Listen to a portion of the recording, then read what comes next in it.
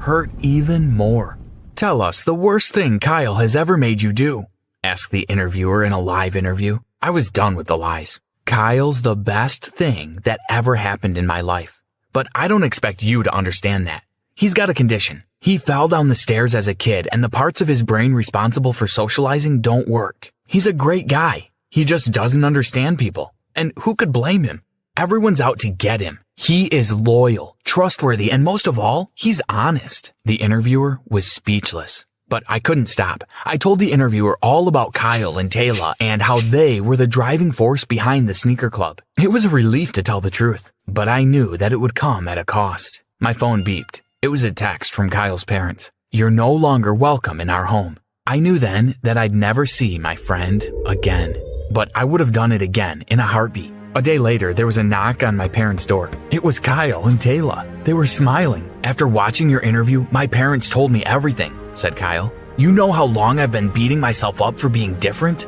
Wishing that I could be like you, normal, like everyone else? Since last night, I've been doing research on conditions similar to mine, and it turns out I am kind of normal, and I don't blame my parents. Mistakes happen." He gave me a hug, and so did Taylor. From that moment on, the sneaker club became more than just a sneaker company. It became a voice for all the people who are different in the world. The CDO of Apollo loved this new angle and opened the door to Kyle and his eccentricities. The interviews were different now, and the world was far more accepting of my friend. Kyle's obsession was still shoes, but he had a new one too, learning about his condition. Not so that he could fit in, but so that he could help other kids who are different. Taylor was his biggest fan. Kyle's parents eventually forgave me and themselves. The truth is that they were protecting themselves. They were afraid of what people would say about them when they found out. The funny thing was that people supported them. Mistakes do happen, and in some ways, it was meant to be. Kyle wouldn't be the sneaker genius that he is today if it wasn't for that fall he suffered when he was 3. Sometimes our greatest misfortune ends up being our greatest blessing. Come on, Serena. Give me sexy, give me fierce. Glare at the camera. Burn us with your hotness. Yes, queen, yes. I love it. Just then, my boyfriend Malcolm texted me saying he was outside. I was tired of posing like a stupid duck anyway. Looking around, I accidentally tripped over some electrical cords, and the shoot was over for the day. I catwalked my way outside, where Malcolm was leaning against his 169th sports car. Testing out this beauty today. You ready for a wild ride? I was born ready, baby. Wait.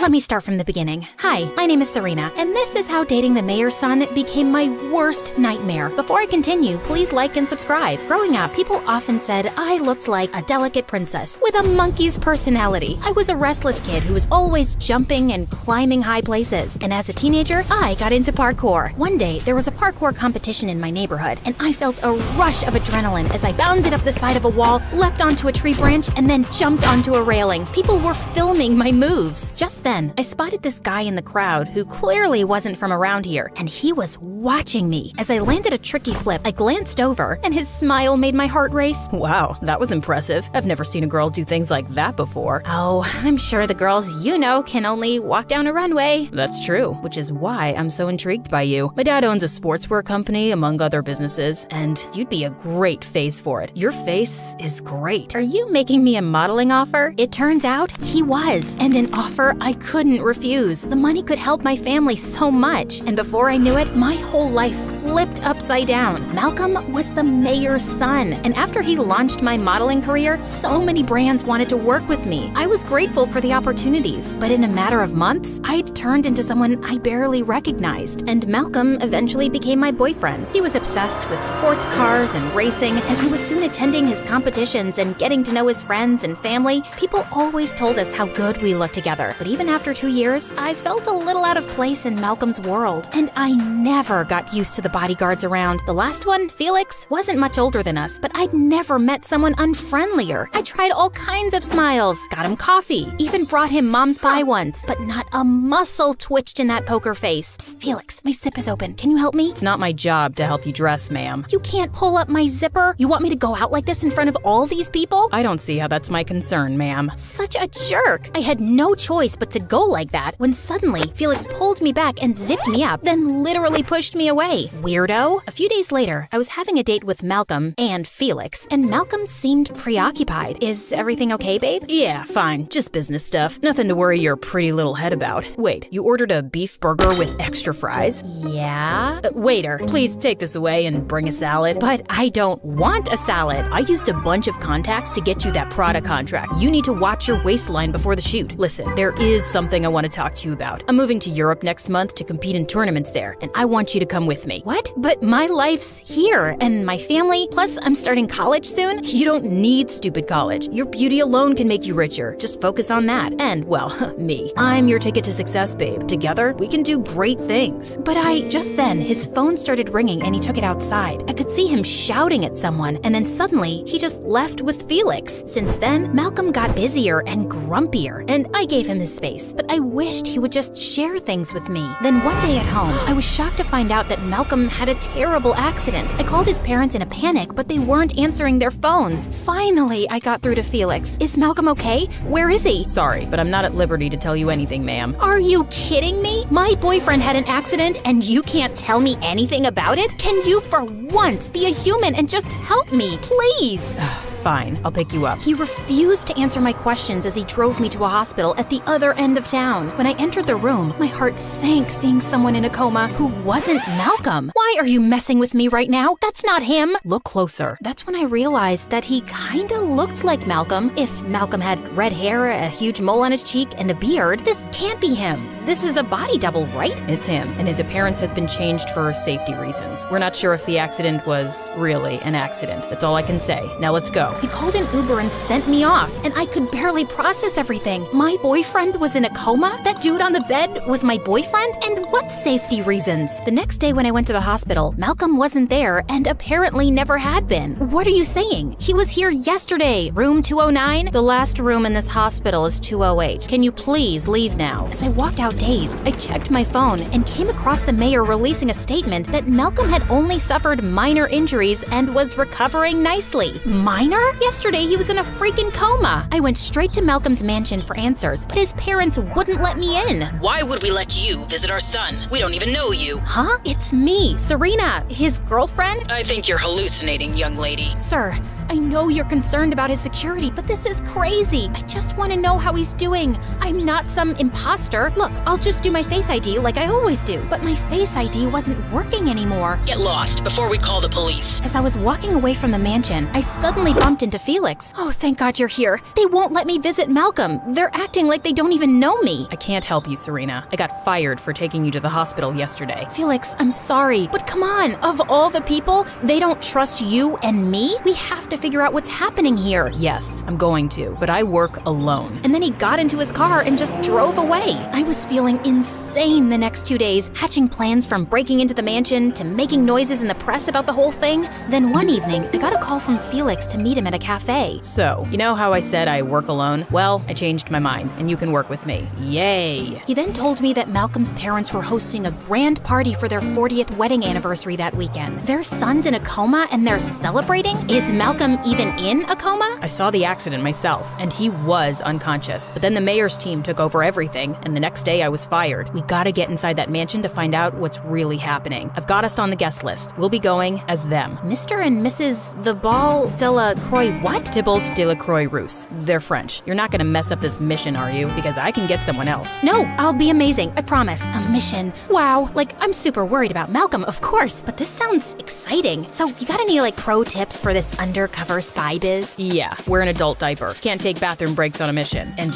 you pee 20 times a day. I do not. Do you wear a diaper? Of course not. I'm trained to hold my pee for 72 hours. Oh, right. Okay. Any other advice? Yeah, wear a dress with a long slit. You mean like those Bond movies where there's always a bimbo girl wearing a dress with a long slit so she can distract the bad guy with her legs? I'm the bimbo. The slit makes it easier to kick the bad guys and run, genius. That's what I meant anyway. Oh, gotcha. On the night of the party, we could have fooled fooled the French couple themselves with our disguises. Felix and I were wearing earpieces to communicate with each other, and soon after we walked in, we heard Malcolm's parents talking loudly with some guests. Oh, Malcolm's doing great. He couldn't be here tonight because he's left for Brazil to train for his next race. Barely got a scratch on him in the accident, the lucky devil, and he's already back at it. Such liars! Felix signaled that he was slipping away to explore the mansion, and just then, a couple approached me. You are so chic. French, I'm guessing. CC. It's we. Oui. Sorry, I mix up sometimes. My parents are half French, half Jamaican. Oh, could you please say something in French? I so adore the language. Excuse yourself. Walk away. Okay. Oui, poulet pour vis-à-vis le belle leur frère, le omelette du fromage. It means this could be the beginning of a beautiful friendship. That was mostly garbage. And then you said cheese omelet. Would you care to dance, mademoiselle? The man was dragging me off to the dance floor before I could say no, and some tango music came on. You don't know how to do the tango, do you? Listen, I'm watching you. Just follow my instructions. First, step forward with your right foot and pivot on your left. Then cross your left foot over your right and step back with your right. I had no idea what I was doing, but I soldiered on. No, Serena, your left, not his left. You're gonna trip. Sure enough, I went tumbling to the floor. I quickly got up and walked off to the corner, and I could hear Felix laughing. It's not funny, buttface. Hey, that's no way to talk to your husband. Now, can you just stay out of trouble for 5 minutes so I can focus? Oh gosh, someone's coming. Serena, I need you to remember this password. JK5942-438 Wait, what? Let me get this down. Pull the dogs out, 4789 hashtag. I have tissue and a lipstick now. Can you start from the beginning? Oh God, there's no time. Just start running towards the main door. What? And just leave you here? I'm right behind you. Run! I started sprinting at mad speed as Felix caught up with me holding a laptop and a bunch of security guards after him. Head towards the garden. We gotta get over that wall. You think you can manage? Oh, Mr. Croissant, you're about to see something really special. I bounded up the wall like a cat and landed on the other side before Felix. We ran towards his car and made a fast getaway. We stopped in a fast food parking lot and Felix opened up the laptop. I'm still buzzing, dude. I haven't felt so alive in ages. I have to admit, that wall climbing was amazing. I've seen some of your parkour videos, but watching you in person, well, I'm impressed. You've seen my videos? I haven't posted anything in like 2 years. I do a background check on my clients, so yeah, they came up. Okay, I logged into their security system, and see this? It's a view of every room in the mansion, and Malcolm isn't there. They've moved him someplace else. What do we do now? We'll figure something out. For now, you deserve a good meal after your first mission, and you can eat in peace without Malcolm around. Excuse me? You know, he's always telling you what to eat. No, he's not telling me anything. He's just looking out for me. I mean, I am a model, and I owe my career to Malcolm. Okay, so he also wasn't telling you that you have to move to Europe and that you don't need college? Just because you get to eavesdrop on our conversations doesn't mean you get to judge us. I'm just saying, Malcolm's a bit of a jerk with you. You don't owe him anything. It's a relationship, not a business transaction. I don't have to sit around and listen to this. You know nothing. I stormed off and hailed a cab. Before he acted like I didn't exist, and now he suddenly had all these opinions about my life? I'd cooled off a bit by morning, and I really wanted to know what Felix was planning next. Luckily, he texted me soon. I think I know where he is. If you want to join me, be at the airport by 7 p.m. Well, that wasn't an apology exactly, but it would do. I told my parents I had a shoot in another city for a few days. Almost thought you wouldn't make it. Also, Serena. It's okay. I accept your apology. Apology? I haven't even thought about apologizing. I was just saying, why do you have 2 large suitcases? I had to pack summer and winter clothes because I didn't know where we were going. Thanks to your cryptic message. Can't you use your words better? Can't you use your words less or not at all? Ugh, I wasn't gonna talk to this jerk on the flight, even though I wanted to know why he thought Malcolm was in London. But as the plane was taking off, Felix noticed how hard I was clutching the armrest. Miss Parkour's afraid of flying? Yeah, there's nothing to jump at 40,000 feet. God, I think I'm having a panic attack. Anything I can do? Breathe into this paper bag? Yes, you can. Can you sing a One Direction song for me? Their songs calm me down. Which one? Any. Sing any. Okay. Baby, you light up my world like nobody else. The way that you flip your hair gets me overwhelmed. Right now I'm looking at you and I can't believe you don't know. Oh, you don't know you're beautiful. He had that half smile on his face, and my heart did something funny, but I snapped out of it. You actually know a One Direction song? Dude, you're so lame. What? But you just said... Yeah, I lied. I'm not having a panic attack, and I certainly don't listen to One Direction like a 13-year-old girl. Now, should I paint your nails while you tell me your hopes and dreams? Felix refused to talk to me after that, and I couldn't stop grinning. Serena 1, Felix 0. After we'd checked into our hotel, Felix told me that he'd intercepted some phone calls the mayor had made to London. It's just a strong hunch, but Malcolm's parents own a mansion in the countryside, and I think he's there. We'll try sneaking in late at night. Okay, so what are we doing during the day? We could see London. We did, and I found myself having more fun than I'd had in ages. Even Felix seemed relaxed and different here, and well, cuter. So, there's something that's been bothering me a bit. I'm looking for Malcolm because he's my boyfriend, but why are you looking for him? You're not even his bodyguard anymore. Well, there's something weird going on here, and I just want to get to the bottom of it. Is that all? Actually, there is something. Just then, an old lady started begging Felix to buy flowers, and the minute he turned to her, a woman in black grabbed me. I've got the girl. I need reinforcements. Now. Felix immediately sprung into action and attacked her. He sent her flying into a bush and then grabbed my hand as we ran with more people chasing us. We came out onto a street where a huge parade was happening. The place was jam-packed. We pushed through the crowd, jumped over cars, and managed to make our way through narrow alleys till we were sure we'd shaken those people off. Who were those guys? And why did that woman say, "I've got the girl"? What did she want with me? Malcolm is involved with some dangerous people, Serena. Maybe they're looking for him too and thought you could lead them to him. Can you please tell me more? I'll tell you everything after we find Malcolm, I promise. We didn't go back to our hotel in case it was being watched and headed straight to the mansion. We hid out till it was dark, and Felix scouted the area and reported there were only 2 guards at the main gate. We jumped over the back wall and made our way to the house, and Felix picked the lock of the kitchen door in minutes. This was almost too easy, but the second Felix pulled the door open, I saw something coming his way, and I threw him onto the floor. Did you just save me from being impaled by an arrow? I think I just did.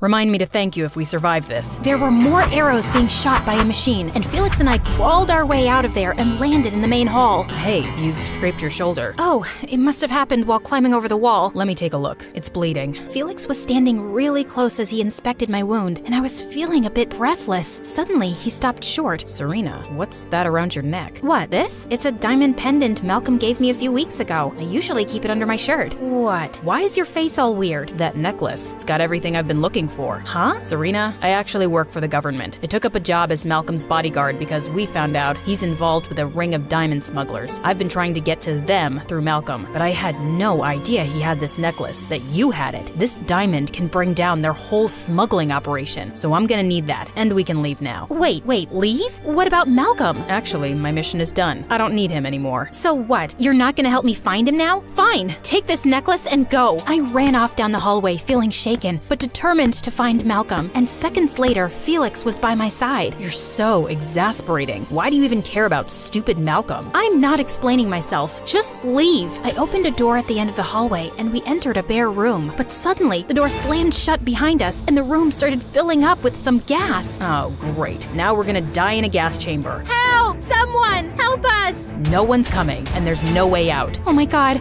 do you feel your skin melting? Not yet, but I'd give it about 3 minutes till we stop feeling everything. I'm so sorry for landing you here, Felix. And I'm sorry I can't get you out, Serena, really. So, this is it? Any last wishes? Yeah, just one. Suddenly, Felix pulled me close and kissed me hard. Just then, the door opened, and Malcolm was standing there with armed guards behind him. Malcolm!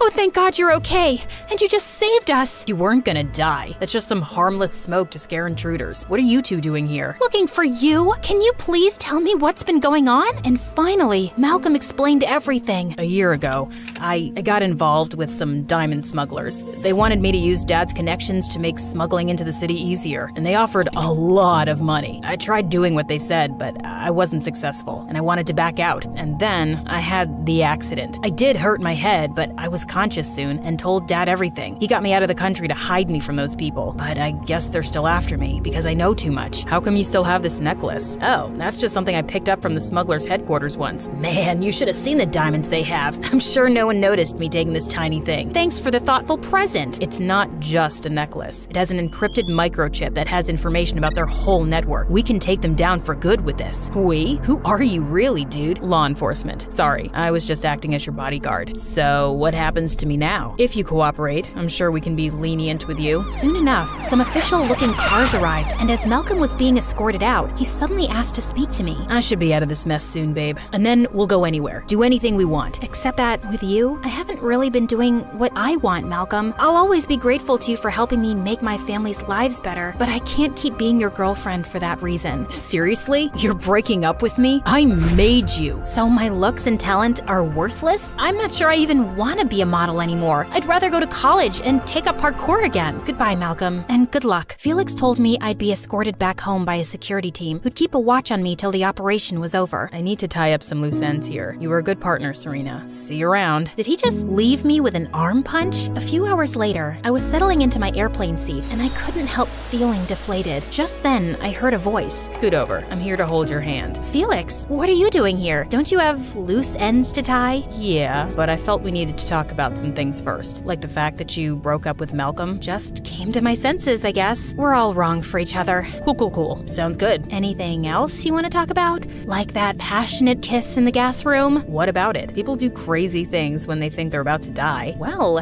that's good to know. Also, when they're in love. What? I've liked you since ages, Serena. I hated seeing you with Malcolm, but there wasn't much I could do about it. So, what do you think? Am I right for you? Too soon to tell. Take me out on a proper date and we'll see. What do you think I'm doing here? We're up in the clouds, we've got food. This is a date. Airplane food doesn't feel like a date. It's a date. Doesn't feel like one to me. Let's see what we can do to change that.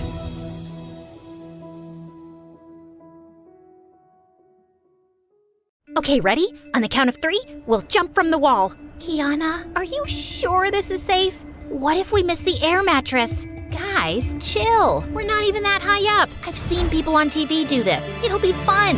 Good news, when my friends jumped, they landed on the air mattress and were totally fine. Bad news, I missed the air mattress and got injured. Wait, let me start from the beginning. I'm Kiana from North Dakota.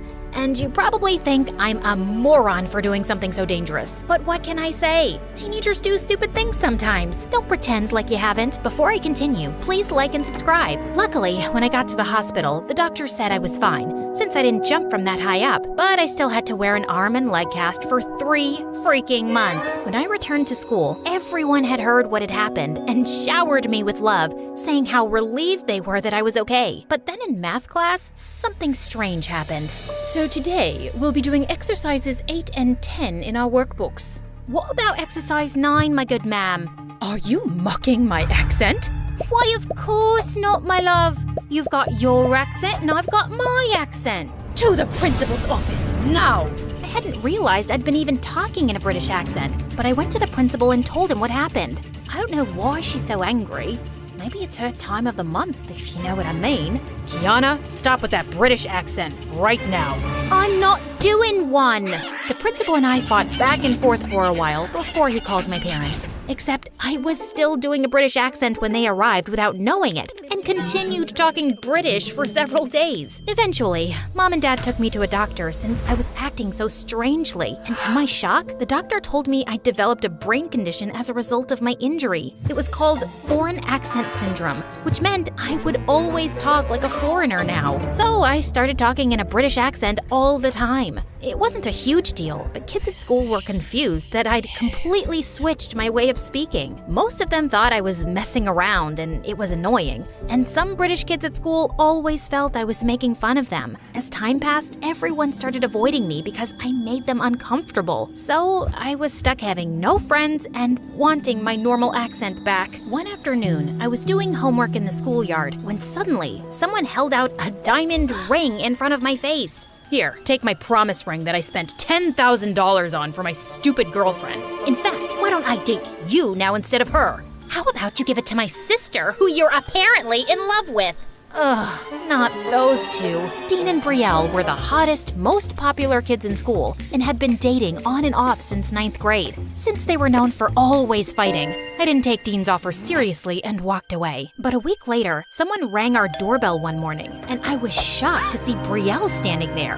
Kiana, right? I need to talk to you about something important. Come in. My ex-boyfriend Dean is a monster. He cheated on me and made out with my sister. And now I want revenge, and I need your help.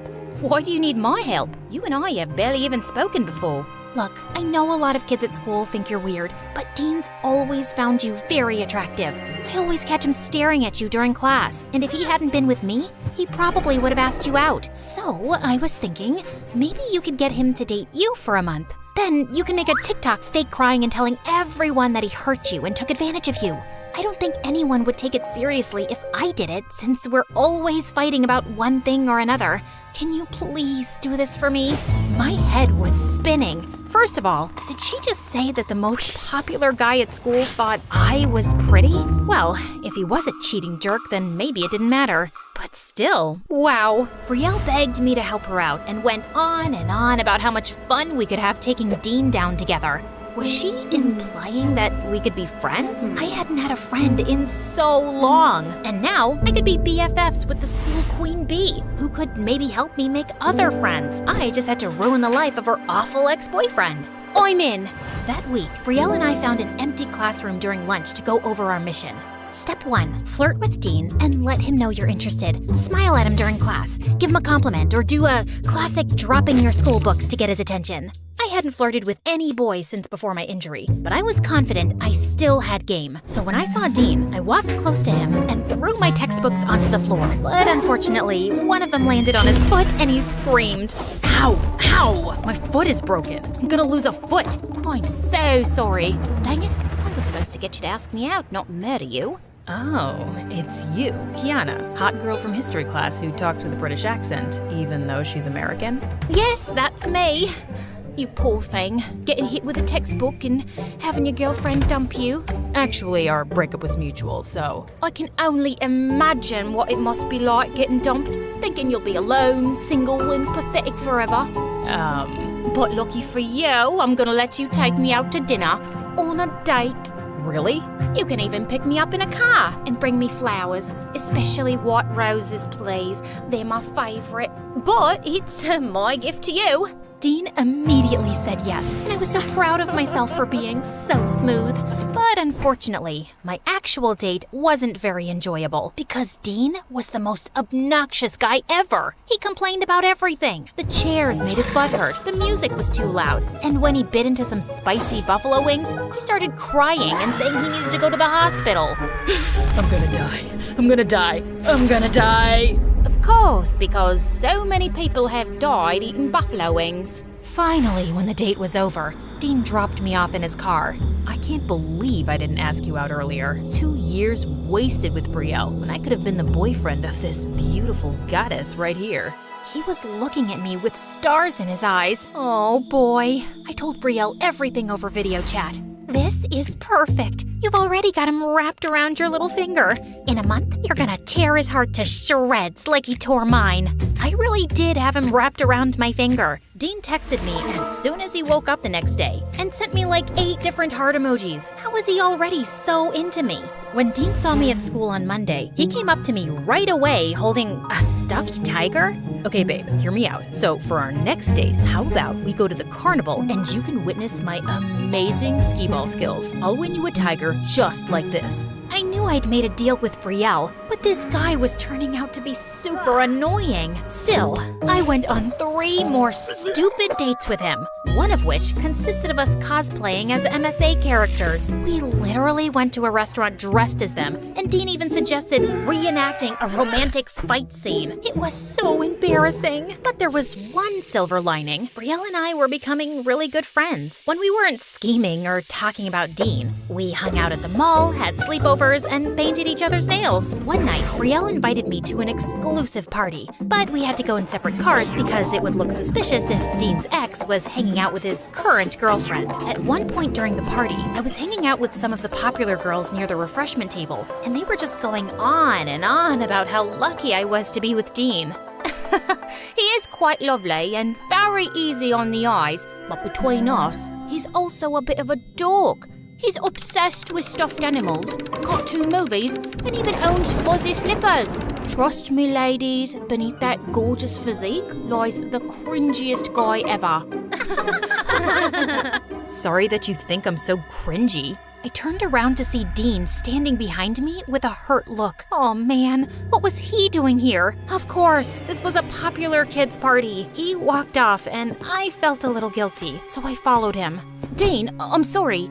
I didn't mean what I said. Well, alright, I did mean it, but... You don't have to date me if you don't like me, Kiana. It's not a big deal. Just don't lead me on, because I actually like you. Oh, please. No, you don't. You're just looking for a rebound girlfriend since you broke up with Brielle. Why would a guy like you like an unpopular weirdo like me anyway? Maybe because I don't think you're a weirdo. Maybe because I think your fake accent's adorable, and even though we have different interests, I've had a lot of fun on our dates. That's very sweet. How about we start over? No more crazy, overly romantic dates. We'll just take it slow and get to know each other.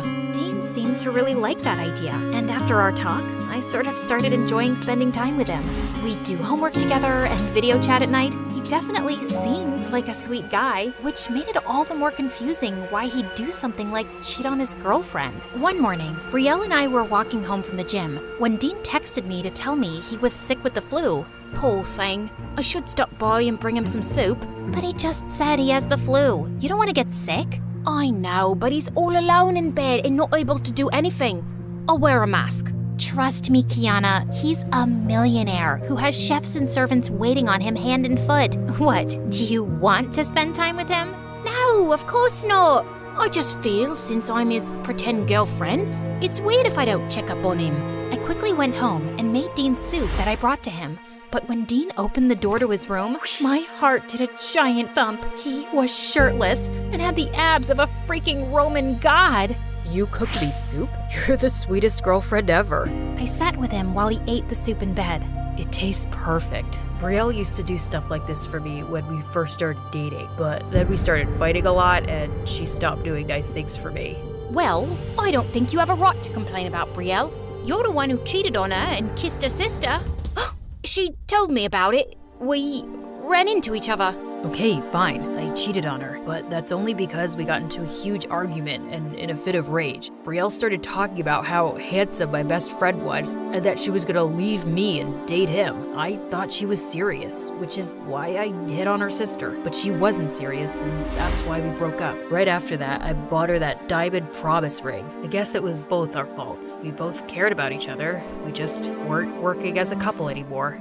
I was speechless as Dean told me all of this, and suddenly, it didn't feel right following through on the plan anymore. And the whole day at school on Monday, I avoided Brielle. But finally, she caught me reading a book in the school garden and asked me what was going on. All right, fine. I needed a bit of space from you. Dean told me the truth about what happened. How you threatened to date his best friend and that there was a misunderstanding. I know that's no excuse for what he did, but your whole revenge plan is over the top, and I'm not following through with it. Okay, whatever. It was over the top and immature, I get it. So just break up with Dean now and don't talk to him anymore. What, I'm not allowed to talk to him now? Why would you want to? He's my ex-boyfriend. You don't have feelings for him or anything, right? I mean, I have spent a lot of time with him, so it'd be weird for us not to talk. But why do you care? Do you still have feelings for him? Brielle got really quiet, and that's when it hit me. Of course she still loved him. He'd been her freaking boyfriend for 2 years. And worst of all, I could feel myself developing feelings for Dean too. There was only one thing I could do. Break up over text and never talk to the guy again. But as soon as I sent the message, Dean started calling and blowing up my phone. And 20 minutes later, I heard a knock at my bedroom window. 3 guesses who had climbed onto my balcony. Kiana, I don't understand this. Why are you breaking up with me suddenly? Because I was never supposed to date you. Before I could stop myself, I ended up telling Dean all about my plan with Brielle, and he was stunned. Okay, that is officially the most messed up thing Brielle has ever done. And I can't believe you'd agree to something like this. What kind of sick person are you? What? I wanted to make a friend. Wait, did I just talk in my regular voice? The doctors had said foreign accent syndrome could go away with time, but that was the first time I'd spoken in an American accent since the incident. I immediately ran downstairs to tell my parents what had happened, completely forgetting about the drama with Dean and Brielle. My parents and I jumped up and down and cheered, while Dean just stood there staring at me. He was probably thinking what a freak I was, so that probably meant he was over me. It sure seems like it anyway. He avoided both me and Brielle at school. Brielle was happy for me about my recovery, and we both kind of pretended like the Dean drama never happened. But one day, she came over and dropped a bombshell on me. She was leaving the city and moving hours away. I was heartbroken. No, this is a good thing. Now you can be the most popular girl at school and date Dean. I talked with him the other day. He wants to be with you, Kiana. He's moved on from me. So, if you guys want to date, go for it. But how would that make you feel? Don't you still love him? Yeah, I do, and it will hurt knowing he chose you over me. But I want you to be happy, Kiana. I know our friendship started with just you doing me a favor, but I've grown to care about you. You were there for me at one of the hardest times in my life. Suddenly, I saw a car pull up in the driveway, and it was Dean. He was coming to see me, probably to profess his love for me. He got out of the car, and he looked so handsome in the sunlight. I was ready to run into his arms and kiss him, but I didn't. I couldn't hurt my best friend like that. That's why I sent Dean home and told him I wasn't interested. Kiana, you don't have to do this. I'll get over my pain. You have my blessing to be with him. I know, and maybe I will one day, when you are over him. But I care about you more than him. You were there for me during the hardest time of my life. Thank you. I'm gonna miss you so much, girl. I'm gonna miss you too. Good luck, Brielle.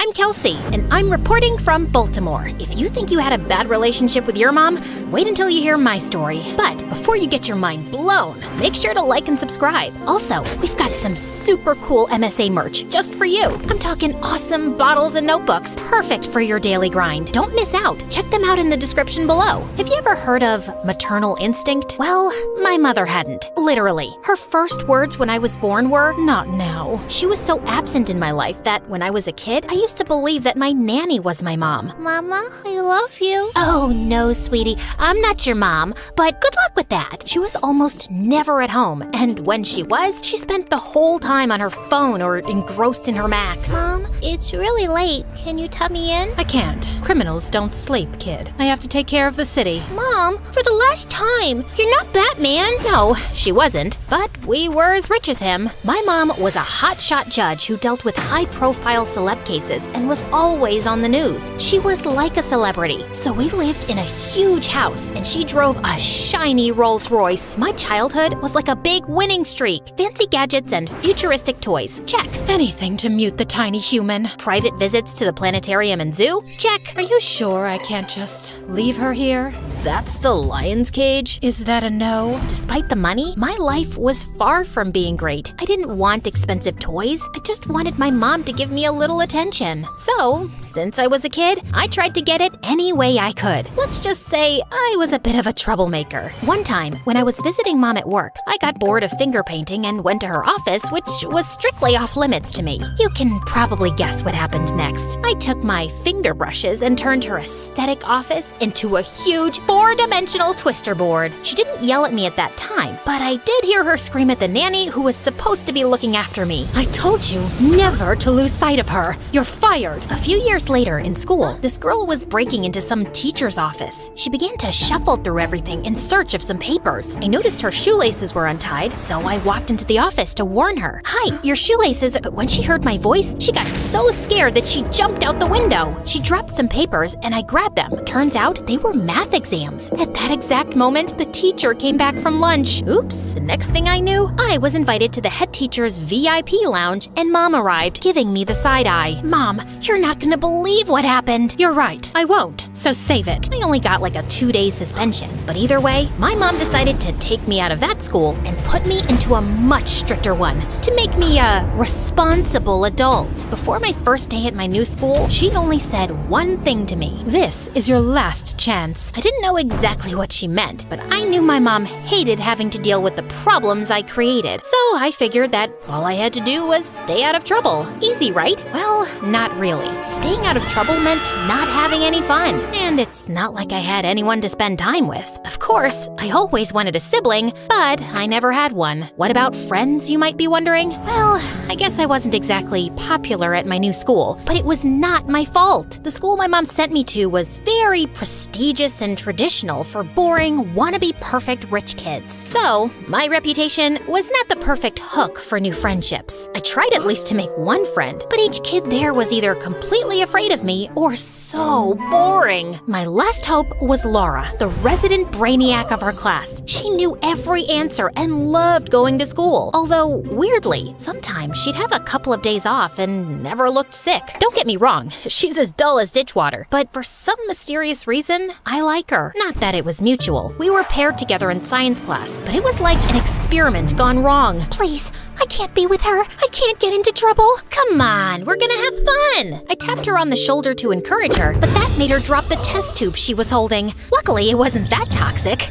Nah, I'm just kidding. It was really toxic, and the school had to be evacuated. I was really trying to stay out of trouble, but trouble seemed to chase me. Outside the school, while we were waiting for the men in suits to take care of the hazard, a boy started to pick on Laura with his little drone. He kept flying it closer and closer to her. Laura covered her head and threw herself to the ground while everyone laughed. Stop! Leave me alone! He didn't, so I had to step up for my new friend. I picked up this big stone and threw it at the drone. But turns out my aim is not that good, as I bullseyed it into the head teacher's car window. When my mom found out that I had started a chemical disaster at school and vandalized a teacher's car on the same day, she was absolutely furious. Let's go. When we get home, you are gonna start packing. Packing? Where are we going? We are not going anywhere. You are going to boarding school. I thought she was joking, but she was dead serious. Mom, no, stop. Let me explain. There was this drone, and I tried to defend my friend Laura and... Stop lying for once. You're out of control,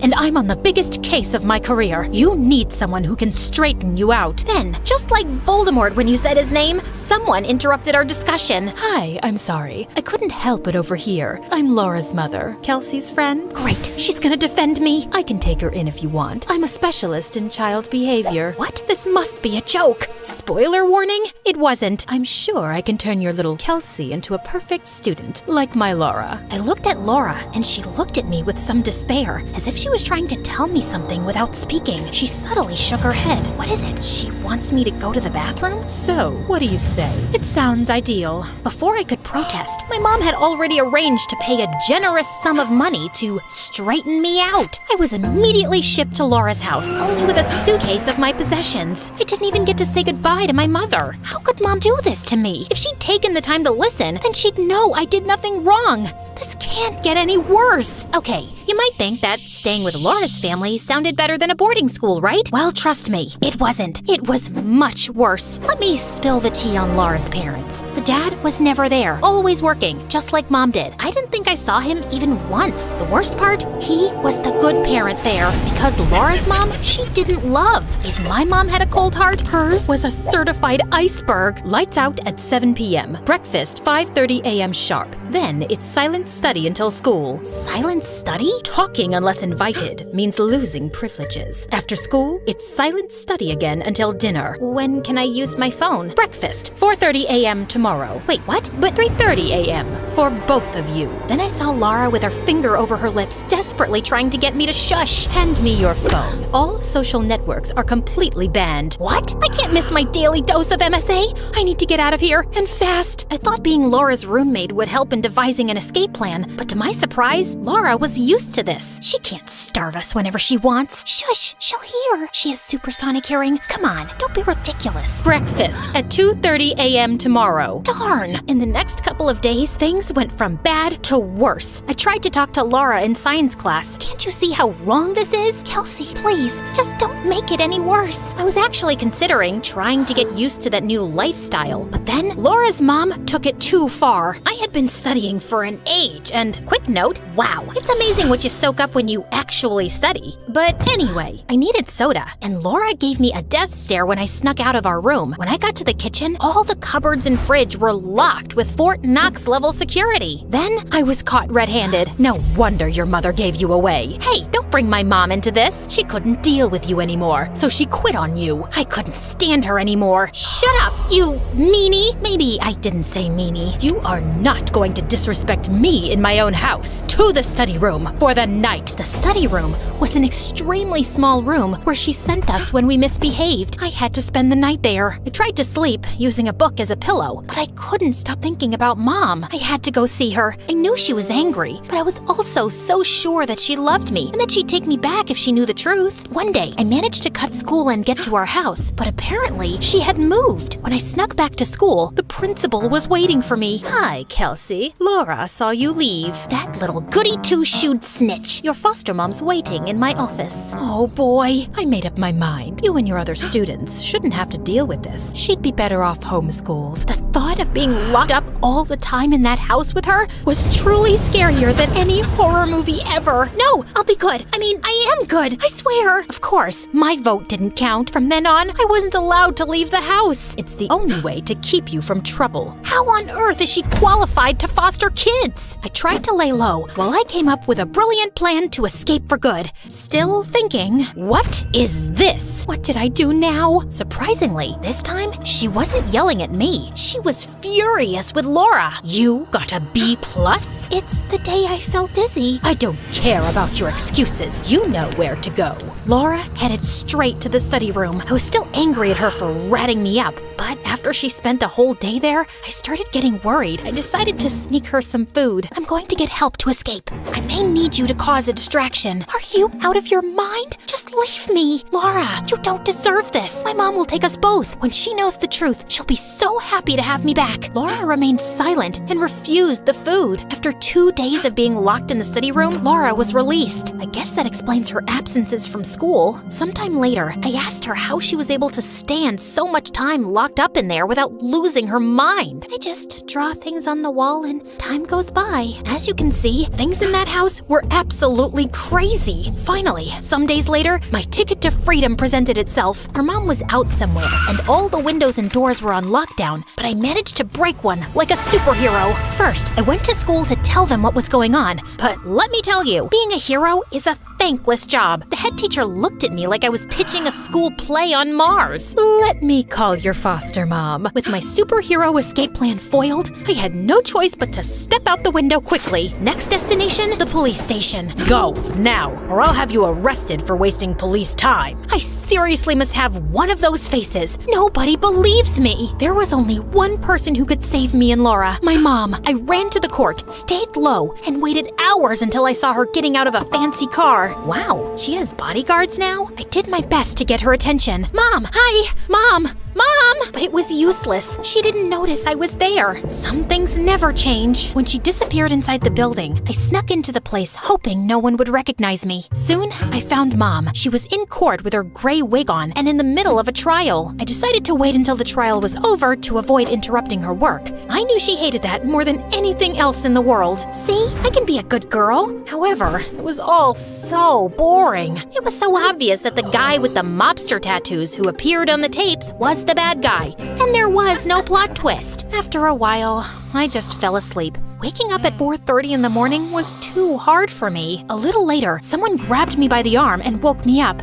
I thought it was my mom, but when I opened my eyes, to my shock, it was Laura's mom. Come on, your mom spotted you and told me to get rid of you. She did see me? Can't you understand that she doesn't want you anymore? Laura's mom tried to silently pull me out of the courtroom, but I let go and hopped up on one of the seats. Mom, you gotta help me. Laura's mom is a psycho. Everyone turned to look at me. She forces us to study all day, and when we're bad, she locks us in a tiny room. You have to believe me. Please, Mom, I love you. Mom looked at me in embarrassment, showing no hint of compassion. I'm sorry, everybody. My daughter is a troublemaker, addicted to lies. I should have sent her to boarding school. I could hear my heart breaking. I knew my mom was mad at me, but at that moment, I understood that she didn't love me, not even a little bit. Laura's mom grabbed my arm again to pull me out of there. This time, I didn't resist. I was completely defeated. But right at that moment, Kelsey is telling the truth. Everything she said is true. Everybody, including myself, now turned to look at Laura, who was standing on some seats a few rows behind me. I hadn't noticed, but her mother had brought her with her. Laura! My mom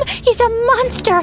Please, help us. Laura, shut up, or you will spend a month in the study room. The whole courtroom gasped, just like in a real courtroom drama. One of my mother's security guards grabbed Laura and was ready to pull her out of the courtroom, but I broke free from Laura's mom's grip and jumped onto him to help her. Chaos followed as the rest of the bodyguards, along with our mothers, stepped in to catch us, while Laura and I scurried around the room. Go, girl! Run! Be free! A few seconds later, more people from the courthouse came in and finally caught us. We were taken to an office where Laura and I awaited our fate. I'm sorry I dragged you into this. Your mom will be extra hard on us. You can say that again. For what it's worth, thanks for sticking up for me. You should have seen your mom's face. I always knew you had it in you. I guess your rebellion inspired me. Finally, we were friends. After a few hours, somebody finally came. Girls, We held hands and waited for the worst. we investigated what you said, and apparently you were right. At your mom's house, Laura, we found the study room with your drawings inside, so she was detained and you will go to another family's house. What about me? You're going with your mother. She wants to apologize. I'm really sorry, Kelsey.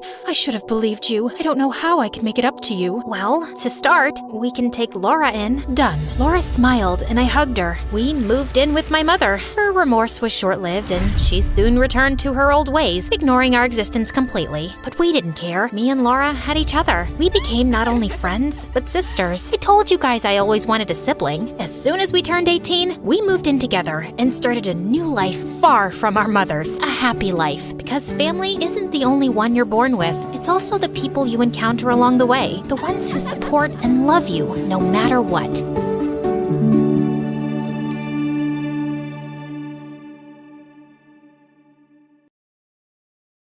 Hi, I'm Natalia from Spain. Please like and subscribe to 4Eve. My twin sister Chloe and I were raised by a single dad who was a Formula One racer. Our mom fell in love with her gym trainer and ran away with him a year after we were born. After that, Dad threw himself into racing and parties, so we were mostly raised by nannies. But Dad spoiled us rotten with the most expensive gifts. Chloe and I wore designer clothes, even as toddlers, and our toy room looked more like a toy store. Dad, my friend got this doll from Japan. I wish I had that too. Dad booked the next flight to Tokyo and bought 365 of those, one for each day of the year. And when Chloe saw them, she wanted the same dolls too. So Dad had to make another trip to Tokyo. Even though we lived a life of luxury, I sometimes really missed having a mom, especially when I'd see other kids at school with their moms. Once in the 2nd grade, I participated in a speech competition at school. I'd always been very confident on stage, but when I saw my topic, I froze. Natalia, come on, I know you can do it. Moms are great. All my friends have moms who do their hair and take them to the park. I wish I had a mom too who would paint my nails and have tea parties with Chloe and me, but... Just then, my voice choked up and tears started running down my cheeks. My teacher jumped on the stage and said my performance was the best. The audience agreed by cheering me on, and Chloe was the loudest. Chloe and I were always close, but sometimes I felt she loved me too much. She wanted us to do everything together. She also wanted to dress like me, order whatever I was eating at any restaurant, and she followed me like a puppy in school. Chloe, why don't you go play with your friends? But you're my friend, and you're my twin sister, so I want to be with you. Yeah, but we don't always have to like the same things and stick together like glue.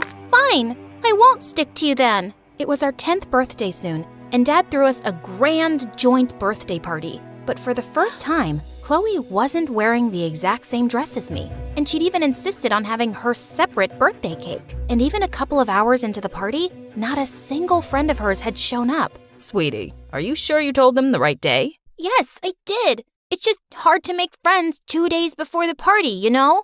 Chloe, forget those kids. Let's just cut our cake together like we always do. No, thank you. You want us to do our own thing, right? You got it, sis. I don't even want to look like you. And suddenly, Chloe grabbed a pair of scissors and chopped her waist-long hair. The party was kind of ruined after that, and everyone left early. Later at night, I went to Chloe's room and found her crying. Chloe, I'm sorry I hurt your feelings. It's not that. My hair, my beautiful hair. I look so stupid. It'll grow back before you know it. Come on, there's still 2 hours before our birthday ends, and I want to spend it with my favorite person. We're eating cake and dancing a lot. Life was good. But then it all came crashing down in 10th grade when Dad met with an accident on the racing track and he slipped into a coma. Chloe and I were still in shock when we got to know that our mom's sister was coming to stay with us. Aunt Mona sent us birthday cards every year, but we'd never talked to her or met her before. And 2 days later, she arrived and pulled us both into a hug.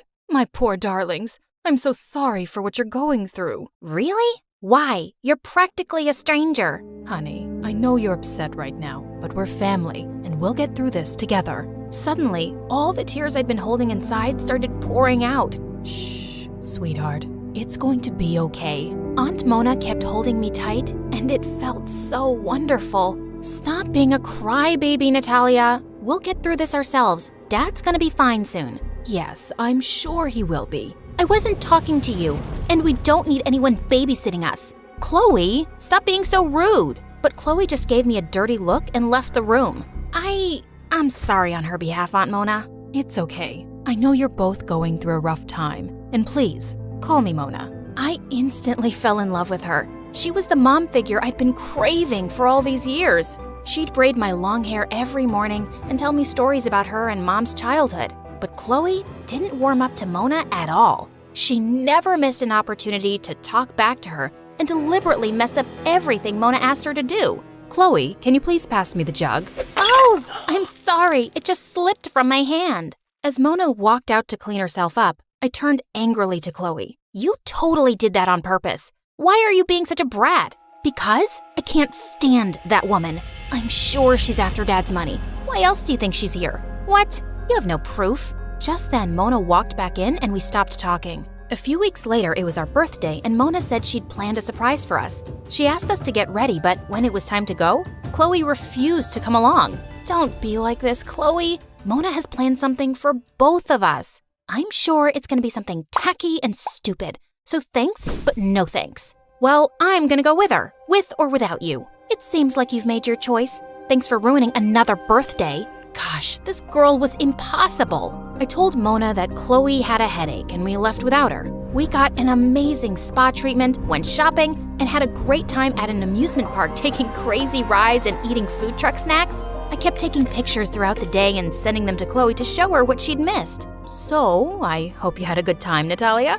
It was wonderful. I truly enjoyed myself for the first time since Dad's accident. Thank you. Don't be so quick to thank her, Natalia. The money she's blown today on everything is Dad's. All she did was book those expensive spa appointments for herself and you. Smart move, Mona. That night, Mona didn't join us for dinner, so I went to her room where I found her crying. I know you probably won't trust me, Natalia, but the money I spent today isn't your dad's. I used my money to pay for everything. I trust you, Mona. But Chloe, I don't know why she's so bitter. I just don't know how to deal with her bratty behavior anymore. She just needs a little more time to cope with everything that's happened. She'll come around. When I went back to our room, I saw that Chloe had pasted a sketch of Mona on the wall, and she was throwing darts at it. What is wrong with you? What's wrong with you? Mona called me bitter and bratty, and you just listened? Yeah, I heard everything. Well, what did you expect after the way you've been behaving? You're wrong about her, and you should apologize.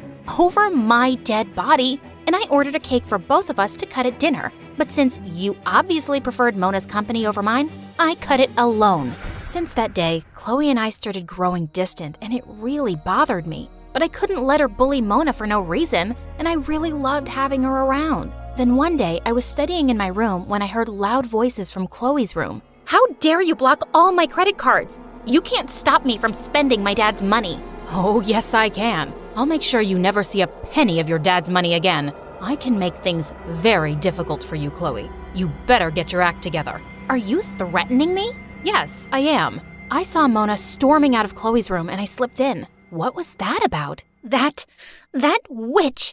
I just took my friends out shopping the other day, and now she's blocked my credit cards, saying I have no right to waste Dad's money. Who is she to stop me when Dad never did? She has control over all his money, Natalia, and I wouldn't be surprised if she runs away with all of it. She wouldn't. I can't believe you won't trust your own sister. I know I'm right about her. I felt Chloe was overreacting, but Mona really had no right to block her cards, and she had been threatening Chloe. It was a side of her I hadn't seen before. I was planning to talk to Mona the next morning when I got a call from Dad's manager. He told me that Dad had planned to auction off some of his stuff on his birthday, which was next week. He wanted to raise money for a good cause, but now that he's unwell, I wanted to ask you if you wanted to go ahead with the auction. Of course, we'll definitely do it if that's what Dad wanted, but what exactly should we auction? He told me Dad had wanted to auction some of his collectible designer watches, and I thought it was a great idea.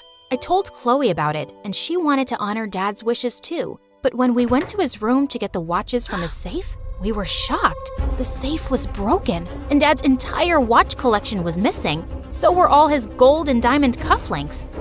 How is this even possible? No one has access to Dad's room except you and me. And Mona. I felt ashamed of myself for thinking she could be a thief, and I wanted to get rid of any doubts. So that day when Mona was out, we searched her entire room. We didn't find anything in the drawers or cupboards, but suddenly, I looked under the bed and found her suitcase, and it was full of documents and all of Dad's stolen stuff. What are you two doing in my room? I guess it's our turn to ask questions. What's all this stuff doing in your suitcase? What's this? Whose watches are these? I've never seen them before. Mona, just stop. The proof is right before our eyes. I can't believe you'd turn out to be such a lying witch. Chloe was right all along, but I refused to believe my own sister because I was such a fool. Natalia, I'm not lying. I don't know how. Save your arguments for the police. Soon enough, the authorities came and arrested Mona. It broke my heart to see her being taken away like this. I'm sorry, Natalia. I know you guys were close. I'm sorry for not believing you. Chloe and I grew closer again, and life went on.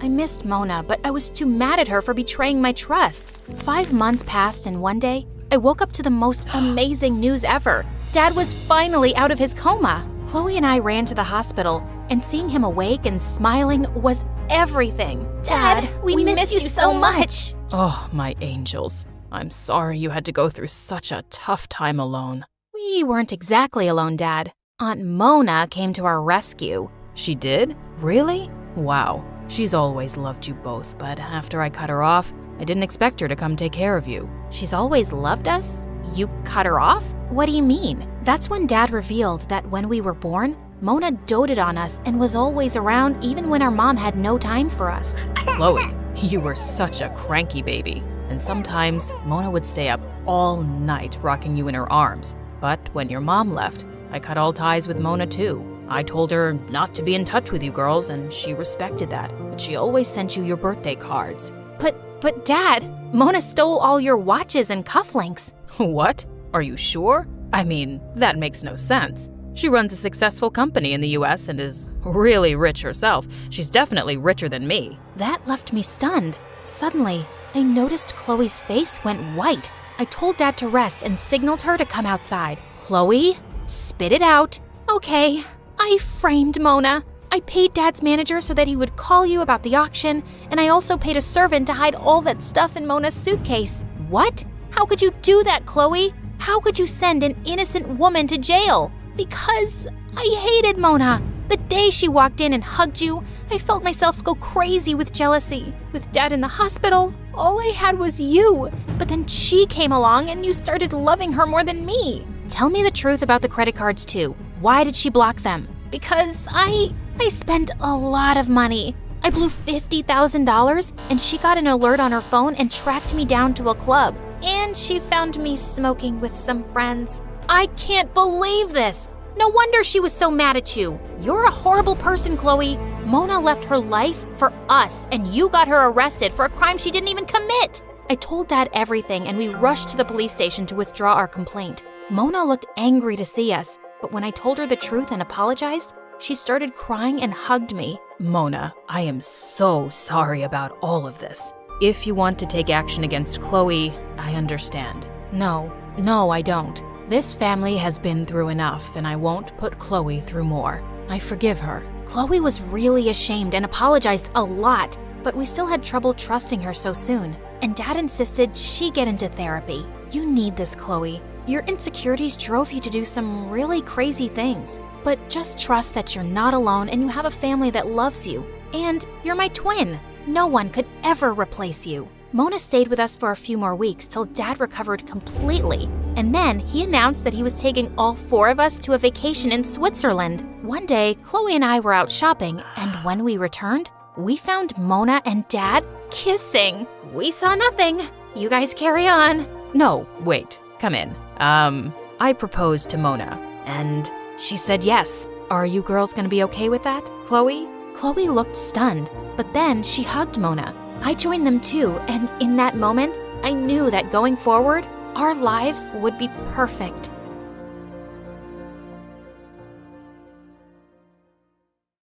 Hello, friends. I'm Aria from Chicago. Before I tell you my incredible story, please like and subscribe.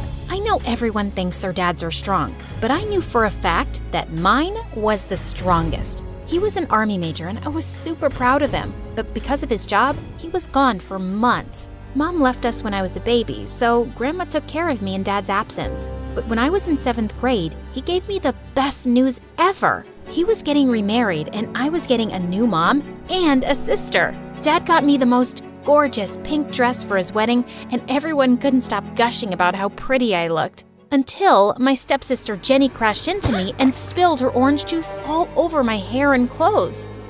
I'm so sorry. There was a bee chasing me. It's okay. The wedding's over anyway. My stepmom doted on me, and Jenny, well, she was also pretty awesome. But sometimes she went overboard with her kindness. Aria, I made these napkins for you with my own hands. That would have been cute if Jenny hadn't made that out of the dress I wore on our parents' wedding day. Once, Jenny and I were playing in a nearby park, and after a few hours, we felt hungry. So Jenny went home to fetch something to eat. Suddenly, I heard her screaming, so I ran to her and found one of our neighbors holding her by her collar. What are you doing, Mrs. Sparkley? I caught this little thief trying to break into your home. She was crawling through the kitchen window. That's because I forgot the key and no one's home. Yeah, she's not a thief. She's my sister. Your sister?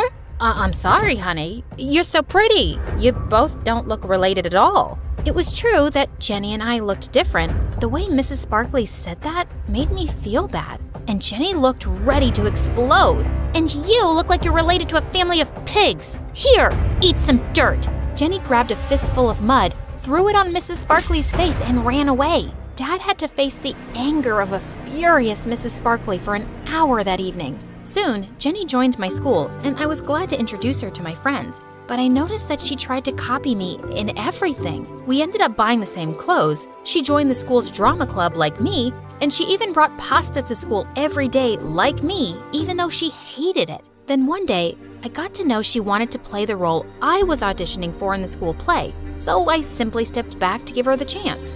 And she did manage to land the role. When we got home, she happily broke the news to Mom and Dad. But just then, Dad got a call, and when he hung up, he cried with joy. It was your drama teacher. Some casting director watched your recent play, and he wants to cast you in an upcoming teen movie. I was ecstatic. Dad said he'd take us all to dinner at a fancy restaurant to celebrate. But that night, Jenny got a bad headache, and Mom had to stay back to take care of her. After that day, I started getting popular in school. Everyone suddenly wanted to hang out with me, but I felt Jenny slowly growing distant. She no longer wanted to play with me at home, and at school, she'd often say awful things to embarrass me. Did you guys know that Aria ate her bookers when she was little?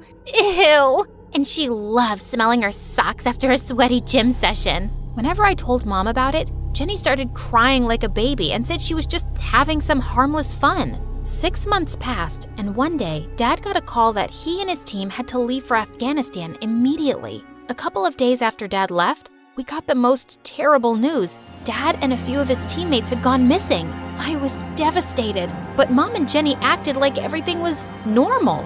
It was Jenny's birthday in a week, and both of them were busy planning for the party. Aria, should I get a Barbie cake or a unicorn cake? How can you even think about celebrating when there's still no news about Dad? It's my 13th birthday. I can't let anyone ruin it. Besides, who knows if he'll ever be found? That made me so angry, I gave Jenny a tight slap. She pounced on me and we fought like wildcats until Mom pulled us apart. When she heard what happened, she grounded me for a week. But when the party was in full swing, I may have sneaked into the kitchen and sprinkled some extra pepper in the food and poured a bottle of vinegar into the lemonade. Mom, I feel like I ate the sun. Get me some lemonade, quick. What did you mix in it? It tastes like pee. Ugh, the party was ruined. And obviously, it didn't take long for Mom and Jenny to figure out who was responsible for it. Your daddy spoiled you way too much, Arya. But now it's time to knock some sense into that pretty little head of yours. Mom placed a mop bucket in front of me and asked me to clean the kitchen. Just then, I saw Jenny walk out of my room with all my favorite dresses. Since you didn't get me a birthday cake, I'm taking these. Oh, and I also like the headband you're wearing. Jenny snatched it from my head and put it on hers, and Mom didn't say a word. 2 years passed and there was still no news of Dad or his teammates. But I never lost hope. Several acting offers poured in after my movie stint, but I refused them all since I was more interested. The doctors made a shocking discovery. Meredith has a rare, incurable disease. She only has a few more months with us. We've decided not to tell her so she isn't scared and lives the rest of her short life in peace. Yes, I'm sad, but not that much because my baby sister is going to a better place and leaving me all her stuff. I knew my trick had worked when Meredith came down one morning with swollen eyes. When Mom asked her what was wrong, she burst into tears about her incurable disease. Where would you get an idea like that? Yes, Meredith. Please, tell Mom where you got this idea from. You wrote it in your... Wait, you chubby witch! You made me believe I was dying! Meredith lunged at me and we went rolling all over the kitchen floor. But she ended up getting grounded for a month for stealing and invading my privacy. I soon started missing her at dinner time though. So late one night, I snuck into her room with ice cream to find her playing darts with my face as the target. I'm sorry you're stuck here, but you did steal from me. I know we don't have a lot right now, but we'll work hard and make money in the future. But the future is in the future. What do I do now when I need money for mascara and gummy bears? Maybe we can think of some business idea. Oh, I thought you'd never ask. She pulled out a box from under her bed full of t-shirts. So you know my friend George, the next-door gardener's nephew? Apparently he volunteers at a mental institution every weekend. The owners got t-shirts made from all the patients, but they refuse to wear them, blah, blah. So now the mental place has hundreds of these lying in storage. George said he can score them for me, and we could have our own t-shirt range with cute things written on them. Look, here's one I made for myself. I want to go to Bora Bora, but I'm Bora Bora. Please help me. Funny. I'm very serious, actually. I'm gonna live in Bora Bora one day. So, are we selling these t-shirts?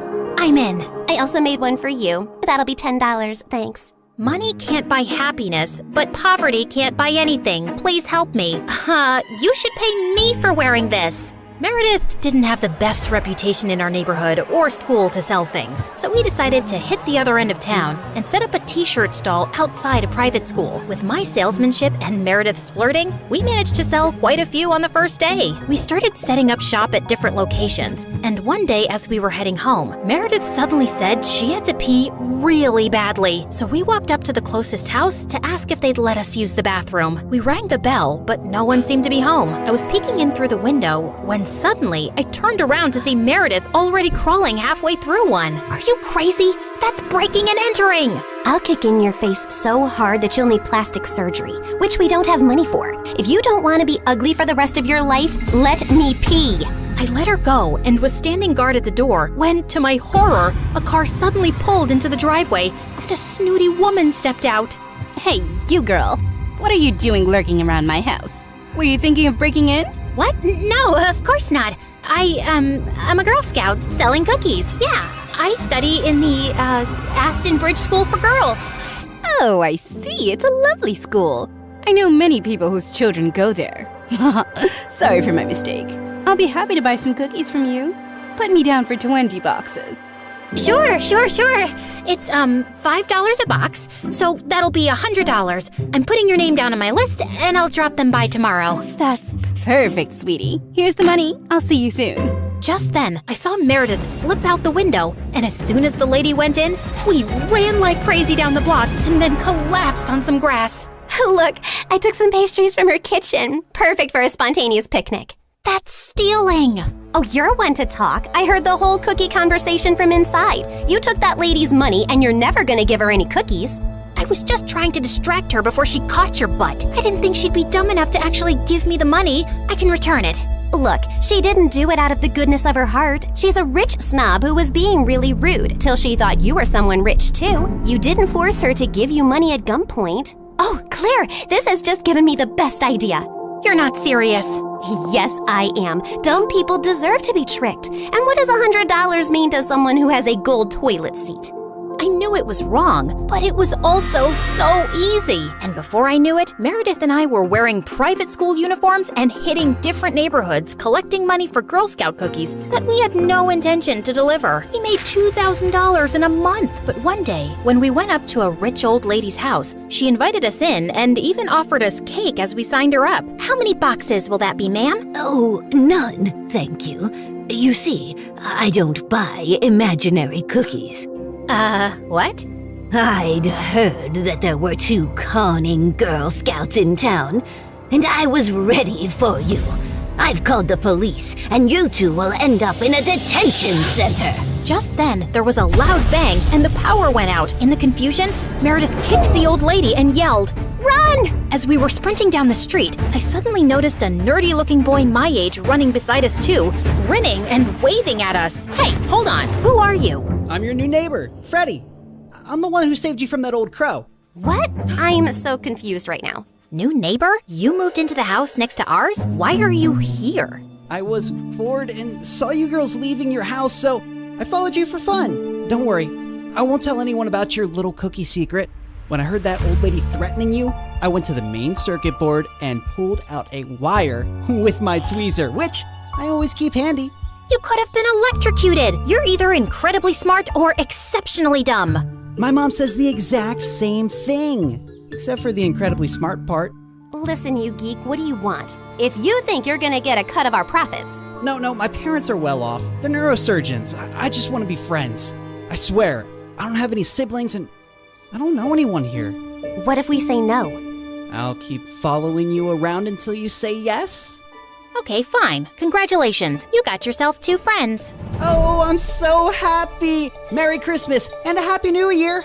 And from that day on, that goof really did become our best friend, especially mine. He was like the sibling I never had. I mean, the nice sibling who did my nails and watched the channel I wanted to watch on TV without arguing. He was also really generous. I didn't want to take advantage of it, but Meredith and Mom had no problem keeping all the gifts he was always getting us. We decided to lay low with our conning activities in case the old lady had actually told the police about us. But soon after we joined the 11th grade, a new drama unfolded in our lives. A family moved into the huge white house across the street. Apparently, the couple who'd bought the place was loaded, and they had 5 teenage boys. Finally, some eligible bachelors on our street. Thanks. My feelings aren't hurt at all. Oh, I'm sorry I left you out, sweetie. Maybe you'll find someone too. I mean, they have 5 boys. There's a good chance one of them is gay. What? Why would you think? Okay, girls, here's a basket of goodies for you to take over as a welcome present. Now go, throw yourselves at those boys. Meredith and I rolled our eyes, but we decided there wasn't any harm in checking them out, and we were welcomed by the ugliest quadruplets ever. They were really sweet and really excited to see us, but with their orange hair, acne, and buck teeth, they were not a pretty sight. Man, I feel sorry for those parents. Like, Mom got one average-looking kid, but God made it up by giving her me. But those parents, God decided to use copy-paste on that ugly model. They must have done something terrible to deserve this. You are so rude.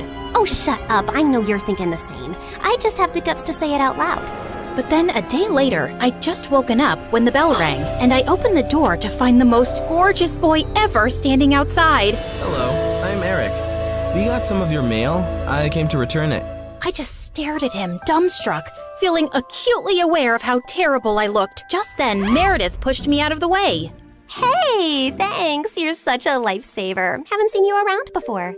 I just moved into the house across the street. The big white one with the quadruplets? Yeah, they're my brothers.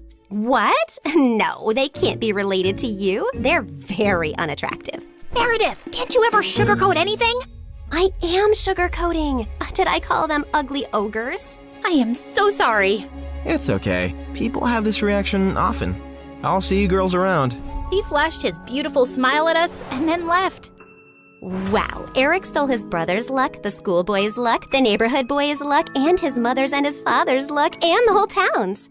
I agree. He's beautiful. I hope he's smart and funny and kind too. I'm sure he is. I'd never believed in love at first sight till I met Eric. Okay, maybe love is an exaggeration, but I was crushing on him hard.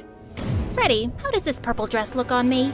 Claire, what the? You can't just come in without knocking? What if I wasn't wearing a towel?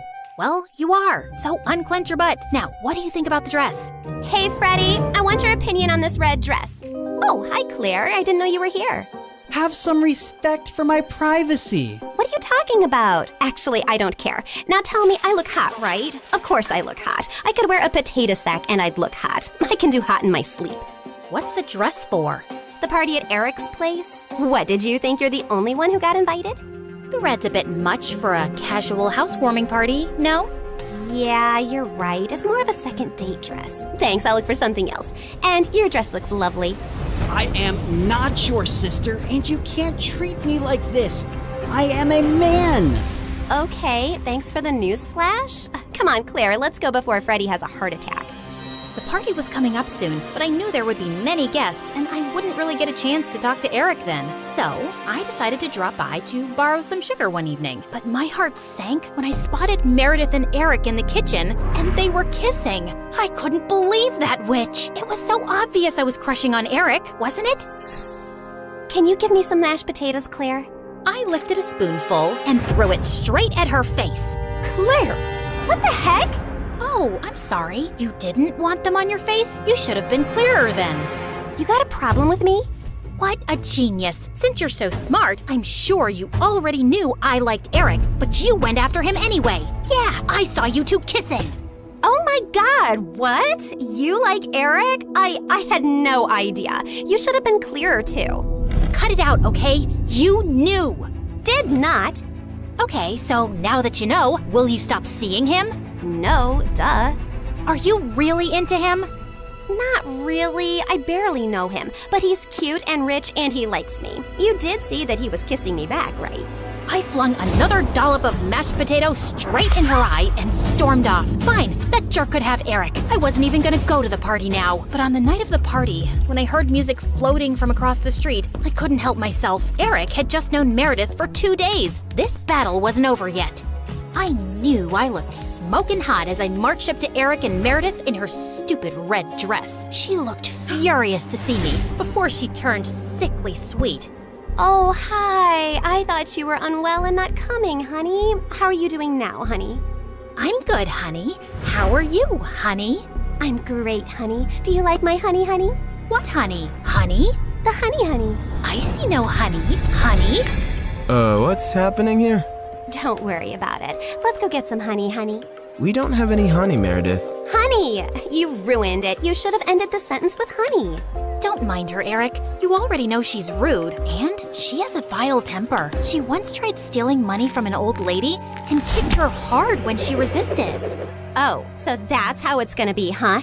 Eric, did you know that Claire is so dumb? I told her when we were kids that if she ate bluebells, her eyes would turn blue like mine. She ate a bunch and then pooped her pants in school. Didn't Meredith tell you she used to fart in the neighbor's jacuzzi just because they said they liked me more than her?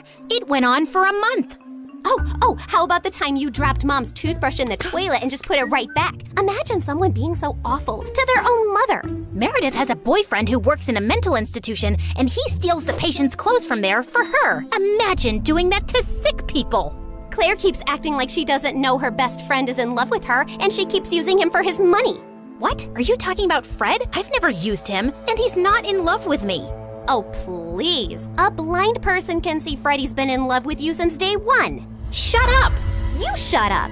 How about you shut the heck up? Not till you shut up first! I pushed Meredith out of my way, but I ended up pushing a little too hard and she crashed straight into the punch bowl. She got up and charged me, and we landed straight on the food table. As Eric was trying to pull us apart, Freddie suddenly ran in. Claire, Meredith, stop! Your mom, she isn't okay. You gotta come now. We ran outside to see Mom unconscious and being wheeled into an ambulance. Since Freddie's dad was a neurosurgeon, he took Mom's case and ran tests for weeks to discover that she had some inflammation in her brain for unknown reasons, which had sent her into a coma. Freddie's dad decided to enter her name in a clinical trial for rare brain diseases since she met all the criteria. But what's it gonna cost us?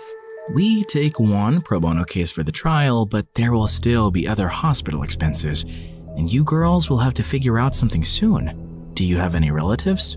We had to contact our grandparents, but to our surprise, Mom didn't even have their numbers saved in her phone. All we had was a framed picture with their names signed at the back. Freddie offered to hire a private investigator, and within a week, he said they'd been found and were flying over to see us. But I couldn't help noticing as they got out of the cab that they didn't look rich at all. Those paupers are our grandparents? They're definitely the people from the picture. Why do Grandma's shoes look like something out of a museum? And Grandpa's coat is missing 3 buttons. The old lady hobbled towards us and hugged us tight. Oh, girls, it's so good to see you. We had no idea we had granddaughters till yesterday. You look nothing like our son, though. Your son? No, we're your daughter's kids. Oh, honey, we don't have a daughter. The private investigator who tracked us down did say our daughter was looking for us, but we just assumed that was our son who ran away from home 18 years ago. He was always saying he'd change into a woman one day. What? Our mom used to be a man? No, this is crazy. Look at this picture. Does this woman look anything like your son? Our son is ugly, and I remember this woman. Alfred, you remember this beautiful lady came to stay at our motel many years ago?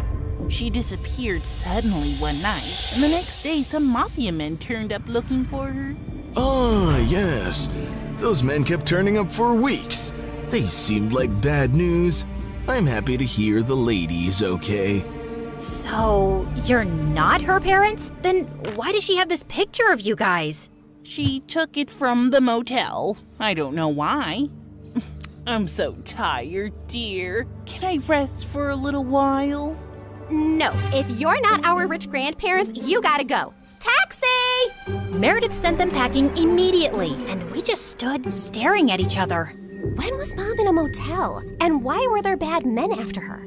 She told us all our lives these random people are our grandparents. What else has she been lying about? Apparently, a lot of things. When we checked out if she had any health insurance, she couldn't be found in the system. I went to the diner where she'd been working for years to see if the manager could help, only to find out that no one there had ever seen her. We had no clue where she'd been going all this time while she was pretending to work, or where she got her salary from. Meredith and I tore up Mom's room looking for more clues. We didn't find anything in the closets or under the bed, but I pulled the rug away and came across a loose floorboard. We pried it open to find a laptop and so many fake IDs and passports, all belonging to Mom. Oh my God. Mom?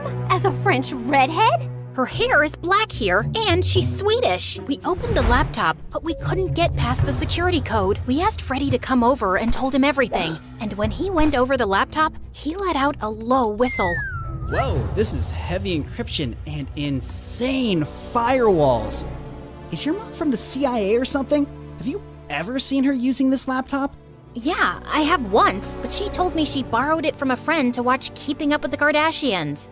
Who is this woman? We really had no idea, except that her hair dye started fading soon, and we discovered she was a natural blonde. We still desperately needed the money and contemplated selling the house, but we couldn't even find any documents for it. For the first time in my life, I felt overwhelmed and completely out of ideas. Then one night, as Meredith and I were sitting on the porch, Freddie joined us, looking grim. I need to tell you guys something about the clinical trial. There's only a 50% chance that your mom will get the drug that could make her well. What do you mean? Doesn't everyone get the drug? No, half the patients get a placebo drug. Oh God, I did something really wrong. I checked the files of everyone on the clinical trial, and your mom has been assigned the placebo drug. She's not gonna get the treatment. So that's it? We're just gonna sit back and watch, knowing there's no chance of her getting better? Make your dad give her the drug! I can't. Dad would lose his medical license if anyone thought he interfered with the trial. Then why did you even tell us, Freddie? Freddie looked at me silently. He told us because he and his dad can't do anything, but we can. Whatever you plan, I can't be part of it, but you have to do it soon. The trial starts next week. Thank you, Freddie. You don't know what this means to us. Of course. I'd do anything for you, Claire. For the first time, I saw what had maybe been so obvious all along. Freddie was in love with me, and I was about to use it to my advantage. Can you tell me where the trial patient files are?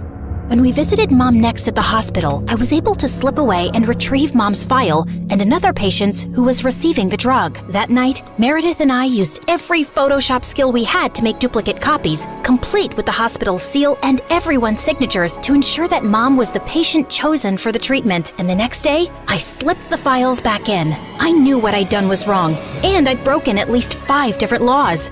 But as I walked away, I didn't feel like a criminal at all.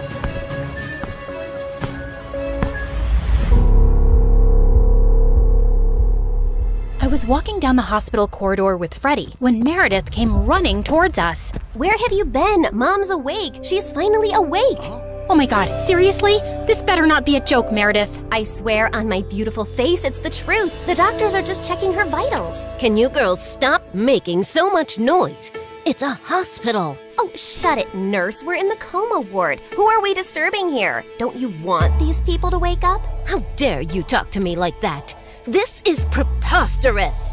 That's not even a real word. Remind me to buy you a dictionary. How did you become a nurse? Jeez. We ran down to Mom's room to find her fighting off the doctors. She jumped onto her bed like an animal and started screaming at them.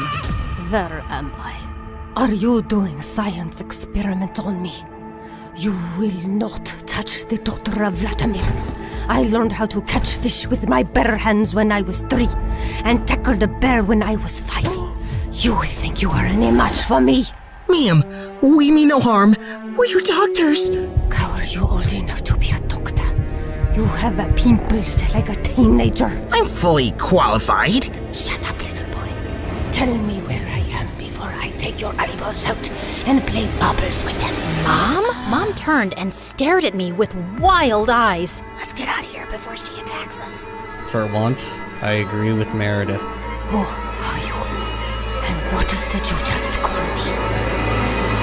Hey guys, the last time you saw me, I was walking down a hospital corridor after switching the clinical trial files. That was 2 years ago, so let me get you up to speed on everything that's happened since then. Mom entered the clinical trial, and her tests started showing signs of progress, but she didn't come out of her coma anytime soon. Freddie tried to help us, but Meredith and I had to learn to manage on our own. And it turns out, there's a lot you can steal from a hospital. We never had to buy toilet paper or cleaning supplies again. And we always had endless cups of pudding and Jell-O. Meredith, is that diaper cream you're putting on your face? A girl's gotta moisturize. It's very hydrating. My face is as soft as a baby's butt. What did you score today? More useful things like new bed sheets, pads, towels, and batteries for our TV remote.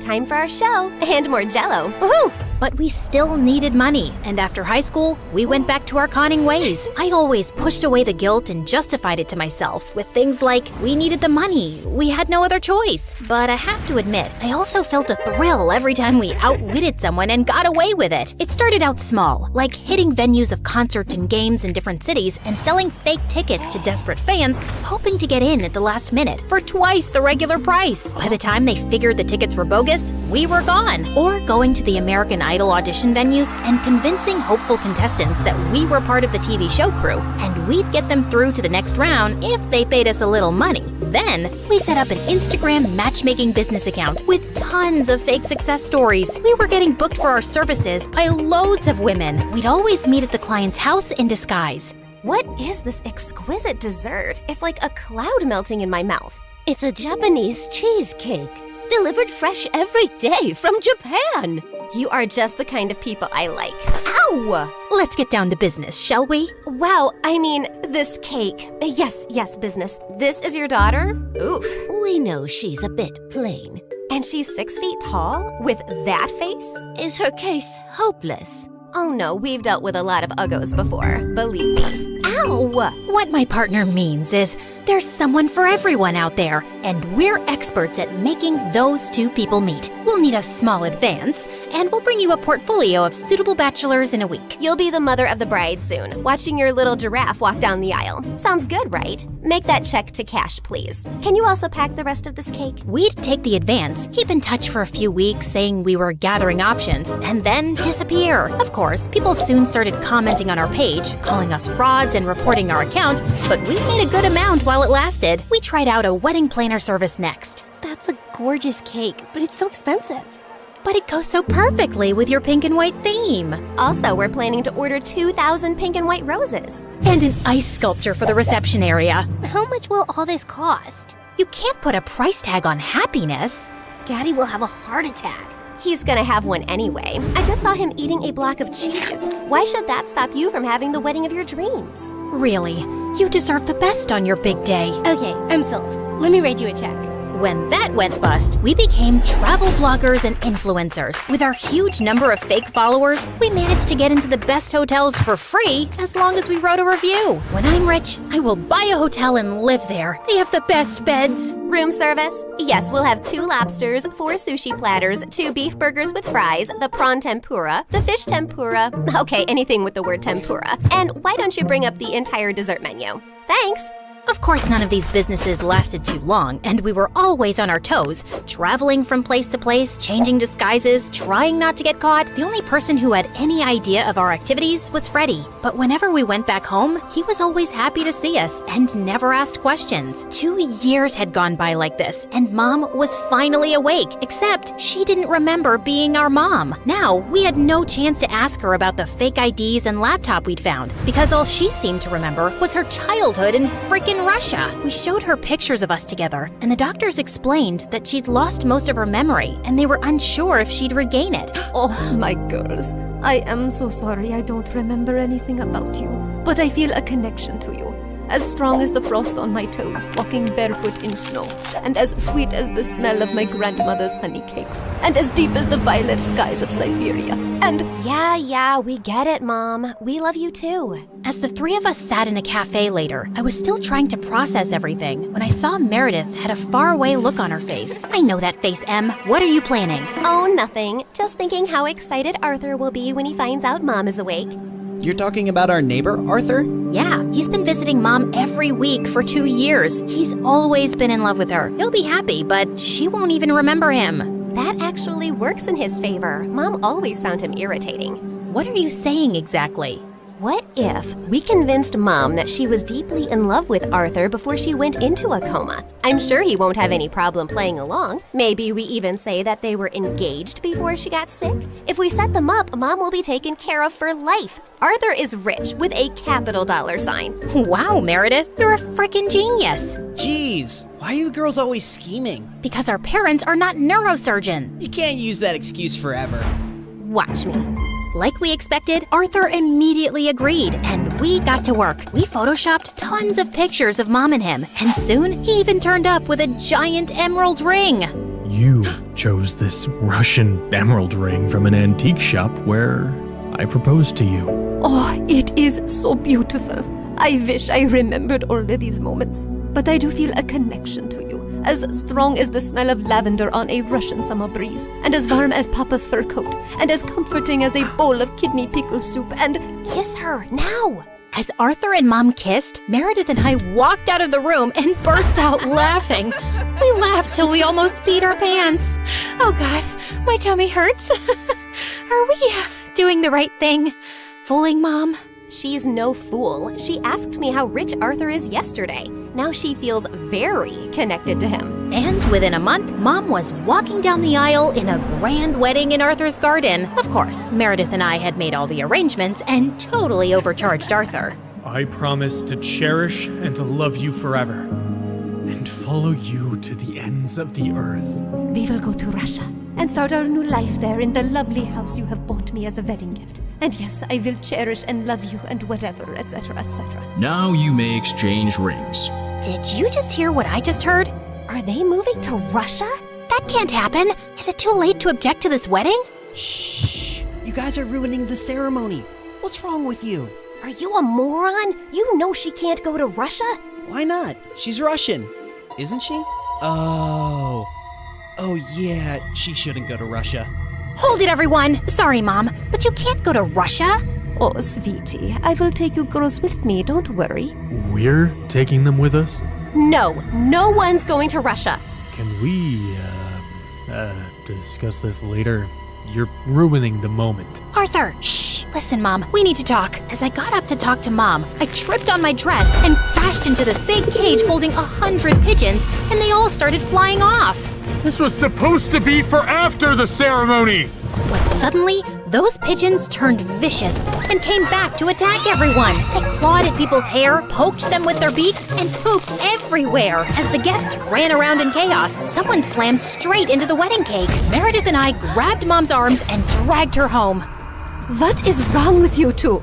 There's something you need to know, Mom. Meredith and I ended up showing her all her fake passports, IDs, and the laptop, and she was stunned. My name is Alexei, and none of these IDs have that name. Mom, we don't know who you really are or why you left Russia. What if you were a spy or some sort of criminal? What if you're wanted in Russia? If you go back there, you might get arrested or worse. Apparently, many years ago, some bad people were looking for you, and we don't know why. You have to stay here and keep a low profile. But I want to find my parents and see my home. It's all I remember. You can't risk it. Not till you get your memory back. Or we get someone to tell us what's on that laptop and figure out who you are.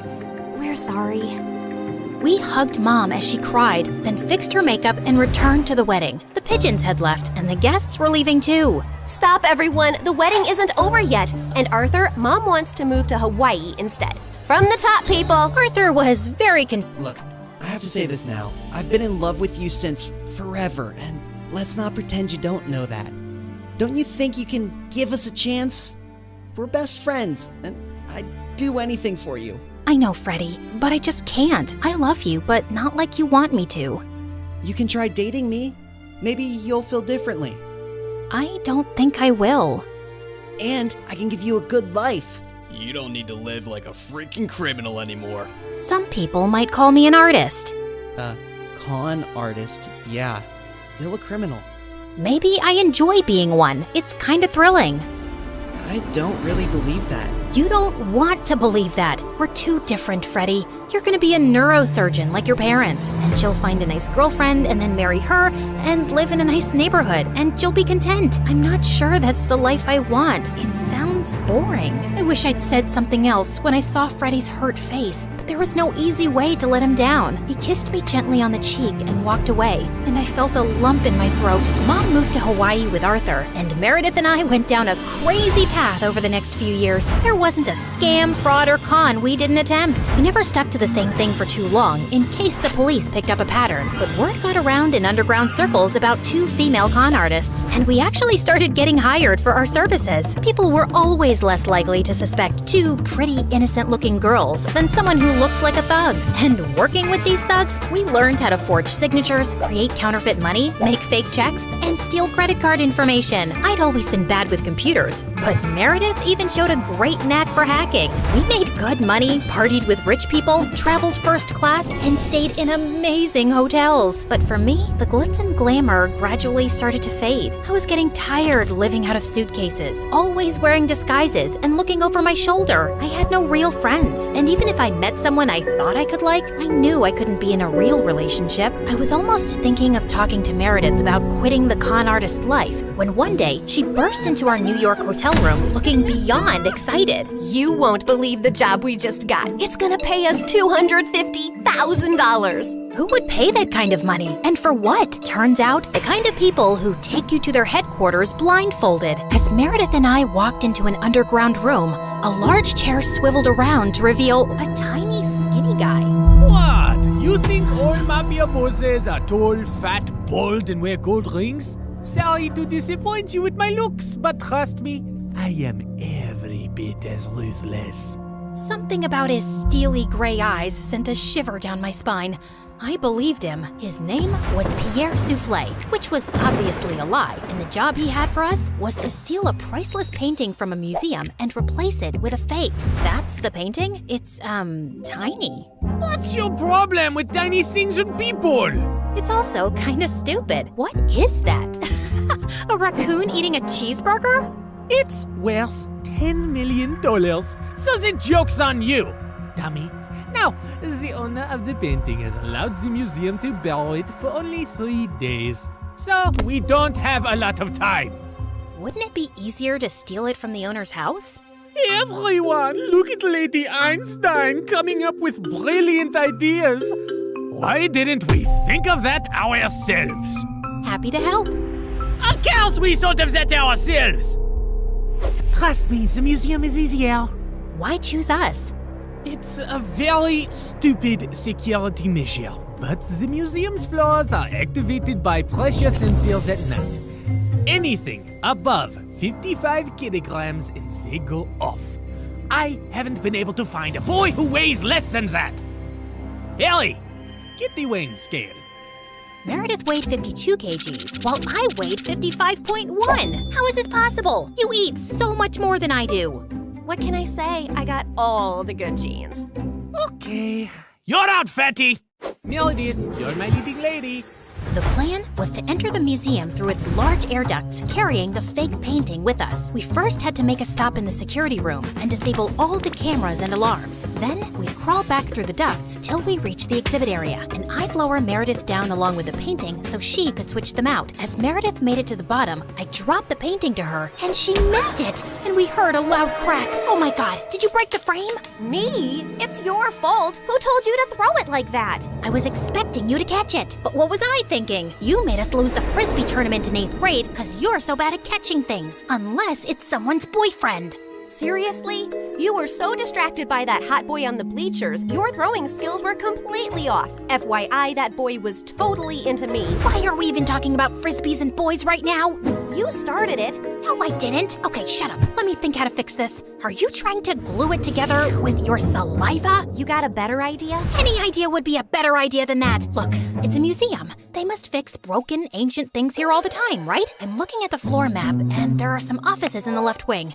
I'll go get some glue. It took me an hour to find glue and return to our spot, and I found Meredith eating a bowl of ramen. Where did you get that? I brought a packet of instant ramen with me, and you were taking forever, so I went to make it in the staff kitchen. There was someone's chicken sandwich in the fridge, so I used the meat from that. And there was also some tofu, and I added a dash of oyster sauce. I'm so happy you chose this moment in your life to become a gourmet chef. Just send the painting back up so I can fix it. I tried to fill in the crack as best I could, then sent it back down to Meredith, who took the real one off and put the fake one on the wall. But just as she started walking back, the whole floor lit up suddenly, and a blaring sound went off.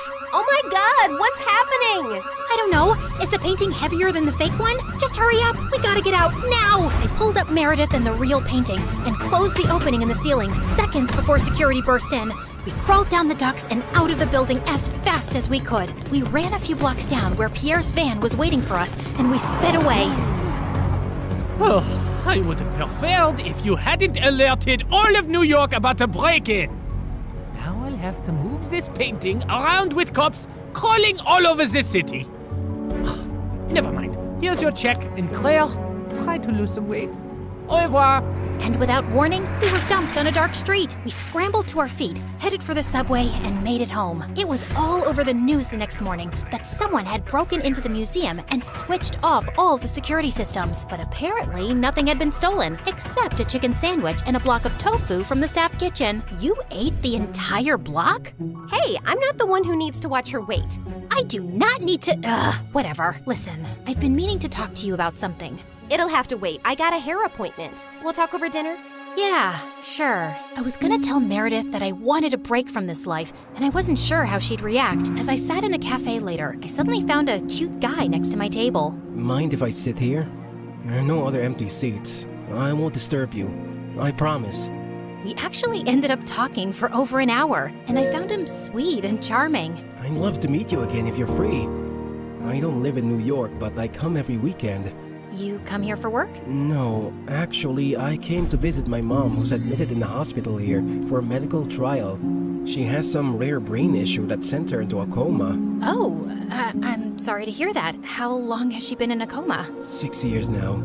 It's been the toughest thing I've ever dealt with. Actually, she was part of this other really promising clinical trial before, but that didn't work for her.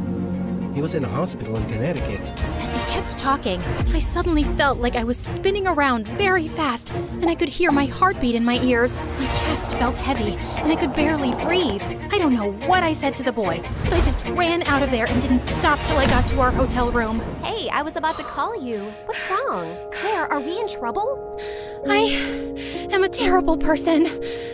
Hey, you're not that terrible, just a bit ugly. You don't have cops after you, do you? Meredith, I met someone. It's not a cop, is it? No, I met a random guy in a cafe, and his mom was in a clinical trial. I hope this gets interesting at some point. In a hospital in Connecticut. Oh my god, the same hospital Mom was in? And the same trial? What a small world. No, it's not the same trial. It's a different hospital, too. Okay, I'm bored again. The coincidence made me interested for a bit. Meredith, his mom's been in a coma for 6 years. We did that to someone. Didn't you just say it's not the same trial? Yes, but for a few seconds, I thought it was the same trial. And I just realized for the first time today that we did something awful to someone out there. When we switched the patient files, we took away someone else's chance to get better. You realized this just now? Are you dumb or something? Of course that's what we did. I mean, I never really thought about it like this. It was just a name on a file. But meeting someone who's going through that with their mom for years, it just made it so real.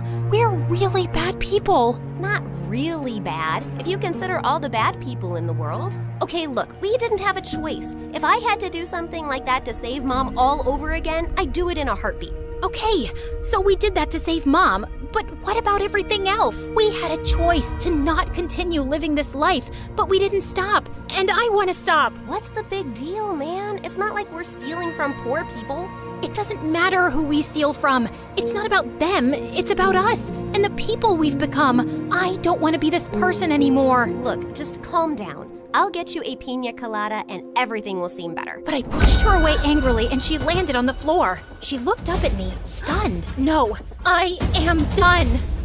Meredith and I barely spoke over the next few days, and I had no idea what was going through her head, but I'd made my decision. I was gonna go home. I sent Freddie a text to say I'd be coming next week, and he called me back. Hey, I'm actually in New York with my parents for the weekend.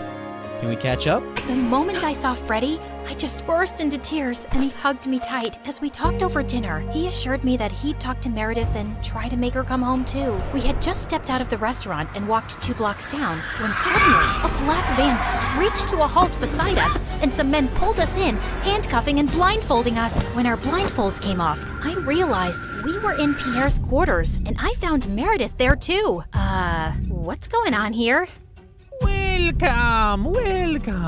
We just gathered here to discuss a teensy-weensy, itsy-bitsy issue. Now, Meredith, go ahead and tell them the moronic thing of titanic proportions that you just did.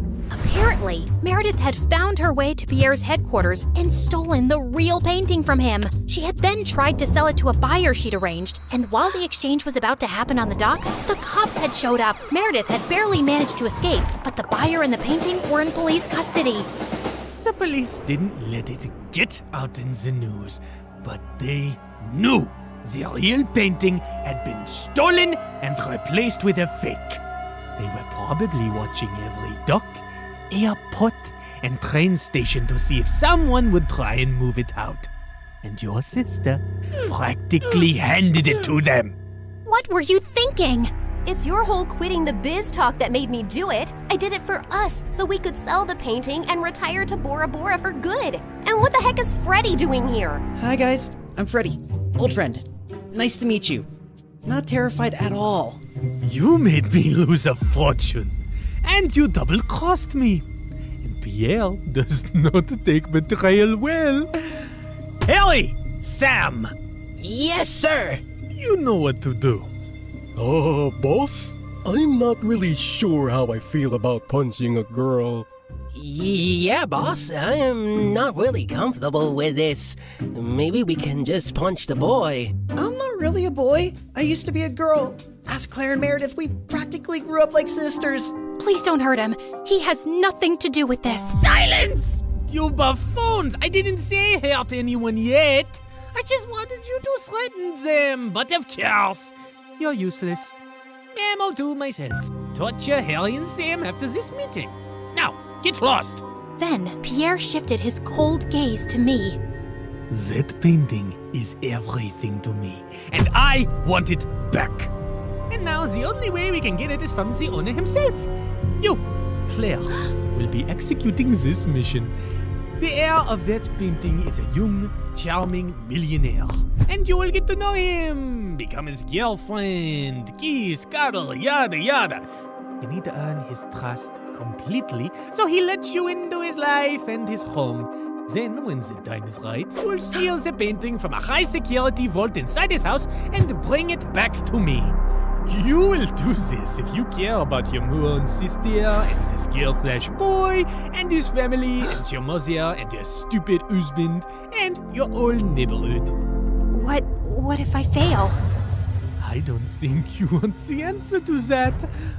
But once you succeed, I'll give you two enough to go to Bora Bora and never return. I'd be ecstatic to never set eyes on you annoying girls again. I had my eyes on the target from across the street. As soon as I saw him walk towards the cafe, I headed for the entrance. Just as he opened the door, I bumped straight into him, spilling coffee all over his shirt. Oh, God, I'm so sorry. I wasn't looking. I'll pay for the dry cleaning. His arm rested gently on mine. Hey, it's okay. It was an accident. I looked up into his bright green eyes. In fact, you're the one who's without a coffee now. Can I get you a new one?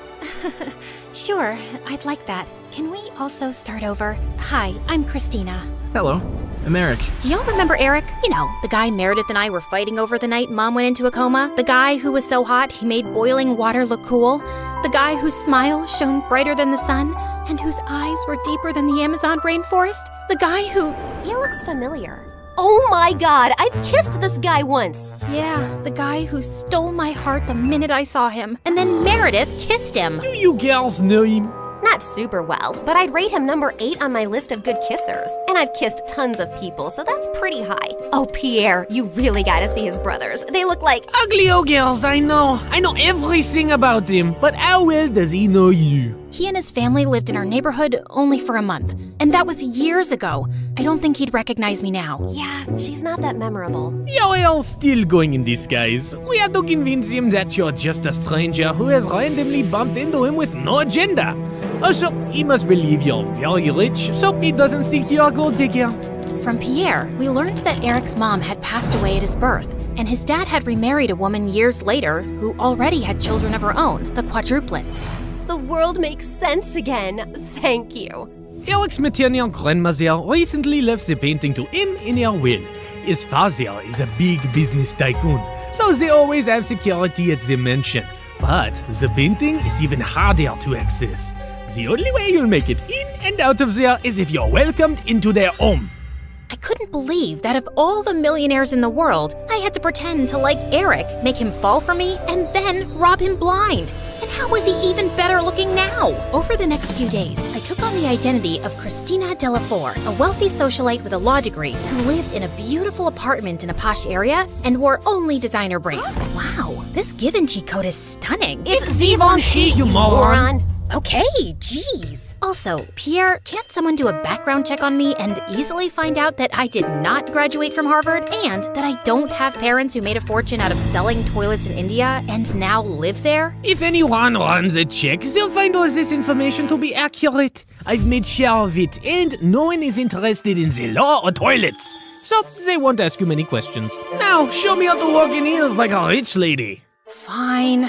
Meredith, pass me the Jackie Chim Chews. Oh my God, they'll know you're fake in a second. I was joking. Relax. I've hung out with enough rich people to pick up a few things. I got this. And then, a week later, I was inserted into Eric's life. We talked over coffee for an hour, and I thought it was going really well. But when it was time to part ways, he didn't ask for my number and just left. Ugh, I'd failed to capture his interest. I'd have to plan another encounter without seeming suspicious. As I was walking away distracted, I ran straight into a garbage can and stubbed my toe hard. Son of a biscuit! Holy mother of fudge! I was still hopping around when I crashed into a woman pushing a stroller, and a doll went flying out of her hand onto the road. Just then, the car ran over the doll and turned it into a pancake. You destroyed my child's precious doll! I'm so sorry. It was an accident. I'll get your little girl a... Wait, your child is a cat? Yes. And that was my childhood doll, which I passed on to my baby. Look, here's some money. Get your baby another doll. She loves that one, and they don't make those anymore. Your baby is a cat. She doesn't love that particular doll. She probably doesn't even love you. She'd eat your face in your sleep if you weren't the one to feed her. Now, please. Just then, someone tugged hard at my purse, and I saw a thief running away with it. You've got to be kidding me! I took my heels off and sprinted after the thief. He jumped over a fence into a park, and I followed. I was gaining on him and sent a flying heel at his head. Just then, someone ran past me, pounced at the thief, and pinned him to the ground. Gotcha!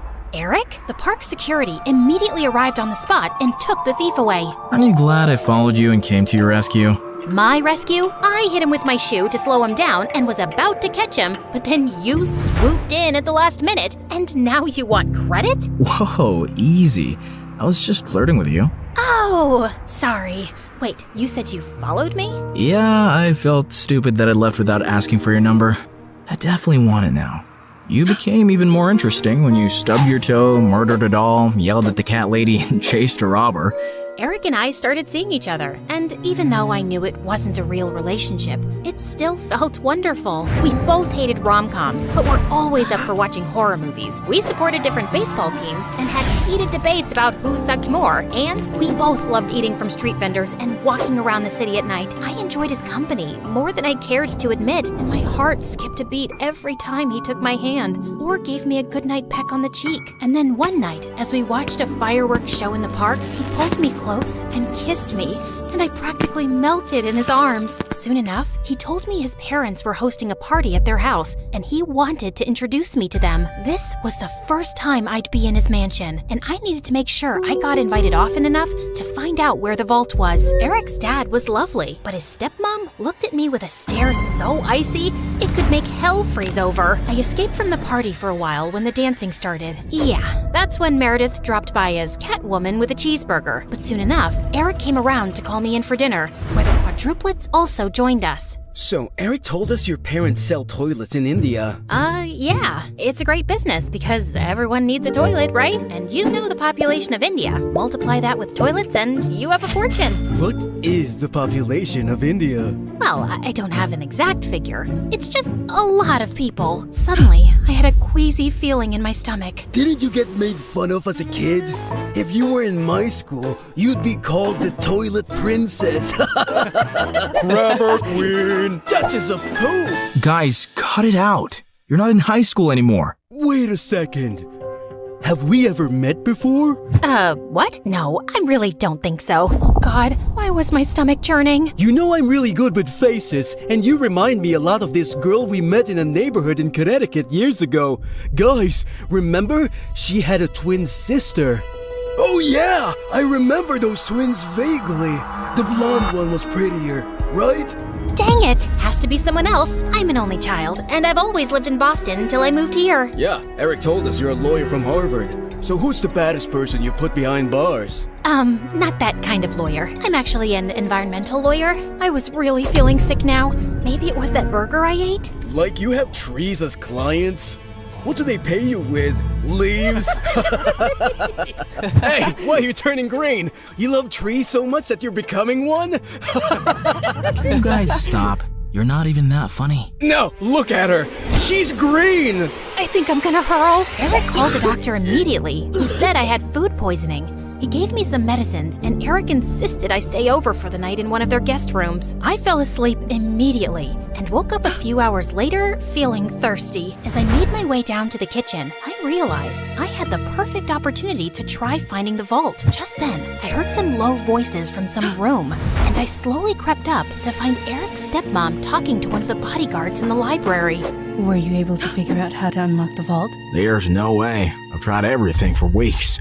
I only have to use a tiny explosive device to destroy the lock. The vault is all the way up in the attic. No one will hear a thing. But we have to steal a painting the day after tomorrow while your husband and Eric are away on business. Are you ready for this? And then he pulled Eric's stepmom into his arms. I can't wait to run away with you, James. I'm so tired of seeing you secretly, and I am completely ready. As the 2 locked lips, I turned around and tiptoed away as fast as I could. Okay, so the vault was in the attic, the lock could only be destroyed with an explosive device, and I couldn't let Eric's cheating stepmom and traitorous bodyguard run away with it. The next morning, when Eric came to check on me, I decided to tell him the truth for once. Eric, I have something really difficult to tell you. I got up last night to get some water, and I heard your stepmom and this bodyguard James talking. They were talking late at night? Yeah. Do you have some vault in this house with some painting inside? How do you know that? That's what they were talking about, breaking in and stealing the painting. They're planning to do it the day after tomorrow, and your stepmom said something about running away with James. I saw them kiss. I'm so sorry. I wish I hadn't. No, I'm glad you did. This is gonna be a huge blow for Dad. But it would have been much worse if we'd found out everything afterwards. Thank you for telling me. And please, keep all this to yourself. I know I can trust you.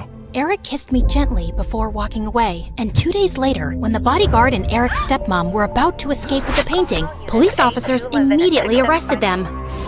This is fantastic. They might link the museum robbery to the bodyguard and stepmom too, and assume the painting is now safe. So it'll be easier for you to steal. Good job, mon chéri. I knew you was a smart twin. After Pierre left, I sank into my armchair, but then I noticed Meredith staring at me. What? You should be happy, but you don't look happy. What's up? Nothing. I just can't wait for this job to be over. You can steal the painting soon, right? You know exactly what to do, and Eric trusts you. By the way, have you two kissed? I've been dating him for 2 months. Of course we've kissed. We text every day and you never mentioned it. I didn't know I had to. So, how is it? It's fine. It's whatever. It's like kissing anyone. My memory's a bit fuzzy, but you know I've kissed him. You never let me forget. And I definitely wouldn't call it a whatever kind of kiss. Yeah, okay. It's nice. It's good. Nice? Good? Oh, wow. Don't make me jealous with all the passion. Okay, you want to know what kissing Eric is like? It's like flying through space, like a meteor that explodes into 1,000 stars, and then jumping into really cold water that makes you feel alive all over, and then feeling warm and tingly down to your toes, like having hot chocolate next to a fireplace on a snowy winter night. So, I'm guessing it's better than kissing the pillow you used to practice on? I did not! Shut up! You're in love with him, aren't you? I was about to snap at her again, but then I just sighed. Yes, I am. The night of the heist arrived, and I felt sick to my stomach, but I just wanted to get it over with. Eric's dad was away, and Eric was holding an important shareholders dinner, with which most of the household staff was busy. I'd volunteered to host the dinner with them, and got ready to leave before their meeting started. Thanks for your help tonight. You're the best. Oh, it was nothing. Don't thank me. So, I'll see you tomorrow at our coffee shop? It's a date. As Eric walked away, my heart felt like it was breaking into 1,000,000 pieces. This was the last time I'd ever see him again. I gulped down my tears, and instead of leaving, I sneaked up unnoticed to the attic. Inside, I found a heavy metal door to a vault. I took out the tiny explosive device Pierre had given me, placed it on the lock, and activated it. In a few seconds, there was a tiny pop and a sizzling sound. Then, I heard the lock click open. I walked into a tiny, dark vault and found the painting under a glass case. Praying to every god that no alarms would go off, I lifted the case carefully, put the painting in my bag, and started sprinting down the stairs. But just as I'd reached the second floor landing, one of the Ninja Turtles blocked my way. What are you doing? Hey, bro! You know when I stayed over a few weeks ago? I dropped a necklace, and I was looking for that guest room, and I got lost. But it's fine. I'll just get new earrings. See you later! He suddenly grabbed my bag and pulled out the painting. Do you think I'm a moron? A moron? You? No way! Sorry, which one are you? Michelangelo. Okay, no one has time for that. Now listen, Mike. You're definitely the smartest of your brothers, and just a tiny bit better looking than all of them too. We're identical. That's what they want you to believe, but I know you're better. I think you and I can strike a deal, okay? I'll sell this painting, and you and I can go halvesies on it. Just give me an account number and I'll wire the money to you. No, you're not leaving with it. Okay, look dude, I'm doing this for your mom. I have to sell this painting so I can pay for her bail and get her a really good lawyer. Don't you want that? No, my mom's in jail because she did something wrong, and she abandoned us all. She shouldn't have stolen Eric's painting. What do you care about Eric? Don't you hate Eric? He's so good looking and smart and perfect and gets all the ladies, it makes you guys look even worse than you really are. You should want to hurt him. So let me take the painting. That'll really hurt him. Eric's the best brother in the world, and I love him. Okay. I have an offer you can't refuse. How about I become your girlfriend? I bet you've never had one. I'm gay. Jesus! All right, I surrender. Just one last thing. Without warning, I punched his face so hard that he went reeling back with shock and dropped the painting. Then I kicked him into a room and locked the door shut. I'm sorry, Mikey. You're a really good guy. I sprinted down another flight of stairs and jumped out of the first-story window. I ran across the garden to the fountain, climbed the tree next to it, jumped onto the wall, and then landed softly outside on all fours. Just as I got up, I found myself facing Eric. What are you doing here? Isn't the meeting going on? Nope, that's just what I told you. I sent everyone home and was now waiting for you to steal the painting and run away with it. What? After the painting was stolen from the museum, the FBI contacted me to help them catch the guy they suspected was after it. Does the name Pierre Souffle ring a bell? Nope, never heard of him. What a dumb name. They told me you would probably strike again. I really didn't suspect you until one of my brothers said something about you looking like a girl we once met in Connecticut, who had a twin. I just couldn't shake that off, and wondered if you were hiding something.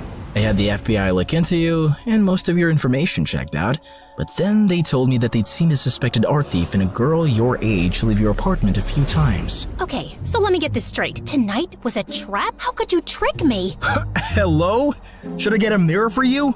You've been tricking me from the very start. That's different. Only if different means exactly the same. You'd really send me to jail? You'd really walk away with that painting? Eric, I have to do this.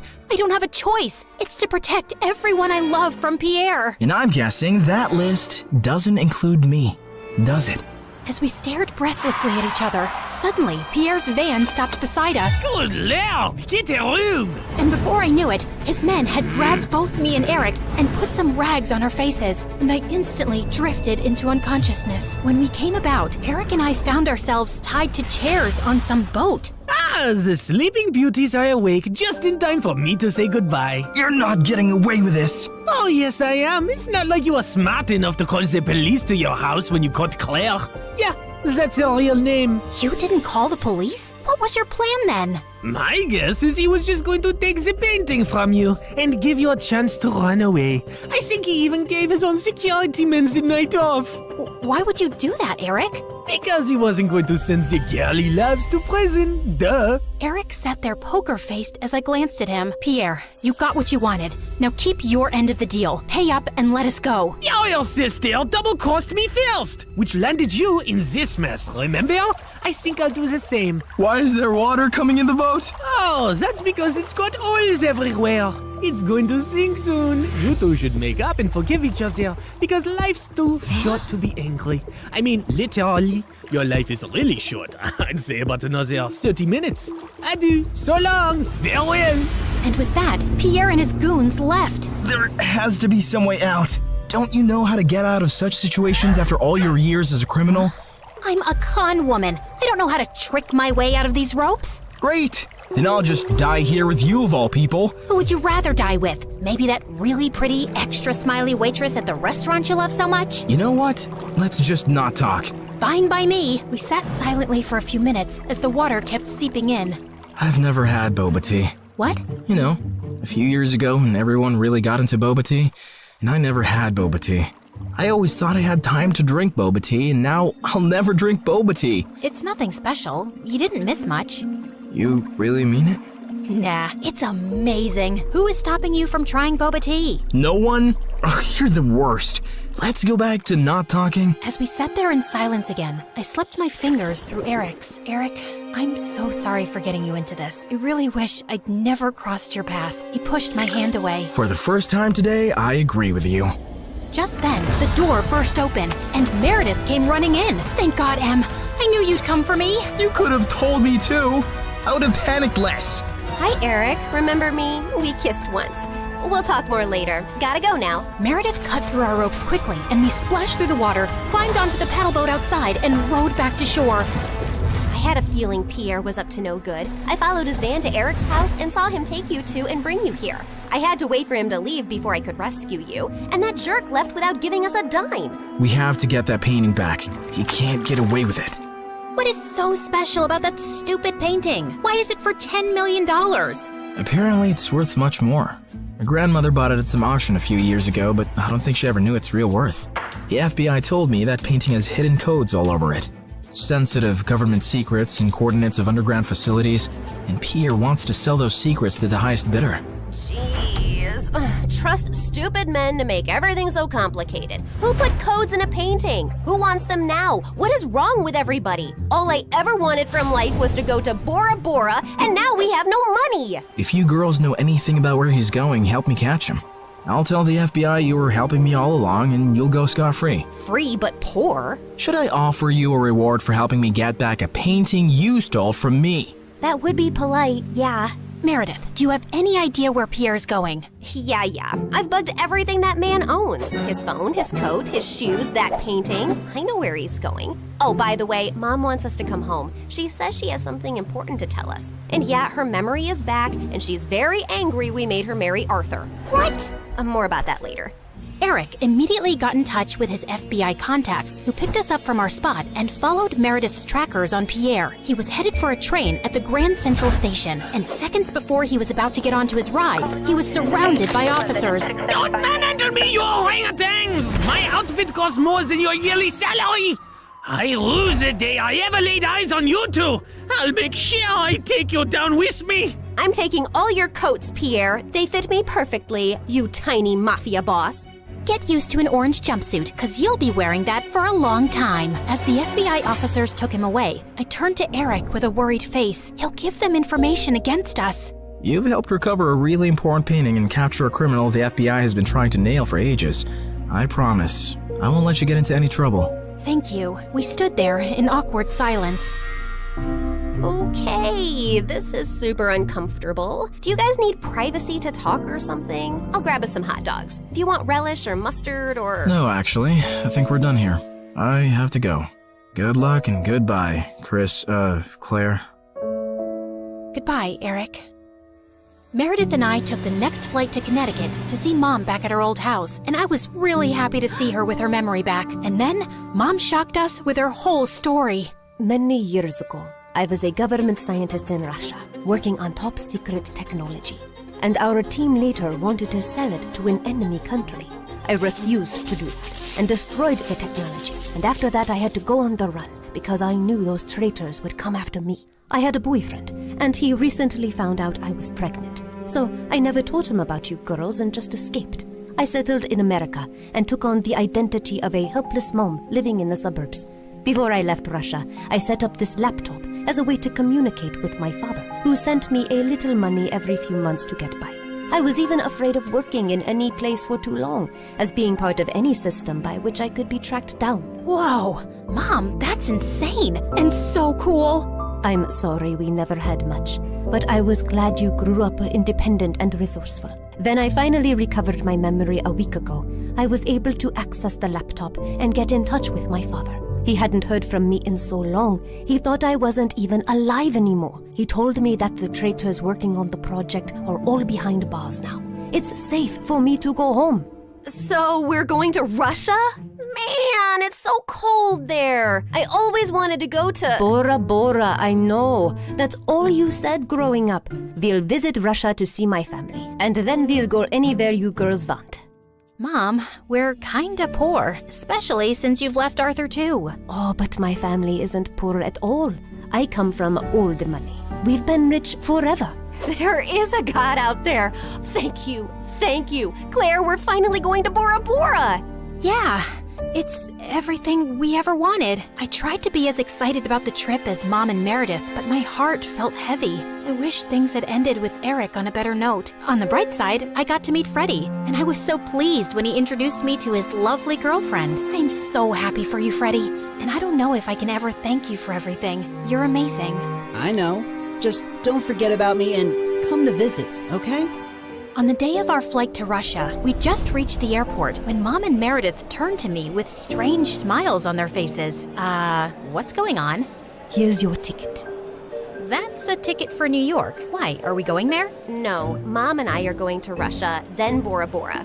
You're going to New York. What? Why would I do that? Come on, Claire. You've been so mopey lately. I can't stand your face anymore. Just go talk to Eric, okay? You're in love with him. And even though he's way out of your league, he loves you too. And that's something you shouldn't give up on so easily. Pretty sure he hates me now. Claire, go meet him once. You'll regret not trying. And in case it doesn't work out, you know where to find us, love. Go get him, loser. Mom and Meredith hugged me, and I felt tears flowing down my face fast as I turned away. Suddenly, I got the wind knocked out of me as Meredith gave me a bear hug. I can't say this with you looking at me directly, so don't turn around, okay? I love you more than anyone in the world, sis. You're my BFF and my soulmate and my better half, so you better not stay away too long because of some stupid boy.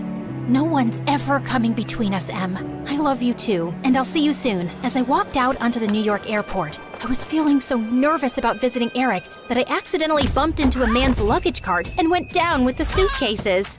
Are you blind? You blind idiot? It was an accident, sir. You don't have to be so rude. You don't have to be so blind, you blind idiot. You're so obnoxious. I grabbed the bagel the man was holding, threw it on the floor, and started jumping on it. As I continued jumping and he kept yelling, I suddenly found Eric by my side. I'm sorry, sir. She hasn't taken her meds today. So sorry. Jeez, what's with your temper? He started it, and what are you doing here? You texted me that you were coming and wanted me to pick you up. You said it was an emergency? Oh, I'm guessing that was Meredith. Yep, but I did come to New York just to see you, Eric. So I might as well say my piece now, which I've been rehearsing on the plane, and I've forgotten every single word.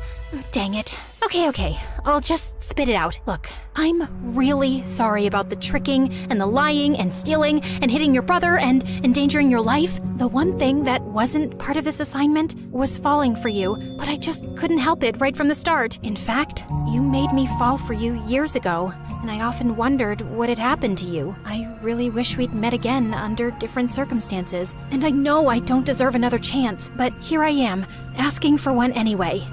Well, they say third time's the charm. They do say that, whoever they are. Just as Eric pulled me closer, we suddenly found ourselves surrounded by federal agents. Did you set me up? I swear I didn't. Ma'am, there's no need to panic. We got notified about your arrival in New York when you checked in for your flight. We've also apprehended your sister before she could leave for Russia. We've been looking for you girls for a long time, actually, but you always managed to get away.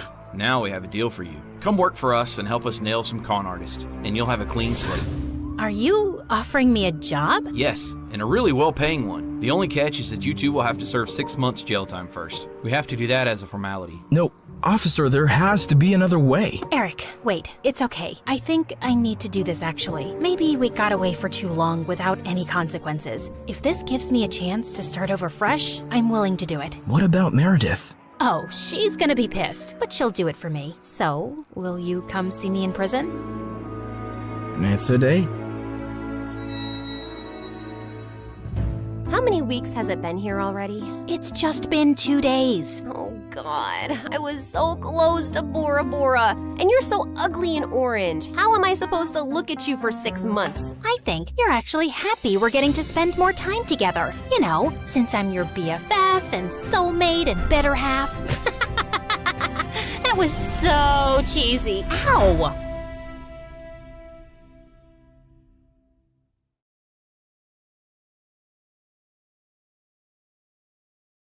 I woke up in the middle of the night feeling extra thirsty and almost passed out when I saw the time. It was 3 a.m., the devil's hour. I tried to go back to sleep, but I just couldn't. Come on, girl. Ghosts aren't real, but dehydration is. So hold yourself together and get your ice-cold water. I silently prayed as I went down to the kitchen. Suddenly, I caught someone moving in the shadows. Holy Mother of God, was it the devil? I was about to scream when I realized that it was just my older brother, Kevin, who looked suspicious.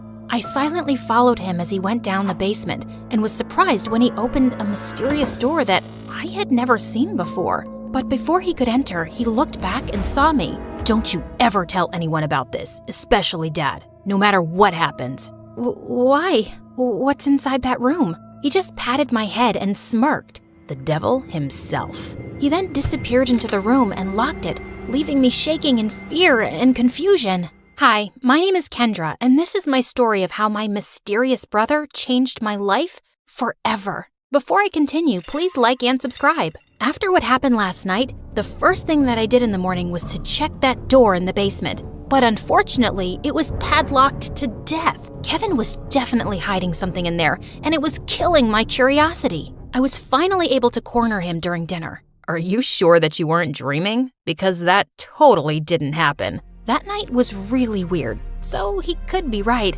Our conversation was cut off when Dad joined us. Son, it's time for you to take over the company. We will be holding a gala next weekend to introduce you to everyone. They're all so excited to meet you. But Dad, no buts. You're graduating in a few months, so prepare yourself. I don't want any problems. Understood? Of course, my brother couldn't say no to him. He was always Dad's favorite, his golden boy, the perfect son. While me, I was just a stranger to him. If Mom was still alive, things would probably be different. Later that night, when I was about to sleep, I almost screamed when I saw Kevin leaning against my door.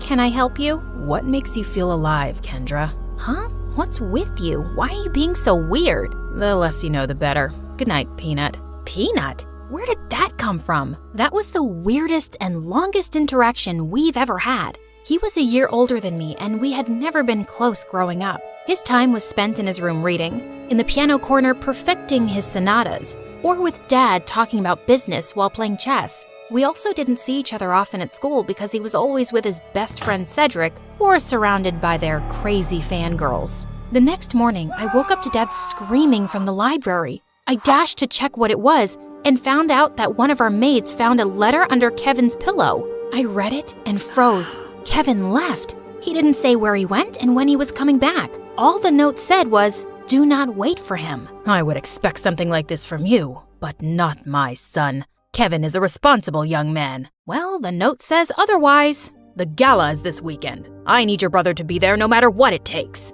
We tried looking for Kevin everywhere, but no one knew where he was. Even the police couldn't find him, and it was driving Dad crazy. One night, he just walked up to me and started inspecting my face. You would do. You were going to be him. Be who? Kevin. In case your brother is still on this stupid little adventure on the night of the gala, you will pretend to be him. But Dad, I don't think I can… Kendra, you are a capable young lady. Of course you can. You'll be saving our company from humiliation. I know I have not been very vocal about your accomplishments, but I do notice. Will you do this for me, sweetheart? I had never heard Dad talk to me that way, and it felt really good. So I found myself giving in. Besides, it would only be for just one night, right?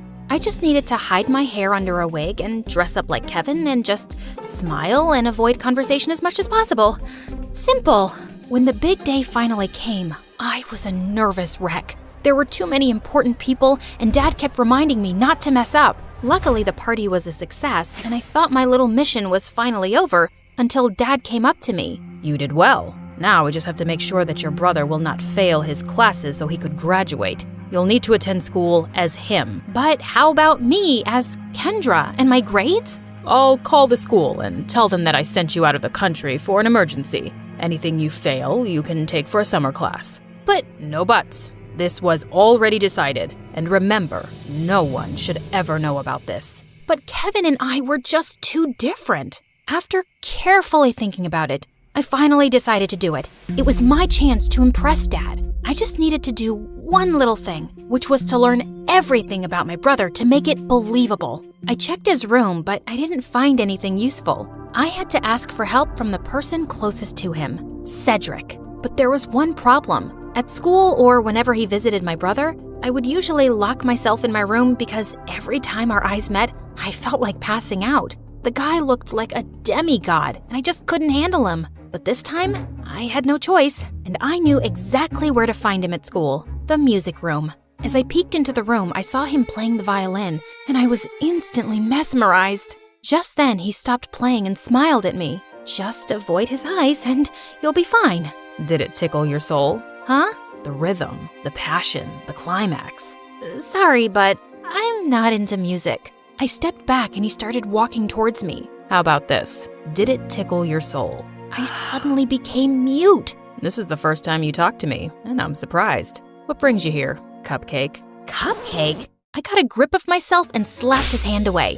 First of all, I'm not food. And second, I'm not here to talk about souls and music with you. It's about my brother. Suddenly, his face turned serious. I had already talked to your dad about it. Kevin ran away and he didn't want us to find him, and there's nothing we can do about it. I know, but I need your help with something. I told him about Dad's demands, and he suddenly laughed. That's a ridiculous idea. You two look similar, yeah, but you're too cute and girly to be a boy. Wait, he found me cute? I excused myself to the bathroom, and after calming down, he was nowhere to be found. It took me a whole day to finally find him playing violin in the school garden. So, are you gonna help me with this, or are you just gonna play your violin all day? I only help people who can look me in the eye. Ugh, why was he being like this? I gathered up all my courage before finally meeting his eyes, and thankfully, I was able to control myself until he smiled. You have the same eyes as your brother. They're very pretty. So he liked my brother's eyes? That was fruity. Whatever. Now, where do we start? Your appearance. And I think it needs a lot of work. For the makeover, he brought me to the mall to cut my hair short, and it took me several hours to finally say goodbye to my precious long hair. After accepting the fate of my hair, we tried on some clothes similar to Kevin's fashion. As I walked out in a leather jacket, he came up to me to zip it up. He was so close, I could hardly breathe. Looks perfect now. He then taught me about my brother's stance, walk, and gestures. I told you to walk faster, not like a gangster. And stick out your chest more. Think of yourself as the hunkiest man alive. Like this? He held my hips to guide me, and I felt like exploding from the sparks. Just then, I noticed some girls around drooling over us. Both guys are so cute. I'll take either of them. They look so in love. OMG. Love wins. Great. And now we were a gay couple. Cedric coached me about Kevin's interests, and I was surprised. I didn't know my brother was such a dork. He loves SpongeBob so much, he even thought of diving into the ocean just to look for its real-life version. But one revelation made me tear up a bit. And he adores you so much. But he thought you didn't like him, so he always chose to give you space. What? That's not true. He's too protective of you. He even told me not to talk to you because he thought I'm trouble. Oh yes, you're definitely gonna be trouble. To my heart. That weekend, we continued practicing until I looked convincing enough, and when we finally got to school, I just stayed close to him and smiled at people from time to time. I was doing an excellent job at being my brother until it was lunchtime. We sat at their usual table for lunch when suddenly, someone sat on my lap and kissed my cheek. It was Lauren, the prettiest and coolest chick at school. What in the frickin' pregnant duck is happening? What? You hate my kisses now? You look like you've seen a ghost. I turned into the ripest tomato when she giggled into my ear. I could never hate such a goddess like you. Wow. Since when did you become this cheesy? I gave Cedric a panicked look, but the jerk was trying his best not to burst out laughing. I kicked his leg under the table and his wince was satisfying. I then excused myself in the bathroom and dragged him with me. There, he revealed that Kevin had been dating Lauren for a while now, and I had no idea about it. Lauren had been all over me for the next several days. This was totally normal, of course, except for the little detail that I was not her actual boyfriend. And through all of this, Cedric remained an unhelpful idiot who was clearly enjoying my discomfort. We were walking to our last class when someone suddenly grabbed and pushed me against the wall. You're acting weird lately, and I like it. Before she could kiss me, I acted like there was a bug inside my shirt and ran away. I needed to talk to Cedric. As usual, I found him in the music room. We need to tell Lauren. Suddenly, Lauren appeared from behind me. Tell me what? Wait a minute. Don't tell me that you guys are dating? What? Cedric finally stopped playing the violin and grinned at me. I'm straight, but I don't know about your boyfriend. Aw, baby. You know I would accept you however you identify, right? Well, that's good to hear. Lauren looked like she bought it, and I just found myself exploding. I'm not Kevin. I'm not your boyfriend. I'm his sister Kendra pretending to be him. I then explained everything to her. Oh, okay. Explains why you look and act differently. That's it? No violent reaction whatsoever? I'm used to Kevin's quirks. So, anything I can do to help with this mission?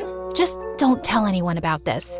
Got it, baby. Despite knowing the truth, she still kissed me on the cheek and it made Cedric laugh. I started hanging out with both of them since then. They would talk fondly about my brother and share things about him that I didn't know. It made me realize that he wasn't as boring as I thought he was. One day, Cedric dragged me to the music room and asked me to listen to his new composition. It was a wrong move to come with him, because the way his fingers moved and his handsome face played with the painfully sweet tune screamed danger to my heart. I calmed myself down and hyped him up when he was done. You really like playing the violin, don't you? I like to touch people's hearts with classical music. How about you? What makes you happy, Kendra? I'm curious. I ended up telling him about my passion, which was fashion designing. I used to draw my designs every day, but when Dad saw it, he burned all of them. He found it lame and useless to his company. I'm sorry to say this, but your dad is the biggest jerk in the world. He treats you and Kevin as assets to his company, and never as a son and daughter. You're right,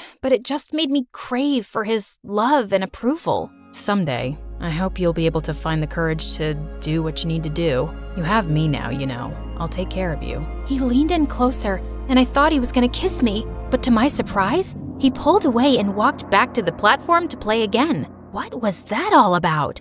After the incident in the music room, I started thinking that maybe Cedric liked me too, until one day I heard him talking to Lauren in an empty classroom. You like Kendra, don't you? What are you talking about? She's off limits. And besides, she's just like the little sister I never had. Those words were enough for me to accept the truth, that Cedric will just be my dream. To distract myself, I invited Lauren for a sleepover, and as she was trying on some of my favorite clothes, I couldn't help but admire how beautiful she was. Just then, I found her smirking at me through the mirror. Are you falling in love with me now? What? No, I wish I was as pretty as you. Oh, honey, you are prettier than me, and not to mention cute. She ended up knocking on my drawers, spilling some things. There was one thing that suddenly caught my attention. A peanut. What was it doing there? Suddenly, I remembered Kevin calling me a peanut before he ran away. Why don't we crack it open? Maybe he left a secret message or something. And he actually did. I'm finally alive. Wait a minute. That night before he left, he asked me what makes me feel alive. Lauren and I then came up with a mission to find the answer to that question. Your brother is too mysterious sometimes. Maybe Cedric knows something. But unfortunately, he was useless. One day, Dad suddenly called me and started asking about Lauren. I learned that she's dating your brother. Her parents and I are talking about a very important business deal. We will have dinner with them tomorrow night. Make sure to be extra attentive to her. I thought it wouldn't be much of a problem until they suddenly decided to marry us off with Dad knowing that I was Kendra. He was crazier than I thought. Do you think Kevin will be home by then? I don't know if he's ever coming back. I can't believe you dated an idiot. Watch your words, honey. That's my idiot. Well, we need to find your idiot ASAP. The next day, we met up with Cedric in a cafe to talk about finding my brother. We don't even know what makes him feel alive. Shouldn't we just wait for him to come back? Our parents are talking about marriage, for Pete's sake. We're running out of time. Do you know what my parents would do if they found out they were being played? Out of panic, I remembered something again. The mysterious door in the basement. I told them about it, and we waited for Dad to be out before destroying the padlocked door, only to find out that it was actually a dark room where Kevin developed all his photographs, and it was connected to his room. And all those pictures were related to an island that only meant one thing. Kevin was staying on one of them. It makes sense now that he always disappears on weekends. I also found a camera in his bag one time, but I never saw it again. And why didn't you both tell me about this earlier? You're both idiots. And with that, the three of us were off to an adventure to get my brother back. As we traveled, I kept on flirting with Lauren to avoid Cedric. And for a moment, I thought I saw his deadly glare through the rearview mirror. Was he jealous? I wished. In a span of 2 days, we had already visited 7 islands, but there was no luck. Just when we were about to give up, we suddenly spotted someone resting on a hammock. It was Kevin. He looked shocked to see us. Suddenly, he glared at Cedric. Dude, you told them? Wait, you knew? Let me explain. No, you knew. And you kept silent while I was going crazy trying to find a way to bring back my brother so I could get me back. Kendra was equally furious. Babe, I can explain. Shut it, Kevin. You're not my favorite person right now. Kendra. Later. I need to speak to my brother. I walked away and Kevin followed me. Now start explaining the reason I'm sacrificing my identity. I'm sorry, Peanut. I didn't mean for you to be tangled up in my mess. I felt stuck and suffocated because of Dad's expectations. I always knew I would have to take over the company someday, but I didn't know it would be this soon. I thought I would have enough time to still do what I love, to enjoy every island and see its beauty through my lens. But suddenly, I didn't even have a year, so I panicked and I ran away. I'm such a coward. It didn't take a second for me to melt. No, that's the bravest thing I've seen you do. All our lives, I've only ever seen you nod to Dad's every demand. I'm proud of this version of you. I convinced him to come back, but he ended up convincing me to ditch Dad and come with him. After everything that happened, I just realized one thing. Dad wasn't worth it. So I agreed. Lauren is amazing, you know. She didn't deserve to be left without a word. I know, Peanut. I guess I have a lot of making up to do. Good luck, Walnut. Later that day, he spent his time making it up to Lauren and talking to Cedric, while I was left alone doodling some cute dresses on the sand. My brother then came up to me and asked me something. Are you mad at Cedric? I asked him not to tell anyone. Keeping this from you must have been very hard for him. I understand, but you like him, don't you? What? No, I mean, don't worry. I finally gave him the go signal. You two can kiss or whatever. As soon as he left, Cedric walked up to me with an earth-shattering smile. Can we talk? I couldn't look at him in the eye again. About us. I've always fancied you, you know. More than violins. I felt like melting at his confession. I told him about the reason why I'd been avoiding him all these years, and he responded to it by finally kissing me on the lips. Thank God I didn't pass out. So, did it tickle your soul this time? Yes. Finally.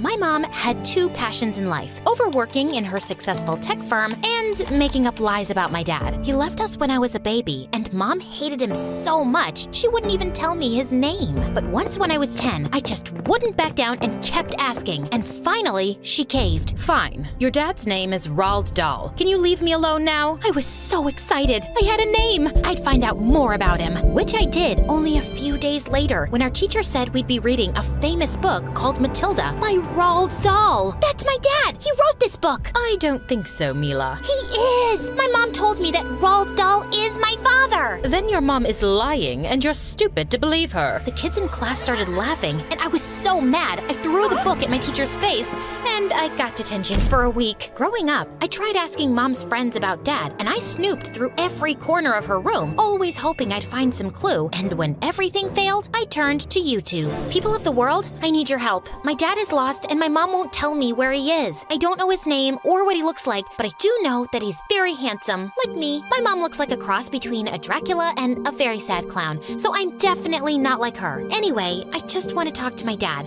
and anyone who can make this happen will get my really expensive Barbie collection. You can email me on www.mymomisamonster.com. I did get responses, but they were all prank emails and creepy messages. And of course, Mom found out and got that channel blocked by her team of hackers. All my colleagues saw that video. It's so embarrassing. I wouldn't be if you'd just tell me who my dad is. Your dad is a nobody, and I don't want to talk about him. Also, you're grounded. With time, Mom and I grew further apart. Eventually, I stopped asking her about Dad and focused on school. And even though I was always a good student, my real passion was painting. I worked hard, watched a million YouTube videos, and by 18, I got pretty good. I even applied to a bunch of art schools and got accepted into a really prestigious one. Of course, Mom didn't approve and thought art was for losers. So I decided to prove her wrong and organized a small exhibition for all my paintings. I invited her friends, my teachers, and other artists I knew, and I was super excited until Mom walked in. So,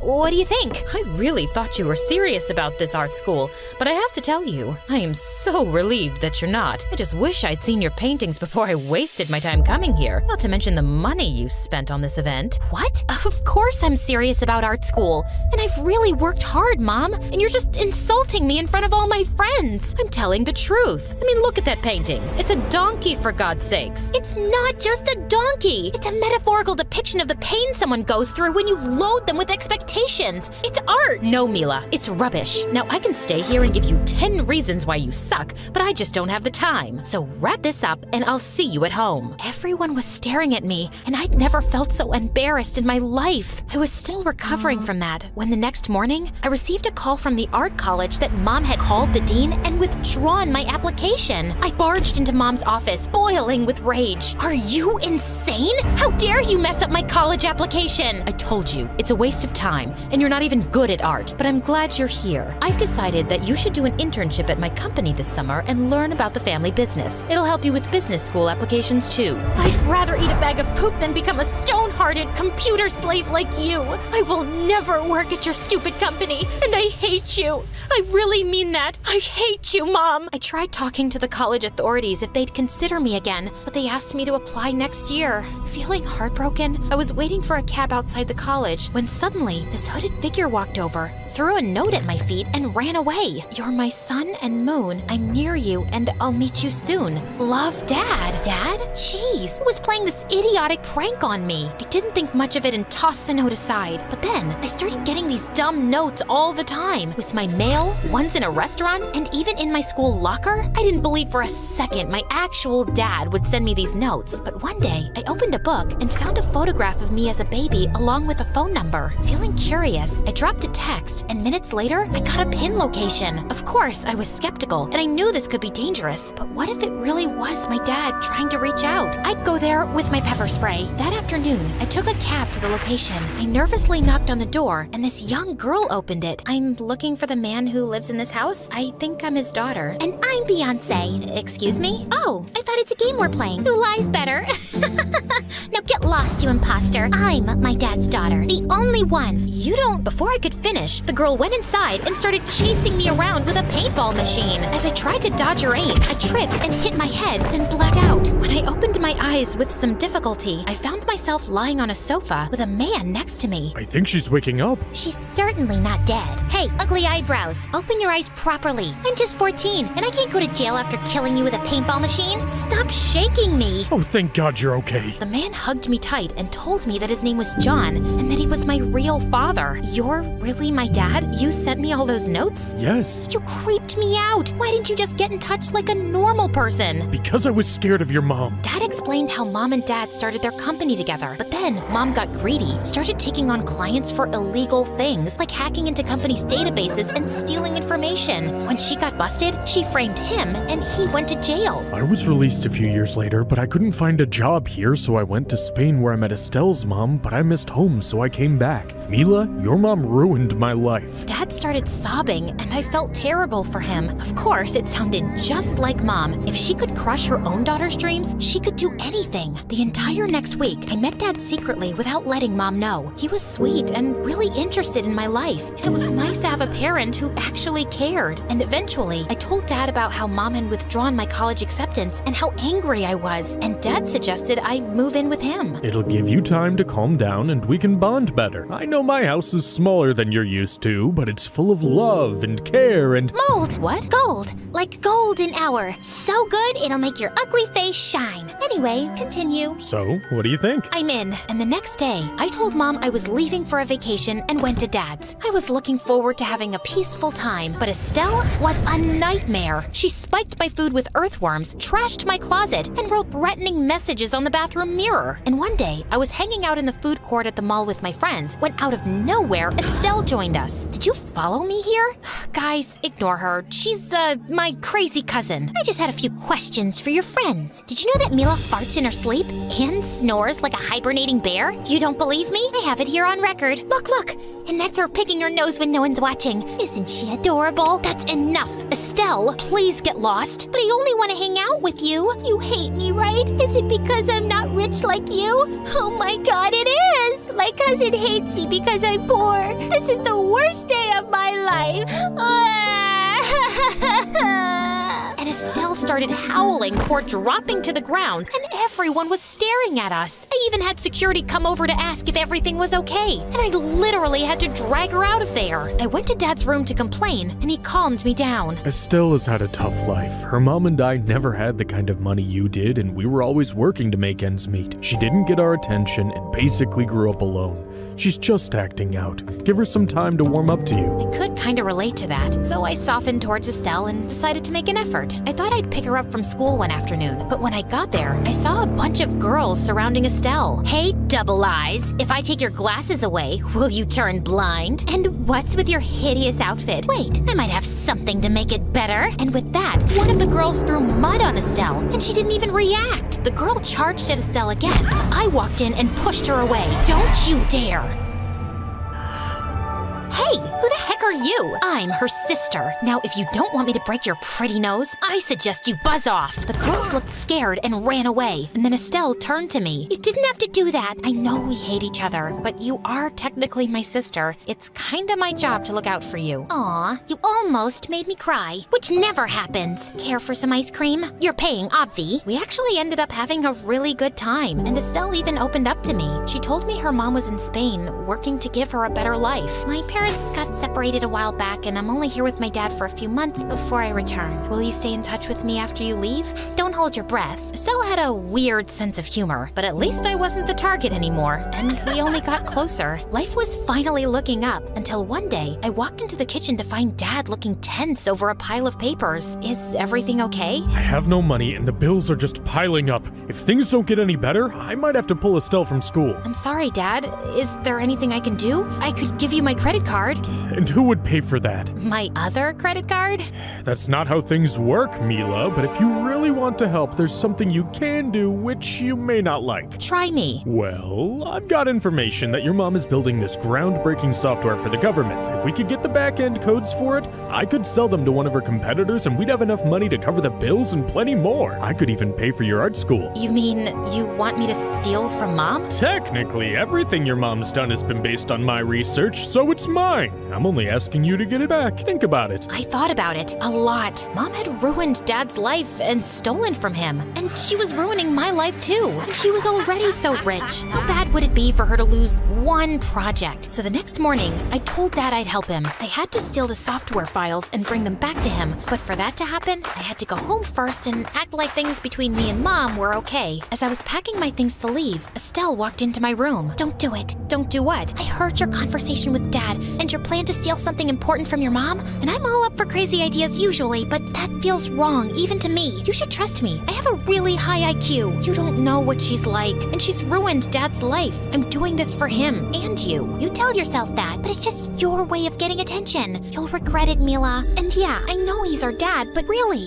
why are you trusting a guy you just met a month ago? Just go away and play with something, Estelle. You're just a kid. No need to butt into grown-up business. Fine, don't say I didn't warn ya. I went back home the next day, and Mom was pleasantly surprised. I've had a lot of time to think, and you're right. I don't want to be a painter and die poor. I'm ready to take you up on the internship offer, if that's open. Of course it is. I'm so happy you finally found your way back. Mom hugged me, and a couple of days later, I started working for her. I kept a close watch on Mom, carefully observing her routine. Any chance I got, I sneaked into her office, but I didn't find anything. So a few days later, while Mom was away, I stole the key to her home office from her room, and sure enough, I found the files on her personal computer. The next day, I went straight to Dad's and handed him the flash drive. Excellent, Mila. Now you can just sit back and relax while I put this information to good use. Did you really mean it when you said you'd pay for my art school? Of course, honey. Why wouldn't I mean that? Well, you've lied about everything you've ever said to me. You can see why I would have trust issues. Excuse me? What do you mean? I was so angry at Mom, and I'd been so keen to find you that when I finally met you, I just believed everything you said. But when you asked me to steal from her, I began wondering if you turned up in my life because you actually cared about me, or if you just wanted to use me to get back at Mom. The last few weeks, I haven't been searching for the software. I've been digging deeper into what actually happened between you and Mom. Turns out, the two of you set up a company with her money, after which she found out you'd been stealing money and transferring it to an offshore account. And when she kicked you out of the house, you broke in and tried to kidnap me to extort money from her, for which you were caught and sent to jail. What? Who's been feeding you all this baloney? I found the documents of the court case proving you were embezzling, and also the police report of the break-in and attempted kidnapping, plus the restraining order Mom has against you for both me and her. I've seen it all with my own 2 eyes. Oh, and obviously, that drive just has a bunch of nonsense in it. Did you really think you could just turn me into a criminal like yourself? Dad stared at me speechlessly, then snarled and flung the drive into the wall. Just then, the door flung open and Mom and Estelle walked in with police officers who had Dad in handcuffs within seconds. What are you arresting me for? I didn't do anything. If this girl says I asked her to steal something, she's lying! Oh, that's not why they're arresting you. You've broken the law by even being in the same room as me. Restraining order, remember? I'll be reporting this as another attempted kidnapping. Dad went kicking and screaming as Mom hugged me. I'm so glad you came to me and told me everything, Mila. I just wish I'd told you the truth sooner and kept you safe from that man. I had no idea he'd ever reach out to you. I'm really sorry about this and everything else. I haven't been a very good parent, have I? You can start now, and I know you were just protecting me from the truth. And if I wasn't angry at you, I wouldn't have trusted Dad so easily. Thank God Estelle knocked some sense into me and made me think about his agenda. Yeah, I'm very smart. Now, my mom's waiting for me in Spain, so can you buy me a ticket? And I hope you have a good life, which may be hard since you're kinda stupid. I don't like making a lot of trouble or a lot of noise. I just like hanging out with my friends and eating good sushi and being totally peaceful. But if you mess with someone I love, all the peace is gone and my heart burned like 1,000 flaming suns, and I'll become a monster. Before that fateful day when everything changed, I was just a normal, peaceful girl who lived with her parents and did my best in school. Though that wasn't always very good. The kids all knew not to mess with my friends because I would lose my mind and yell and scream and make their life horrible until they apologized. But when they did, I would just say thank you and go back to normal. I had no idea this little quirk of mine would change my life forever. I was on my way to meet my friends at the public garden on the bridge when I saw 4 guys surrounding them. But the guys all had their backs to me, so all I could see were my friends' faces, and they looked so distressed. I swear my friend Miyumi was about to cry. My head boiled and my cheeks turned red. I ran up to them, already yelling. What are you doing to my friends, you jerks? Get away from us! I panted like a dog, totally out of breath. The guys were all stunned, their eyes wide and mouths dropped open. Then Miyumi tapped me on the shoulder and said, Itsuki, they weren't picking on us. Then why were you about to cry? And you, Akari, I saw your face too. Don't defend these jerks. I know what I saw. Excuse me. I'm so sorry. We weren't harassing your friends. We were just talking to them. Oh yeah? Then why? Suddenly, I couldn't breathe. I saw his face, and all the air went out of my lungs. The rage in my heart became utter humiliation, and I wanted to crawl into a hole and never come out. It was... I'm Aoki, and they were just trying to get an autograph. These are my bandmates behind me. I swear, we weren't doing anything bad. I could barely hear a word he said because all I could think about were the millions of times I danced with my friends in my living room to their videos. It was Aoki from the band Take Back Time, the biggest, most popular band in all of Japan and almost the whole world. When he saw me freeze up, he smiled. Don't worry. It was really brave of you to stand up for your friends like that. We have to go to prepare for our show tonight, but why don't you guys come? Look, I always carry extra tickets just in case I meet cool people like you guys before a show. And if you want to come backstage after, just say this to the security guard and they'll let you in. He gave me a paper with the words abracadabra. Aoki sent me. I'm so sorry. It's okay. I like your courage. Maybe we'll write a song about it one day. They left and my friends screamed with joy, but I couldn't even think about going. I was so embarrassed. How could I do that? Yelling at someone just for being nice? And to the pop group I love the most. While we went to eat and my friends couldn't stop talking about going to the concert, I just kept replaying the moment over and over in my head. Except every time I pictured it, it got worse and worse in my imagination. I even started to believe I pushed him off the bridge and into the water. Itsuki, relax. That never happened. Plus, it was your crazy defensiveness that got him to give us the tickets in the first place. I'm not going. What? Are you crazy? This is the chance of a lifetime. We get to go backstage. Yeah, and I get to face Aoki again, my hero who I've idolized since I was in middle school. Except now, instead of meeting him like I always imagined, he'll always think of me as the crazy girl who punched him and made him cry. That didn't even happen. Well, that's what I remember, and you can't change my mind. So no, I won't go. I'll stay home and eat ice cream and cry. That night, I was home, eating ice cream and crying, when my phone dinged with a text message from a number I didn't recognize. All the message said was, outside. I looked out my window and there he was, the black SUV parked behind him. I assumed in case anyone saw him and he had to run away. I thought maybe I was dreaming, but nope, it was real. Even in my house, I couldn't hide from my embarrassment. I opened the window. I don't have makeup on. I can't come out. How did you find me? I asked your friends when they came backstage. I just want to talk. I wanted to talk to you. Talk to me about what? Come down and I'll tell you. I took a deep breath, got myself as ready as I could with such a short amount of time, and went out to meet him. Even now, after doing a whole show for hours of dancing and sweating, he looked perfect. I can't believe you came here. Don't you hate me after I yelled at you for no reason? Hate you? I think you're the coolest person I've ever met. I think your idea of cool and my idea of cool are two very different ideas of cool. He laughed. I wasn't even sure I'd made a joke. What did you want to talk about? Before we get to that, do you want to go to the beach? Now? It's the middle of the night. I know, but when I'm on tour, I almost never have time to go.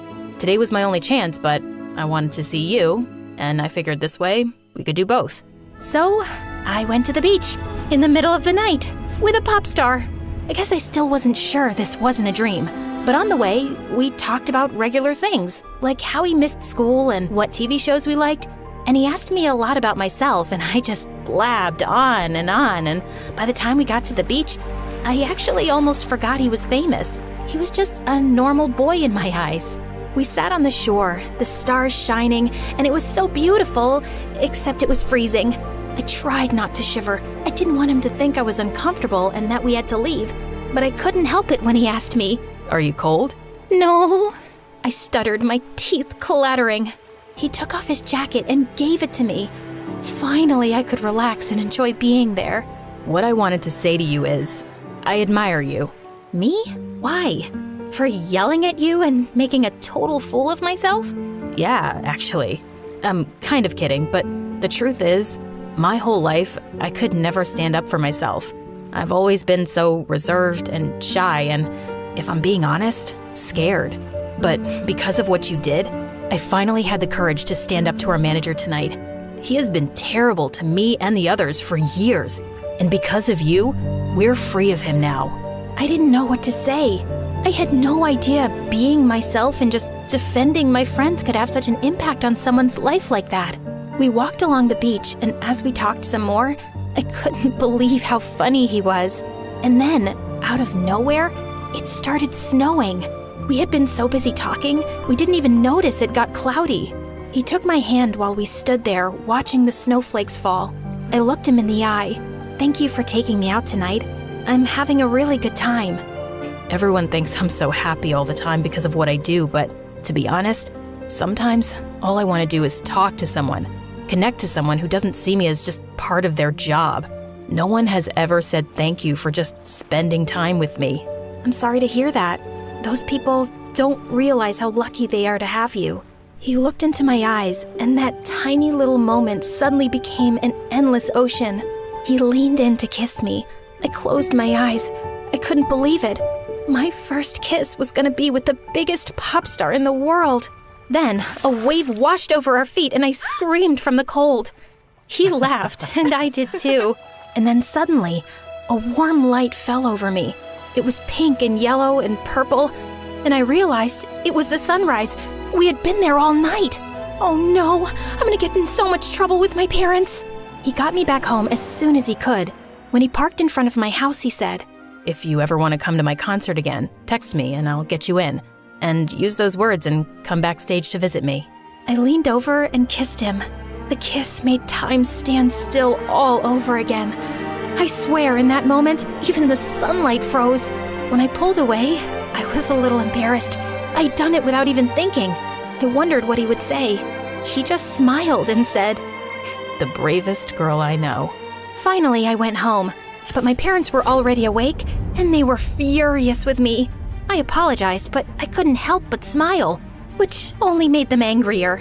They sent me to my room and said I was grounded for a whole week, but that was fine with me. For the next few days, all I did was write about that night. I texted with him as much as I could.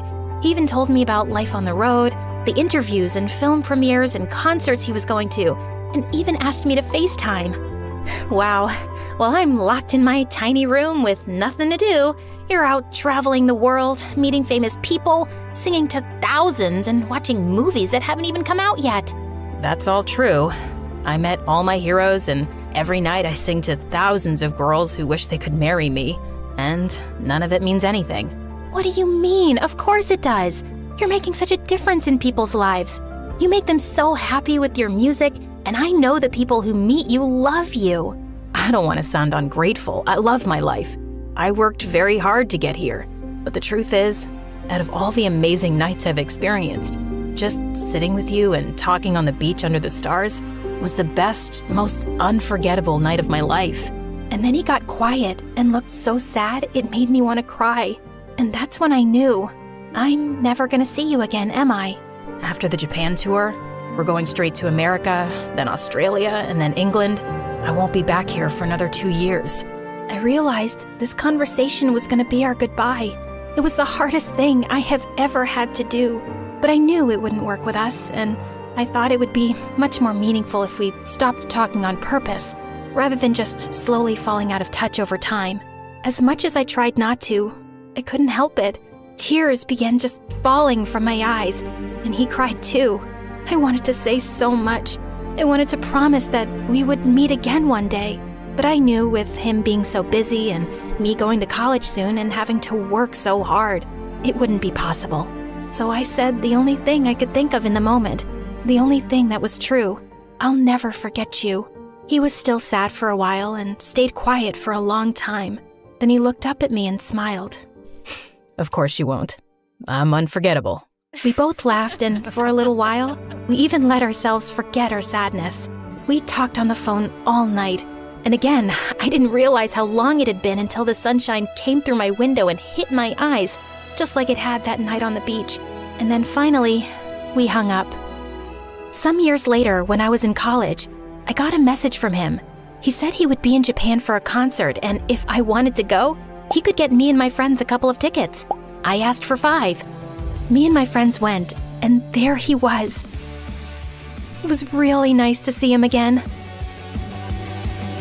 And then, just as the concert was about to end, his bandmates all left the stage, and the lights went out except for his spotlight, and he played a song on his acoustic guitar that no one had ever heard before. The song was called "To the Bravest Girl I Know," and it described everything that happened between us. I didn't tell my friends it was about me.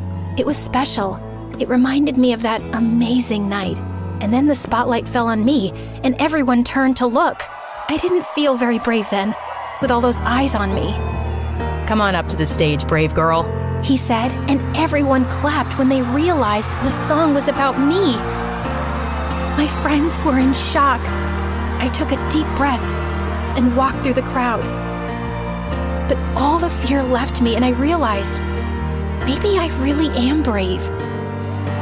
On the stage, he met me in the middle, putting his guitar on the stand and turned off his microphone so that when we talked, it was only for us. Hey, I missed you. Of course you did. I'm great. He laughed, and then, with the whole world watching, he kissed me right then and there. The crowd went crazy with applause. I don't know what'll happen, but for now, I'm just happy being his brave girl. Growing up, the only person who ever noticed me was my big sister Akari. My mom traveled for work so much that I even called Akari Mom when I was too little to understand what was going on. My sister would take me to school where I would sit in silence and never say a word to anyone until she picked me up again. And then I wouldn't shut up the whole way home. But she didn't mind. She liked hearing me talk and she liked playing games with me, like making me look like one of her dolls. She would also give me a makeover using our mom's makeup, or dress me up as a monster and have me chase her around the house. Rawr, I'm gonna eat your head. My head? Yeah, it's the yummiest part. You really are a little monster. Rawr! When we got older, our mom moved to another country for work. She asked if we wanted to come, but we decided to stay. Akari had graduated from university and had a real job now, so we didn't have much time to hang out. But every Friday, I would wait for her at the train station near my school for when she got out of work, and we would hang out all weekend. And even though we grew up, nothing really changed, except now we didn't play dress up anymore. Now we dressed up for real to go out to dinner or the arcade or whatever we wanted. We had the best life. The only problem was, I was still too shy to talk to anyone, especially boys. One time when we were at the arcade, I saw a boy staring at us. Akari elbowed me. "He's looking at you, Nozomi. Go talk to him." My cheeks got so red, my hands all clammy. I suddenly froze up and couldn't even play the games anymore. Okay, let's go home. You don't have to talk to any boys. But you know, it would make me really happy if you tried, at least once, for me. Maybe you can talk to a boy for me. Then I won't have to do any work. She gave me a dirty look, but she was only kidding. I knew she was right. I just had no idea how I would ever talk to a boy. Then one Friday, the train that was supposed to arrive didn't come, and suddenly I got a really bad feeling. After 30 minutes, the train finally came, but Akari wasn't on it. I called and called, but she didn't answer. Then finally, I got a call, but it was from a random number. Hello? Is this Akari's sister, Nozomi?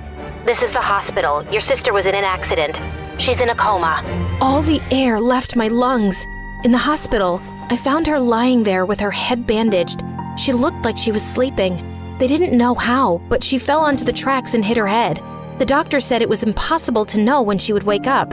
From that day on, I started visiting her every day. I usually read to her, but one day I forgot my book, so I just talked. And when I left, I ran into the nurse in the hallway. If you have time, maybe you can talk to him too. He's in a coma like your sister. I think he was part of the accident she was involved with. He was? I think so. But we don't know who he is. He didn't have any ID when he was brought in. He had no one to visit him? I felt so sad. I imagined my sister being here all alone with no one to talk to her all day. Before I knew it, I was in his room. He looked a couple of years older than me. I sat down beside his bed and without even realizing it, I was just talking to him just like I talked to Akari. 30 minutes later, I was finally out of things to talk about. That's when I realized something. You know, you're the only boy I've ever talked to. You're a really good listener. I started bringing 2 books to the hospital every day after that. One for my sister and one for the boy with no name. Something strange happened after I was reading to him for a few days. Every night when I went home, I would think about him and even dream that we met and talked and fell in love. I realized it was ridiculous to fall in love with someone I didn't even know. And the next day, when I read to him, I tried to push the thoughts away. But for some reason, I just couldn't help but think, maybe it was love at first sight. That night, I decided to leave the book I had been reading to him in the hospital closet so I wouldn't forget it. But when I opened it, I saw there was a leather sketchbook inside. I opened it and saw that it was drawings of people at the train station. Every page was a different person. I flipped until I found my sister. I couldn't believe it. I realized then that the nurse was right. They must have been in the same accident, and it gave me a great idea. Maybe if I could find out what happened, I could find out who he was. I went to the train station from his drawings. It was the same one Akari used to come and see me after work on Fridays. I saw a woman waiting for the train. Excuse me, do you know about an accident that happened here a few weeks ago? Yes, I was here. A young woman fell from the platform as the train was coming and she hit her head. She would have died, but then the boy jumped down and picked her up. But as he pulled her away, the side of the train hit his back and he fell too. Whoa, the boy I had been reading to all this time had saved my sister's life. Maybe I wasn't so ridiculous for having feelings for him. Maybe it was destiny. Then the woman pointed to an elderly lady. That older woman, I think it's the boy's grandmother. She's been coming here every day waiting for him. We tell her he's in the hospital, but she doesn't remember. I was so sad to see her waiting there for him. I wanted to tell her what happened. Excuse me, ma'am. Are you waiting for your grandson? Yes, he's never late. I don't know what happened.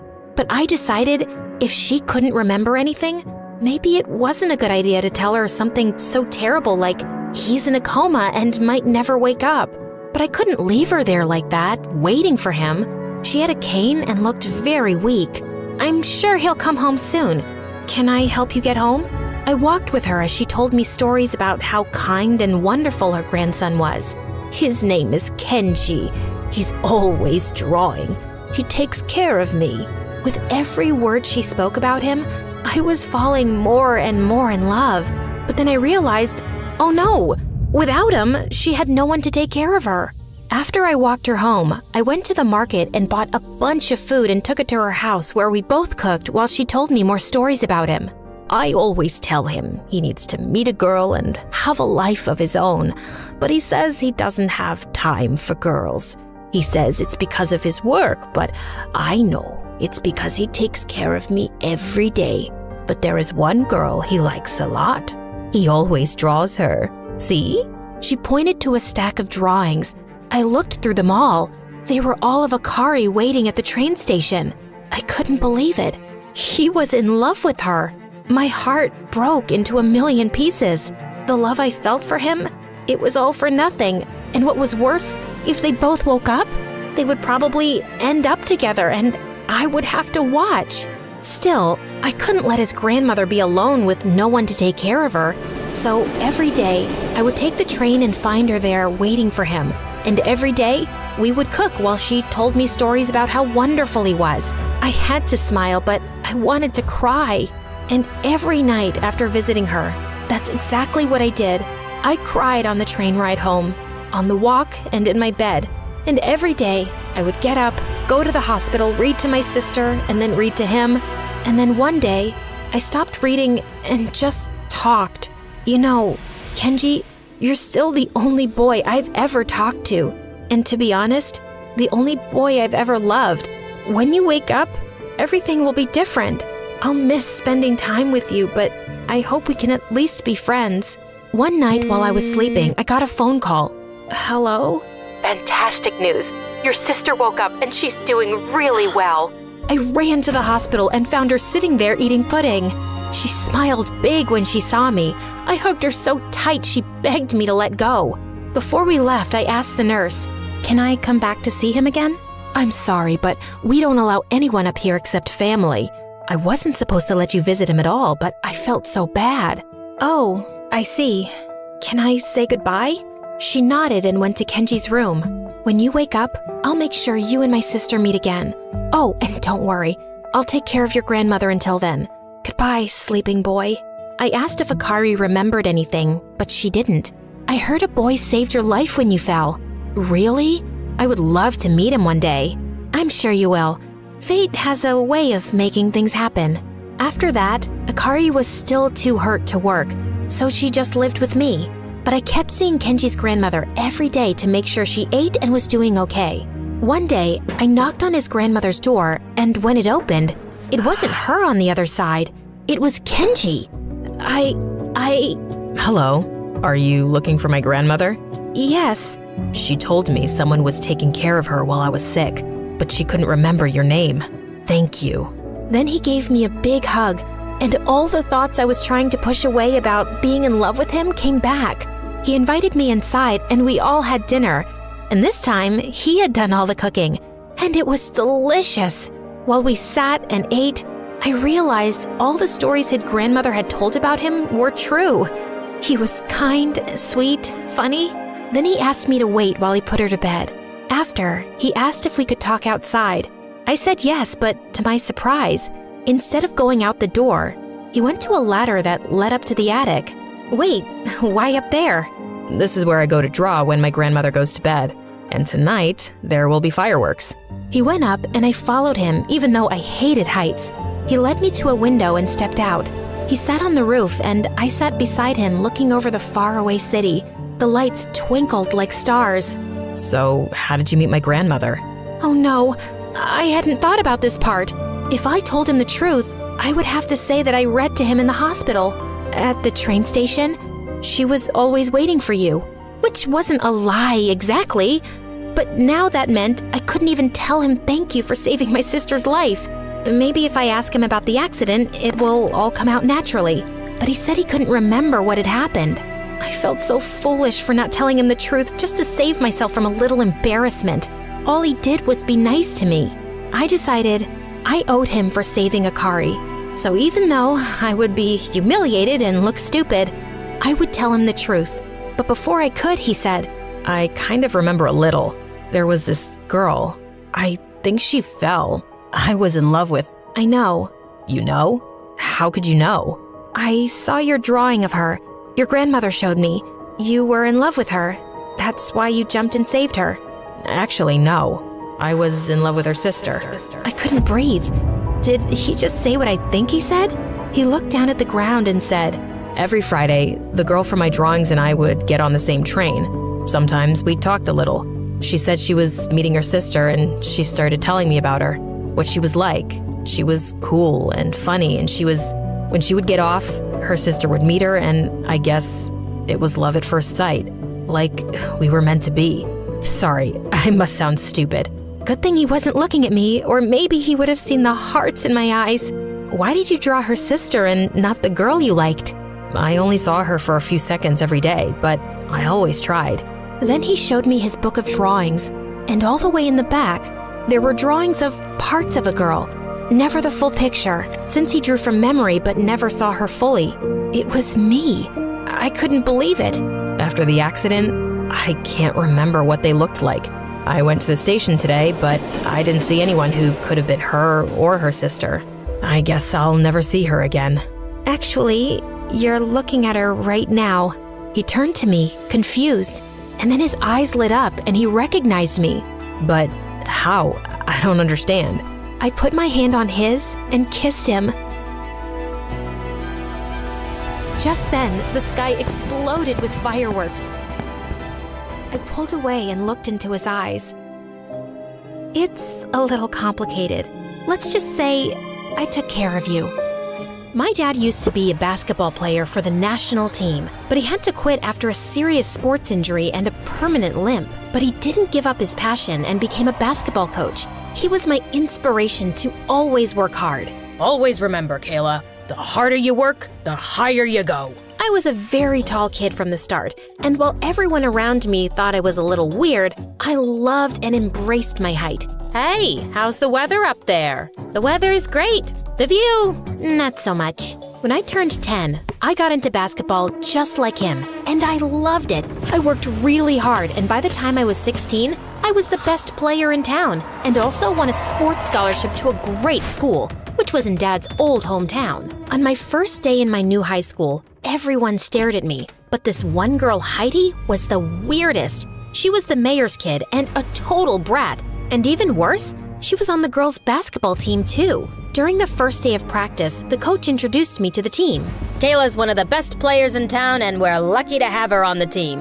As if I can take that giant down in one shot. Excuse me? Did you say anything? I was just saying that being tall doesn't make you the best player. I have the skills to beat you. Really? I'd love to see you try. Heidi and I had a one-on-one match, and I totally owned her. The coach was super impressed and asked me to take over as the team captain. I was over the moon.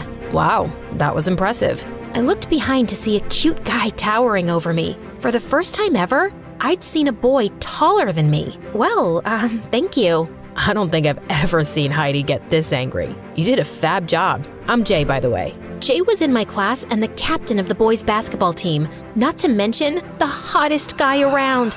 After that day, Jay and I started hanging out a lot and even trained together in school. By the time we were in our senior year, Jay was my best friend and we were always together. Things were great, and when I broke the record for highest baskets in a season, Jay was the first one to cheer for me. Wow, look at you. You had a great season. Well, thank you. It wouldn't have been so good if it wasn't for your grueling training. Well, you're welcome. It's been a pleasure to work with you. As we were talking, I opened my locker and was bombarded with glitter shots. My clothes, face, books, and even Jay's clothes were covered in pink sparkles. Wow, looks like you have a secret admirer. More like a hater. We both know who this is. Oh my God, just when I thought you couldn't look any worse, you show up in a full face of glitter. Is that a new makeup trend? For losers? I wouldn't know since I just had the perfect season. How was yours? Scored any baskets? Cheeky are we? But hey, look, you've ruined Jay's clothes too. Just like you're ruining his reputation by hanging out with him. Why don't we ask him? Don't look at me. I just want to get changed. I am terribly late for class. As Jay left, Heidi stared at me with death in her eyes. What is your problem? You've been after me since the day I came here. I want you to pay for what your dad did to my dad. What? What did he do? And isn't your dad like the mayor? Yes, he is. But your dad made him miserable in school. He was a bully, and I'm gonna take his revenge on you. Someone's gotta pay. I think you're confusing my dad with someone else, weirdo. I walked off quickly. This girl was crazy and just making things up. My guess was that she hated me mostly because I was close to Jay and she had the biggest crush on him, which she didn't hide. A few days later, while I was in the locker room changing, I heard Jay screaming my name. What's wrong? Why do you look like someone stole your Air Jordans? It's not funny, Kayla. Do you really mean it? How am I supposed to know? You tell me. Did someone steal your Air Jordans? I'm not talking about that. I'm talking about this note you left me. And I understand how you feel, but this is all just a bit of a shock to me. I was so confused until I took the note from Jay's hand and saw that it was a love confession from me. And I didn't even write it. I had a feeling Heidi had something to do with this. But before I could say anything, I saw her walking out of the gym. So I just grabbed Jay by the collar and kissed him. Wow, that was weird, I know, but just play along. Heidi's watching us. I'm sure she's the one who sent you the note.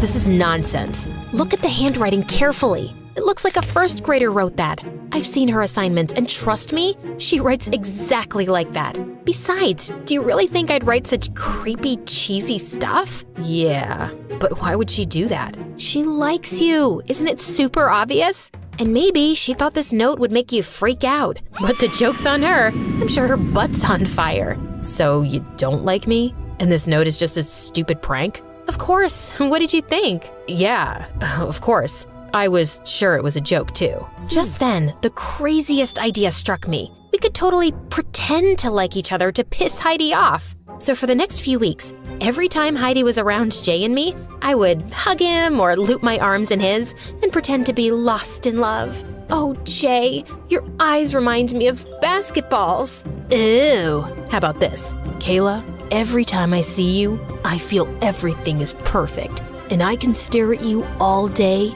deep in those perfect brown eyes. He was just being lame, but somehow it made my heart skip a beat. How was that? Enough to convince her? Now, if we're done, let's go to class. Yeah, totally. This continued for days, and I could tell that watching me and Jay together as a couple was burning Heidi to a crisp. She was so distracted by everything that her game was at an all-time low. And even the coach decided to bench her for the upcoming championship. Don't you think we've gone too far? We should just let it go now. But the fun's just begun. She's always been mean to me. Have you forgotten the days when she ruined my new shoes? Dad got them for me after saving for months. And what about the time she burned my jersey and the coach screamed at me? She deserves it. But pulling a prank on her only makes you more like her. Think about that. Jeez, relax. You don't have to go all Buddha on me. Besides, it's only for a few weeks. She can stay distracted, and I'll perfect my game for the championship. Only the best player will get to go to a college with the prestigious Stanford scholarship. So that's what this is really about? You want the scholarship? That's not what I meant, Jay. Yes, of course I want the scholarship because I'm not as rich. But you know what? I get it. You're right. It was me who got mixed signals. Mixed signals? What did he mean? I wanted to ask him, but before I could, he flung his bag and walked off. When I tried calling him that evening, he totally avoided my call and didn't show up to school the next day, or for a whole week after that. I left him a text, and all he said was that he was down with a bug. I was sitting in the cafeteria one day watching my favorite MSA videos when suddenly Heidi plopped her butt next to me. Trouble in paradise? Where's your boyfriend? Who? Oh, Jay. He's not well. Oh, but I saw him at the party last night, and he looked fine to me. Did he finally realize you're too trashy for him? Or maybe he finally got tired of looking at your dumb face every day. Who knows? I got up and left, but I felt bad about Jay lying to me. He said he wasn't well. Then why was he at a party? Or maybe Heidi was just lying to get under my skin. I had to confirm it, so I went to his place to check on him, but security told me he wasn't around. And the next day when Jay showed up, he totally blew me off. Hey, where have you been, and why aren't you answering my calls? Because I didn't feel like it. Now, can you move? I'm trying to get some practice. The championship is coming soon? Oh, you would know that, since it's so important for you and your precious scholarship. Are you still hung up on that? I said, I'm sorry, Jay. I didn't mean it like that. Is she bugging you? Is my coochie coo honey bunny getting annoyed? Jay continued shooting as I stared at Heidi in shock and then burst out laughing. I don't know what's funnier, that dumb dress you're wearing or the fact that you just called Jay all sorts of marshmallow names. Oh, I'll tell you. The funny thing is that you're out of the picture and I am Jay's girlfriend. You're what?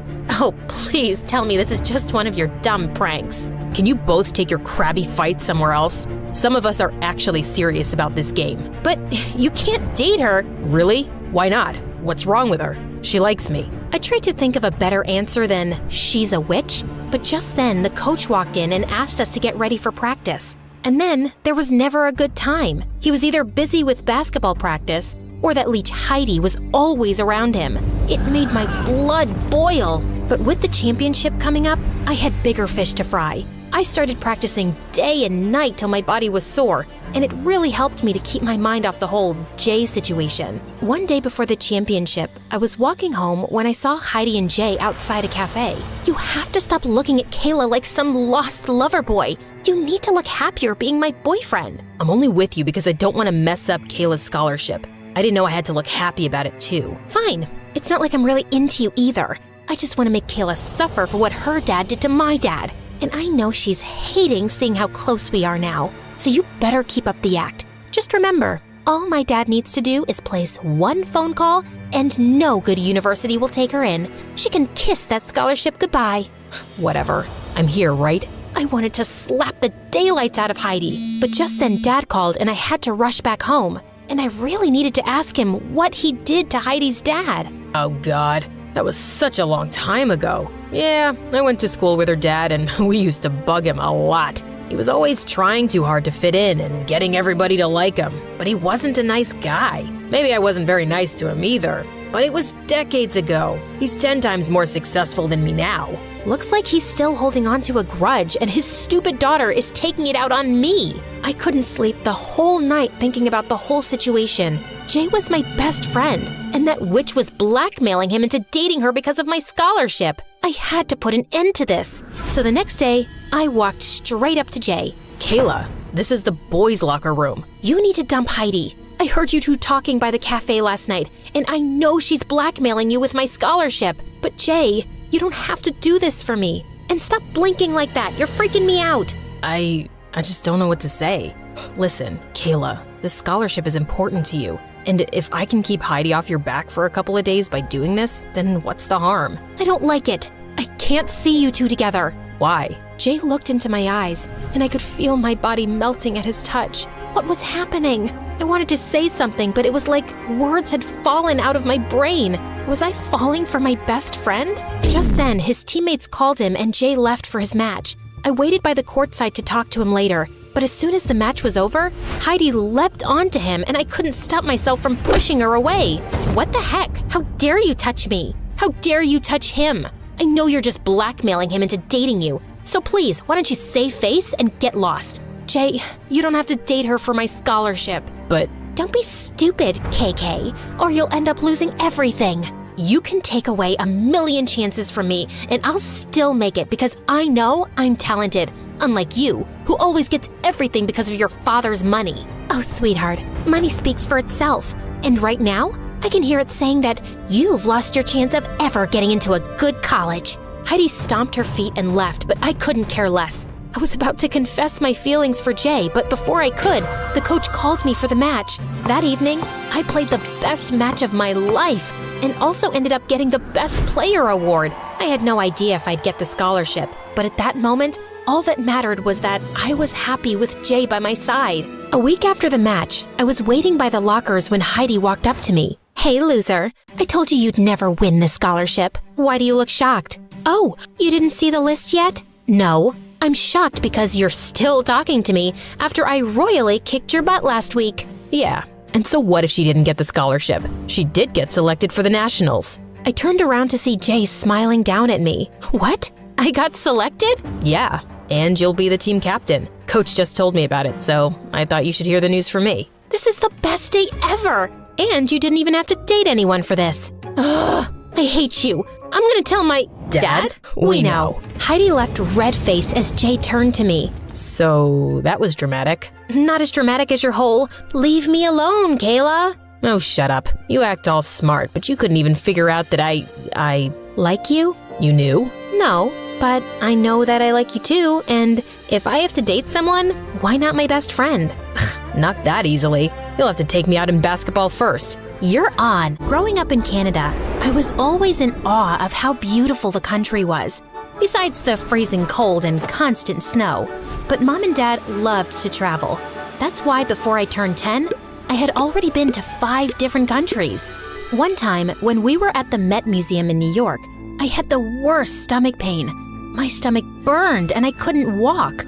Mom, Dad, it hurts. They rushed me to the hospital, and throughout the day, they tried to calm me because I was so scared. Honey, you're gonna be fine. Don't worry, we're here. She must be in so much pain. Look at how much she's sweating. My poor baby. And then it all went blank.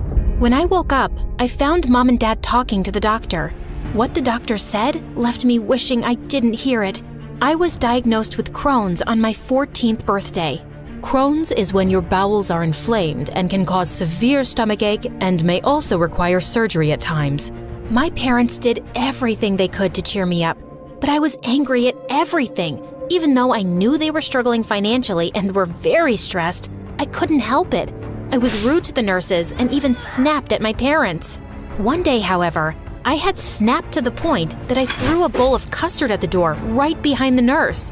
That's so disgusting! Who eats food like that? Billy, that's no way to behave. They're trying to help you. I don't want anyone's help. None of you understand how much pain I'm in or what it's like to be stuck in here. It would be an understatement to say my parents were shocked at how much my behavior had changed. I hated everything about my life. I was away from my friends, stuck at the hospital eating tasteless food, and worst of all, my condition got worse. When I turned 15, I had to get a stoma temporarily, which is kind of gross and you don't need to know the details, except that I had several questions for my doctor. Will it stink? Is it safe? It won't cause an infection, right? Honey, give the doctor a chance to answer. Because of the surgery, I had to stay in the hospital for a couple of months so I could be monitored. The pain was getting worse, and I hated being at the hospital at first. One day, I walked out of my room because I couldn't sleep. That's when I heard someone crying. I walked towards the sound and saw it was Mom, and Dad was trying to calm her down. I don't know how to help her. She's so upset here, and the bills will keep getting higher. What do we do?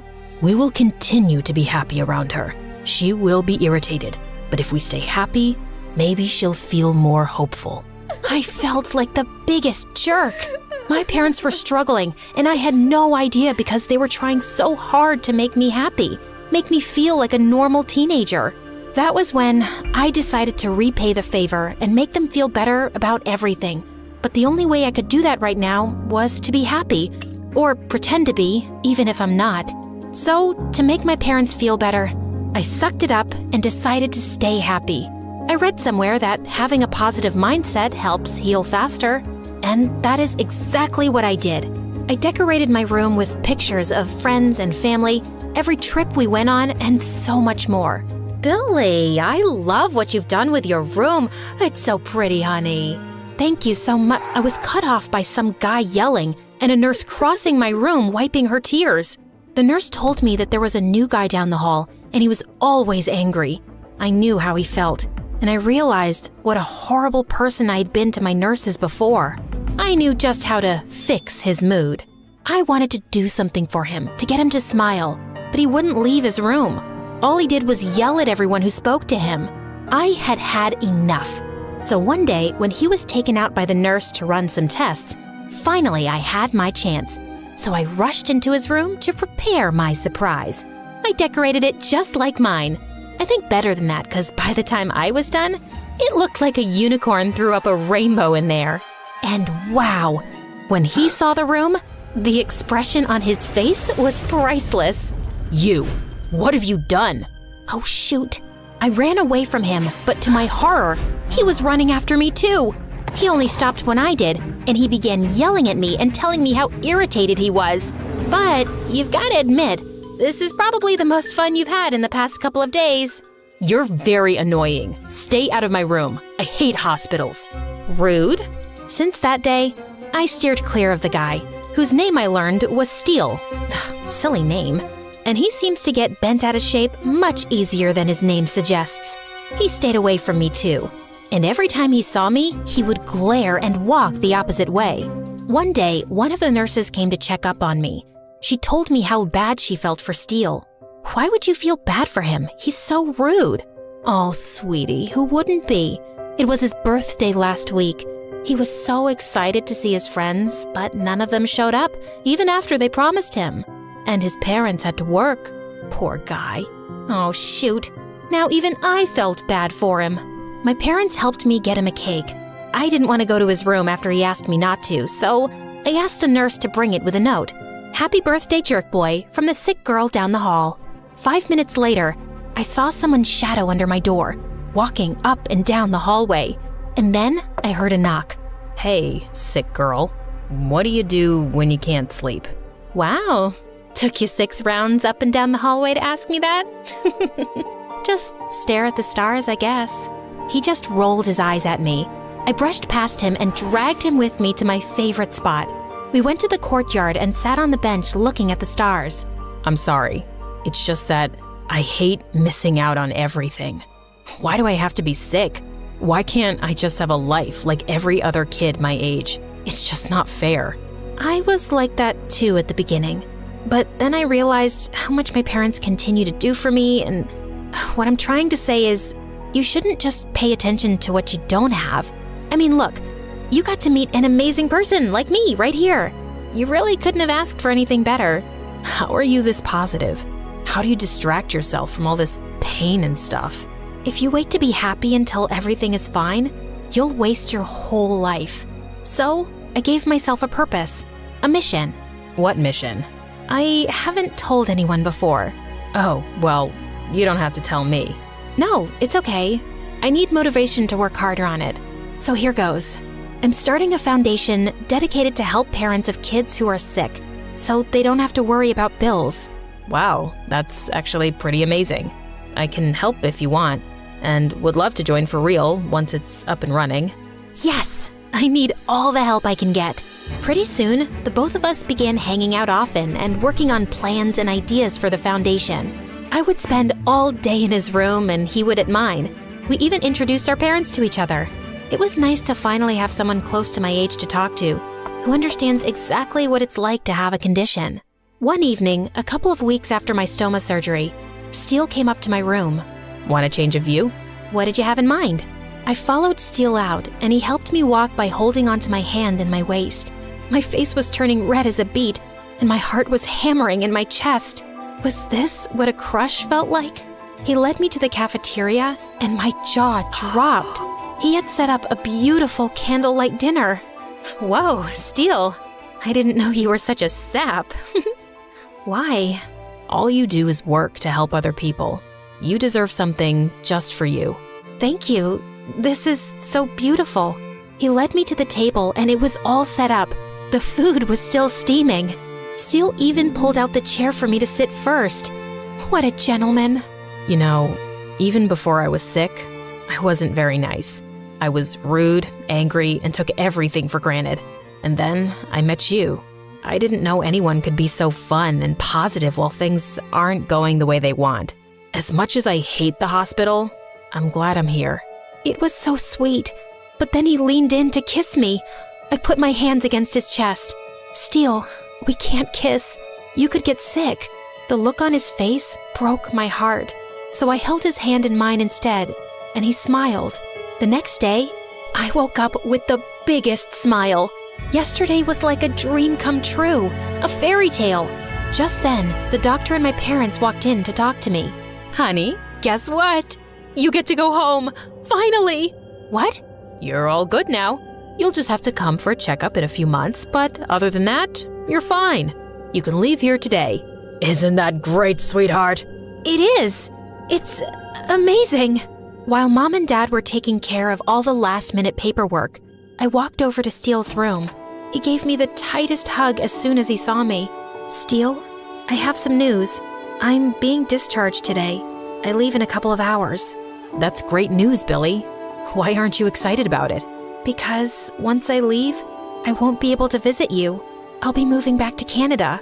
Oh, is there... The first few months, I thought every other person I saw on the street was Steele. Everywhere I looked, there he was. I felt like Cupid had hit me with a bucket of love with Steele's name on it, but I pushed it aside. There was nothing I could do. As the years passed, life got in the way, and eventually, we both lost touch with each other. I got extremely busy with completing high school, trying to get into a university, and with the foundation. I put all of my focus on getting it open. After organizing talent shows and competitions as fundraisers and to get some awareness on it, I got some attention and eventually got to meet the CEOs of the biggest organizations who wanted to help me out with my own foundation. But I was in for a shock when I spoke to them. So, from all the donations and money you make, we will get 40% of the cut, and you can decide how much you want to keep and give the rest to the families. I'm sorry, but did you just suggest that you and I take the majority of the money that is supposed to go to struggling families? Of course. I don't agree. That is not the goal of my foundation. You're just a child. This is how it works. I have nothing to lose if you deny this offer. It's just you who will struggle. I was fuming with rage when I stepped out. I ranted about it for days to my parents. I had to take matters into my own hands. I worked hard for years at university and internships. And finally, at the age of 22, I opened my very own foundation. It became known globally. I was one of the youngest CEOs in the world, and I was on many magazine covers as well. I'm not gonna lie, that was fun and it made me feel great.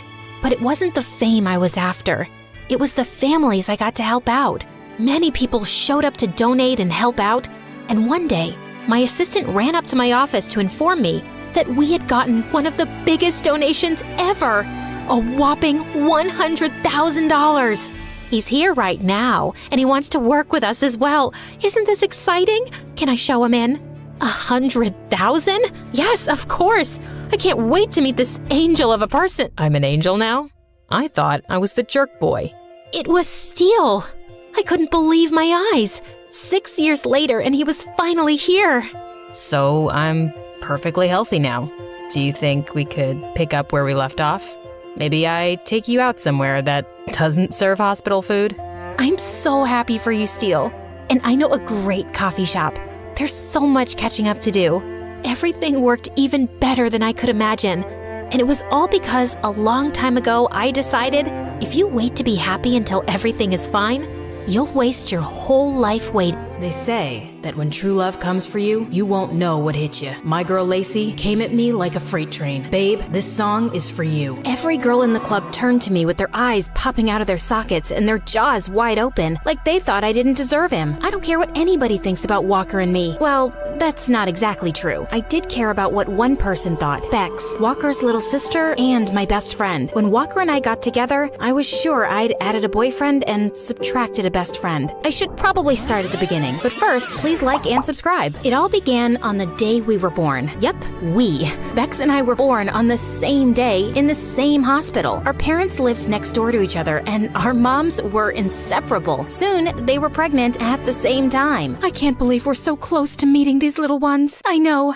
they're gonna be the best of friends. It's as if Bex's mom had a crystal ball because she was spot on. Bex arrived 17 minutes before me, and we've been BFFs since. She's always been kind of motherly to me, and she took her job as the oldest seriously. We should clean up these toys and get a snack. But I was still playing with that. Did you pack your raincoat? It looks like it's gonna rain. When I say we did everything together, I do mean everything. We went to dance class together. Lacey, how are you so flexible? I feel like a statue next to you. Double jointed, I guess. We were each other's biggest cheerleaders, and we told each other everything too. My parents were fighting again last night. I'm worried they won't make up. Don't worry, babe. Your dad'll get a new job and that stress will just go away. But then, one day, when we were 13, life as I knew it changed forever. Bex and I were walking home from school. We were on the crosswalk when suddenly a car came screeching through the red light at high speed. All I remember was the sound of metal and glass and the smell of burnt tires before I was hit with a huge force, and then everything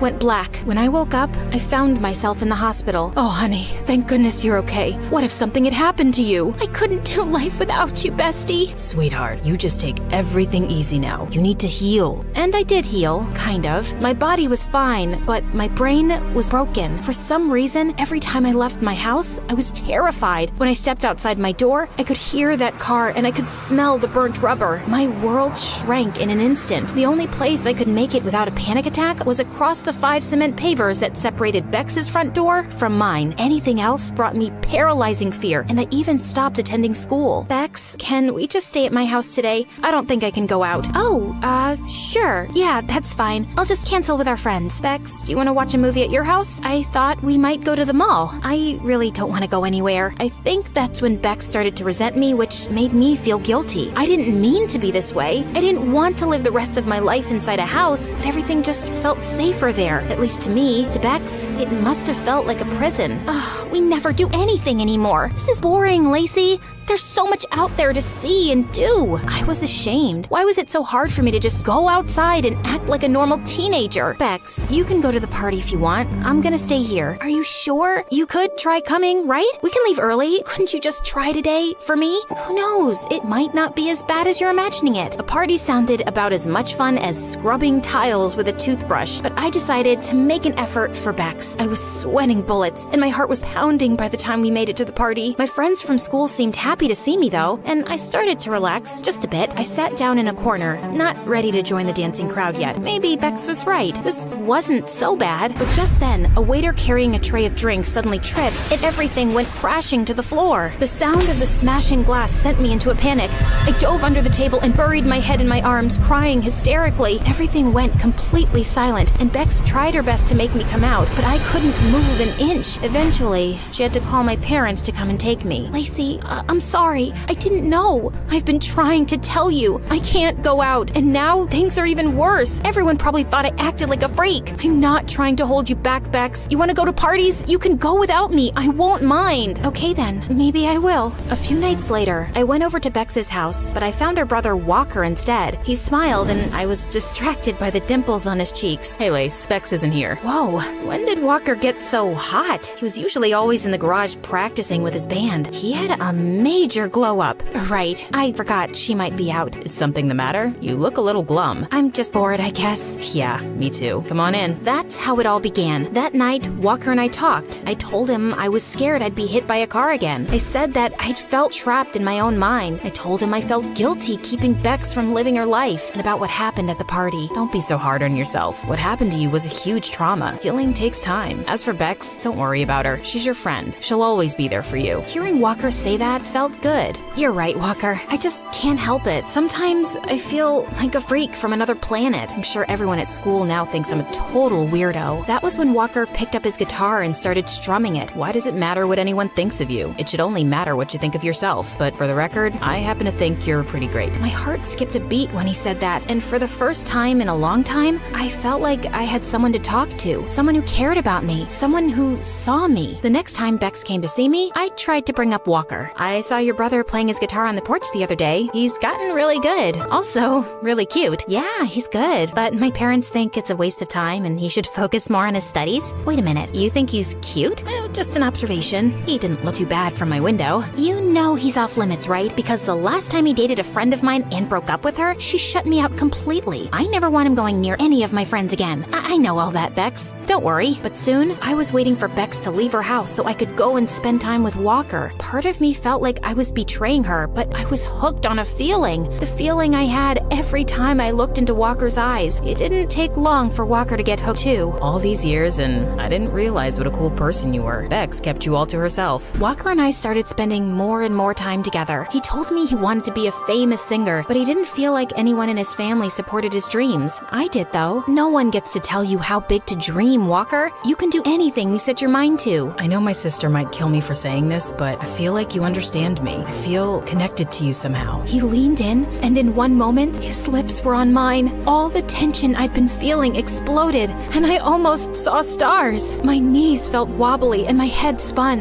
Whoa, you're perfect. But I could only think about one thing. Bex was gonna kill us. Walker, we can't do this. Bex is my best friend. So what? Don't give up on something that could be really good between us. Don't you feel it? His hand brushed my cheek, and soon I was lost in his eyes again, leaning in for another kiss when, what's going on here? I pulled away from Walker like he was fire, and I'd just been burned. Bex, I can explain. Explain what? Your spit-swapping fest with my brother? I told you I would never be okay with this. Oh no? It looks like I was just betrayed by the two of you. I don't want to look at either of you again. Bex pushed her way past us, and I swear I felt my heart break. I stared at Walker, but with my chest so tight, I couldn't find any words. So I ran. I ran home to the safety of my bedroom, and that's where I stayed. For days, weeks, I missed Bex terribly, and even though I didn't want to admit it, I missed Walker too. Honey, this isn't healthy for you. You need to leave the house. I don't want to leave the house. I want to stay in bed and let my blankets swallow me whole. No, go outside in the yard and get some fresh air. That's not a request. It's an order. Her tone told me she wasn't messing around. So I headed to the yard with my phone, a blanket, and a grudge. That's when I spotted Bex dressed in workout gear and running shoes, her attention focused on her phone. She stepped out onto the crosswalk, and that's when I heard the car. Then I saw it. Bex, look out! Huh? The idea of me getting hit by a car paralyzed me with fear, but the idea of Bex getting hit by a car was unthinkable. I tackled Bex to the ground so fast that we both just stared at each other, shocked and breathless. Lacey, you saved me. Of course I did. I can't do life without you, bestie. You're my best friend too. I didn't mean to kiss Walker, Bex. He just made me feel less alone. Bex looked ashamed. Walker told me everything. He said you inspired him and supported his music. He said you were like a song to him. And I'm sorry. I haven't been a good friend. I should have wanted you to be happy. I do want you to be happy. Walker raced out of the house and came running to us. Stop fighting. You're friends. We're not fighting. We're making up. If being with each other makes you happy, I want you to be happy. Both of you. Bex, does that mean... It means that Lacey can be your song again. With that, Bex left us standing there. Walker,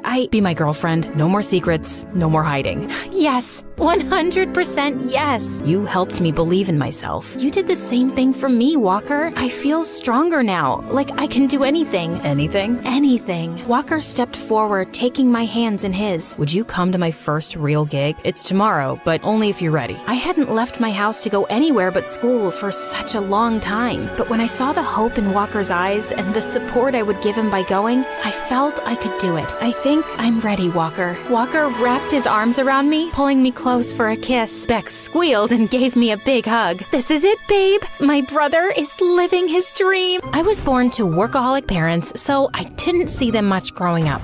My babysitter didn't find me too interesting either. She'd spend hours watching TV, watching weird wrestling competitions on the TV, while I would spend endless hours drowning my face in fashion magazines. It was my dream to start my own clothing line someday, and it would be so successful that my parents wouldn't have to work another day in their life and spend all their time with me. When I turned 16, Mom and Dad got me admitted into one of the best schools in the city and took me shopping to get some new stuff. I was smitten by this gorgeous designer handbag. Mom, can I have this, please? Emma, That's $3,000. We can't afford that. Not after that expensive school. Really? You work so much, I thought we were rich. Mom gave me a weird look and we left, but I couldn't take the bag off my mind, so I decided to make my own money. I made lemonade stands, mowed lawns, and walked every rich person's dog that needed a run, even ones twice my size. Wait, boy, not so fast! Right before the term started, I'd earned enough to buy a fake bag, and it looked somewhat similar. My first day, the entire parking lot was packed, but just then I found a cozy spot in corner. Slowly, I made my way in, feeling like a pro, until I heard an awful screeching sound. I'd hit a car and made a huge dent. While I was reeling in shock, calculating the damage, a tall boy stopped and stared at me. Wow, that's as big as the Grand Canyon. Good job. Sarcasm is not helping, dude. Do you have any idea whose car this is? Let me see. Looks like mine. Sure enough, he unlocked the door and tossed his backpack inside. My mind went into overdrive. How could he be so indifferent after I dented his very pricey-looking car?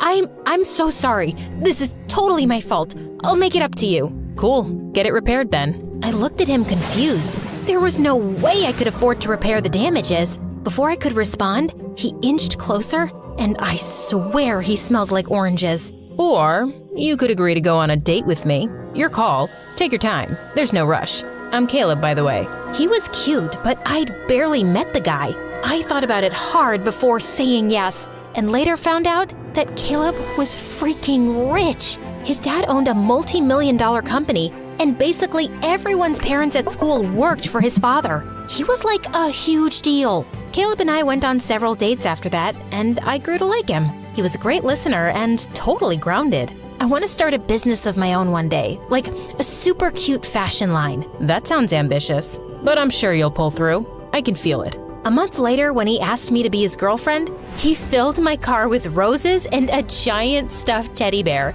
I was happy, but the girls in school just went bonkers. On our first date as a couple, Caleb gifted me an expensive handbag, the original version of my fake one. Wow, that's awesome, but I can't take this. You're my girlfriend now, and you only deserve the best. Caleb insisted, and I couldn't say no. It was my favorite brand after all. One day after school, Caleb invited me to his place where he lived all by himself. While he swam in his private pool, I sketched new fashion designs in my journal. What do you think? Very chic. You know you don't have to work, right? I'll have more than enough money to support us. I know, but this is my dream, and I want to do this for myself. Whatever floats your boat, love. Just remember, I'll always be there for you. That summer, I decided to take a business class at a local community college, and I was by far the youngest one there. Not that I cared. I belonged there. I was busy concentrating on what the professor was saying when a heavy voice interrupted me. So, Professor, you know all this from your successful businesses? I turned around to see a cute guy in the back corner, leaning in his chair with his feet propped up on the desk. Excuse me? I'm just saying, if you knew anything about marketing, you wouldn't be teaching. They went back and forth for a while. My professor got angrier and angrier while the boy remained calm. I couldn't believe how rude he was, but I had to agree. He wasn't entirely wrong. After class, I decided to grab lunch at the college dining hall. I was finishing a sketch in my journal when that rude boy came behind me in line. Is that meant for a unicorn? Excuse me? So now you're a PhD in designing too? That's designing? Let me show you something. Listen, I don't know what your deal is, but you cannot insult. Before I could finish, he pulled out his phone and showed me a clothing website filled with plain black t-shirts, and they were listed at over $100 each. This is my business. These boring black tees? You could get these anywhere. He clicked a few apps and showed me his bank statements. The number almost made me fall backwards. How could this guy be making thousands of dollars selling regular old t-shirts? I don't get it. Why are you even taking classes? What can I say? I'm a sucker for knowledge. You're crazy. Actually, I'm Eric, and you need a better teacher. Someone who knows how to make big bucks in real life and not some loser professor. He went on to cut me in line and buy the cheapest thing on the menu. For a while, I avoided Eric like the plague. I didn't want my work associated with him. But the more I researched about his business, the more I realized I needed his expertise. He could sell t-shirts just from the hype alone. So that following week, I put my pride aside and asked him to tutor me. Little did I know, it would turn out to be my biggest mistake. He talked way too fast and laughed at all my questions. He even made me work the customer service line for his business to understand how businesses work. I complained about Eric to Caleb all day. He's so rude and mean. I don't even know how to deal with him. Drop his classes then. I can't do that. He's good at what he does, and I can genuinely learn so much from him. Then take his attitude with a pinch of salt. Anyway, I have something that'll cheer you up. I want you to meet my parents. I was shocked. I only ever saw his dad on billboards or on TV commercials. Being nervous was an understatement. We met them at an expensive Italian restaurant in town the next week. His dad stood up to shake my hand, but when I looked over his shoulder, I saw none other than my tutor sitting at the same table. You must be Emma. We've heard great things. Just then, Caleb saw Eric too, and he seemed mad. What are you doing here? Not even a hello, brother? Brother? My head spun in a million circles. Eric and Caleb? Brothers? Caleb looked ready to fight him until their father got in between them. I invited him here, son. He's still family.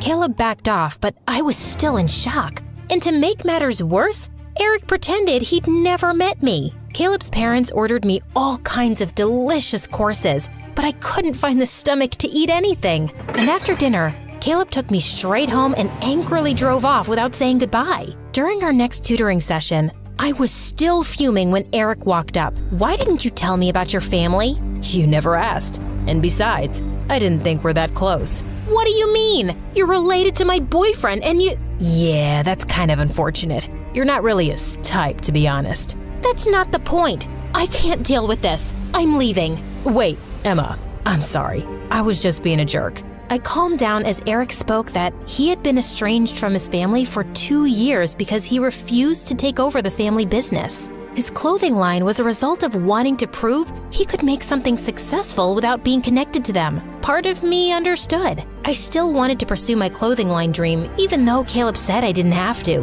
When I told Eric, he didn't laugh, but he seemed impressed. Take out your computer. You're making a website today. Eric helped me create my website from scratch. As usual, he was going super fast and I scrambled to keep up. But when I looked in my laptop reflection and saw him laugh, he looked different to me, almost attractive. Snap out of it, Emma. He's your boyfriend's brother. My website was good, but for the first few days, I didn't get many orders. But I didn't lose hope and continued sketching and building my brand. I worked on them for days until one night I got a call from Caleb and he sounded a bit off. Want to talk about it? Not really, but I have a surprise for you. Caleb told me that he'd put my name in a small fashion show for new designers. I couldn't believe it. Oh, you really shouldn't have. Yes, I should, and yes, I will. I've decided to be more supportive of your dream. Thank you. I was over the moon that day, but when I told Eric, he didn't sound as impressed. It's just a small show. Yeah, but it's big for me. And maybe after this, I might actually get some customers. You will come to the show, won't you? You're inviting me? Well, you've helped me get this far. It would be rude of me not to. When the day came, I peered at the audience behind the curtain. I was blown away to see Eric sitting in the back row. I was glad he showed up. Too glad to admit. Once my models were ready, they were off strutting down the catwalk wearing my designs. Surprisingly, the audience went crazy. I walked out and bowed with the last model and then jumped into Caleb's arms. Behind his shoulder, Eric was watching and he looked irritated. By the time I made my way to the back of the room, Eric was gone. The show had tremendously boosted my sales. Caleb invited me to his parents' home to celebrate. My brother will be there. Sorry. Why do you hate him so much? He's a total jerk. Anyone would kill to get my father's business, but he would rather do his own thing. Whatever. Joke's on him. I get the business now. Caleb's words didn't sit right with me, but I kept it to myself. We got to his mansion, and my eyes instantly started searching for Eric, but he didn't show up. We were halfway into the party when Eric strode through the door with a girl. Guess I wasn't missed. Mom, Dad, this is Angelica. My stomach turned. Since when did Eric have a girlfriend? By the looks on everyone's faces, they were thinking the same thing. Angelica's a model from New York. She has her own beauty brand. The more I watched them interact, the more I felt sick. It didn't make sense to me why I cared so much. Caleb, however, seemed to care for different reasons. That's so typical. Inviting people without asking Dad? Ugh, spare me for not being Dad's little saint. Suddenly, Caleb's dad flew into a rage, making Eric's date shrink away from the scene. That's enough, Eric. If you don't want to be part of this family, then stay out. Gladly, Father. Gladly. He turned and left the party. I found myself following him. Eric, wait. I'm sure he didn't mean it. And you've known them for what, a week? Now you're an expert? I looked into his eyes and saw there was pain there, even though he tried to hide it. You do care. You act like you don't, but you do. His face was so tense, I thought he would snap.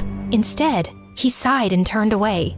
Just leave me alone. Listen, I need to... As I rushed behind Eric, my toe caught on a bump in the sidewalk and the ground rushed up to me. When I sat up, my ankle was throbbing, and Eric swooped me up in his arms. As he carried me back, I couldn't stop myself from falling for him. I knew this was wrong. I was with Caleb, but Eric was so much kinder and helpful and sort of a jerk, but he was always there when I needed him. After that day, I decided to keep my distance from Eric. Caleb was my boyfriend, and I couldn't betray him. I spent my days working on making my business better, and one day, my brand ended up exploding all over social media.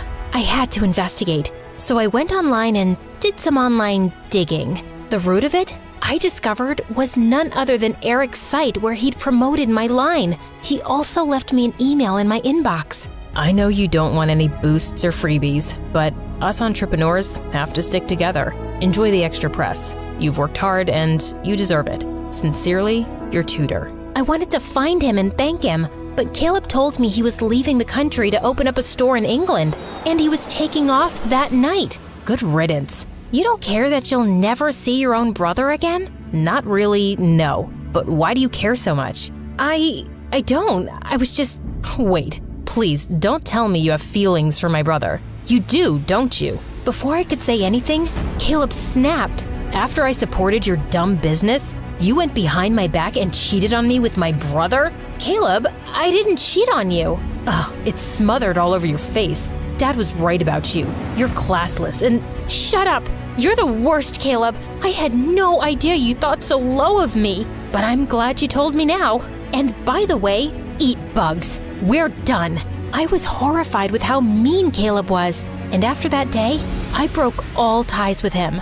I tried calling Eric multiple times, but he never returned my call. So, I guess that was done too. Some months later, I opened up a popular boutique in the city, keeping Eric's note at the bottom of my register. I tried to keep my mind off him as best as I could, and decorated my office with selfies of my parents enjoying their vacation in Greece. One night, just as I was closing the boutique, I heard a voice behind me. Does this come in amends? Eric!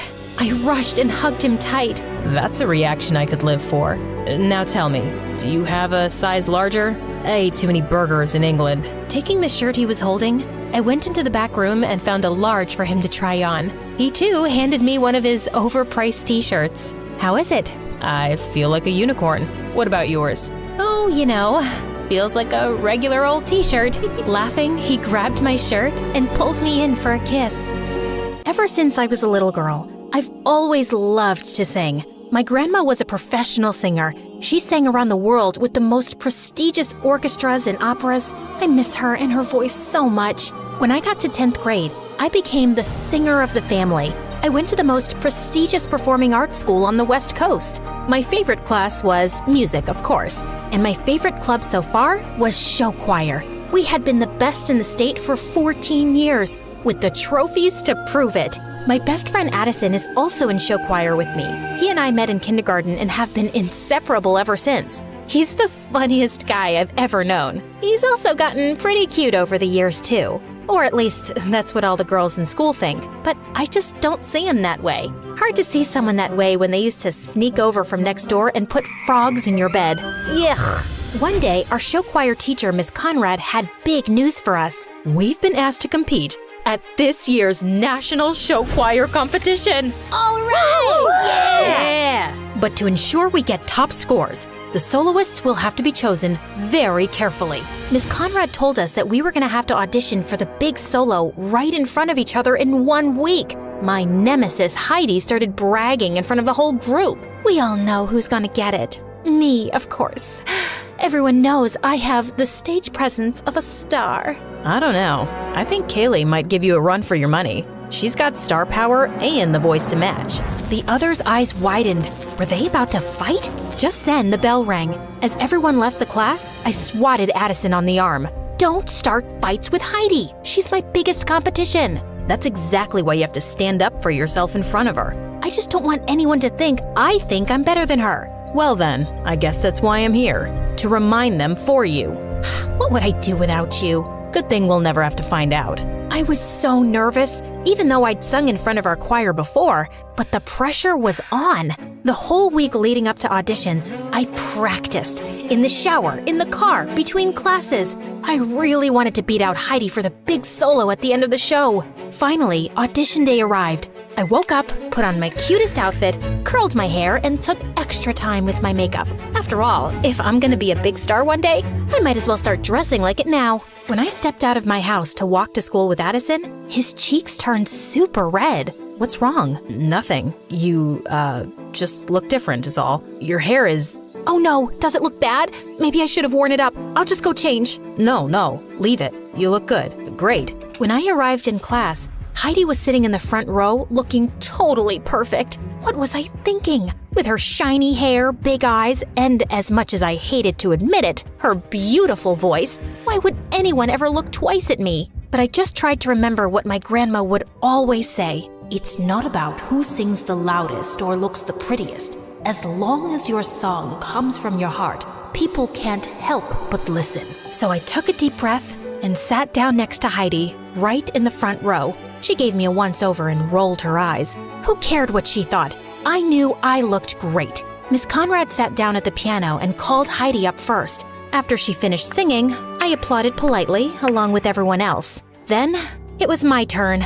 I stood confidently and turned to face everyone. Addison gave me a thumbs up from the back row. Such a good friend. Miss Conrad played the opening notes for my song when suddenly, the door to the classroom burst open behind me. I turned to look, and standing in the doorway was the most handsome boy I'd ever seen. Tall, with long brown hair that fell perfectly into his eyes. He looked just like a fairy tale prince. My jaw dropped. He handed a note to Miss Conrad. Class, this is our newest addition, Patrick. He waved to everyone, then put his hand on my shoulder, looked deep into my eyes and said, I'm so sorry I interrupted your audition. Knock 'em dead. Then he took my seat right in the front row. I gulped. Oh, now I was nervous again. I shook off my nerves, took a deep breath, and nodded to Miss Conrad. As she played, I could feel the music filling me up, all the way to the top. I opened my mouth to sing and let my song come from my heart. When I finished, the whole class burst into applause. I felt like I was walking on air. Patrick got up to sing something last minute. He was so good. The next day, Miss Conrad put up the list, and I had gotten the solo. And she'd even added a duet in the middle of the show for Patrick to sing with me. Looks like it's you and me, Kaylee. I'm so honored to be singing with someone as talented as you. I felt my cheeks turn red, and he grinned. You're so cute when you blush like that. Be careful, or I might just fall in love. He walked away with a wink at me. I couldn't believe he'd just said that, and neither could Heidi, who'd been listening around the corner. Don't get too comfy with that solo. Once Miss Conrad figures out that you'll cave at the first sign of pressure, I'll be ready to step in. Eavesdrop much? Jealousy isn't your color, Heidi. The next day, we started rehearsing for nationals. Everyone was working so hard, and Patrick and I sounded great together. But when it came to our dance, it was like I'd suddenly grown a second left foot. No, Kaylee, no. Once more from the top. Miss Conrad, I'm happy to come up front and show Kaylee how it's done. Not necessary, but thank you, Heidi. Just here for the team. After I knocked Patrick over by mistake for the third time, Miss Conrad called it a day. Kaylee, please go home and practice. Ugh, I could have wiped that smug look off of Heidi's face. Everyone went to start packing up their bags, and I started to head backstage to get my bag when Patrick came up to me. Hey, gorgeous. Want to stay and practice a little with me? Then it'll be perfect by tomorrow. Oh, I wouldn't want to impose. Your toes must be all bruised. That's okay. I really don't mind. And I wouldn't mind spending a little quality time with my co-star. Well, if you insist. Just then, Addison came up to us. Hey, Kaylee, ready to go? That's okay. I should really practice a little longer. I can practice with you. I could use a few run-throughs myself. Oh, well, Patrick already offered to stay behind and practice with me here. He did he? How are you gonna get home? I can drive her. Oh, do you live in our neighborhood? No, but, I mean, if it's not really convenient for you, I'm not spending time with Kaylee because it's convenient. Neither am I. I'm spending time with her because she's cool. My face turned bright red. Did he really mean that? Addison, I'm gonna stay here too, just for a bit to practice. I'll see you later, okay? Fine, if you insist. I'll, see you when you get home. He turned on his heel and walked out. Patrick turned to me with a grin on his face and held out his hand. Shall we? We practiced more and I was finally getting good. Patrick swung me out for our final spin, then pulled me in close and dipped me. That's when I noticed his face was just so close. His ice blue eyes staring deep into mine. Was he gonna kiss me? Just then, all the lights in the theater went out. Patrick dropped me in shock and I shrieked. All of a sudden, the lights came back on and Miss Conrad stepped back on stage. Oh, hey kids. I'm so sorry. I didn't realize you were still here. Ugh, I couldn't believe she'd interrupted our moment. Still, we waved goodbye to her and headed out. A little while later, when Patrick dropped me off, he got out of his car to open my door. Such a gentleman. It was nice hanging out tonight. I'll see you tomorrow, superstar. Then he wrapped his arms around me and gave me a big hug. Is this what heaven smelled like? Then I headed up the front walk to my door. So do you like him or something? I whipped around and saw Addison waiting on our front porch swing. I don't know, maybe. He's so cute and really talented. Okay. Cool, I guess. Do you still want to practice? That's okay. I think I got it now. Okay then. Well, then I guess I'll see you tomorrow. Here, I got you a milkshake. Hey, thanks. He started crossing the yard towards his house. Is it? Cookies and cream. Your favorite. Thanks. I'll see you tomorrow? You know it. Then it was finally time for nationals. As we arrived at the concert hall, I was overwhelmed by all the other groups here and overheard one girl say to another, "She was a little flat at the end." I couldn't believe it. What if I lost us the whole competition? All night and throughout all our warm-ups the next day, it was all I could think about. If I messed up again, I'd be letting everyone down, including myself. And there were several famous music industry people judging the competition. What if I ended my career as a singer before it even started? And then, it was almost time to go up. I tried to calm down, but I was shaking like a leaf. Miss Conrad, Kaylee doesn't look so good. Miss Conrad came over. She looked pretty nervous herself. Kaylee, you look terrible. Are you going to be able to perform? Of course, Because if you're sick, I can always put Heidi on. I'm ready to go, Miss Conrad. Just then, I spotted Patrick warming up down the hall. I just need a minute. I raced down the hall towards him. He was stretching, shaking out his hands, jumping up and down. Patrick? His expression was so strange. Was he nervous too? I'm so nervous. Do you think we could practice? Kaylee, I'm kind of busy. What if we... I really just need some space here, Kaylee. Yesterday, you said we were a team. That doesn't feel like a team to me. I can't do this right now. Could you leave me alone? Fighting back tears, I ran down the hall and found a corner backstage. I couldn't let anyone see me so upset, especially not Miss Conrad or Heidi. What was I gonna do? Suddenly, Addison stepped out of the shadows. He looked so handsome in his costume. Kaylee, are you okay? I threw my arms around him. He caught me and squeezed tight. I'm so nervous. I overheard one of the other teams say I sounded bad. Miss Conrad is ready to replace me with Heidi. Patrick isn't any help, and there's amazing industry people out there, and... Ugh! You sounded amazing in rehearsal. Those other teams were just jealous. Forget about Patrick and Heidi. Remember why you love to sing. What was it your grandma always said? Sing from your heart? Exactly. Just do that. I took a few deep breaths, and Addison was right. Will you just run the last part of the number with me? Of course.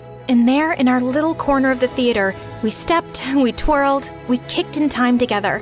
Addison took my hand, spun me around, and dipped me low. I felt his arm slip. He was dropping me, but right before I was sure I'd hit the ground, he caught me with a twinkle in his eye. I swatted his arm. You tricked me. I'd never drop you, and even if I did, I'll always be here to catch you. Thank you, Addison. Then he smiled at me so genuinely, and my heart fell into my stomach. What was that? Places, please, students, places. Kaylee, are you ready? Yes, Miss Conrad. As we all rushed to take our spots to start our number, Addison shot me a wink. Knock 'em dead, superstar. You too. As soon as the lights came up on stage, I felt a little thrill of excitement. We danced, we sang, we twirled. Everyone had brought their A game. When it came time for my duet with Patrick, we totally nailed it. But any spark that had been there was gone. As the opening chords of my solo began, the lights shined down on me, and I opened my mouth, and the music poured from my heart. I knew my grandma was right there with me. I hit my final note and held it out forever as everyone finished their steps behind me. As we struck our final pose, the crowd erupted into applause, a standing ovation. I beamed. We totally nailed it! That night, after all the points had been tallied, all the teams gathered on stage behind the judges. Addison reached for my hand and I squeezed back. Thanks for the pep talk. I could have never done it without you. Of course you could have. I'm just here to remind you. You're always there for me. He leaned in close, and I felt a flutter in my stomach as he whispered in my ear. And I always will be, if you let me. I turned to look directly in his eyes. Kaylee, I have to tell you. Just then, the announcer started announcing the winners. Second place, runner-up. Our whole team clasped hands and took a deep breath together. And the grand prize for this year's National Show Choir Competition goes to... As they said our name, the crowd roared. It was so loud I could hardly think. Confetti rained down on us as Miss Conrad stepped forward to accept our trophy. I threw my arms around Addison and he picked me up, swinging me in a circle. We did it! We did it! As we packed up our things in the dressing room and said goodbye to the new friends we'd made at the competition, one of the judges knocked on our dressing room door. He was an exec for a record label back in LA. I was so impressed with you. Your vocals were so clear, and you've got some real presence up there. Give me a call if you think you'd be interested in recording a single. He handed me his card, and I shook his hand, totally awestruck. Maybe dreams really do come true. I felt so relieved. Not only had I not let everyone down, but I'd made myself proud. On the bus, Addison dropped down in the seat beside me, running a hand through his hair. When he saw me watching him, he grinned, and the butterflies were back. I'm totally beat, aren't you? Definitely. I, got you something. Oh yeah? I pulled out a bag of gummy worms. Your favorite. You're the best, Kay. He ripped open the bag and dug in. Hey, Addison, what was it you were gonna tell me earlier? I don't know. I don't remember. Well, I have something I want to tell you. Yeah? I like you. Really? Really. I like you too. I have for a while now. Really? Really. He took my hand and I know my cheeks turned pink. I got something for you too. Ooh, okay. I love presents. And then he put his hand on my cheek, leaned in close, and kissed me. It was the perfect end to a perfect day. I'm just a normal high school student and have the most normal, boring life of anyone I know. All the other kids at school got to do exciting things during spring break. Sarah B. traveled to Prague with her family. Kara got to go to Cancun. Priyanka went skydiving. The most interesting thing I did was clean up my dog Lulu's poop. But it wasn't anyone's fault but mine. Sure, it's true, my parents couldn't afford to take me on fancy trips like that. They only ran a restaurant together and all their money went back into the business, and they needed me to help out after school. But the truth is, they would have let me do anything I wanted, but I was too scared. I could never go skydiving or even flying to another country like Prague. My whole life, I had been scared of everything, and I was sick of it. Just once, I wished I could go on an adventure of my own, but I had to look at everyone else having a great life through Instagram. And sometimes I couldn't even look at their photos because my stupid phone was constantly acting up. I was telling Kara all this while we picked up our food at lunch, and she said, "Well, if you're too scared to do anything, you can't really complain about not doing anything. Not to be harsh, you know, but it's your life. You're the one who has to live it." You know what, Kara? You're right. The next time I get an opportunity to do something fun or crazy or scary, I'll do it. With a newfound determination, I shook Kara's hand. But when I sat down, I sat on my phone and saw that it was dialing some random number. I held it to my ear, but there was only a strange static sound, but it seemed to be mostly okay. After school, my friend Kara and I were at my parents' restaurant studying for the history test. I don't know why you don't like this place. I'd be so happy if my parents had a restaurant and I could eat free breadsticks every day. You're eating free breadsticks now. A man came into the restaurant just then. He wasn't like our usual customers. He had a nice suit on and dark sunglasses. It seemed like he was looking for someone. His eyes landed on me and I looked down at my textbook. It was none of my business. Kara nudged me, and when I looked up again, the man was standing right in front of our booth. Agent Dark, I'm Agent West. I need you to come with me. I stared at him, dumbfounded. Was this a prank? Please, Agent Dark, we don't have much time. My name is Allison. No real names. In case one of us is captured, the less we know about each other, the better. My heart was pounding. Was this guy for real? None of what he was saying made any sense. Agent Dark and I were just finishing up. She's ready now. What? I couldn't believe it. Why would she do that? She kicked me under the table and looked at me as if to say, "What are you waiting for? He looks like a Greek god." "Would you excuse us, sir?" She dragged me up and pulled me to the corner. "This is your big chance. Adventure, no fear. You said you would take your next opportunity, remember?" "I didn't mean this. I don't know anything about being a spy or fighting. I'm boring, remember? That's the only thing anyone knows about me. And guess what? It's true." "Yeah, but that's not what you want. This is it, Allie. You either go and do this thing with this random, beautiful Greek god of a man, or you stay boring and safe forever. Remember, in life, nothing changes unless you change it." Maybe she was right. It was time to do something crazy, to finally step out of my comfort zone. I stood up. My mom glanced over from me from the kitchen window. "Are you leaving, honey? Why don't you and your friends take some breadsticks with you?" I grabbed the sticks and nodded to Agent West, who led me out of the restaurant by the hand. A black car was waiting for us outside. We both got into the back seat, and the car rolled out of the parking lot. I couldn't see the driver. There was a partition separating the front of the car from the back. Agent West breathed a sigh of relief. We were so glad to finally get your signal. We thought you were captured, or worse. "What signal?" The access code. You called in yesterday. The numbers you put in. We know it was you. Don't try to back out now. I thought hard. What code? What numbers? But then I remembered yesterday when I was eating lunch in the cafeteria. I sat on my phone. The butt dial. That was totally random, though.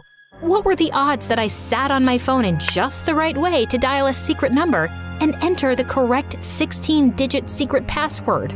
Maybe I should buy lottery tickets. Agent West was quiet for most of the ride.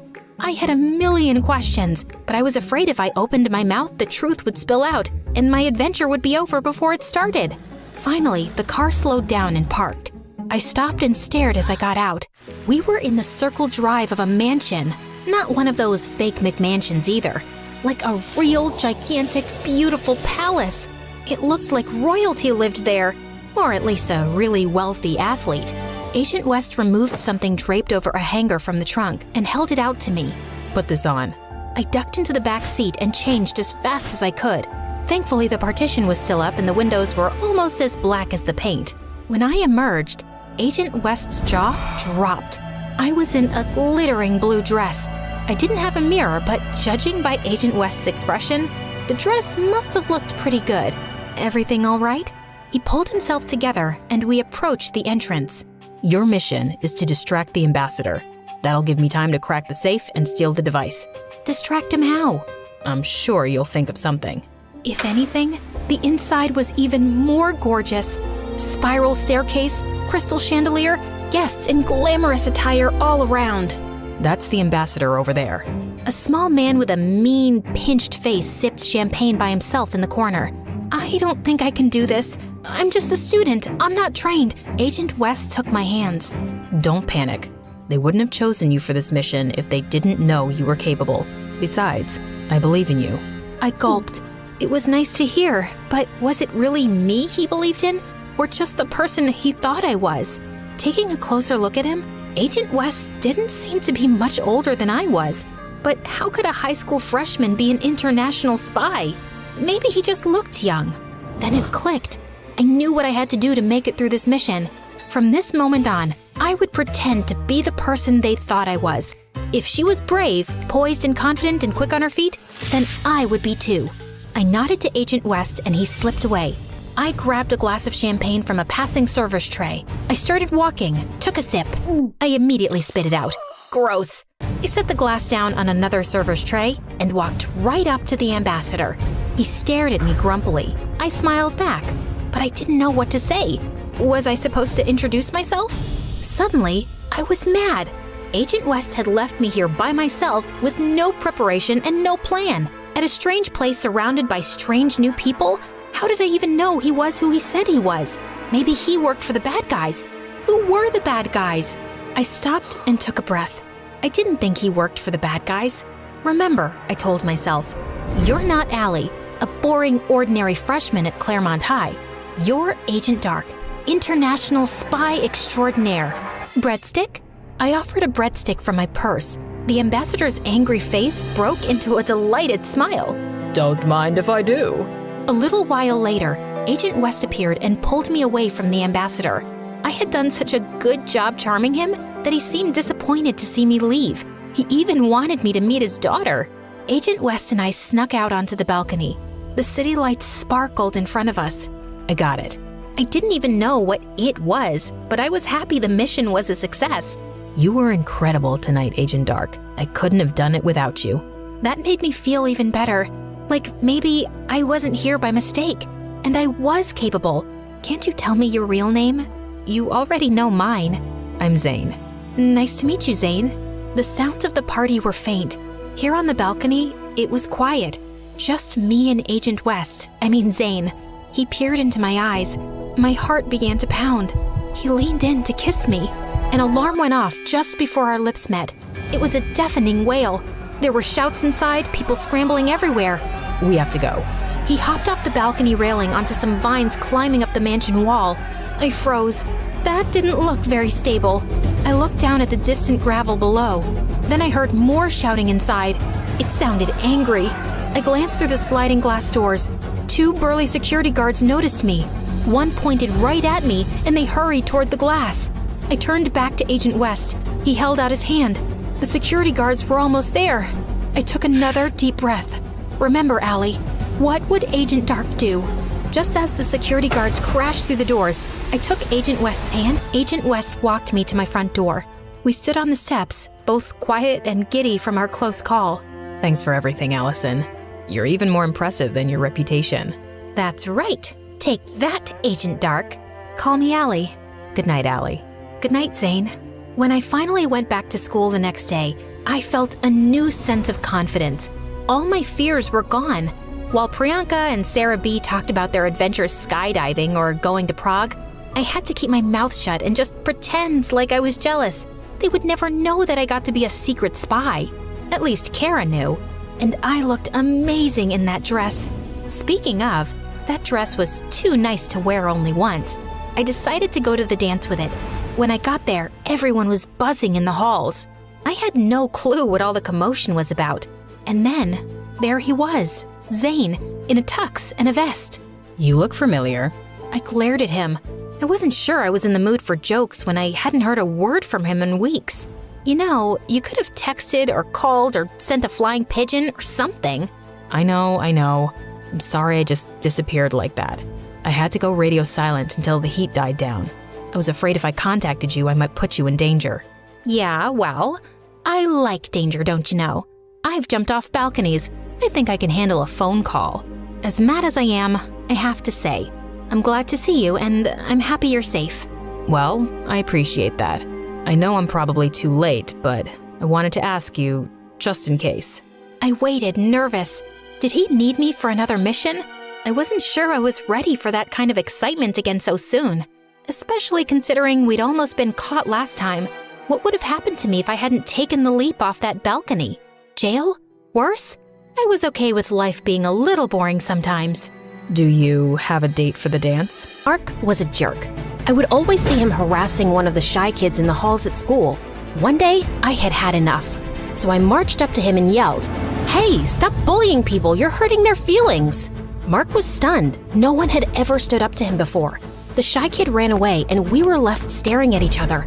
I was scared of what he would do or say, but he didn't really do or say anything. He only looked down like he was really sad and walked away. I was so shocked, and I had to admit, I felt kind of bad. I never yelled at anyone before, and I only did it because I thought he would get mad.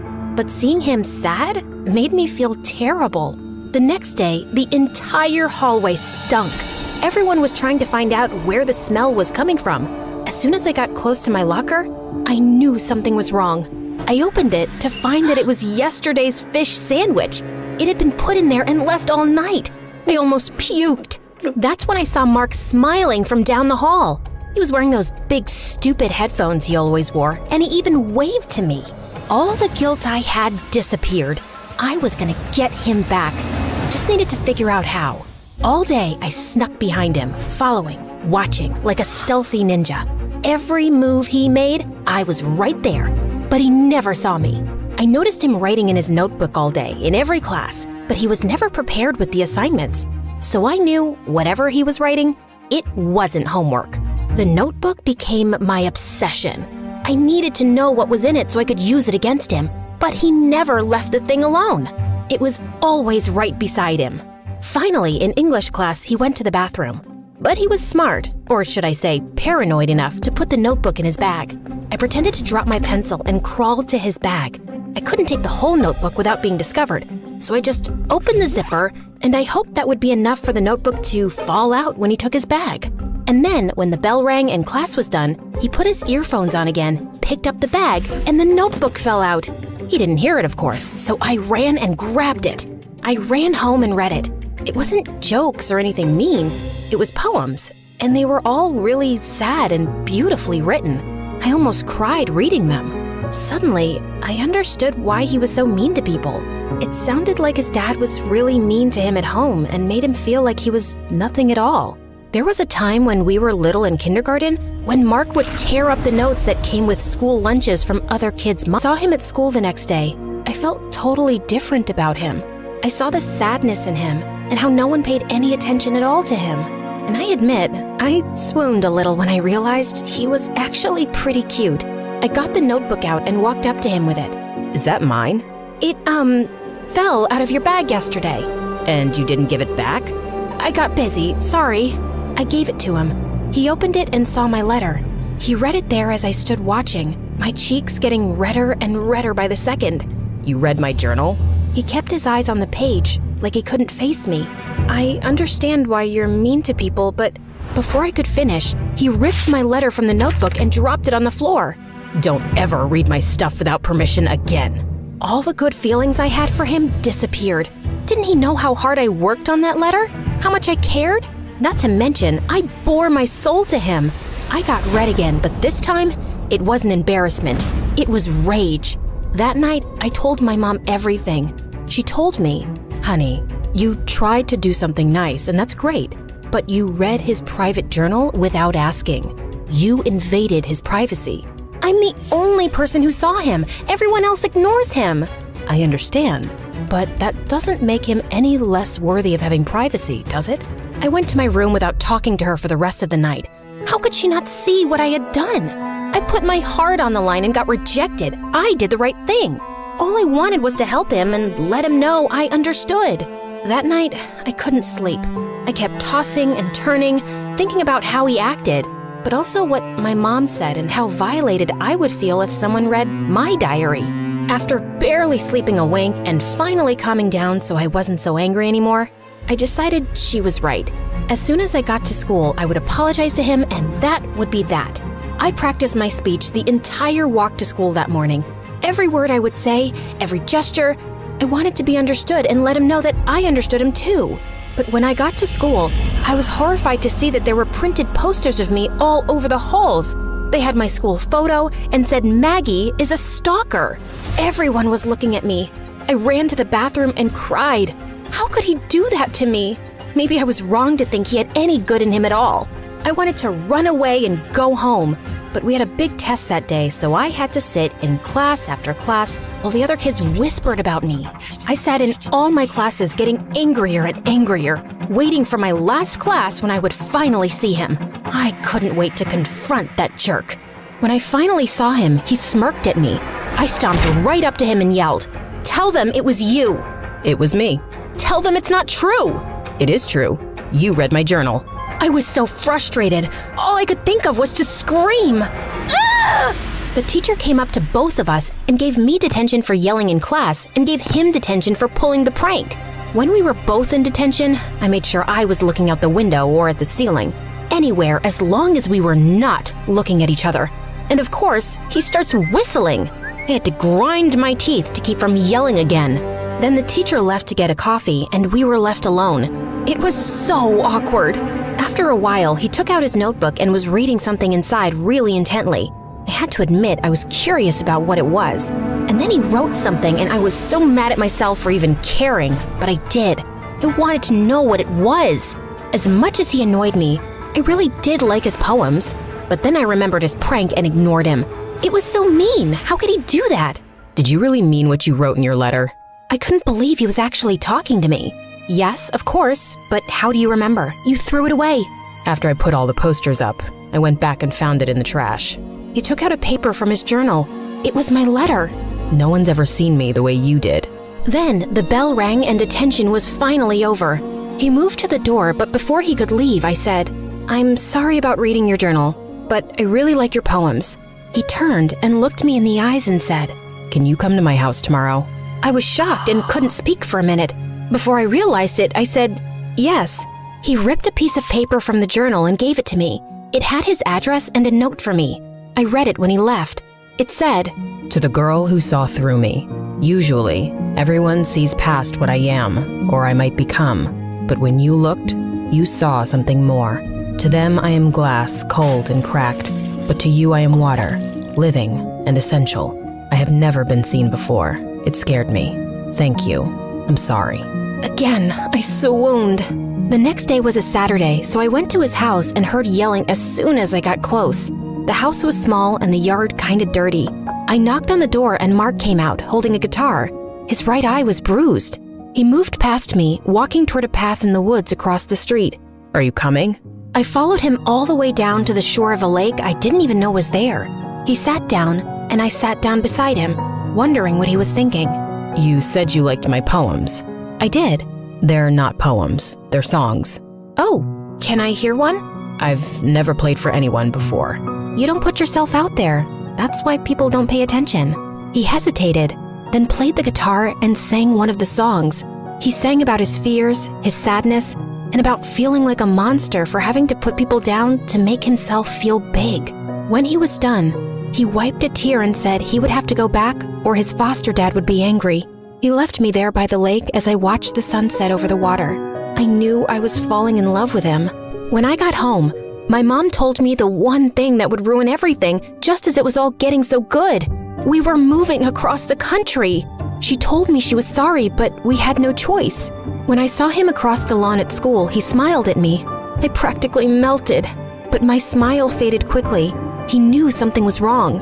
He came up and walked with me. "Are you okay?" "I have to move." His eyes immediately lost their light. I could tell he was devastated. "What are you thinking?" "It's selfish." "It's okay.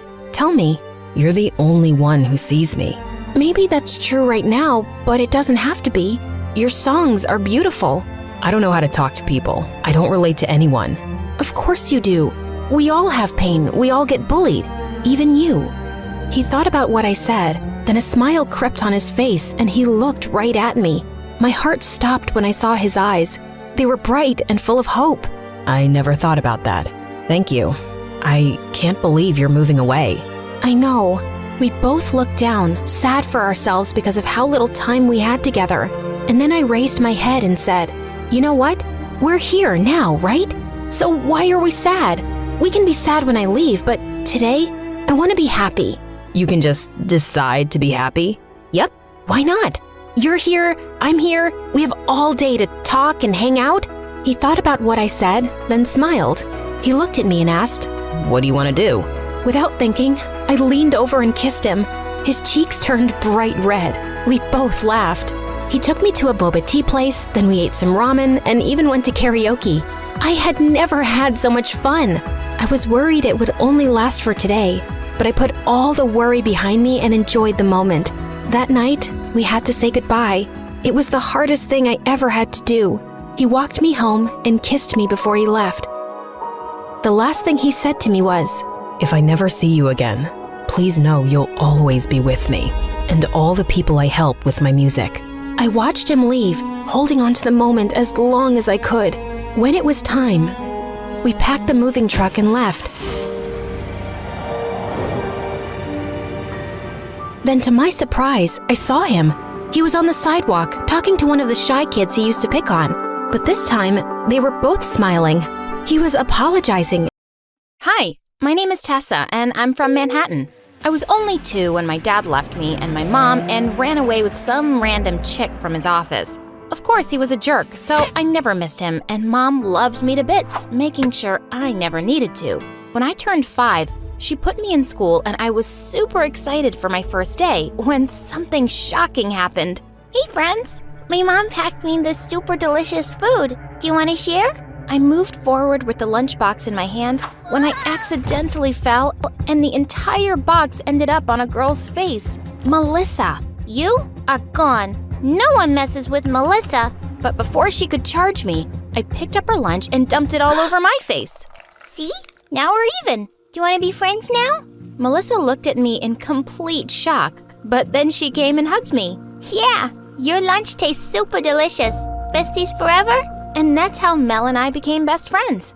After that, we always hung out together, and I had a blast all through our school years until we reached high school.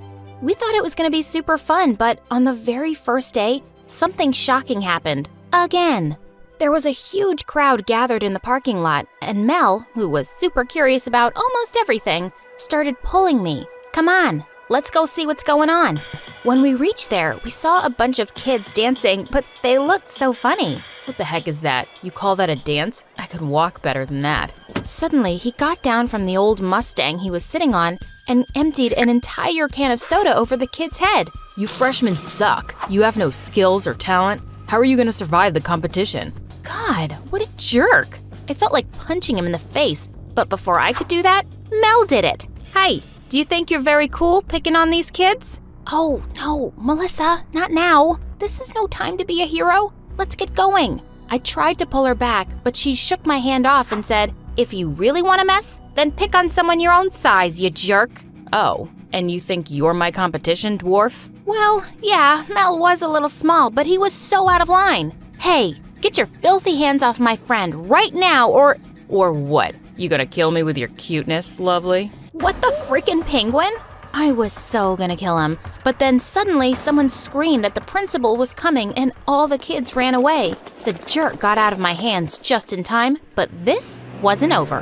Then a few days later, while I was on my way home from school, I heard some weird noises coming from the school backyard. I went ahead to check and saw a super cute kitten stuck on the roof of the shed. I immediately grabbed a ladder and climbed it. Hey, little friend, I got you. No worries. You can come with— Whoa! Suddenly, my foot slipped, and I thought I was gonna open my eyes in the hospital. But just then, someone caught me. Gotcha. It was the same jerk from the parking lot. His name was Tyler, and he was kinda cute up close, but ew! Still a bully. Get your hands off me. I don't need your help. Well, in that case, get your hands off Julie. I don't want you holding her either. Julie? Yeah, my kitten. I saved her from some wild dogs a week back and made a shed for her to live in here. I'm here to feed her, but what are you doing here? OMG, I couldn't believe a jerk like him would even care about a kitten. Well, it was none of my business, but then I saw him feeding her chocolates.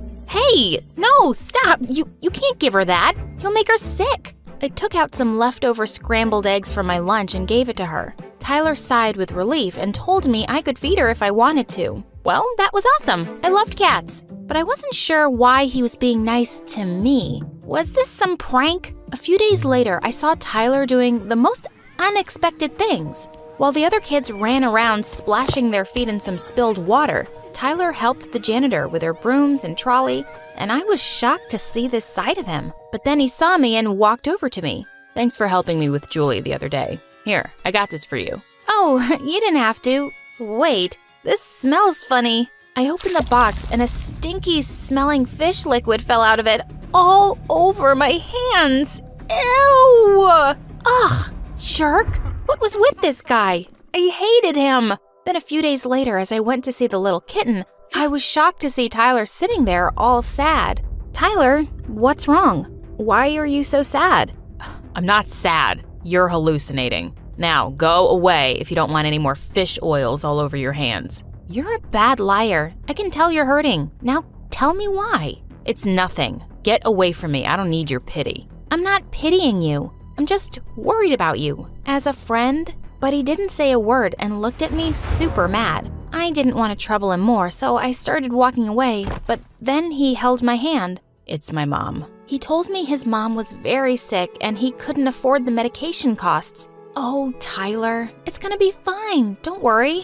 I'll help you with the money. But before he could reply, Mel came screaming at me. Really, Tess? You're gonna fall for his lies? Look at him. Do you think he's someone who needs help? He's a jerk and he's just playing you. Mel, listen. But she just grabbed my hand and rushed me out of there. Mel, stop. No, you stop. He's just trying to trick you to get money for his expenses. You think he's all innocent. Well, you should know. He stole money from me the other day and he even threatened me to keep my mouth shut or he'd hurt me. Oh my God. I couldn't believe my ears. I never thought Tyler could do that, but Mel would never lie to me. This was insane. Now I had no choice but to accept that he was just a bully who was trying to fool me, and I had to keep my distance from him. Days passed by and I didn't see him around anymore, and for some reason I was starting to miss him. But then soon it was my birthday and Mel threw me a grand surprise party in the school cafeteria.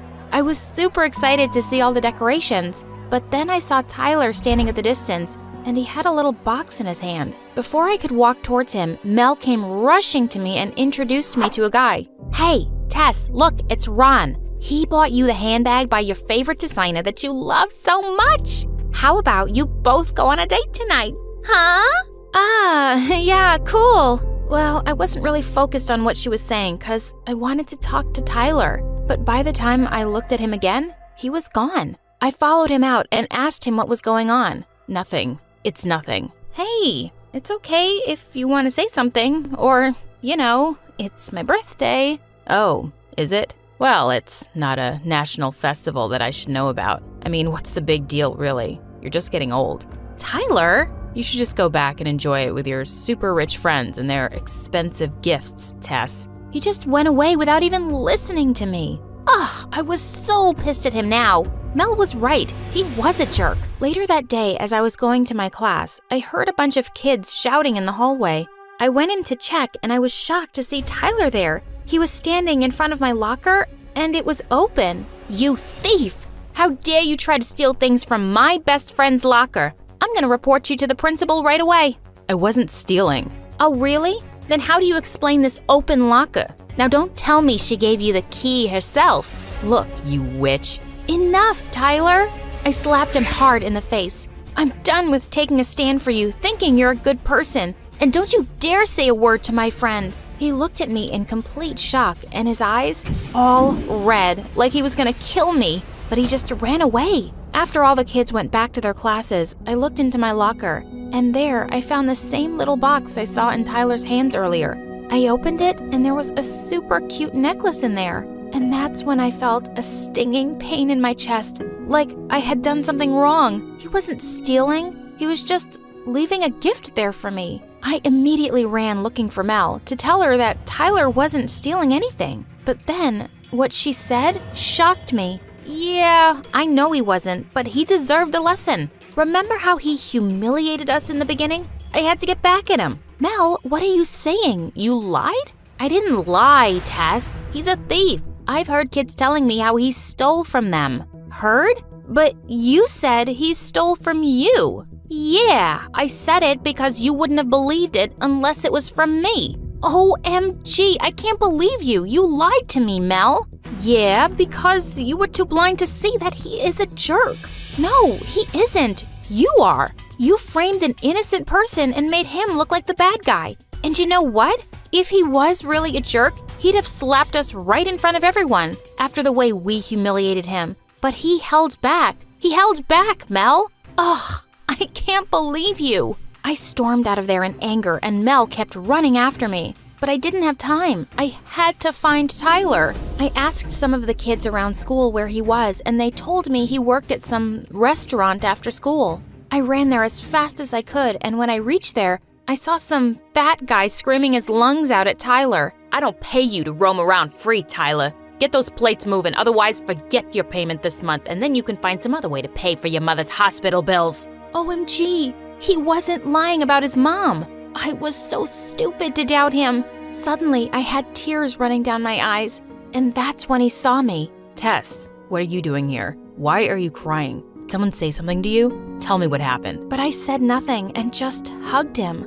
Oh, Tyler, I'm so sorry. I was so horrible to you. You did nothing, but I still doubted you. I was so wrong. Please forgive me. Hey, it's okay. It's fine. You don't have to cry. But why did you do that? Why did you put up with what I did in front of everyone? Because I like you, Tess. I always kept acting funny and crazy to hide my sorrows, but you saw right through me. And honestly, I hated it at first, but then you offered to help me without asking for anything in return. And I couldn't help but fall for you. Then why didn't you tell me? I tried, but then I saw you all happy with your friends and those gifts and things I could never give you. So I thought it was best that I stayed away from you. Oh, Tyler, I don't want any riches or gifts or those fake friends.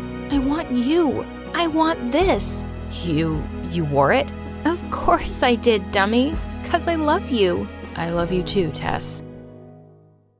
I felt goosebumps on my skin as I climbed the seemingly endless flight of stairs. I was cursing myself for this stupid idea. There were definitely better ways to surprise my girlfriend, but it was her birthday and she did adore horror movies. That's why I decided to prepare a surprise candlelight dinner in a creepy, abandoned hospital at night. As soon as I stepped onto the 3rd floor, the door closed behind me with a bang. And that should have been my first warning to give up on this ridiculous idea because things were about to get real crazy. Before I continue, please like and subscribe to protect yourself from getting into crazy situations. I pushed the door to check if I was locked in, but thankfully I wasn't. With shaking hands, I messaged Taylor. Hey babe, I'm waiting. Winky face. I suddenly panicked. Damn it, no! I'd sent it to my boyfriend, Oliver, instead. I immediately unsent it and sent Taylor another message. Hopefully Oliver hadn't seen it. Suddenly, I heard footsteps approaching. I called out, Babe?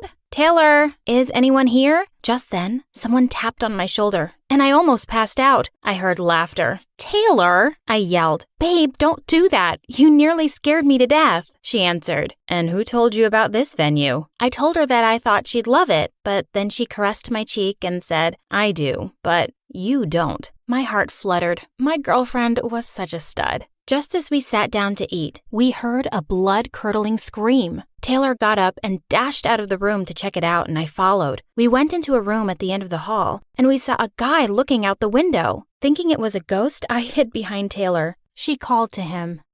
Who are you? What do you want? The guy replied, My phone. I dropped my phone. Damn it. I gasped. His voice sounded familiar. Oh no, it couldn't be. But then he turned, and I almost wanted to jump out of the window myself. It was Oliver. I asked, What are you doing here? He replied, You told me to come. The blood drained from my face as Taylor turned to me. Thankfully, everyone was suddenly distracted when Oliver said, We have one little problem, guys. We're stuck. Taylor shouted, What do you mean we're stuck? Panicking, I ran outside to check the door, but it wouldn't open this time. I pushed even harder, but it wouldn't budge. The elevator wasn't working anymore, and the other fire exit door was locked as well. When I got back, Oliver and Taylor were staring at each other. I swear the tension between them was so strong, I could feel it in the air. And at that moment, I realized that my worst nightmare had come true. I was stuck in the creepiest place possible with my girlfriend and boyfriend. I yelled, "We have to get out of here." Taylor said, "The door opened easily when I came in. Someone must have locked it accidentally." Oliver snapped back, "Why are you looking at me like that?" Taylor replied, "I don't know. You tell me." Geez, I had to do something before they killed each other. I pulled Oliver into a corner and explained, "Babe, that's Taylor. She's my cousin. She doesn't know that I have a boyfriend, so be cool. You're my other cousin. Get it?" He took out a piece of paper and pushed it into my pocket, saying, "Read it later, babe." I then pulled Taylor into another room. She said, "Ooh, this is hot, babe," and pushed me against the wall to kiss me. I said, "Babe, that's Oliver. He's my cousin, and he's staying with us at the moment. I don't know why he turned up here. He doesn't know that I'm into girls, so be cool. You're my other cousin. Get it?" She replied, "Okay, whatever. Don't know why, but something about that guy is super familiar." I quickly said, "I'm sure you don't know him. He's not from around here. Let's go." We started looking around to see if we could find a way out. Taylor's phone was in her bag, which was on her motorcycle outside, and Oliver had dropped his, so our only chance was my phone. I tried dialing 911, but of course, there was no signal. They were both holding onto my shirt as I led the way back to the room where Taylor and I had been on our date. Just then, Taylor picked up something from the floor. It was the little love note that Oliver had slipped into my pocket. She looked at me and then at Oliver and said, "Kendra, who gave this to you?" Before I could reply, Oliver jumped in and said, "What's it to you, huh? But out of our personal business, will you?" Taylor looked furious, and I did the only thing that I could think of and said it wasn't mine. "You know I think these notes are stupid." Then I took it from her and tossed it away. I turned to the window and started screaming for help, but no one seemed to be in the area. Taylor suggested we gather the bed sheets, tie them together to make a rope, and use it to climb down from the window. But Oliver immediately rejected her idea. "How are you so dumb? It's too risky. We're on the 3rd freaking floor. Don't you girls have any hairpins? I could try opening the lock with one." Taylor turned to him. "No, Nancy Drew, we don't. And I don't think that would help anyway. My idea is much better." As they continued to argue, I climbed up on a stool, hoping to get some phone signal. We needed to get out of here tonight before they found out I was dating both of them. Suddenly, I lost my balance and slipped. Luckily, I landed in Oliver's arms. He looked so handsome, and his strong arms always made me feel safe. He said, "Easy there, babe." He was about to lean in for a kiss when we heard Taylor clear her throat. She sarcastically said, "How I wish I had a sweet cousin like him," before walking away. She looked angry and jealous. As I ran after her, I tripped over something and fell forward and straight into her. She cried as she lost her balance, and we both fell to the floor. Her body felt so soft, and she smelled really good. Our lips were so close as I stared at her pretty face. She was about to reach for my lips to kiss me when we saw Oliver glaring down at us. He said, "We shouldn't be messing around, girls. Get up and move." Ugh, I found them both so attractive in different ways. It was so confusing. Maybe this was my chance to finally decide between them. Suddenly, Oliver came up to me and said, "I think your cousin has a crush on me. She keeps checking me out." I wanted to laugh, but then Taylor said the same thing about him. They thought jealousy was interest. For some reason, that pissed me off. Clearly, it was only me anyone liked. It was past midnight already, and Oliver suggested we wait until morning to find help. I thought it was a great idea. The less we talked, the less likely it was that they'd find out my little secret. But Taylor seemed agitated. I started dusting a bed off when Taylor said she didn't want to sleep in a room with a boy. She said, "I just wanted to have a girly time with Kendra tonight. We have lots of catching up to do." Oliver said, "Fine, I'll sleep in the next room then." In bed, Taylor hugged me from behind and said, "Well, I can't complain. I like how it's turning out." But I couldn't help worrying about Oliver. He only had one candle with him. Moments later, I noticed a blood stain on the bed and started freaking out. My period had started. Taylor said she had me covered and gave me a tampon. My girl was a lifesaver. I gave her a quick kiss. When I came back, she hugged me again. But Oliver being alone kept bothering me. I suggested that we move to his room. I said, "He's kind of a wimp. He might be scared." Taylor answered, "Are you kidding me?" I said, "Oliver is my cousin. He's my responsibility. We have to stick together." Oliver slept on a couch across the room and Taylor and I on the bed. Taylor had already fallen asleep. while I kept imagining shadows and whatnot dancing around the room. What if the ghost of a dead patient suddenly lay down beside me? I caught Oliver's attention and signaled him to sleep on my other side. He slid under the cover with me. My heartbeat started to race when I felt his hand holding mine. It felt weird to be sandwiched between them, but for some reason, it felt exciting. Suddenly, a loud rustling noise in the hallway made us all jump to our feet. Oliver asked, "What was that?" Taylor answered him, "I don't know. Why don't you check it out since you're the guy here?" Using a candle, Taylor and I followed Oliver out of the room. We saw a lot of emergency things scattered on the floor. I screamed when a huge rat suddenly ran out in front of us. When I turned to them, I almost laughed when I saw them hugging each other tightly in fear. They took like 10 steps apart when they realized that it wasn't me they were hugging. Oliver said, "Sorry about that. I thought you were my cousin." Taylor answered, It's not a big deal." We couldn't fall back asleep after that and just sat in silence. Man, this was getting uncomfortable. I spotted an empty bottle in the corner. I shouted, "Let's play truth or dare." We sat down on the floor and Oliver spun the bottle. It landed on me. Oliver smirked and said, "Okay, Kendra, I dare you to kiss Taylor." I looked at him in shock. Was this some kind of test? I laughed and said, "That's gross, Oliver. She's my cousin." Taylor looked pissed when I said that. She said, "Oh, well, I guess the only two people who aren't cousins here are me and Oliver." And she suddenly crawled over to him, pulled him towards her by the collar, and kissed him.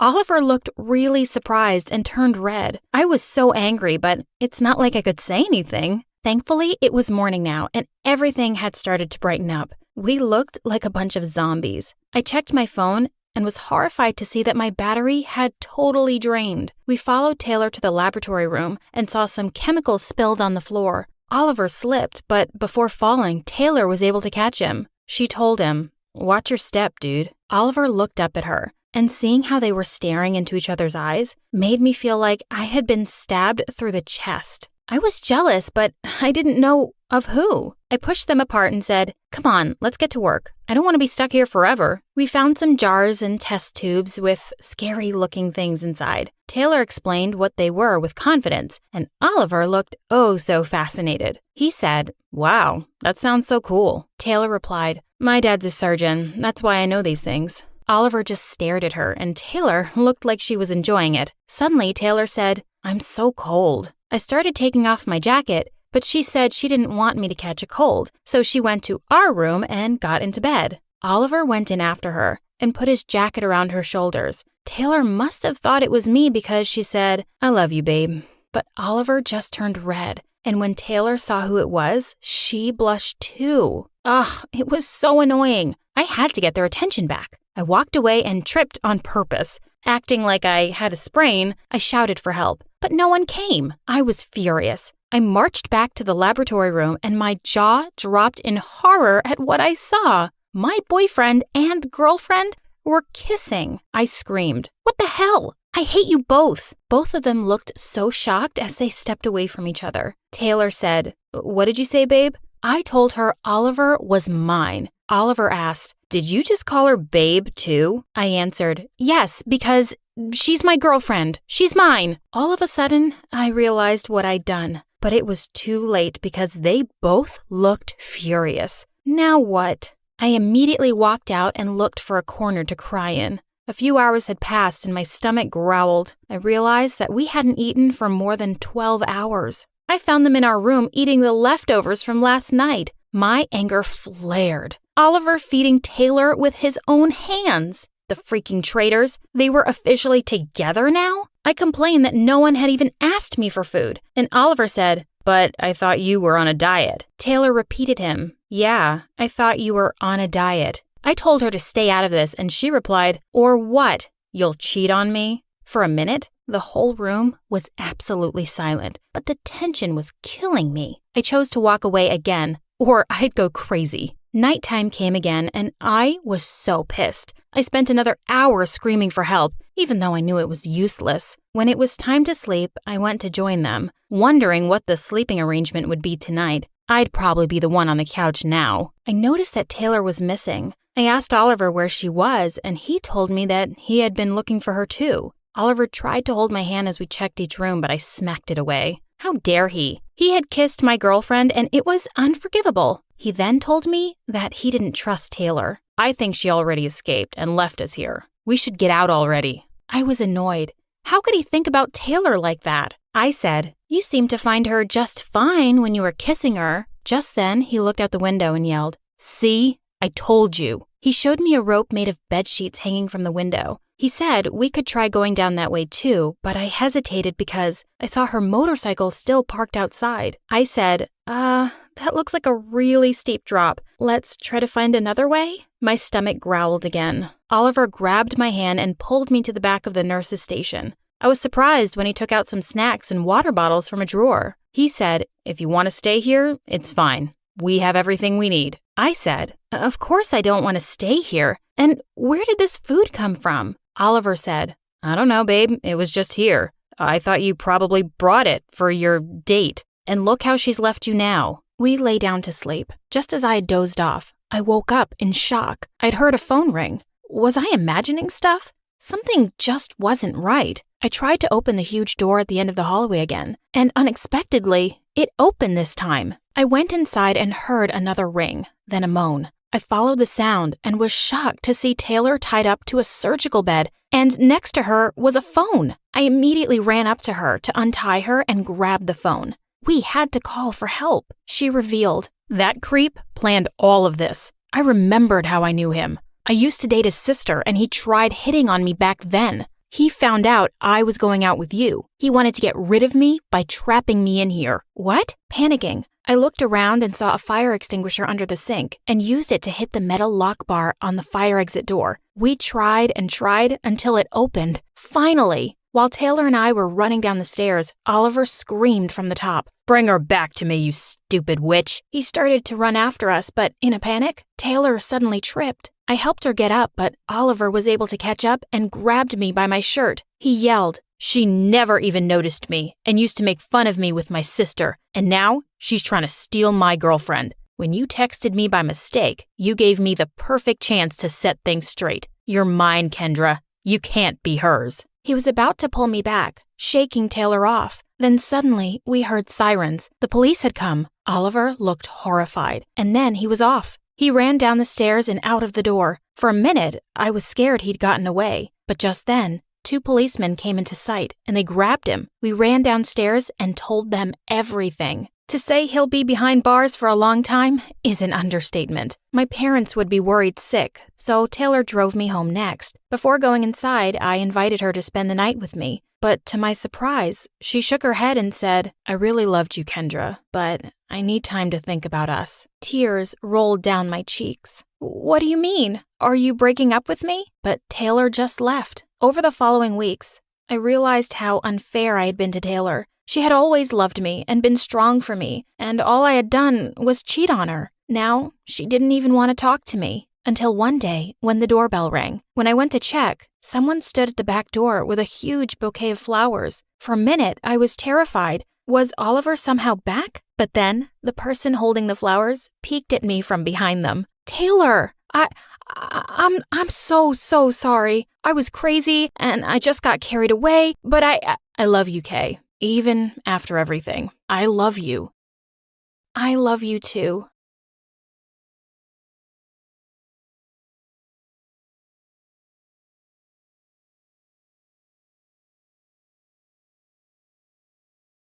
Hi, I'm Elena from Manhattan. Please like and subscribe. I was raised by an amazing single mom who worked as a cleaning lady in a fancy hotel. Even though we weren't rich at all, I always had everything I needed. And more importantly, I always knew I was loved. Once, when I was 7, Mom took me to the hotel with her. While she was busy cleaning some rich lady's suite, I spotted something sparkling under the bed. It was a gorgeous diamond necklace. "Look, Mom, look what I found!" "Elena, where did you take this from? We have to put it back." Just then, the rich lady walked into the room, and she started screaming that she was being robbed. Minutes later, the cops arrived on the scene, and the lady insisted Mom had broken into her safe. They immediately arrested Mom and took her away. Suddenly, my whole world turned upside down, and I was sent off to live with my grandma in another city. But after only a few months, Grandma said that she was too old and tired to take care of me, and she shipped me off to an orphanage. Many years passed there, and I really missed Mom. When I was 15, the warden told us one day that some rich benefactors would be paying a visit, and she told me that I had to sing something for the guests. I loved to sing, but I felt really nervous in front of those fancy-looking people. I closed my eyes and gathered all my courage. People have a way of bringing you down. I've been told I'm not good enough. I wish they could be in my shoes just once to hear how their words sound so rough. Just believe in yourself, 'cause there's no doubt you're beautiful and strong inside and out. I wouldn't change a thing. To me, you're a star. You're pretty much perfect just as you are. Everyone seemed stunned, and then they broke out into loud applause. Just then, a very handsome young guy, who was 3 or 4 years older than me, walked over to me from the audience. "Your voice, it's truly a gift, Elena. I'm Harry, and I'm a music producer. I would really love it if you'd come and sing for me. It would be amazing to record an album with you." I couldn't believe my ears. Sing for him? Me? An album? It almost seemed too good to be true. But before I knew it, he'd made arrangements for me to leave the orphanage and was whisking me off to his huge mansion. He introduced me to his lovely parents, and then a maid led me to the most gorgeous room. The second they left, I jumped onto my huge bed. This was awesome! But then I went downstairs for dinner. I bumped into a girl in the hallway, and she started screaming at me. "Watch where you're going, you clumsy moron! When were you hired as a maid? You're fired!" I'm not a maid. And who are you? Who am I? I'm the mistress of this mansion and Harry's fiancé. Just then, Harry came running in. "Amanda, remember I told you we were looking for a talented young girl for the new project? Well, we found her, and she's staying here as my guest." "Staying here? Are you crazy? You didn't think it was important to ask me first? I'm your freaking fiancé, and no way is this beggar girl living here." He took me by the arm and pulled me into a room. Harry was engaged? He was too young. And to this witch? "What is wrong with you, Amanda? Don't make me say something I might regret later. Yes, you're my fiancé, but we both know why. You're not allowed to interfere with my music." "Yeah, we both know why. And you'd better not forget it, Harry. Your family will be broke if my dad finds out you don't want to marry me." I started training with a vocal coach, and soon enough, I was ready for my first song. On the morning of the recording, a maid walked in with some tea. "Hey there, miss. Drink this. It's good for your throat and will make you sound even lovelier." I was touched by her sweet gesture and gulped it down before rushing off to the studio. But the minute I started singing, something really strange happened. "I love you, baby." I cleared my throat and tried again, but my voice just kept cracking, and I had no idea why. Harry looked shocked, and the director started shouting angrily. "What is this rubbish, Harry? I'm a very busy man, and this is a waste of time. She obviously can't sing a note." I rushed out of the studio in tears and stepped out in the back alley. There, I ran smack into Amanda, who was laughing her head off. "Oh my God, that was so funny. You sounded like an ugly toad. Want to go home so we can drink some more tea?" "Wait, what? Did you put something in my tea?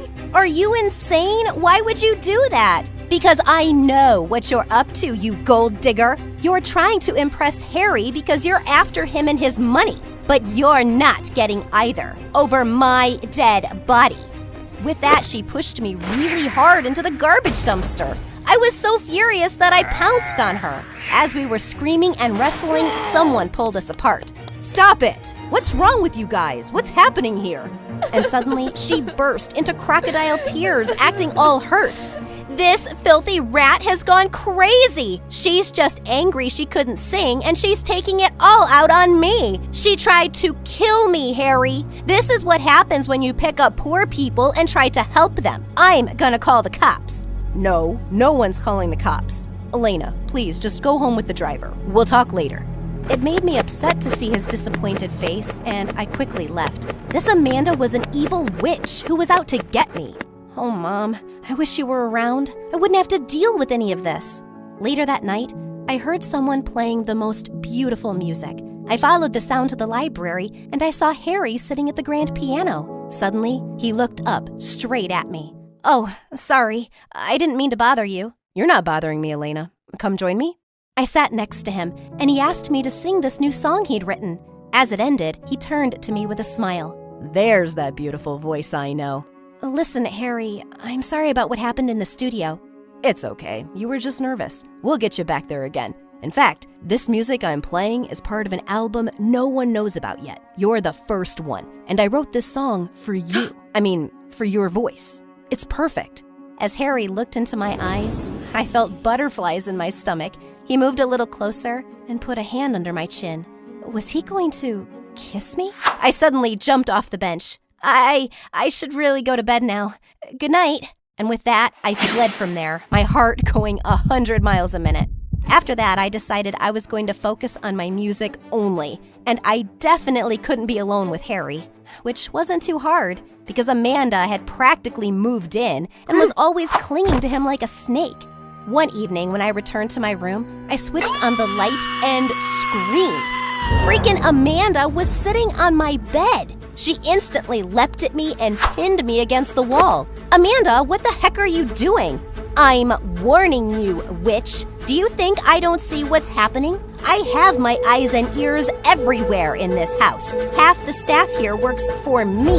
Don't even think about it, Elena. Harry's mine, and he's never going to be yours. Oh, if you're so sure of that, why are you here in my room? You're clearly threatened by me, and maybe you should be. She looked livid. Step carefully, or I'll ruin you. And with that, she climbed out of the window and jumped.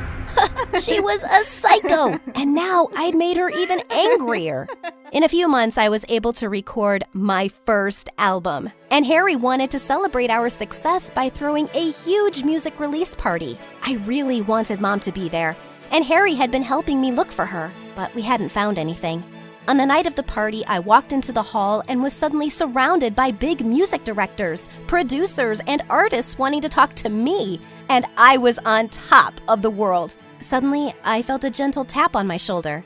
May I have this dance? Harry led me to the floor, and my heart skipped a beat as he drew me close. We were dancing like no one was watching, when suddenly, the song changed, and we both stopped in our tracks.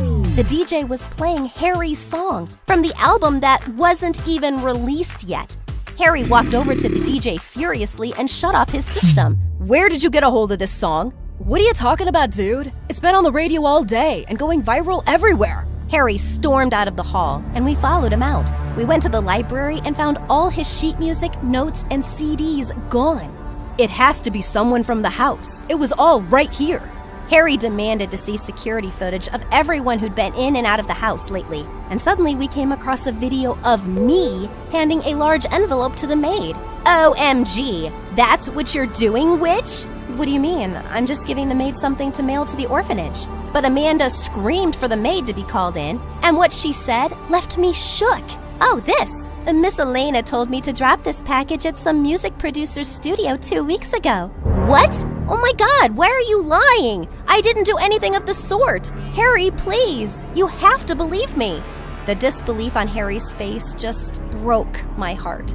But why would the maid lie, Elena? And you were the only one who knew. The only one. I trusted you. And you sold my work? Harry, I would never do that. But suddenly Amanda leapt forward and slapped me. You thief! I always knew what you were like. Harry, will you call the cops now? If anyone has something to do with all this, it's you, Amanda. I know it's you. I leapt forward to attack her, but Harry stopped me. She didn't know about that music. You did. I want you to leave my house right now, before I change my mind about calling the cops. I just burst into tears and left that house within minutes. I couldn't believe Harry thought I'd betray him. I left that city and went back to New York so I could look for Mom. Soon I found a job as a singer in a fancy restaurant, and I kept searching for her, but to no avail. A couple of months later, I was just finishing my performance when I spotted someone in the crowd. Someone I never thought I'd see again. Mom?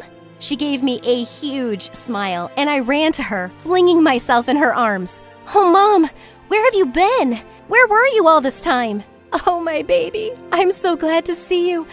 Oh, you've grown up so much. And I looked for you everywhere, honey. After I came out of jail, I went to your granny's house, but she'd already passed away, and I had no idea how to reach you. But how did you find me now, Mom? I heard about your music album and tracked down the music producer. He helped me find you, and he brought me here. She pointed to someone behind her, and it was Harry. Before I could even say anything, he stepped forward and kissed me. I'm so sorry, Elena. You were right. It was Amanda all along, and that maid was working for her. And I was stupid enough to fall for it. I was only ever engaged to Amanda because my family owes her family a huge debt, and they said they'd forgive it if I married their daughter. I did it for my parents. But after they found out everything Amanda did, they told me to break it off immediately. I knew he couldn't possibly love that witch. Please forgive me for doubting you. And I'm a much poorer man now, but I'm yours, if you'll have me. I love you, Elena. I forgive you, Harry. And I love you too.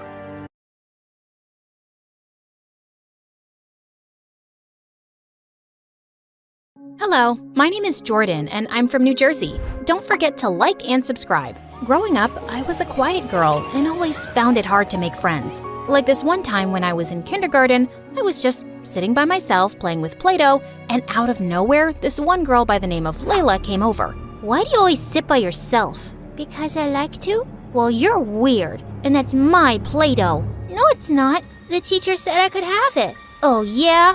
Saying that, Layla just punched down on the Play-Doh and totally destroyed my creation. When the teacher saw us, she scolded Layla and complained to her mother too. And ever since, Layla had been nothing but mean to me. When I turned 7, my mom met my stepdad, and he had a daughter who was 3 years older than me, Esther. They moved in with us, and at first, I thought Esther and I would never get along because she was so messy and I was a bit of a clean freak. But then she turned out to be really cool. Like this one time when I was in the 4th grade and Layla pushed me as I was walking, but thank God Esther caught me right in time. I am so gonna get that witch. Leave her. She's a brat. Moments later, I heard shouts and saw that Esther had tripped Layla and her minions with a rope.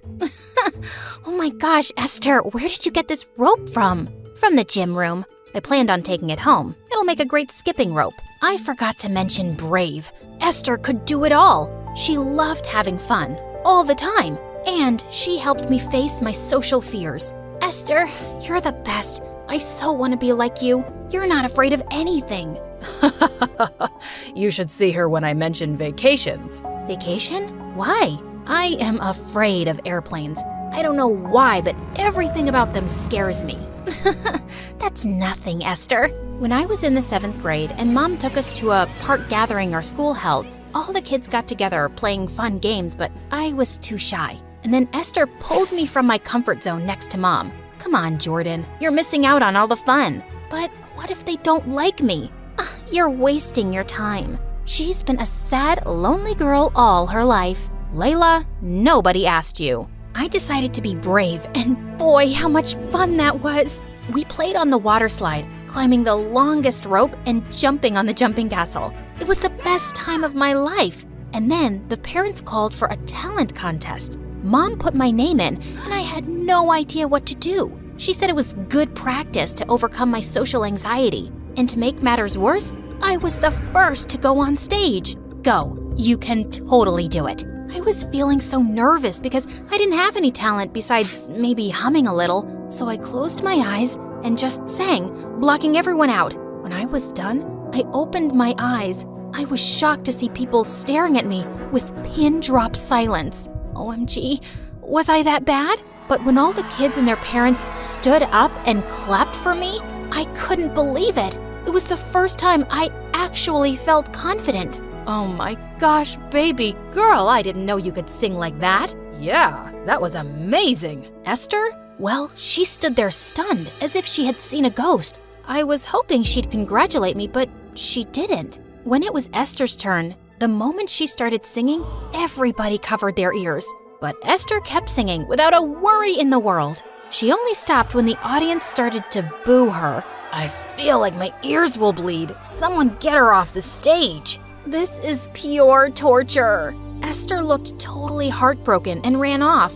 Don't worry about them. I think he sang pretty well. Yeah, right. Easy for you to say. Just leave me alone. Right then, Layla put her arm around Esther, and she actually let her. Looks like your stepsister has stolen your spotlight. Esther didn't say anything and pushed past me. After that day, Esther and I kept growing further apart. She stopped talking to me, and whenever Mom and Dad would praise me for anything, Esther would roll her eyes and leave the room. Don't worry, sweetheart. She'll come around. I so wished she did, but things only got worse, especially when Esther started hanging out with none other than Layla. One night, I just had enough and wanted to talk to my sister. So I went to Esther's room and found the door ajar and saw that she was making a face call with Layla. How do you live with Jordan? She is such a Miss Perfect. She totally outshined you on purpose. She could have refused to participate, but she wanted to show how perfect she was and you were not. You really think so? You're probably right. She could have backed off, but she didn't. I can't believe she would do that to me. Oh, let's get back at her. No, I'm not sure about this. Shh, listen, I know just the thing. My mom threw some rotten eggs outside in the trash. I'm sure that'll make a nice hair pudding for Jordan. Then she'll go back to being the mouse she is. I hid before she could see me, and I just felt my heart break into a million pieces that Esther would listen to some witch and plot against me. The next day I went to school early. When Esther got to school, she was fuming because she couldn't find me, and during recess, I stayed in the library. But then they found me and interrupted my MSA moment. Ah, here you are. I thought you bunked school today. Nope. Can I help you with anything? Yeah, but I need you to come with me. So you can throw eggs at me? Nah, I'm good. See, she thinks she's such a know-it-all. No wonder she has your dad wrapped around her finger. Stop filling her head with nonsense, Layla. Our parents love us both the same way. I doubt that. Saying that, Esther stormed off and Layla followed her. After that day, Esther only got meaner towards me. One time when we were in the 8th grade, Mom took us to a concert of our favorite singer, Ariana Grande.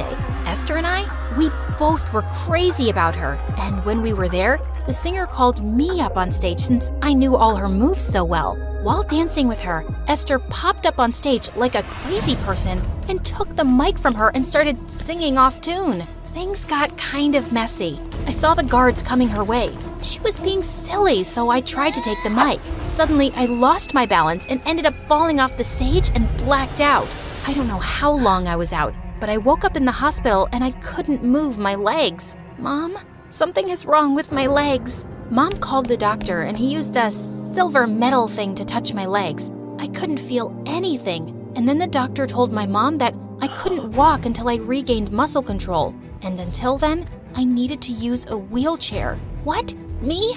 On a wheelchair? No, that can't be true. Mom, please, tell him to do something. I was devastated. And then Esther walked in with her dad and I lost my mind. What is she doing here? It's because of her I can't walk. I am so sorry this happened to you, Jordan. Again, I am so sorry. Well, your sorry is not gonna make anything better. Esther cried in her dad's arms and everything was just a big mess. The next few days while at home, everyone was quiet. And then Mom and Dad went grocery shopping, leaving me and Esther alone. I'm making myself a sandwich. Can I, make you one too? I can do it myself. When I tried to reach for the peanut butter, I struggled, so I lifted myself off the chair a little, but ended up falling off the wheelchair. Jordan! Esther ran to help me, but I pushed her away. I was so angry because if it wasn't for her stupid jealousy, everything would have been fine. Get away from me! Jordan, I only want to help. Sometimes jealousy can make one so blind. I was not a good singer, and I should have just focused on something else. Oh, shut up, for God's sake. Save your regret. In my eyes, you're just a witch. She looked at me with tears in her eyes, but my heart was too angry to forgive her. Thank God Mom and Dad came and picked me up. Later that night, Mom and my stepdad spoke to me. Jordan, we know that you blame Esther for this. She blames herself too. But can you find it in your heart to forgive her? Really? We are having this conversation? Tell me, Mom, if someone pushed you and you broke your legs, would you forgive that person? I'm sorry you feel this way, Jordan, but if you want, Esther and I can move out. No, I couldn't let that happen. My mom loved my stepdad dearly. I couldn't take that away from her. So I decided to come to terms with the fact that Esther was part of the deal, no matter if I liked it or not. I can't promise I'll forgive her, but I'll try. Just give me time. When I went back to school, I was a bit worried about how kids would act around me. But to my surprise, everyone was normal. I wheeled myself over to the drama production board and saw that they were auditioning for a big talent reality show that was happening in LA. I so wished I could try out, but right then Esther came beside me. So you're auditioning? Yeah, it would have been my chance too, but, Jordan, you can audition. You can totally go there and show the world how good you sing. Oh, so now you're going to mock me? Bravo! I am not mocking you. There are no rules that state a person on a wheelchair can't audition. She was right about the rule thing because when I applied and sent the organizers a video audition, they straight away wanted me to come to LA and show them what I got. OMG, I was so excited. A trip to LA. It was going to be magnificent. Mom and my stepdad were so excited, but when they told me they couldn't afford the trip, I felt really sad. But the next day, Dad announced that I could actually go for the audition. I was all ready to go, but one day before my flight, my stepdad had to travel out of the city for business, and that night, my mom fell sick. Honey, I can't go with you. I am so sorry. Mom, don't worry about it. It's, fine. Just then Esther stepped in. I can take you. Don't worry, Mom. I'll take care of Jordan, I promise. It was just a 5-hour, 20-minute flight to LA, and I planned to sleep all the way. But right when it started to take off, I noticed how pale Esther looked. Are you all right? Yeah. Why wouldn't I be? I'm fine. And then it hit me. Esther hates airplanes. She was scared of flying. I held her hand tight and told her to calm down. Throughout the flight, Esther was more concerned for me than herself. The entire flight she held my hand, even when she was asleep. At that moment, I felt grateful, but I just couldn't forget what she did to me. Once we landed, Esther took me to the audition, and to my utter shock, Layla was there too. Oh God, why her? Yeah, Layla. How come you're here? I don't think you have any talent. I can ask the same question. Why are you two here? How could you even afford the trip? Sold Dad's car or something? Excuse me, it's my turn. Move aside. Afford the trip? What was she talking about, Esther? Just nothing. Are you ready for the performance? Who paid for this trip? Our parents can't afford it. I sold the diamond ring my birth mom gave to me when I was little. It's just a ring. You matter more to me, more than anything. I couldn't believe she did that for me. I smiled at her, and she smiled back. Go get him, Tiger. When I went on stage, I absolutely nailed it. The judges clapped for me, and I could see Esther with tears in her eyes giving me a thumbs up. When I reached backstage, Esther came running and hugged me tight, but suddenly, Layla appeared with tears in her eyes. Apparently, the judges hated her magic tricks and she was disqualified right away. You can't have everything in life. She then tried to push my wheelchair, but Esther lunged at Layla, and the two broke out into a catfight, while all the other contestants looked at them like they were freaks. I had to help Esther because Layla had her hair in her grip, so I tried to lift myself from the wheelchair but fell hard on the floor. I had to help my sister. I gathered all my strength, and when I finally stood on my feet, I was ecstatic. Esther, look! I was still wobbly, but I neared Layla, who was looking at my legs with wide eyes, and I punched her square in the jaw. Finally, security arrived and took her away. I am so happy you're able to stand. I guess I just needed motivation, and saving you from that witch was my motivation. Jordan, I am so sorry for everything. For all the times I was a jerk to you, all's forgiven. We're sisters. That's what we do. Fight and then make up.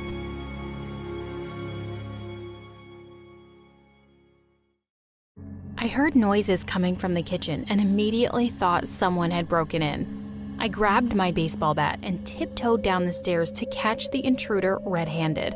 When I flipped on the lights, I was shocked by what I saw.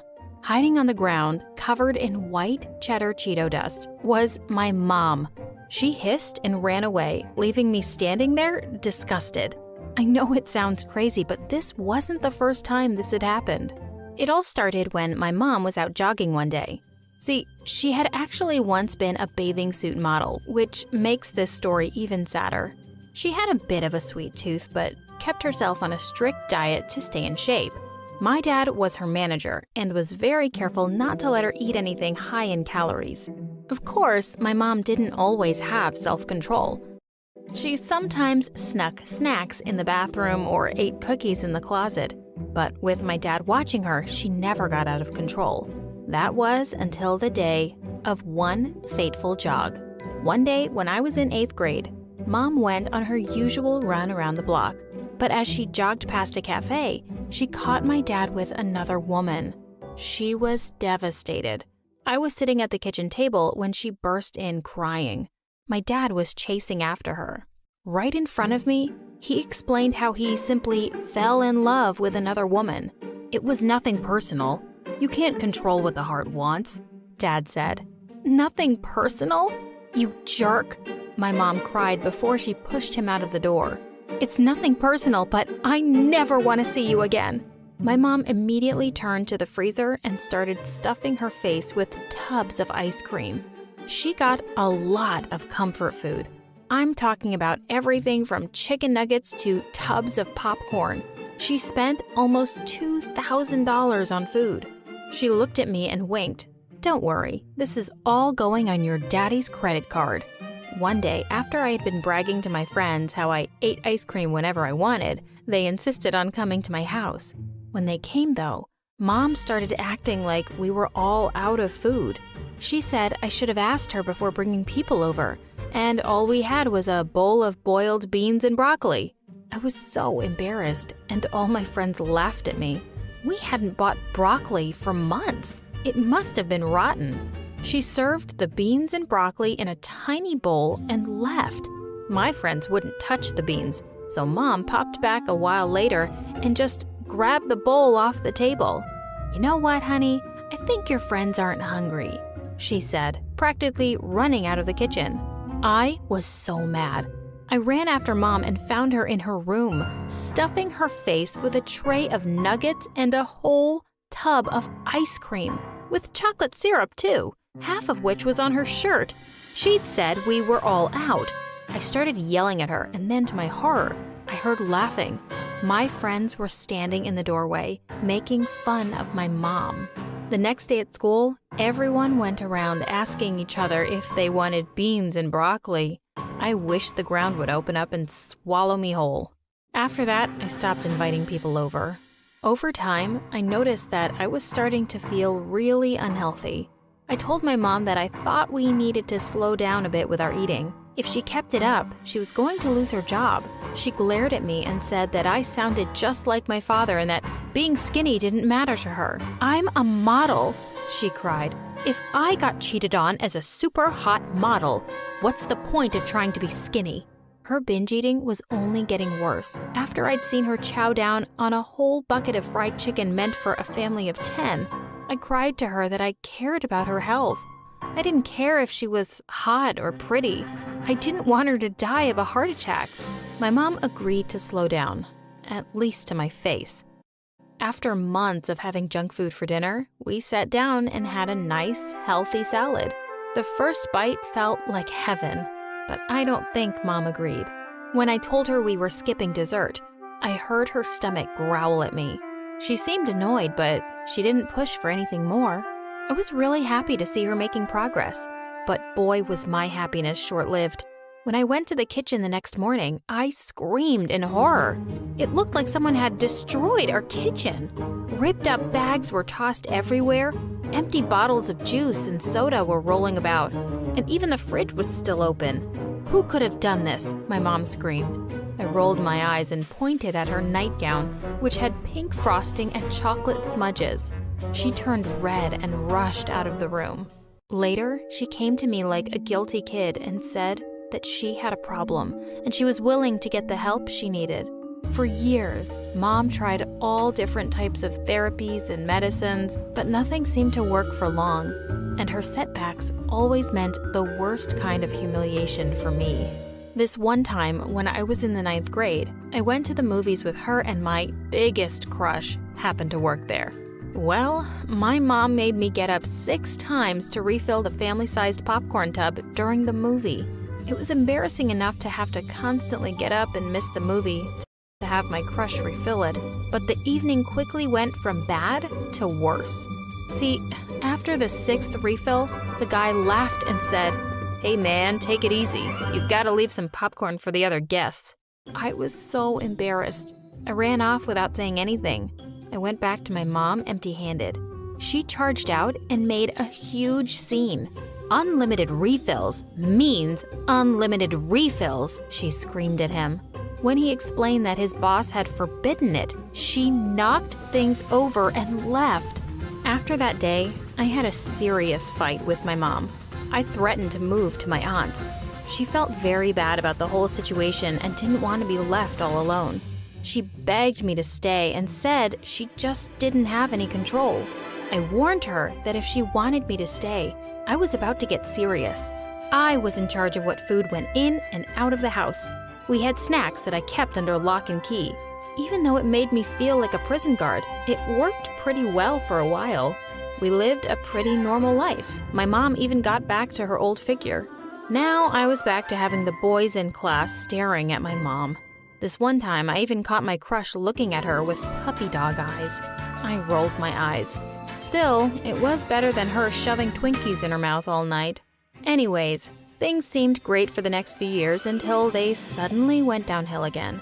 If it hadn't been for Felix, that angel in a man's disguise, I would have lost it in high school. See, when I was in high school, one day my mom met this guy, Felix, and fell in love. Felix was super nice and was totally understanding about my mom's situation. He said he would do anything to help her. He was always there to keep a check on my mom and made sure there was no junk food in the house to tempt her. But despite everything, Mom was slowly slipping back. I began noticing she was putting on weight every day. Even though whenever I came home from school, I saw Felix had taken Mom for a jog. At first, it was small things.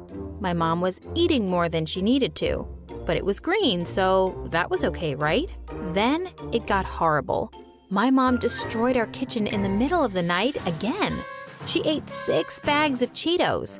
When she snapped out of her food rage, she looked shocked and embarrassed. She even felt a little sick from her snacking. Felix assured her that she didn't have to hide who she was for him, but she shouldn't have brought snacks home. Mom swore she hadn't. I was so mad, I didn't even argue. I wasn't just annoyed at how utterly irresponsible she was being, but also at how this was affecting me directly. On top of the fact that I never had any snacks in the house anymore, she made it impossible for me to have friends over late.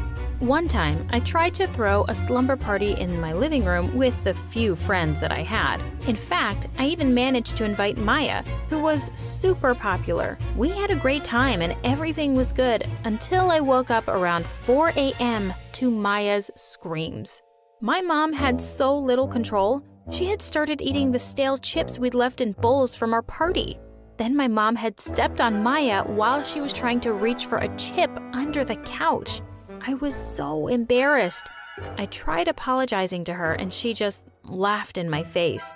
She said they'd heard rumors that my mom could smell food from miles away and that they had all wanted to check. Say goodbye to your social life, loser.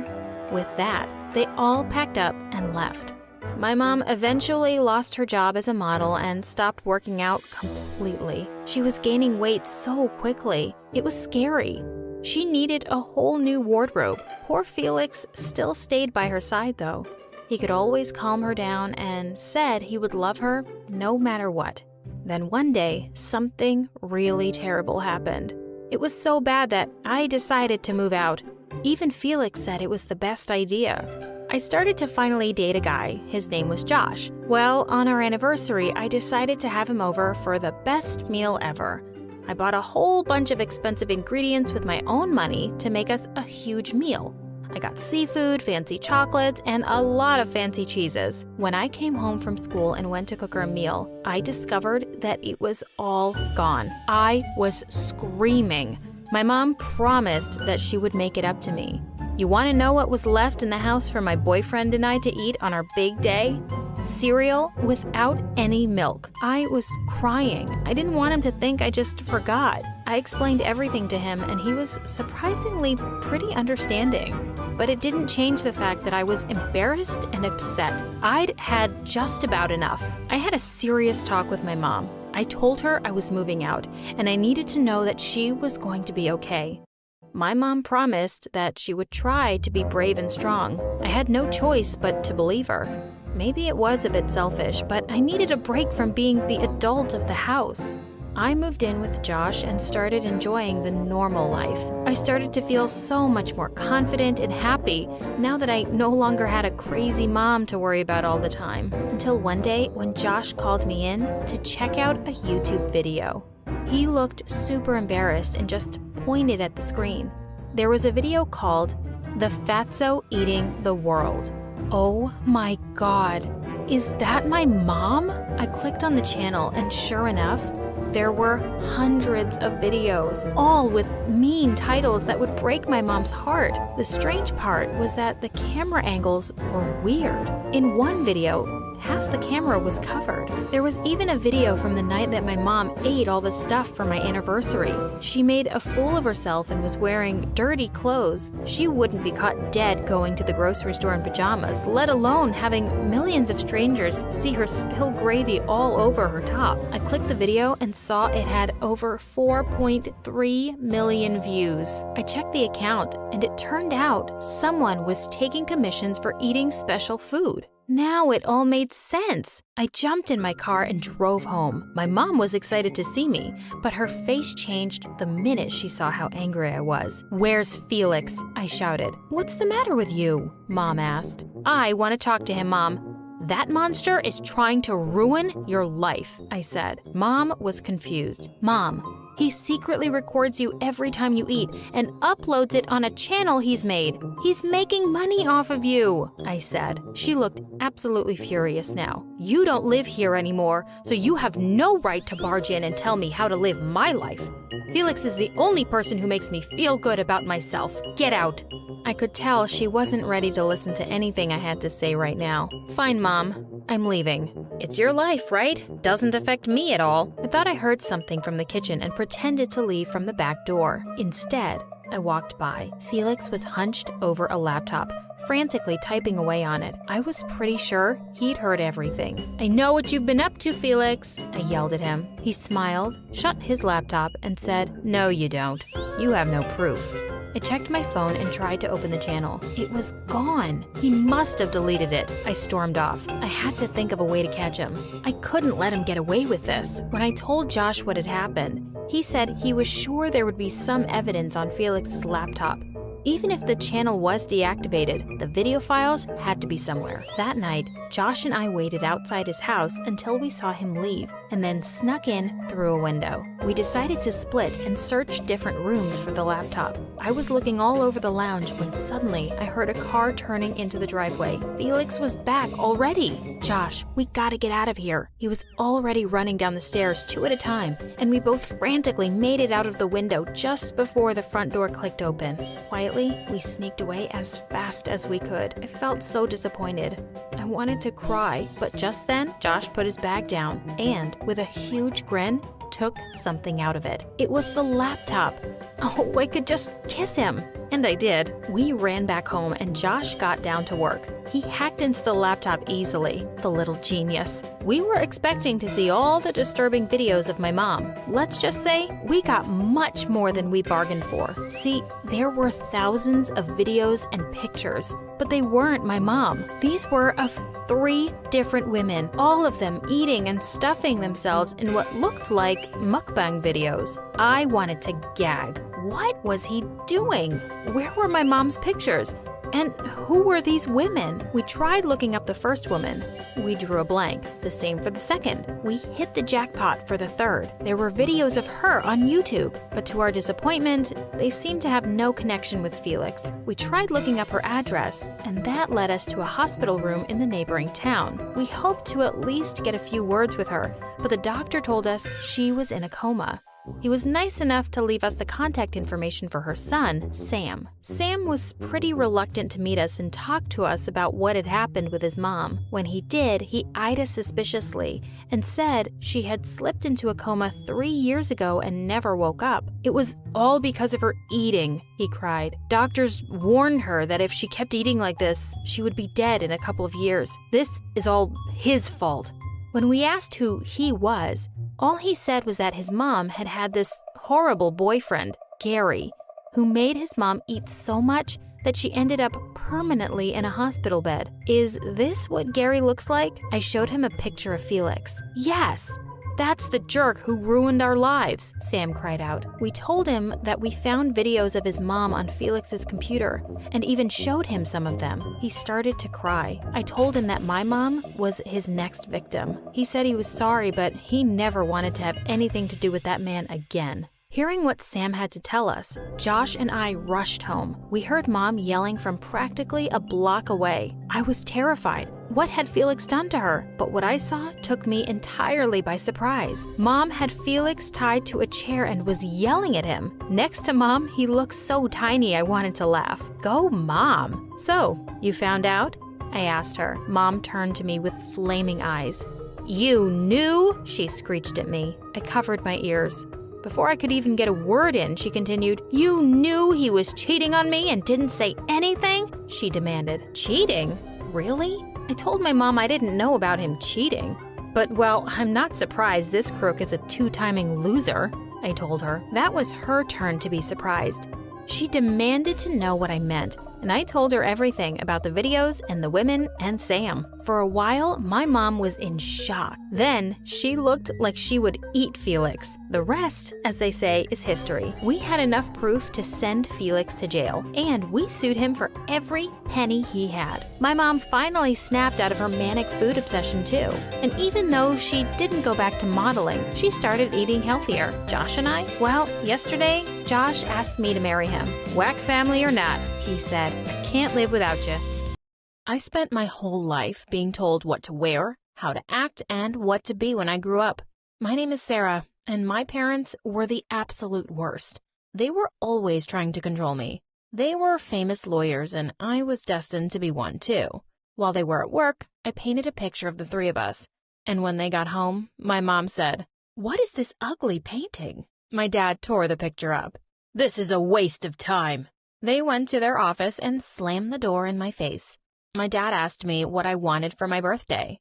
I want to go horseback riding. He blew up. What? How dare you? It's books or nothing. But I don't want to be a lawyer. They exploded. You'll be a failure if you don't go to law school. You'll end up just like those kids on the other side of town. They'd shower me with fancy clothes and expensive dinners to buy my obedience. When I was in the 7th grade, my parents started making me proofread their notes and court documents. For smart people, they really couldn't spell. And sometimes, I made mistakes on purpose. I wanted to try being a normal girl for once. What's the worst that could happen? I came home with a temporary tattoo once, and my parents lost their minds. They hated tattoos more than anything. Lawyers don't have tattoos. I was just having fun for once. I ran up to my room and slammed the door. I just decided to follow their rules, not because I liked them or anything. It's just because I want them to let me live in peace until I met a gorgeous boy.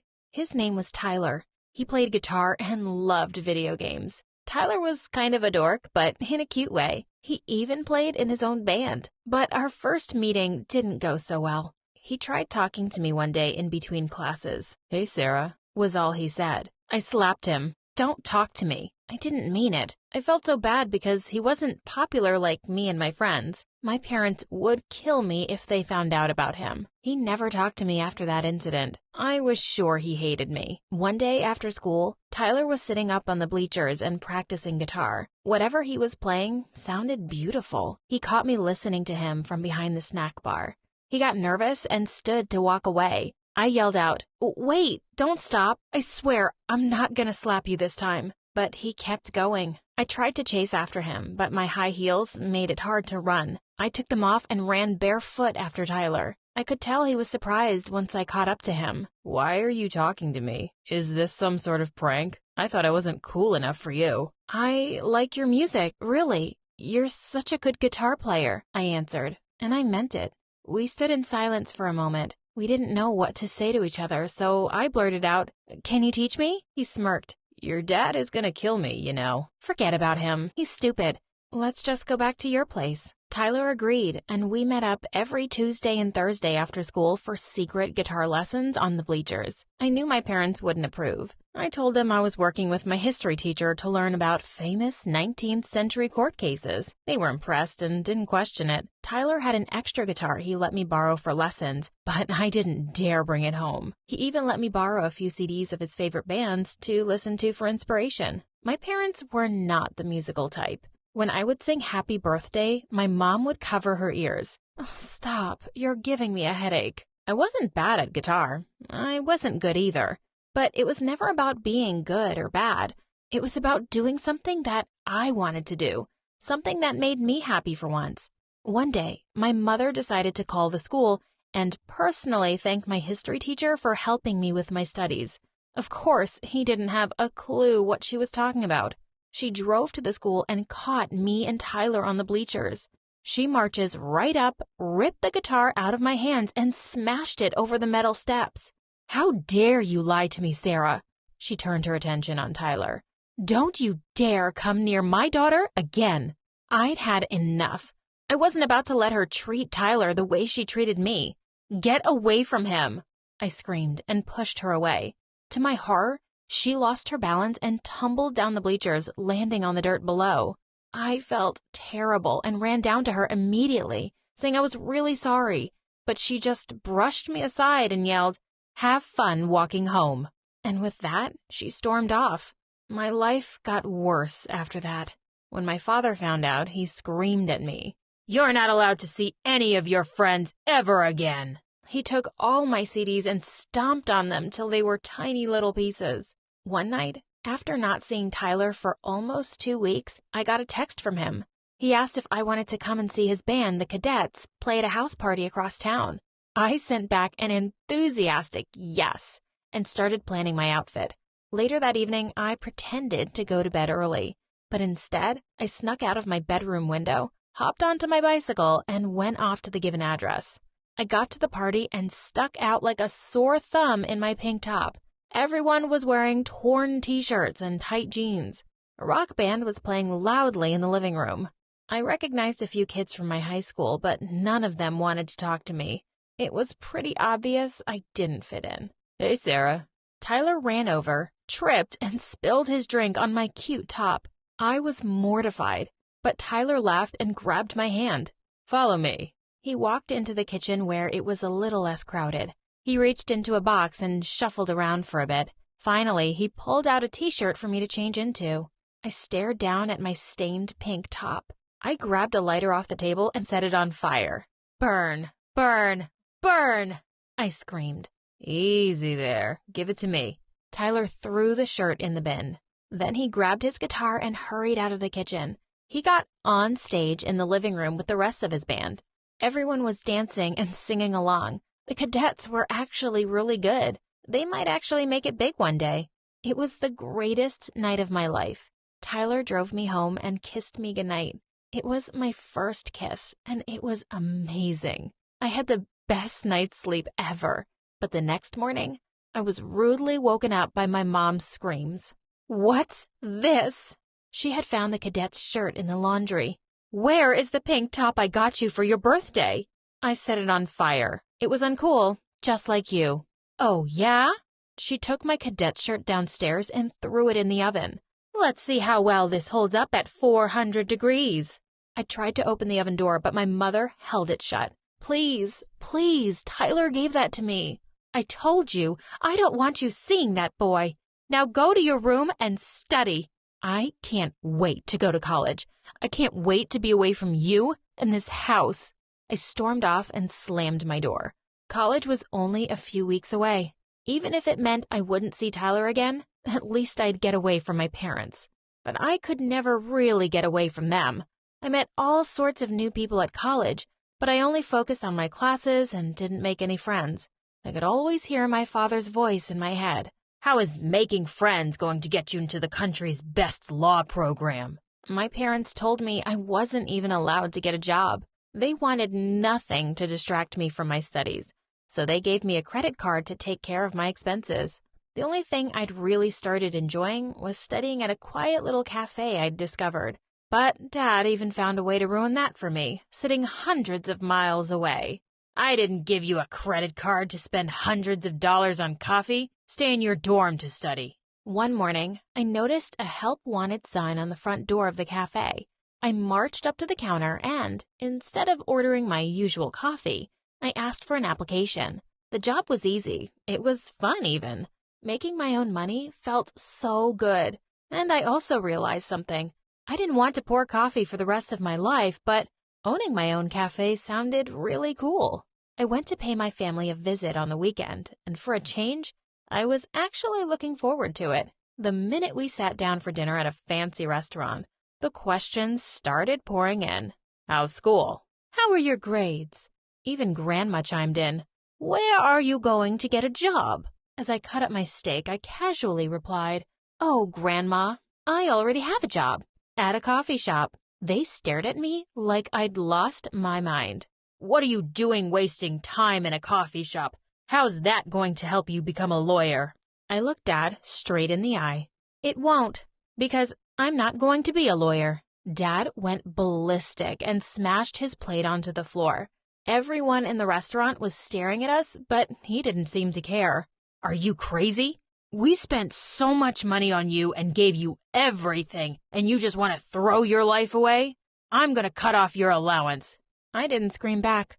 I stood up and took his credit card out of my wallet. Then I snapped it in half and walked out of the restaurant. They would never control me again. I went back to college and reconnected with Tyler. We met up for a cup of coffee at my favorite place. He told me that the cadets were playing a few towns over and needed a tour manager. And even though the opportunity to travel the world seemed really exciting, I wanted to complete my degree and save up for my coffee shop. So I turned his offer down, but we started dating. We got married a few years later, and he was my biggest support in setting up my dream cafe. To this day, I run the most popular cafe in the city. Even my parents eventually forgave me, and they sometimes stop by for coffee in between court dates. People from all walks of life come through my doors, each with a unique dream or goal. Here in my little coffee shop, I hope they make their dreams come true. Hi, I'm Latte from LA, and I'll be representing the struggles of every ignored middle child out there, only 1,000 times worse. Before I continue, please like and subscribe. First things first, let me introduce you to my parents. Dad's a businessman who's always pacing around, shouting into his Bluetooth about money, business, and other rich grown-up stuff I have no clue about. Buy, sell, move those investments. No, not the tech stocks, the blue chips. And why is nobody checking the quarterly profits? Meanwhile, Mom's basically a TikTok royalty. She made cooking videos while looking like a goddess, and somehow every single one of them gets 1 million views. One time, she was just boiling water, and the comments were acting like she just saved the world. Now, let's talk about my sisters. So here's the thing. I was born right in the middle of triplets. According to Mom, order matters. So Marie was decided as the oldest because she burst out 1.2 seconds before me, and our youngest popped out last, blinking those iconic eyelashes and pouting those extra plump lips at everyone in the hospital room. Mom named her Princess because, honestly, she looked just like one. Even the doctor and nurses said so. They immediately put a tiny little tiara on her baby head as soon as she was born, and I swear she's never taken it off since.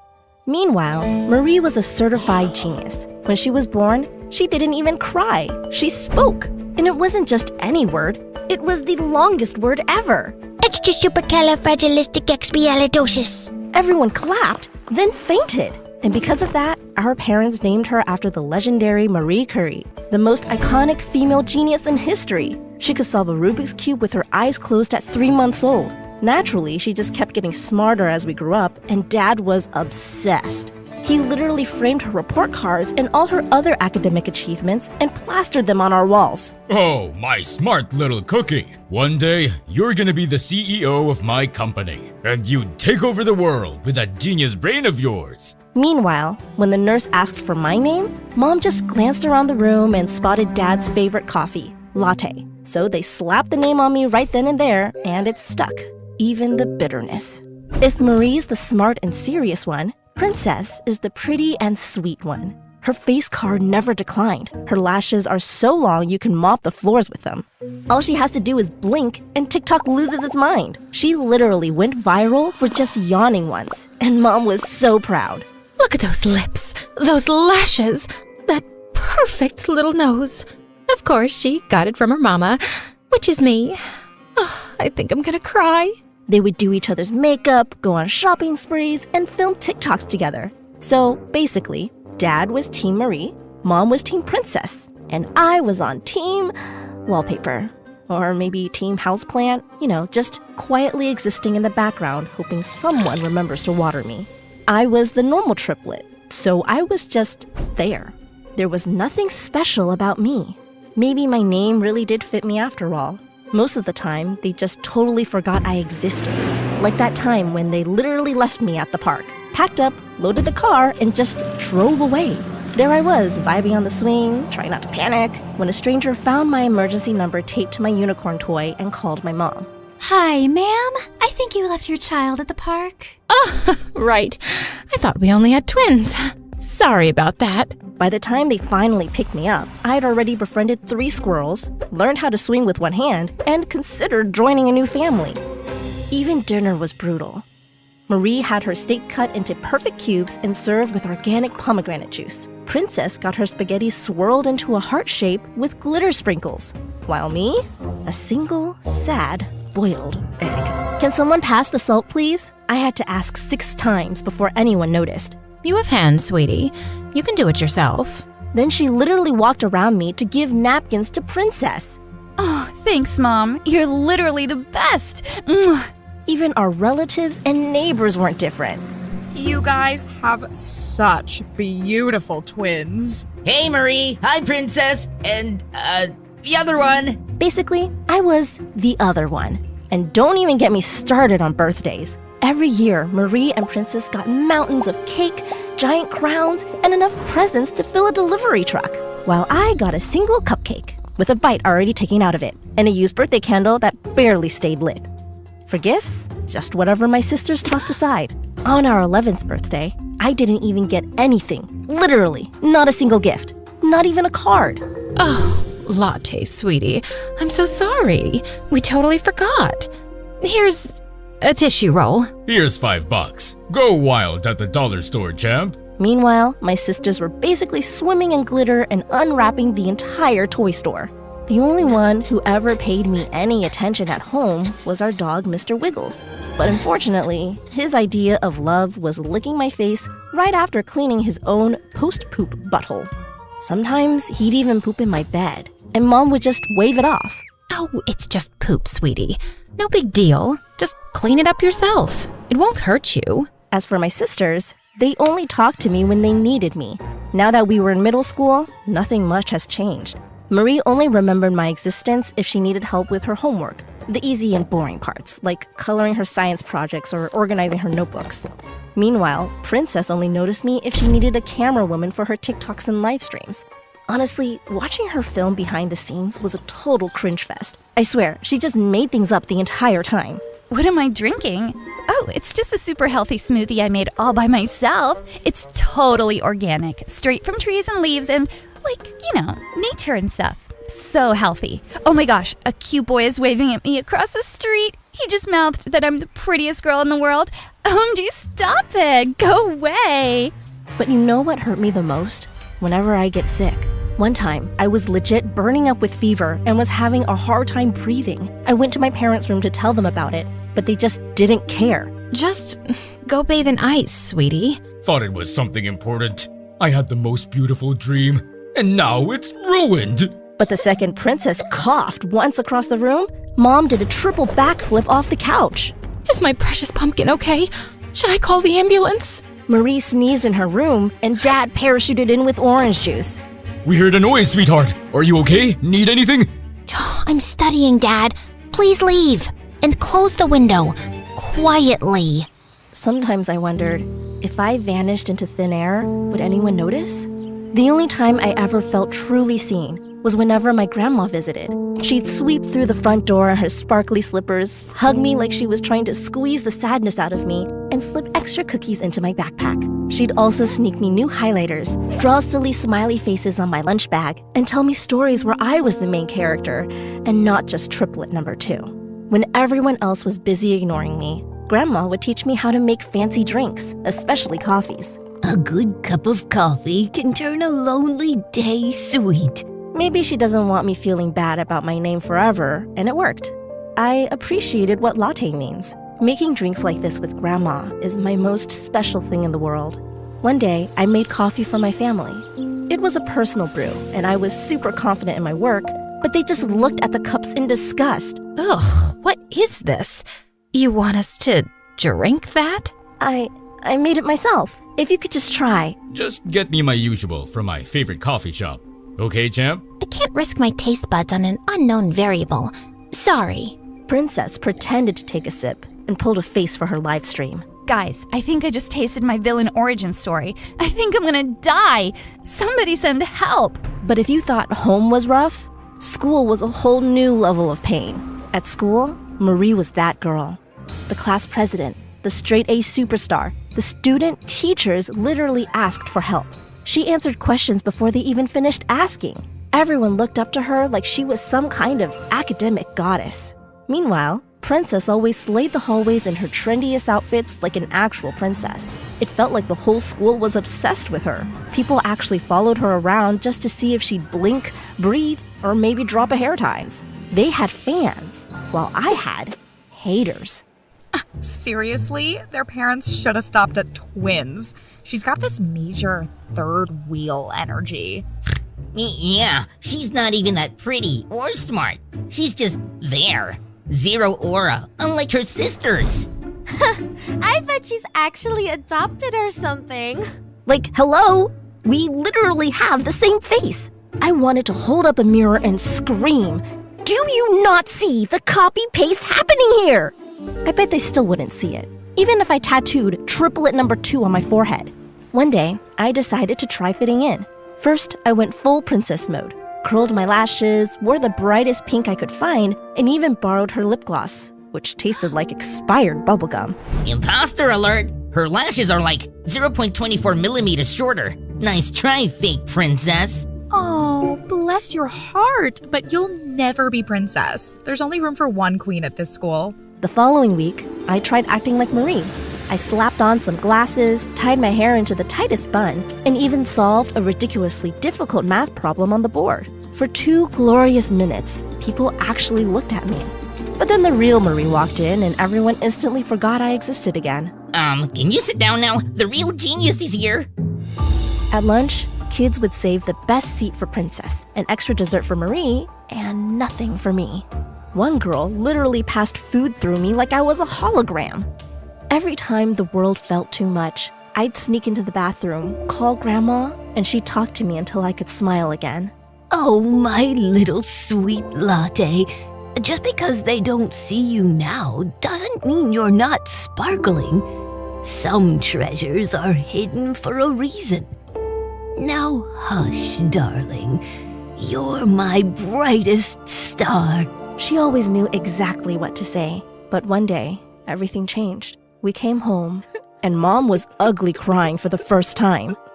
Grandma's gone, Latte. She had a heart attack.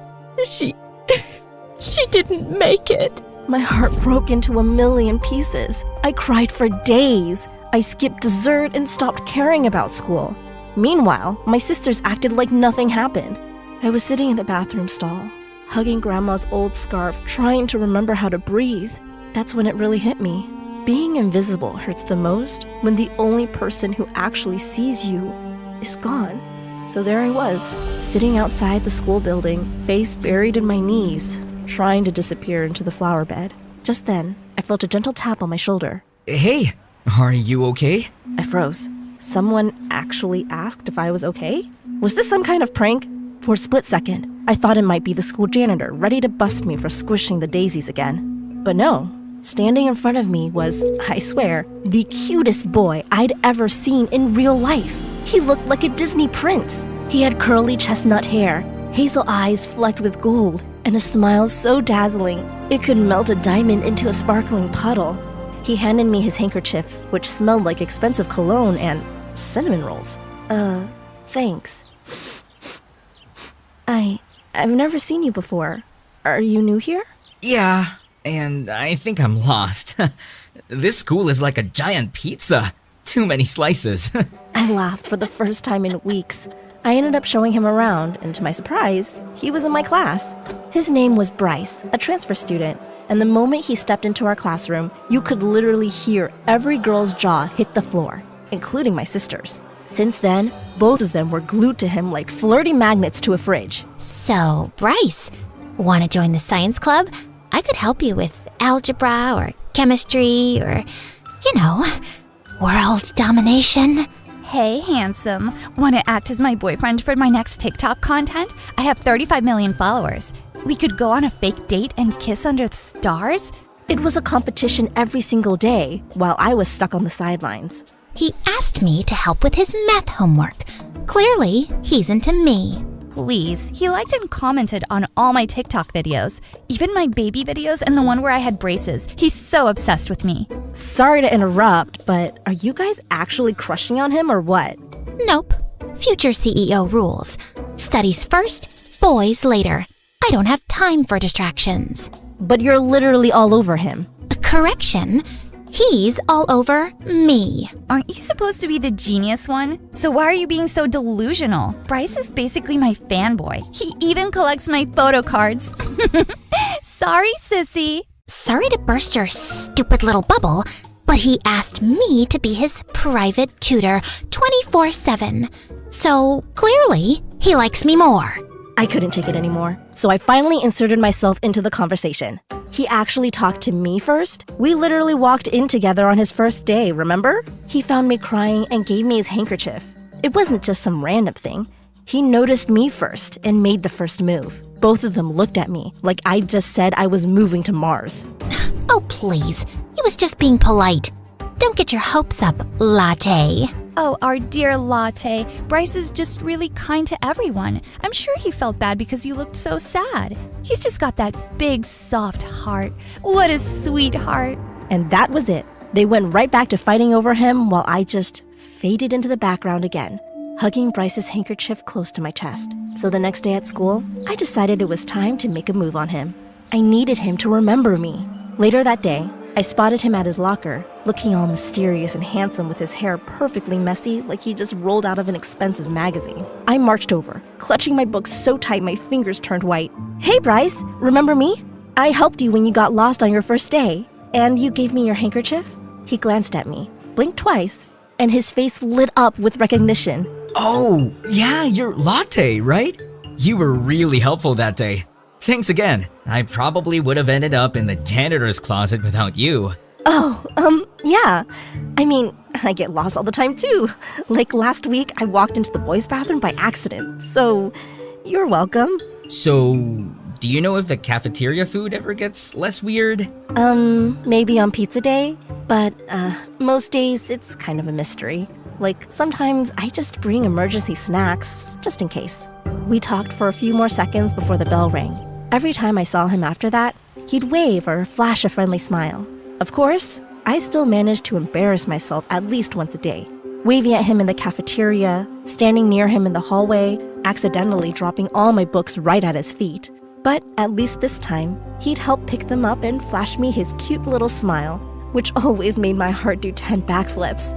Maybe, just maybe, I wasn't that invisible after all. One night, I was looking for something to eat in the kitchen for my midnight snack. when I noticed Mom's favorite golden spatula, the one she used in all her TikTok videos, was snapped in half. I was about to play detective when she walked in, took one look, and had a full-on meltdown. My precious spatula! Latte, what have you done? What? Mom, I swear, I didn't even touch it. It was already broken when I found it. Honestly, why can't you be more like your sisters? Sometimes I wish we just had twins. No need for a spare. Mom didn't stop crying over that spatula, like she lost a best friend. She even held a mini funeral for it the next day and kept talking about replacement kids and broken dreams with Dad. Their words felt like 1,000 tiny daggers in my chest. Later that day, I was sulking in the corner, hugging my knees when Princess tiptoed in. Hey, Latte? I was actually the one who broke Mom's spatula. I was filming a slow-mo pancake flip for TikTok, and it just snapped. But, you know, if I told them, they'd never believe it. I'm their perfect princess.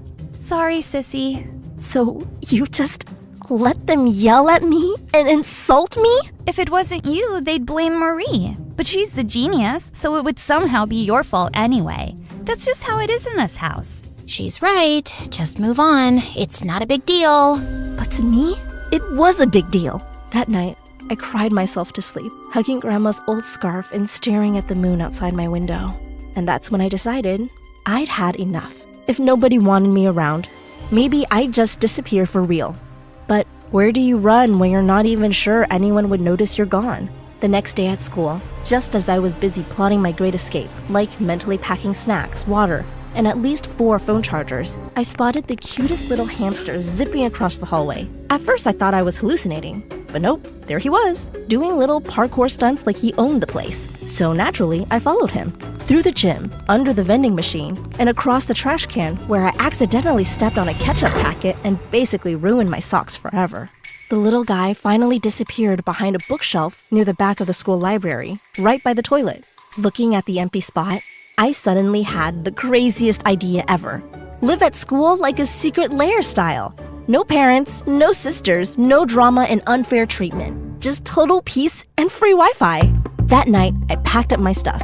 Blanket burrito, folding mattress, emergency cookies, Grandma's old lamp for extra comfort, and of course, and my trusty mini coffee-making kit. I then strolled past my parents, dragging a huge suitcase behind me just to see their reactions. And guess what? Neither of them blinked. Hey guys, I'm running away from home. Gonna live in the wild, eat moss, maybe join a circus. If anything, Mom just told me not to slam the door. So off I went. I snuck into school under the cover of darkness, crawled through a window, and set up my new home behind the back library shelves. I laid out my mattress, decorated my secret base with string lights and hamster snacks just in case the little guy came back, and did a happy victory dance. It was perfect. Now that I was basically a bored ghost living at school, I started mapping out every single inch of the place, where the cameras pointed, which teachers actually checked the bathrooms, which janitors cared if a random blanket fort popped up near the nonfiction section. At night, the school was creepy and weirdly exciting. I even found the secret security room where all the CCTV monitors were. I spent hours just watching, like my own private reality show, and I couldn't believe the stuff I found out, especially about my sisters. Oh, these footages are definitely going to come in handy very soon. I just realized that being invisible was kind of awesome, actually. But it also made me a little evil. That night, I snuck into the science lab and stole a whole bag of fake rubber snakes that looked super realistic and extra slithery. The next morning, I woke up early and planted my new friends under all the mean kids' chairs in our class. Each snake was taped to a nearly invisible string, all leading right to my desk. It was my masterpiece. Before class, I sat at my desk, looking totally innocent and waiting for the drama to drop. Did someone forget to take out the trash? Oh wait, it's just Latte, the ugly triplet. Yeah, why are you even here? Nobody cares unless you're Marie or Princess. Careful, girls. Some people say the universe bites back, and it has fangs. And that's when I gave the string the tiniest little tug. Suddenly, the fake snakes slithered out from under their chairs, and a chorus of blood-curdling screams echoed through the classroom. Told you not to mess with me. Next time, it might be spiders or anacondas. For the first time in my life, Everyone actually stared at me like I had superpowers. Some looked terrified, and others were impressed. Wait, can you actually summon snakes? Are you like half human, half snake? Oh, that's so cool! If you ever insult me again, the snakes will know. For once, I felt cool and powerful. That night, powered up by my brand new bad girl reputation, I plotted even more epic pranks and powers. I swapped out the teacher's chalk with color-changing markers, so every lesson turned into a rainbow rave. I glued googly eyes to every classroom door. Seriously, everywhere you looked, it felt like the whole school was staring you down. With every prank, my legend grew. People started whispering my name in the halls. I also started wearing smoky eyeliner, spiky bracelets, and a random leather jacket I found in Lost and Found. Suddenly, everyone thought I was cool. Even the lunch lady raised an eyebrow and gave me an extra meatball. But my sisters hated it. They cornered me at lunch. What is happening to you, Latte? You used to be normal. Now you're just embarrassing. So you're a bad girl now? Seriously, you look like a raccoon in that eyeliner. Sorry, I can't hear you over the sound of everyone actually paying attention to me for once. Jealous much? Jealous of what? Getting attention for causing trouble? Whatever helps you sleep at night, I guess. You wish you could go viral for something other than being a disaster. Even your pranks are cringe, sissy. Try harder next time. I couldn't take it anymore. So for the first time ever, I hit back. Oh, Marie, maybe you should stop stealing answer keys from the teacher's office if you want to keep being a genius. And Princess, nice try hiding your butt rash. Right then and there, I posted Marie's secret footage and Princess's embarrassing clip for everyone to see. And the look on their faces was priceless.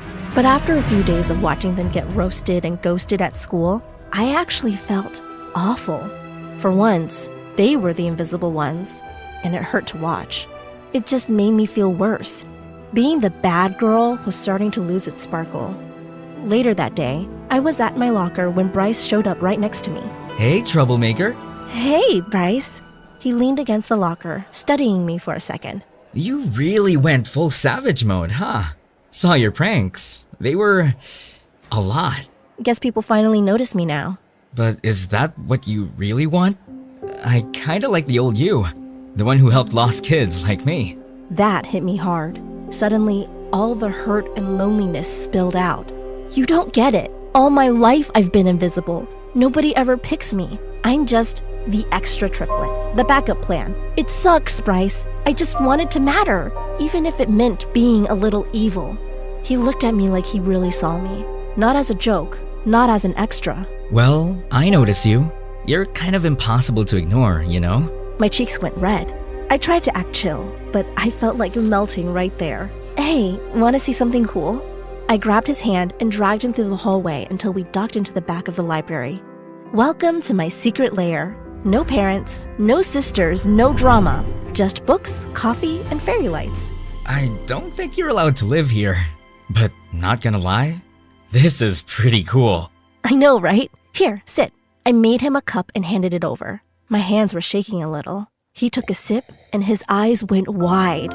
Hold up.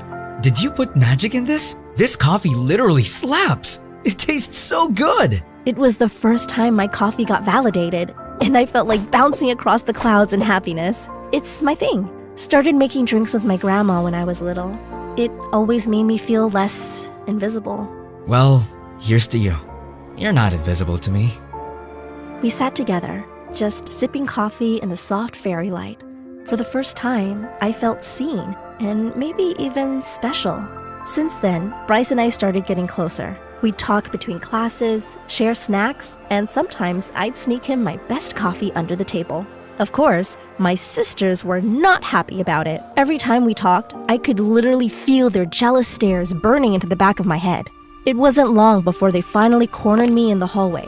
Princess in full TikTok glam, Marie holding her books like a weapon. So you really think you're the main character now? Just because you slapped on some stupid eyeliner and started hanging out with Bryce? Newsflash, he's just nice to literally everyone, sissy, especially to sorry losers like you. Don't let it go to your head. He literally DM'd me first. I just rejected him. Enjoy my leftovers, I guess? Let's be honest. He's likely motivated by pity. Some guys are attracted to so-called projects. And well, Latte's not exactly an academic or aesthetic outlier. Oh, and you really think we forgot what you did to us? Exposing us like that? Don't worry, sissy. Revenge is coming. And trust me, it's gonna be iconic. I couldn't take it anymore, so I finally snapped. You two are just pressed because someone finally noticed me instead of you. And worse, he's your crush. Sorry, princess, but not every boy wants to be your TikTok prop. And Marie, maybe Bryce is sick of girls who act like human calculators. Girl, you're so delulu. Keep dreaming. Yeah. Don't come crying to us when you get your heart broken, okay? I just rolled my eyes and walked away. But inside, I felt like I finally won something.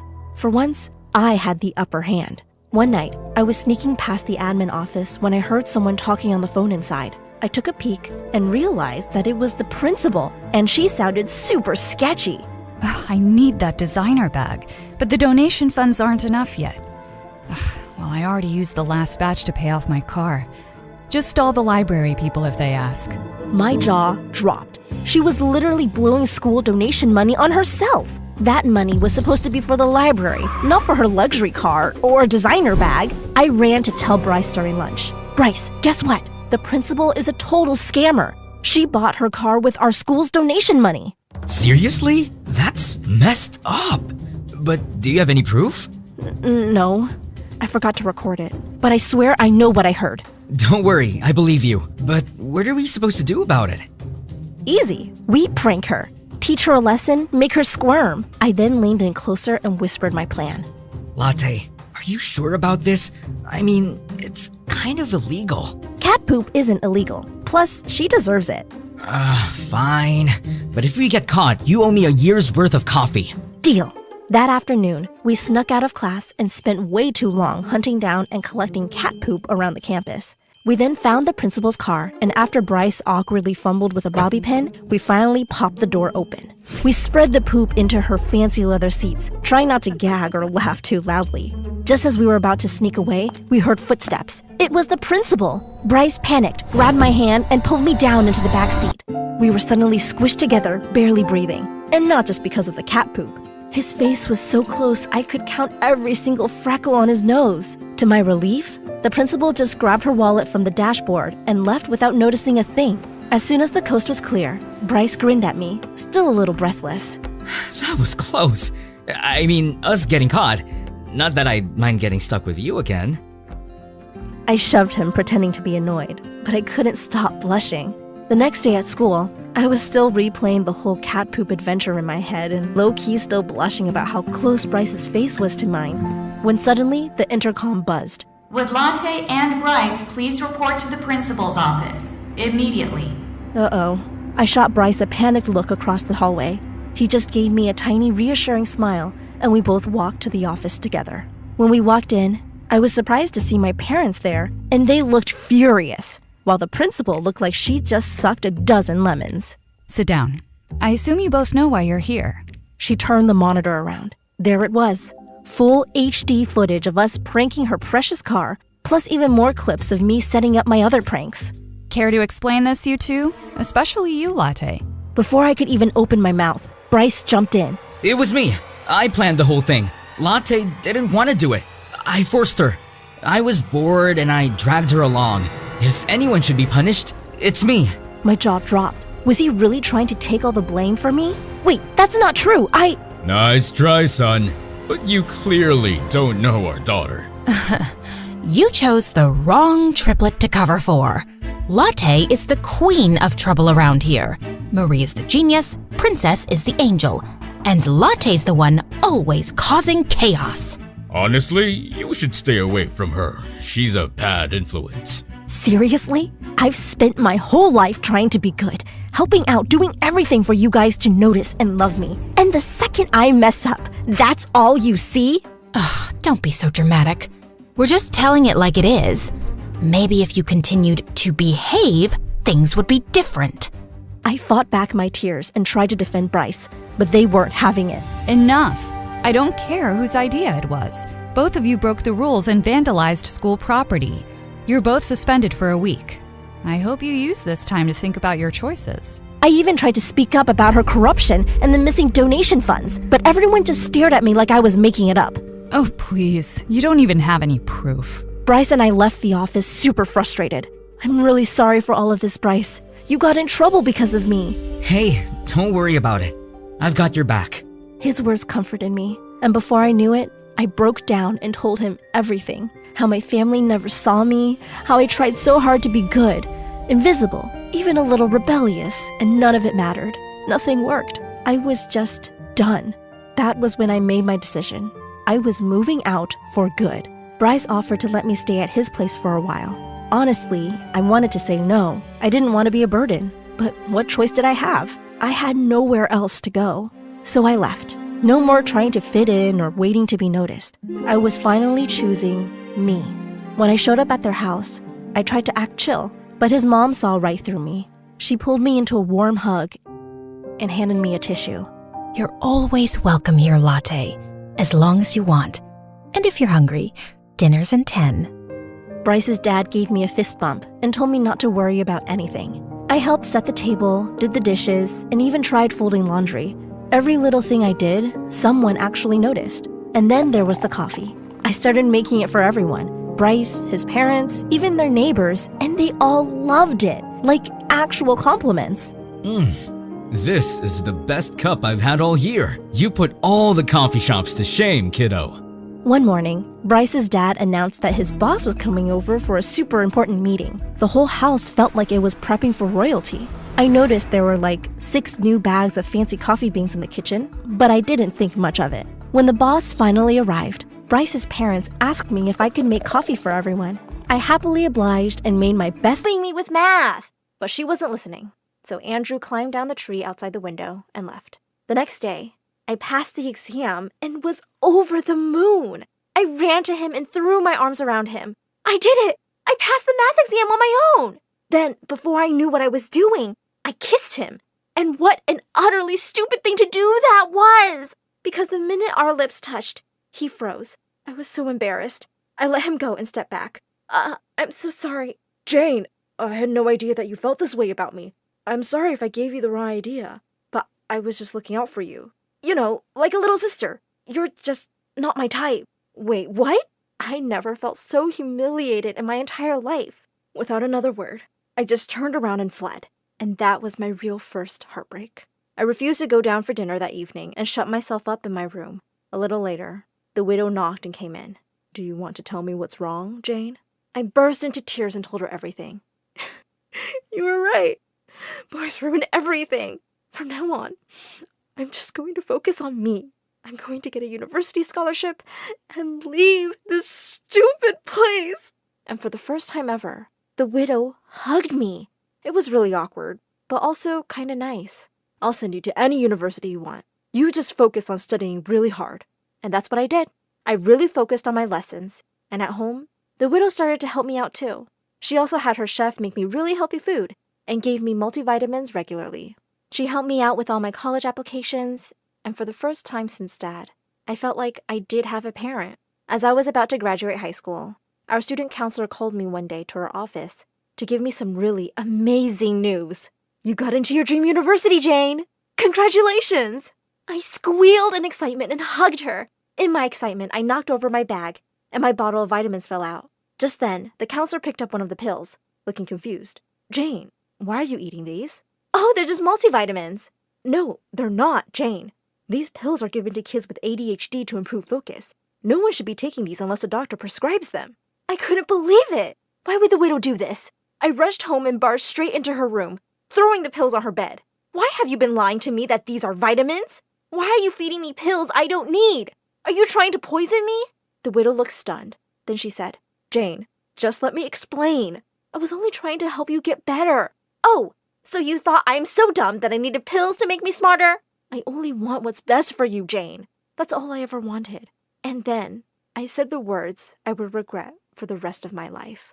Well, in case you forgot, let me remind you, you're not my mom. You're just a pathetic old widow, and you don't deserve to have kids. And with that, I stormed off to my room. I didn't speak a word to her for the next few weeks, and then I left for university. I felt bad for the things I'd said, but I was too angry to take them back. I was doing really well at university. I met a wonderful guy, Dave. He was the only person I'd ever met who didn't treat me like I was dumb. and he never made me feel little in any way. One day, while we were on a date, I got a terrible phone call. It was a doctor from some hospital saying the widow had been found unconscious in her home and was really unwell. Dave drove me straight to the hospital, and when I went to her, it broke my heart seeing her so pale and weak. I sat down by her and started to cry. Please be okay. I'm sorry. I didn't mean those awful things I said. I love you. You're my mom. Just then, her eyes fluttered open. She gave me a weak smile. Jane, I'm so glad you're here, dear. I'm sorry, too. You were always so tiny. I became really overprotective. I see now that you didn't need that at all. I moved back with Mom to take care of her, and soon she fully recovered. I graduated with honors from university, and I was so happy she could be there. After university, Dave and I got married and had 2 beautiful kids together. We named our son after my dad, and our little girl after the widow, her godmother.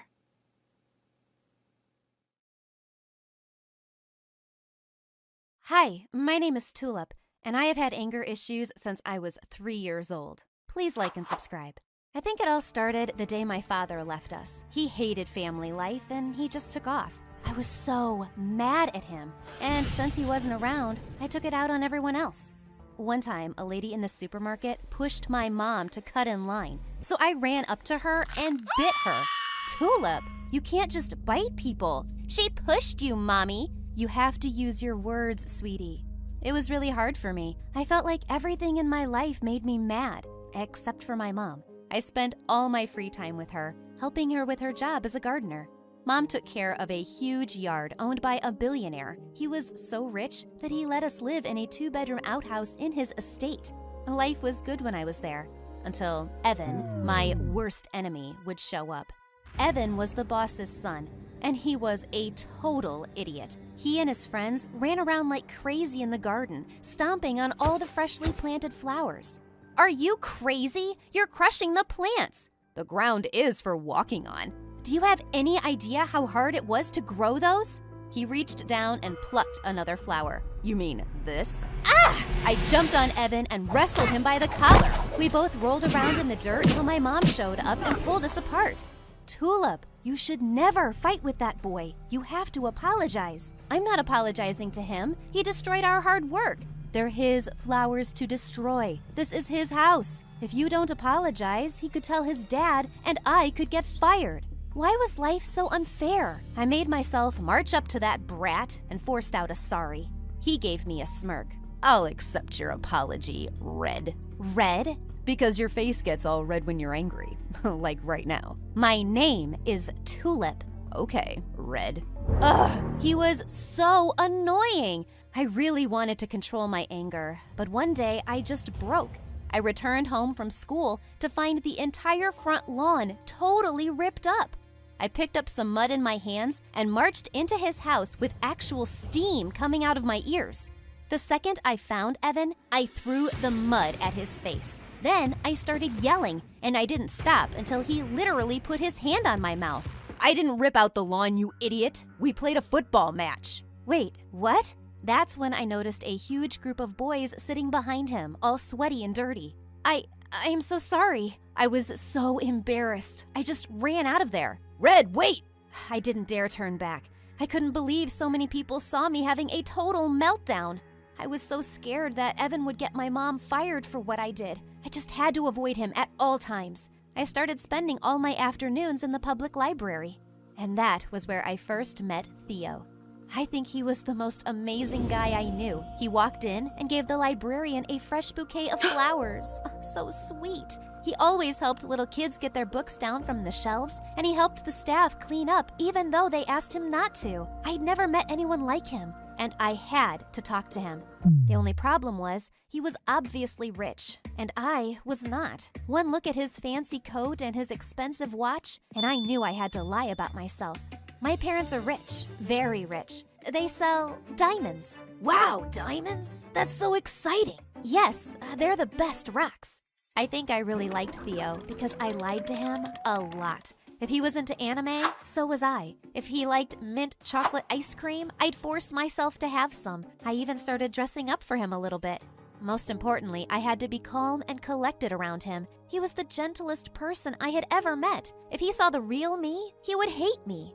My act was working, and Theo and I started hanging out a lot. It all went to pieces though, when one day, I went to Evan's mansion to collect my mom's paycheck. When I reached the living room, I nearly fell over. Theo was there. He was hugging Evan. What the heck was going on? Before I could run out of there, Evan yelled, "Hey Red, come and meet my big brother."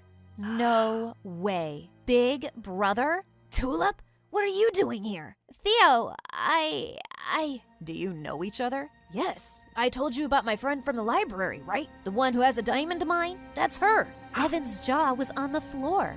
Diamond mine?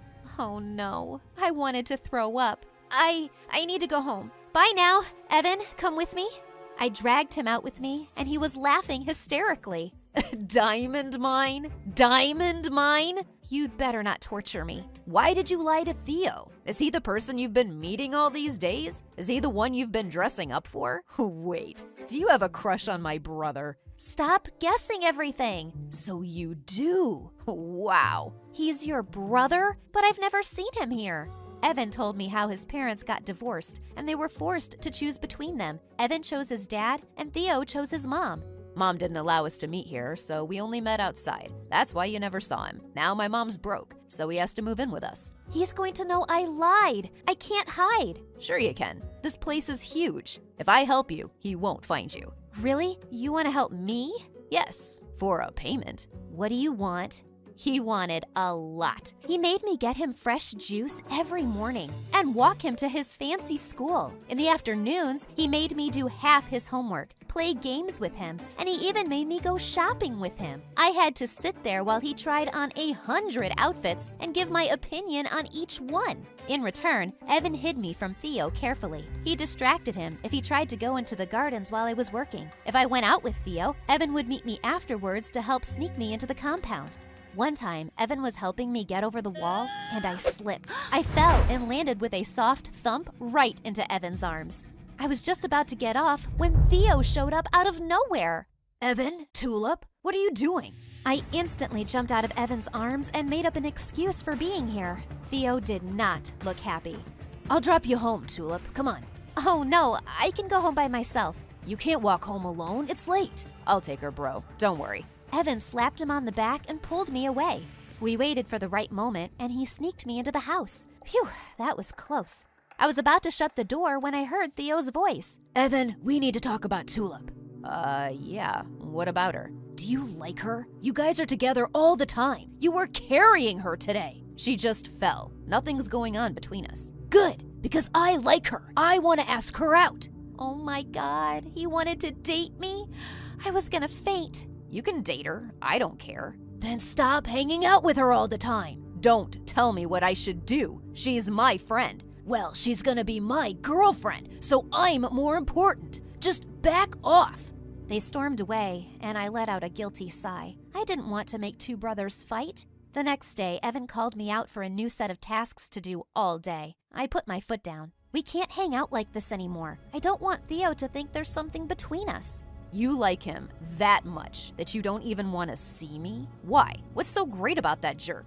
He's kind and sweet, and he's not making fun of me all the time. He calls me Tulip, not some stupid nickname. At least I know everything about you and accept you as you are. Accept me? You forced me to be your maid. I just want to hang out with you, you idiot. Why are we fighting? It's not like you like me. Maybe I do. I literally froze. What did he just say?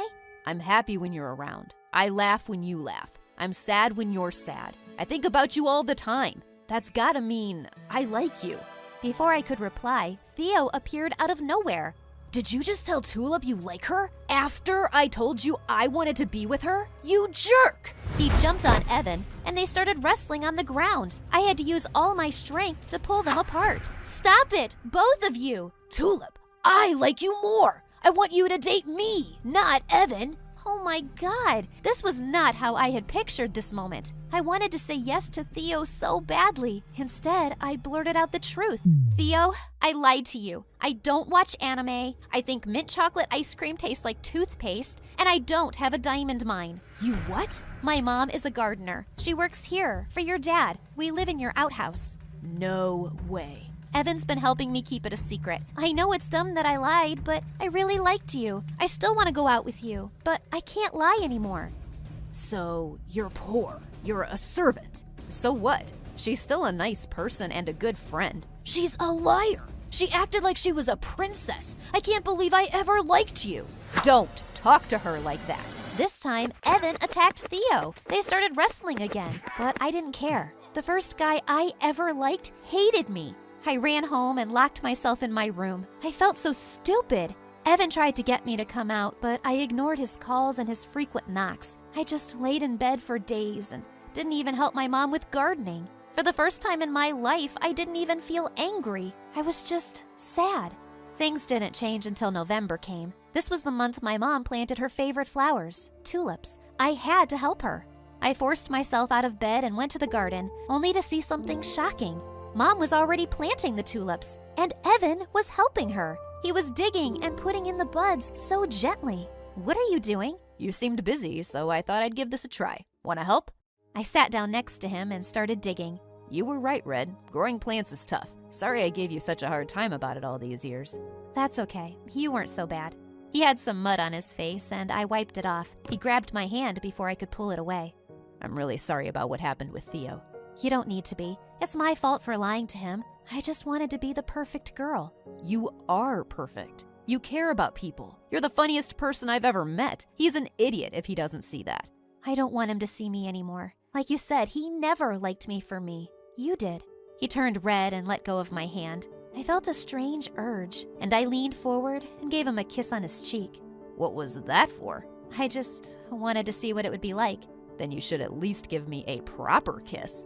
He pulled me in and kissed me right on the lips. Oh, it was so amazing. When he pulled away, I was actually dizzy. I know you just got done with Theo, but I'd love to take you out for real. I'd love to go out with you too. Your face is red like a tomato. It's your fault for kissing me. Okay, I won't do it again. Shut up. I pulled him back to me and gave him a long, passionate kiss. MSA will give $1,000 to one lucky person who subscribes in the next 7 days. Hi everyone, my name is Katniss and I'm from New York. Please like and subscribe. I was born to a super rich single mom who was a successful businesswoman. She was a very hardworking lady, but loved me just as much. Come on, honey, I'll drop you off at school today. But ma'am, you have a very important business meeting. Then get the helicopter ready because there's no way I'm missing my girl's first day of school. Oh, Mommy, I love you. She was the best, but unlike her, I was kinda shy. Thanks to her dropping me off in a helicopter on my first day though, I became super popular instantly. But things took a strange turn soon after. One time I had to recite a poem in front of the entire class, and I was already nervous. But just then, a kid pointed at me and screamed. Look at her face. She looks like a tomato about to burst. And then all the kids started pointing and laughing. I quickly ran to the washroom to check what was going on. And when I looked in the mirror, I freaked out.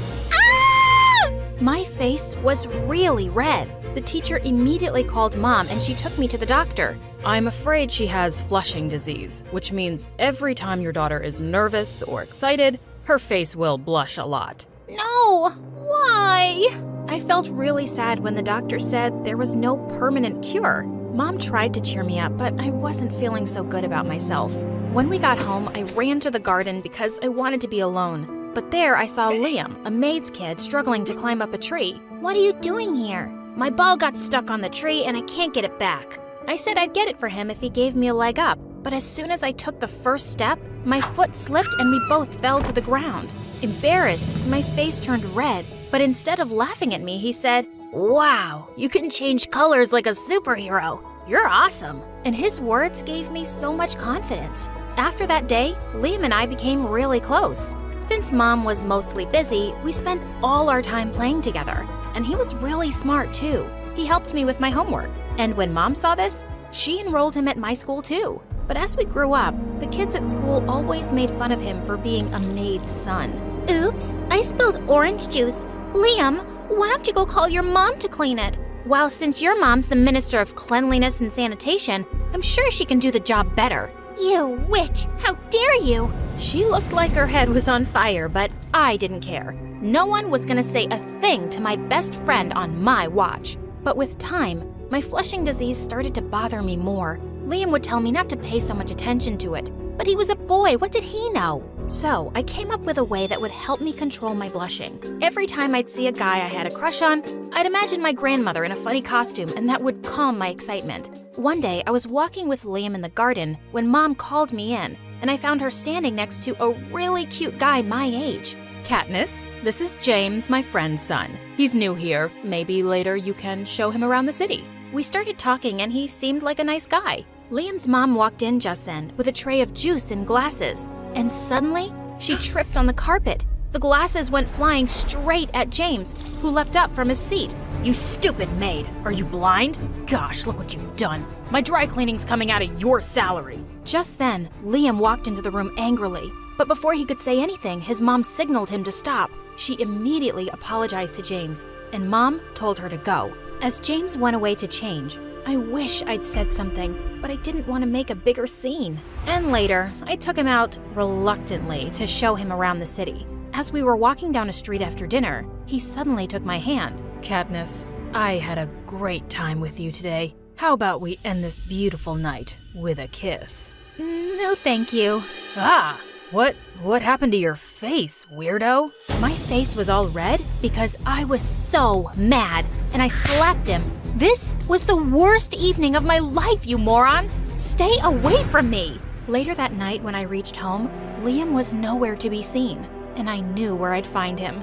The garden. Hey, what are you doing here by yourself? Oh, you're back from your date with the jerk. I would have punched his face if Mom hadn't stopped me. So what, is he your boyfriend now? Oh, I don't think he'll want me after the slap I gave him. What? Did he say something to you? Are you okay? I'm fine, and I should have slapped him earlier when he talked to your mom like that. By the way, you look cute when you're jealous. Jealous? Who said I was jealous? I turned towards him and he gave me a big smile, and I couldn't help but kiss him. It was my first kiss, and it felt amazing. A couple of days later, I went into Mom's room to ask her something, but I found her looking really worried. What's wrong, Mom? Oh, honey, one of the heirloom necklaces that I wear at this fundraising event every year is missing. What? We should call the police immediately. I've already informed the police, and I'm having the guards look into it too, honey. The necklace had been in our family for generations, and it was freaking expensive.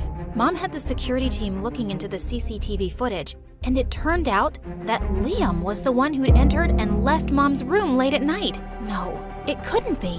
When the guards went and searched Liam's and Mom's room, they found the necklace in one of the drawers. Liam, you stole my mom's necklace? Katniss, are you calling me a thief? How could you even think that? I didn't steal anything. Then how do you explain this necklace here? If you needed money, you could have just... I can't believe you turned out to be like all those other rich brats who don't trust me just because I'm poor. What? How could you? That's enough, boy.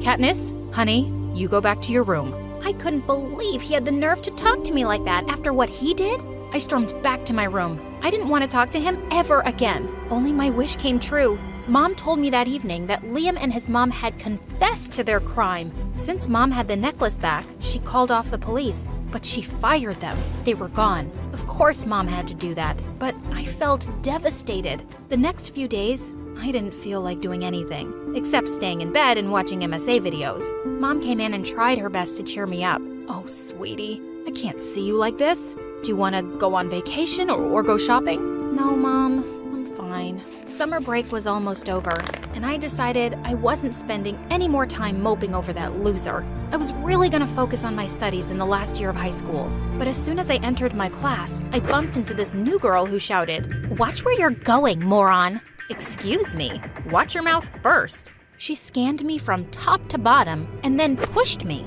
I was about to push her back when I heard a familiar voice from behind. Stay away from her. I turned around and saw Liam walk towards me. I was certain he'd left the school. I don't need you to take my side. But he just walked past me and went up to that girl. Are you okay, Josie? What the dancing ducks? He was worried about this new weirdo and not me? Oh, Liam, she attacked me. I didn't. She's lying. Just because you're super rich doesn't mean you can treat everyone like dirt. What? You don't even know what happened here. Just stay away from me and my friends. As if I want to be close to you. And who's this friend? And what are you even doing here? In case you forgot, I'm pretty smart. And I applied for a scholarship. And I don't have to answer your questions. He took Josie's hand and stormed off. Gosh, he really had a lot of attitude for a thief. I could feel my face turning crazy red with anger, and I quickly ran off to the washroom to cool off. This whole year was just gonna be awful. I avoided them completely, but seeing that stupid Josie clinging to Liam all the time somehow made my blood boil. A few weeks later, our teacher announced a school trip to a fancy skiing resort, and everyone had to pay $500 for it. As the bell rang and everyone left, Liam walked up to the teacher and said, "Ma'am, I won't be able to go on the trip because it's my sister's wedding that weekend." She nodded and he left. He didn't have a sister. I knew he lied because he didn't have the money to go. I caught up with the teacher as she walked out. "I have a favor to ask, ma'am. Would it be okay if I paid for Liam's trip? But you can't tell him, please. Just tell him that the school decided to take all the kids for free." She agreed to do that, and I was so happy when I saw her talking to Liam separately the next day. And his face lit up. On the day of the trip, we were all in the school bus when I heard Liam say to Josie, "Isn't it really cool that the school made this trip free for everyone?" "Free? What are you talking about? I paid $500 for it." "Yeah, we all did. What do you mean, man?" Liam looked shocked, and then his eyes met mine. Oh God, he caught me. "No, I didn't mean that. I think some snacks on the trip are free." And when we got to the resort, he immediately pulled me aside and turned to me angrily. "Why did you pay for my trip? And don't even try to deny it. I know you did it." "Okay, yeah, I did. What's the big deal?" "I don't want anyone's charity, especially from someone like you." "What's that supposed to mean, someone like me? Why are you acting like you don't know me?" "I don't know you. You're not who I thought you were." "Oh yeah?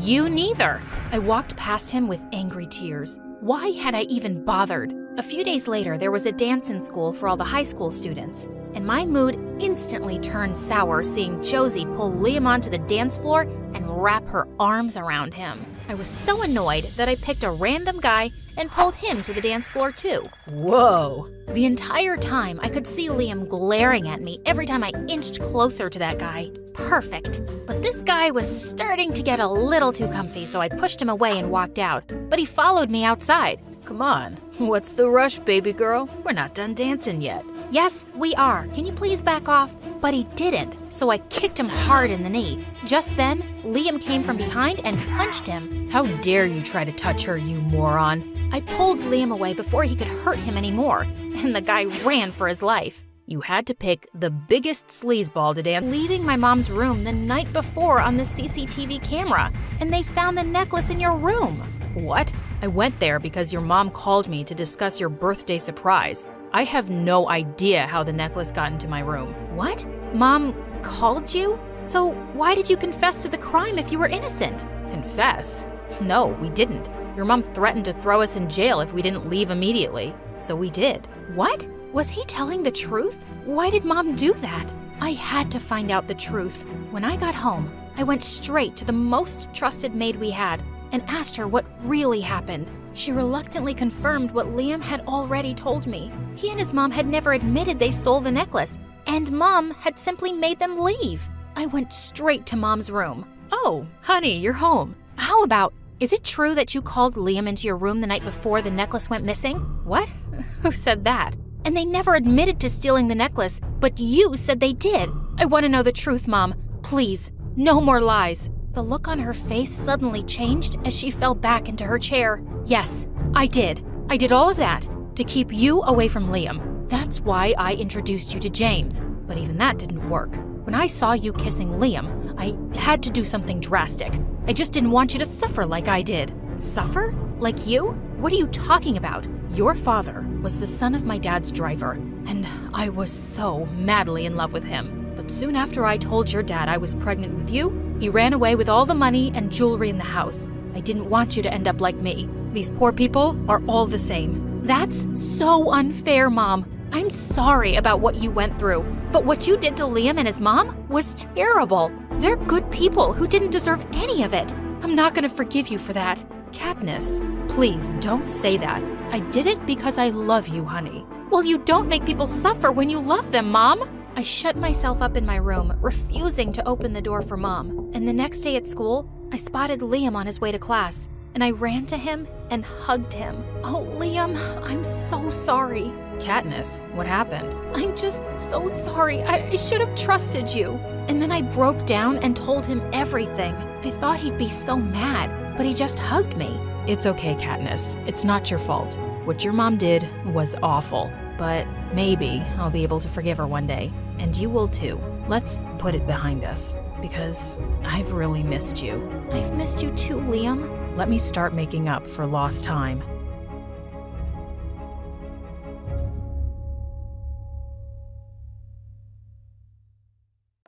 Hello, I'm Jessica Harlenborough, and I belong to a family of great detectives. My father was James Harlenborough, whose father was Hardy Harlenborough Jackson Jr., whose mother was Janet Harlenborough, who was the first one in our family to hold the badge and wear the uniform. The legend goes that she once defeated a whole family of bandits on her own with nothing but an empty revolver. And since then, she has inspired my father, my father's father, and me to grow and become the seekers of justice. And soon, the day arrived when I got to use my true skills. One day, on my way back from the bathroom, I saw James Heartthrob in the hallway, the guy my friend Lily Larkins had a huge crush on. He walked secretly to his locker with a suspicious brown package in his hands, which he placed inside after making sure no one was around him. After that, he walked away. But as a responsible citizen and the head of the Student Welfare Association, I followed him to a corner as he made a phone call,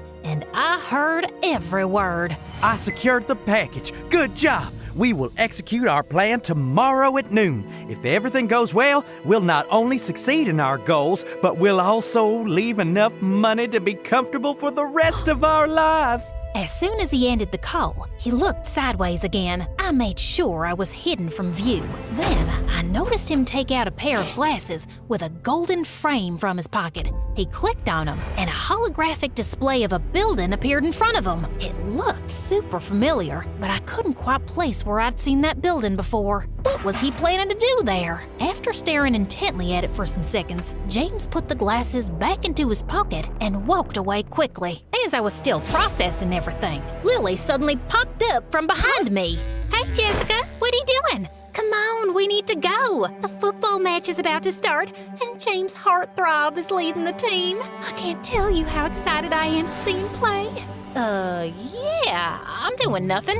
Let's go to the game. While I walked to the field with her, I kept thinking about that package. After a recent security scare, all students' bags were checked at the gate, and it would be difficult to bring in a package wrapped up like that. And who was James talking to? I was sure in my bones that something big and evil was about to go down, and I had to stop it. Halfway through the game, while Lily was busy cheering for James Heartthrob, I snuck out of there and made my way to James's locker. Having noticed the password earlier, I unlocked it, and the package was there. But to my disappointment, it was empty. But the brown paper wrapping outside had information about where it had come from. Taking out the pen from my pocket, I noticed the address and the name of the sender. Just then, I heard some footsteps approaching, and I ran across the corridor and hid behind one of the classroom doors. It was James Heartthrob again. He took his phone out of his backpack and went back to the same corner as before. Hey, listen, we'll have to postpone our undertaking from tomorrow to the day after. I have a date with Lily Larkins. She is so into me. I can't miss this.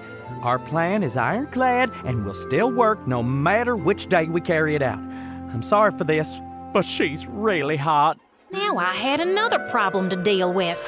My best friend from childhood was about to fall prey to a possible criminal. I couldn't let that happen, and Apparently, now his evil plan had been postponed by a day. But to stop him and save my friend, I needed to find out more information, and I could use some help. Later that night, I asked Lily to come over to my place with a phone book so I could try looking for the address and name I'd noted earlier. Of course, I told her we were just making prank calls. She wouldn't believe me if I told her all my suspicions just yet. We sat at my study table with the telephone near me. Lily kept telling me the cell phone numbers, and I kept pranking them in a manly voice.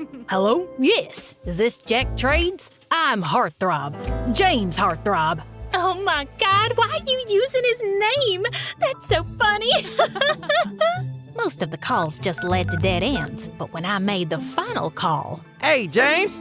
What happened to your voice, man? You getting sick or something? No, just some allergies. I'm still your man, a man with a plan. You know, that evil plan we were gonna pull off the day after tomorrow? Yeah, but what's so evil about it? Are you sure you're fine? Or have you lost your mind already because of that girl you were going on about? How hot is she? You stay away from her! No, just nothing. See you day after tomorrow, man. Peace out. I hung up the phone to find Lily staring at my face. What the heck are you going on about? Nothing that makes sense. That's why it's a prank, silly. I bet this guy's as confused as you are, and we'll be thinking about it all night. Okay. Anyway, I don't care, because the only thing I can think about is my date with James Heartthrob tomorrow. How will I wait until then? Oh my God, it's killing me. Yeah, you've only mentioned it about 10 times already, but are you sure about this? I mean, you barely know the guy. That's the point of the date? We get to know each other? Yeah, but is it worth the effort? James Heartthrob is very good looking, but guys like that are usually quite dumb. Do you think he'll be emotionally and mentally mature? It's too big a step. What are you going on about? How is a date a really big step? You know I've been in love with him since the first day he walked into our school with his backpack and cool jacket. What love? Don't you think you're going a bit fast there, young lady? You can't talk to me like this. You're not my mother. Don't you dare talk back to me. I don't have to sit here and listen to you. I'm going home. Fine, go away. And then she picked up her phone book and stormed out of there, slamming the door shut. Ugh, teenagers. I probably wasn't gonna learn much about his evil plan by crashing their date, but I just didn't feel comfortable leaving him alone with Lily. So the next evening, I went to the restaurant where they were supposed to meet and entered through the back exit into the kitchen. I found a storage room with extra uniforms and quickly changed into a waitress's outfit. Then, I discreetly walked out into the restaurant area, scanning the room like a hawk till I spotted my targets. I was skilled at disguises. I was sure they wouldn't recognize me. I was walking over to them when suddenly some customers at a table stopped me. Hey miss, we've been waiting for someone to take our order for a while. Sure. I'll just send someone right away. Why can't you take it? You're not doing anything. I gritted my teeth, forced a smile, and whipped out my pad and pencil. Can you tell us today's specials? Look, I have short-term memory loss.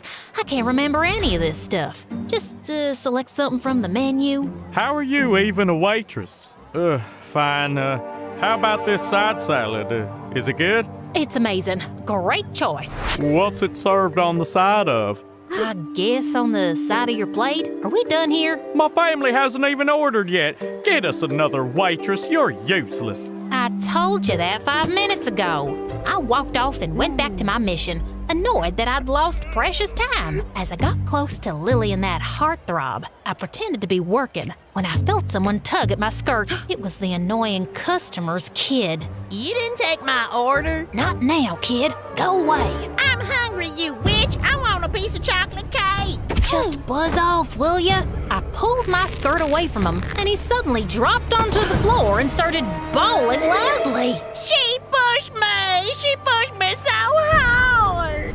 Oh my God, you little liar. Jessica? The entire restaurant was suddenly staring at me, and I got thrown out within seconds by the management. Lily and James followed me outside. What the heck just happened back there? Why are you dressed as a waitress? Because I work here, or I did before I got fired. Since when do you work here, and why? Since today. It was my first day, and my last day. And why? 'Cause I have bills to pay. I'm sorry to hear that. Here, take this tip. Hope it helps a bit. And then he handed me $100, just like that. I hadn't even waited on him. I guess he had plenty of money from all his evil ventures. And now that I was face to face with him, maybe I could make him give away something about his plans. Wow, that's very generous. Thank you. You must be rich. And I guess you'll be very rich soon if your trades go well, eh? You know what I mean, huh? I really don't. Oh, come on. Are you really saying you're a jack of all trades and a master of none? What does that even mean?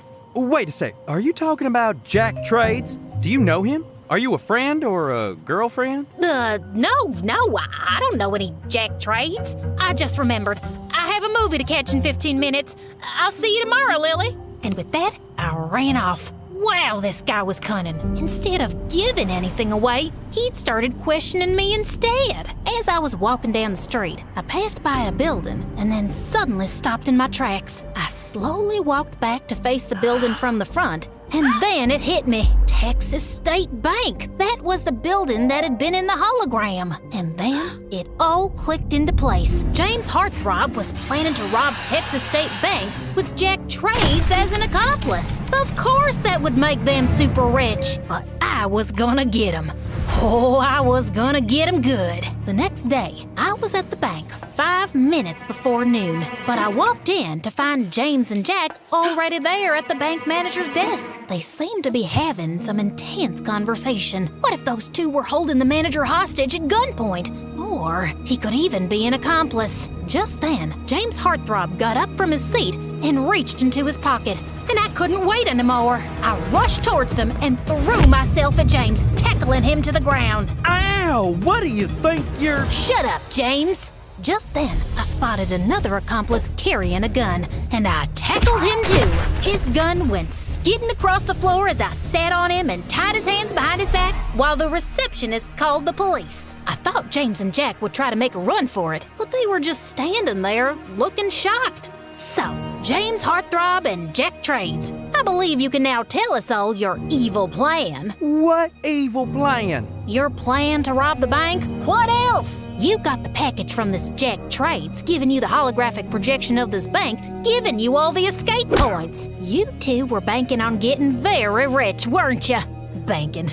I made a clever pun. Anyway, were you holding the manager hostage, or is he in on it too? What? Jessica, you've got it all wrong. That device is our creation, and we were going to ask this bank official to give us a loan to fund it. The device was for demonstration. What? That's it? Yep. That's when I realized that the guy under my foot was, in fact, a real robber. And James Heartthrob was not guilty. But to save me from further embarrassment, the cops came in and took that guy into custody and gave me a badge of honor. And the next day, my photo was in the newspaper as well, with the headline, "Schoolgirl Solves Her First Case." So, it all worked out for the best. Next day, I went to school and saw James Heartthrob closing his locker. I walked up to him. "Hey, James, I'm sorry. I didn't mean to..." Accuse me of a crime? I don't know what I was thinking. He was looking at me with an amused face. You seem to have a wild imagination, and you're super nosy. But tackling a guy with a gun was pretty brave, actually. You're interesting, Jessica Harlanborough, and you're forgiven. Well, thank you. That ended the conversation. Did you see any sparks here between us? James swears he felt some at that point, but I really didn't. Also, it turned out that James and Lily didn't enjoy their first date and decided not to go ahead with the relationship. We all graduated high school, and some years later, I became a detective. No surprises there. Also, I reconnected with James Heartthrob. We dated for a while, and then we got married. As for Lily, she was our maid of honor. And yeah, some things went wrong at the wedding, and I accused her of sabotaging my big day out of jealousy. But it turns out she had nothing to do with it. Yeah, that was awkward, but our friendship is still strong. Ironclad, unbreakable, uncrackable, unscratchable, if you will.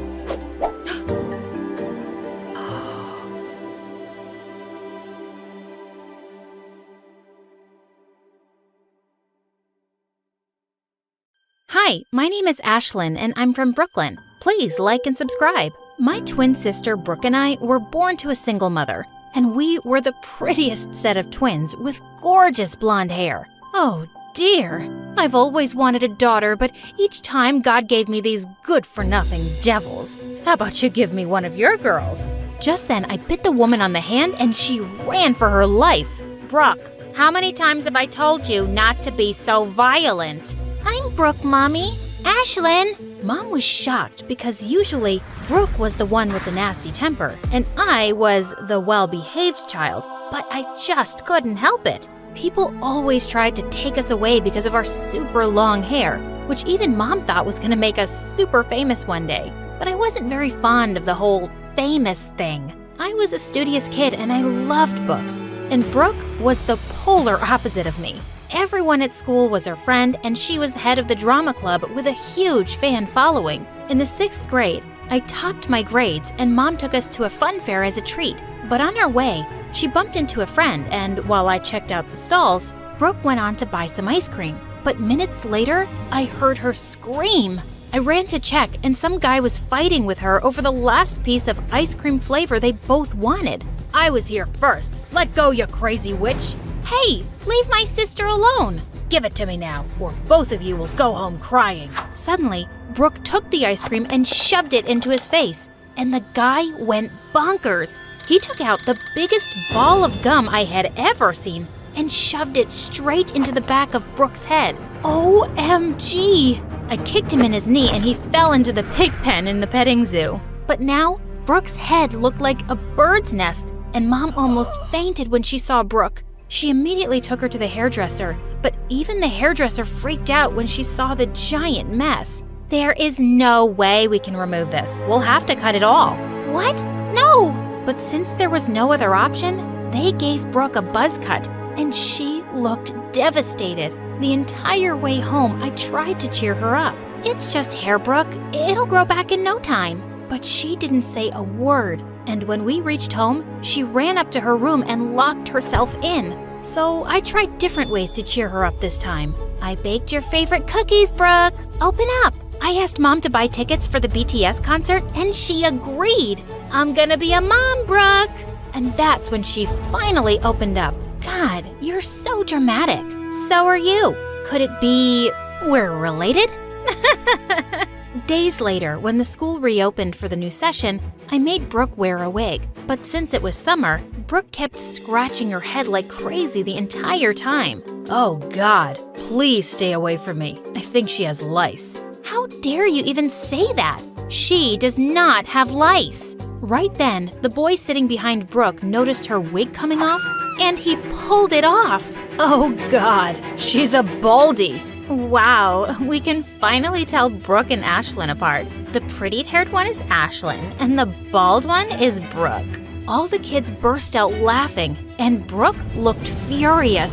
She jumped on the kid who pulled her wig and grabbed his hair until he let out screams. The teacher pulled her away and was about to send her to the principal when I begged her to let it go. And thankfully, Brooke got away with a warning. But the next morning when Brooke came down, Mom and I were shocked. Did you forget your wig, sweetie? Everyone knows what I look like now, Mom, and it makes me itch. Come on, honey. You wouldn't want to go out of the house looking like an egg. Mom, I think you look cool, Brooke. Whatever, I don't need your approval. Huh? What was that about? At school, I warned all the kids to not mess with my sister, but it seems like Brooke didn't care about it anyway. Then one time, I was in the school's hallway when Brooke's drama club members came up to me. Ashlyn, Brooke left the club, but we really need a pretty girl lead for the play. Can you take the role, please? Please? They kept begging me to replace Brooke and didn't leave until I said yes. But just then, a boy walked past me and I dropped all my books.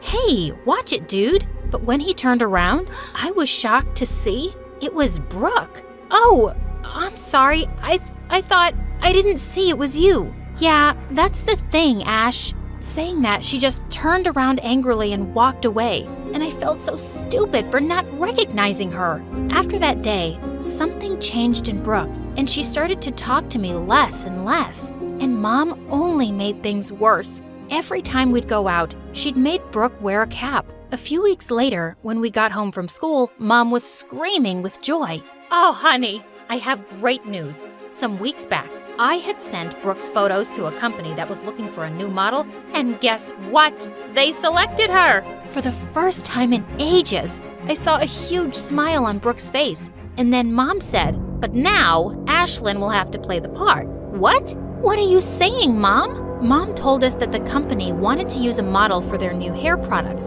And since Brooke had lost her hair, my natural hip-length blonde hair made me perfect for the part. Just then, Brooke took a vase on the table and smashed it to the ground. How can you do this to me? Those were my pictures. I was the one who got selected. She cannot take my place. But what can we do if your hair won't grow back? It's been like that for months now, and God knows if it's ever gonna grow back. Listening to Mom's words, Brooke ran to her room crying, and I told Mom I was not gonna do it. Oh, Ash, I wish I'd never have to tell you this, but things are really tough at work for me right now. They might even fire me, and I'm so worried about how I'm gonna take care of my girls. Seeing Mom so stressed, I had to say yes to the offer. But now, Brooke was super mad at me, especially after Mom took her to the doctor and we discovered that her hair growth rate had slowed down drastically for some reason. That's why her hair was taking so long to grow back. Later that night when I was sleeping, I felt someone pulling my hair, and when I opened my eyes, I saw it was Brooke, trying to cut it off.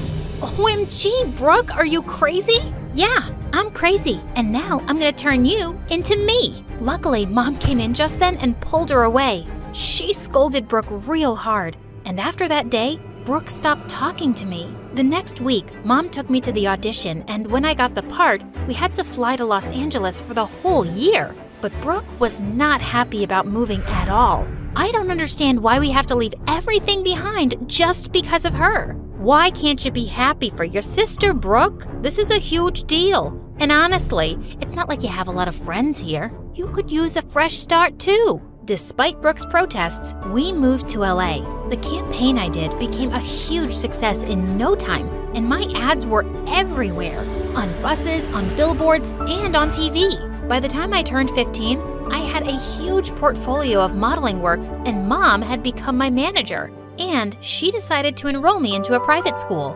Honey, you're a celebrity now. Your safety and education has to come first. I was more than excited to finally have proper schooling after all these years of modeling, and I asked Mom to enroll Brooke with me too. But as soon as we entered our new school, kids came running at me to take autographs and selfies, and they'd follow me everywhere I go. And I just hated it. But there was someone who loved seeing me so miserable, Brooke. Over the years, I tried to include her in everything I did. I would even get designer dresses for her to join me on the red carpet, but she'd just toss them away in the trash. What is wrong with you, Brooke? I got the dress specially made for you.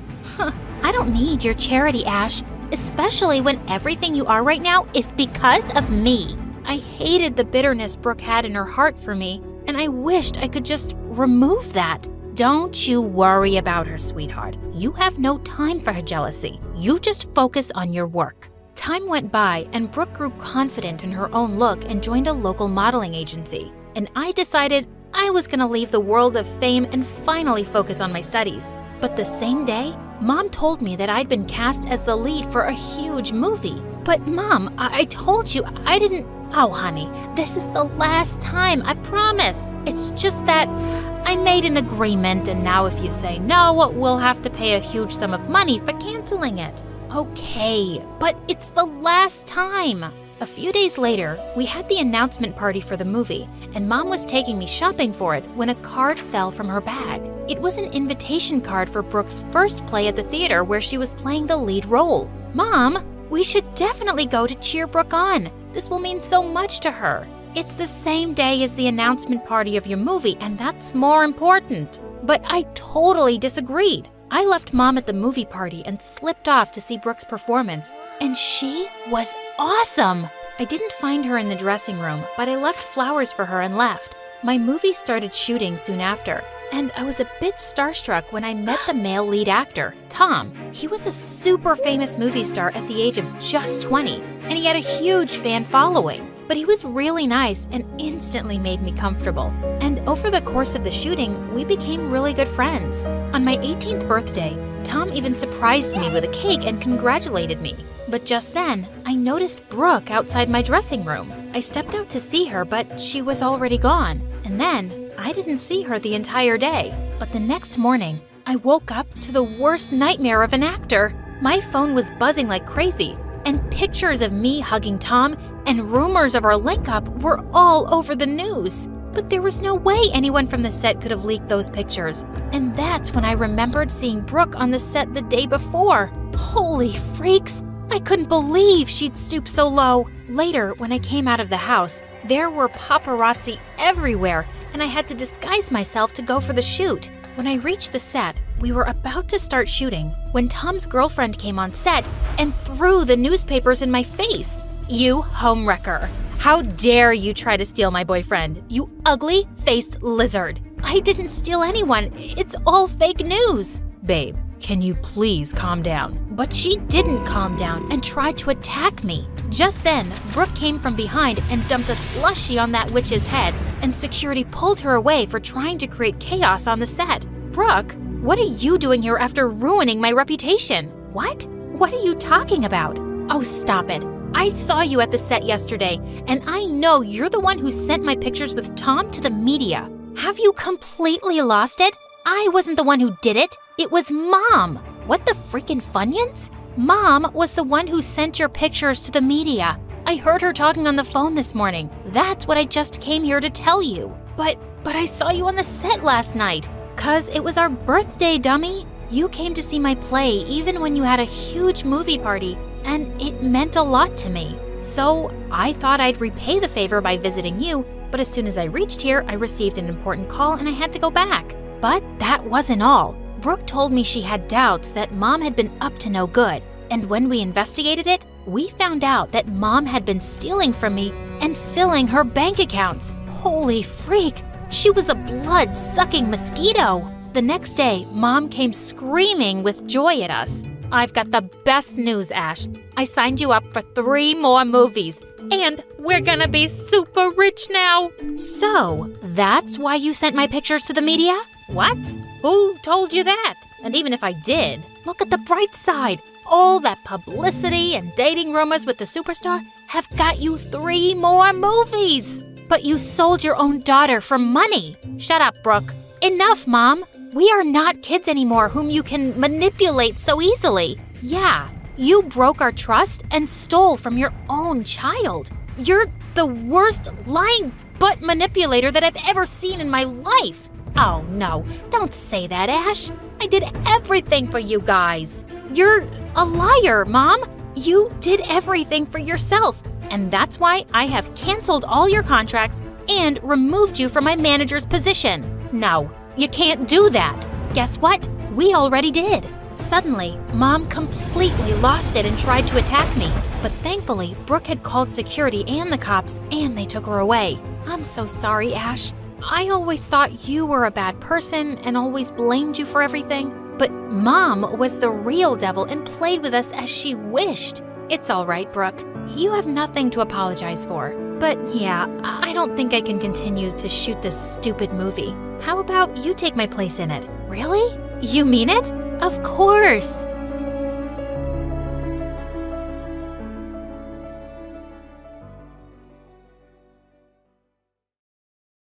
My best friend Kyle is an eccentric introvert. He doesn't know how to talk to people. He's unfriendly and says things that most people find offensive. I'm his only friend because I've learned that he has a good heart. The reason I stick around is that I know his story. He's incredibly rude and impulsive, but it's not his fault. What Kyle lacks in social skills, he makes up for in his love for sneakers. And it's a good thing that I love sneakers too, because it's the only thing Kyle talks about. He started a sneaker club at school. It's a club that focuses on discussing the latest on the sneaker market. There were 4 people in the club, including myself and Kyle. Then Kyle put together a manifesto where everyone had to make sure their sneakers were spotless at the meetings, along with a few other crazy ideas. The club was just the two of us after that. Most people give Kyle a rough time. He isn't interested in listening to them, and he comes across as arrogant. I'd love to tell people about his condition, but his parents don't want anyone to know. We don't want people to treat him differently, they say. You see, not even Kyle knows about his condition. The only reason his parents told me was that when we were 10 years old, I'd had enough of Kyle and his selfishness. His parents heard me arguing with Kyle, saying that I'd never be his friend again. On my way out the house, they stopped me and very reluctantly they explained, "Please, don't abandon Kyle, Spencer," begged his mom.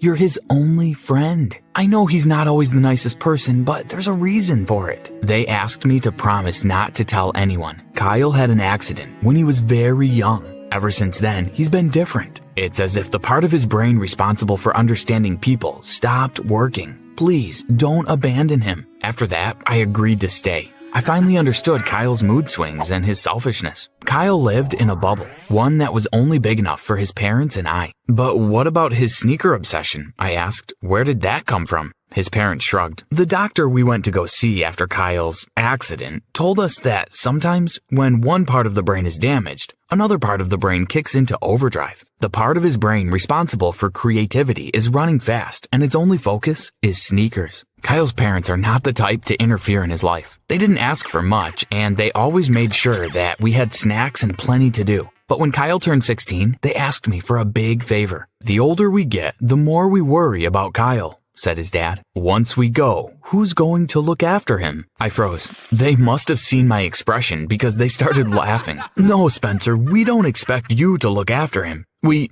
want him to have someone. Not now, but one day. With the way he is, he'll never learn to talk to girls. You may not believe this, but he responds to you, since you've been his friend. He's learned to do so many things he refused to do before. Would you be able to help him talk to girls? We're not expecting miracles, just a start for now. I thought about what they were asking. It would be tough, but I agreed. I felt sorry for them, and even more so for Kyle. I started thinking about him when he was older. I mean, who would put up with him the way he was now? I needed to help him. I knew Kyle wasn't going to make this an easy task. There was only one way that he was even going to consider looking at a girl. She'd need to love sneakers as much as him. It took me a week, but I found 7 girls that fit this criteria. I struck up conversations with each of them. I invited them to the sneaker club. 4 said they'd come. Only 2 showed up. Kyle was happy to see 2 new pairs of shoes in the sneaker club. The girls were impressed with Kyle's knowledge. But 30 minutes in, Kyle started in on the rules of the club and one of the 2 girls left. My hopes were evaporating fast. To my surprise, Taylor agreed to the rules. I'm tired of people thinking that clubs like these are excuses to goof around, said Taylor. I think rules are great. With the sneaker club happening only once a week, I needed more ways for Kyle to interact with Taylor. She was incredible with him, patient, understanding, and completely crazy about sneakers. I tried planning trips to the movies and a picnic, but Kyle wouldn't agree. I needed something bigger, and it arrived in the form of a sneaker competition. One of the world's biggest sneaker brands, Apollo, was holding a contest to collaborate with a lucky fan on a new sneaker design. The winner would receive a patent for their shoe and the royalties from the sales. I couldn't have asked for a better way to get Kyle and Taylor working together. Excited, I pitched the idea to the sneaker club. Kyle didn't even let me finish speaking. Let's do it, he said. We'll need to put in extra work to get this all done, said Taylor. I arranged to have these extra sessions at Kyle's house. His parents were overjoyed to see Kyle working with a girl. I made excuses to give Taylor and Kyle more and more alone time, fetching food and getting drinks while the 2 of them worked tirelessly on the sneaker project. It was great hearing them speaking. Kyle was even starting to ask her questions, and there were even moments when he wasn't rude. Kyle was learning to speak to girls. A week before the contest deadline, we ran into a problem. The sneaker club had to narrow our 3 final designs down to 1. Taylor and I were happy with any of the 3, but Kyle wouldn't budge. They're all so perfect, he said. I won't choose, and you can't make me. Up until then, I'd thought of Taylor as nothing more than a girl that Kyle would become friends with. But Taylor showed Kyle so much patience during this difficult choice. She placed her hand on his shoulder with such tenderness that even Kyle calmed down. Kyle, they're all great decisions, she said to him. So why don't we pick one to show them now? I know they're gonna love what we do. Then we can show them the others. How about that? Kyle smiled and nodded. The next day, we submitted our design. Then we waited and waited. It was only 2 weeks, but it felt like a year. 3 weeks later, we got an email from the company saying that we'd made the top 5. We were overjoyed. Taylor hugged me and then hugged Kyle. I had to laugh. It was the first time a girl had ever hugged him. It looked like a bus had hit him. He didn't know what to do with his hands, but he smiled. I think she likes you, Kyle, I whispered to him when Taylor left. We've got to get back to work, said Kyle, flustered. The sneaker company invited us to their head office to meet with them. The next step was the interview process. Taylor and I reminded Kyle to be polite. We met the chief design officer, introducing ourselves and telling her that Kyle was the genius behind our brand. She was a stylish lady, and her taste in sneakers was impeccable. The meeting was going well until Kyle started blurting out all kinds of crazy things. We tried to get him to stop, but the damage had already been done. At the end of the meeting, the CDO asked to have a word alone with me. Your friend's eccentricity is great, but I can't have him leading your team. He's rude. The public will hate him. We'll have to make you the team leader. I didn't like the sound of that. Kyle and Taylor drove the designs. I was basically an observer. She wouldn't listen to me. Think about it. Let me know in an hour, or I'm replacing your team and throwing out your design. I told Taylor and Kyle about our decision on the drive home. While I felt guilty about it, they didn't mind going along with the CDO's plan. As long as we win, I'm fine with that, said Kyle. I called the CDO and agreed to her terms. But I still felt guilty about it all. A week later, we were called into Apollo's production office and briefed on what would happen next. They had a recording crew follow us around. Their focus was me. It was a classic reality TV deal. It turns out they were about to turn it into a major show. For 2 weeks, these cameras followed us around and filmed our design process. Kyle was his normal self, but they edited him to seem kind of normal. Taylor loved the spotlight, and she was a natural. Remember, we're the sneaker club, she said at each recording, reminding all the viewers about our personal brand. The grand finale arrived, and we won the contest. They made out a giant check with my name on it and gave it to us at the award ceremony. Taylor's smile withered at that. It didn't say the sneaker club. I couldn't help but feel guilty about that. If a check with my name on it was bad, things were about to get worse. 2 days later, I got an electronic message to say that $4 million had been deposited into my bank account. Immediately, I pulled the team together and hired lawyers to set up the sneaker club as a company. The money was split equally between us, along with an agreement on all future royalties. I thought I'd fixed everything, but that was just the tip of the iceberg. The real trouble was ahead of us. The PR demands, advertising campaigns, interviews, and guest appearances began. Luckily, it was our summer vacation and we could attend every function. After a month of this, Kyle had had enough. He had upset just about every TV host. Taylor and I had done our best to smooth things over, but the tension in our team was building. Eventually, Kyle quit. Soon enough, Taylor followed. I chose to stay. Ironically, now I really was the face of the sneaker club. The interviews now became about why Kyle and Taylor left. The public had seen conflict in the team, and that's what they wanted to hear about. Kyle's a genius, I told the reporters. They called him rude and arrogant. He's not. He's... I wanted so badly to tell them, but I couldn't. I promised his parents that I wouldn't tell anyone. Eventually, though, it became too much. The media painted me out to be a saint under the terrible dictatorship that Kyle created. I couldn't stand all these lies. While on a break from the press tour, I visited Kyle's house. He didn't want to see me. I didn't mind. The truth was that I wasn't there to see him. I sat down with his parents and spoke to them about what was happening. I have to tell the media, I said.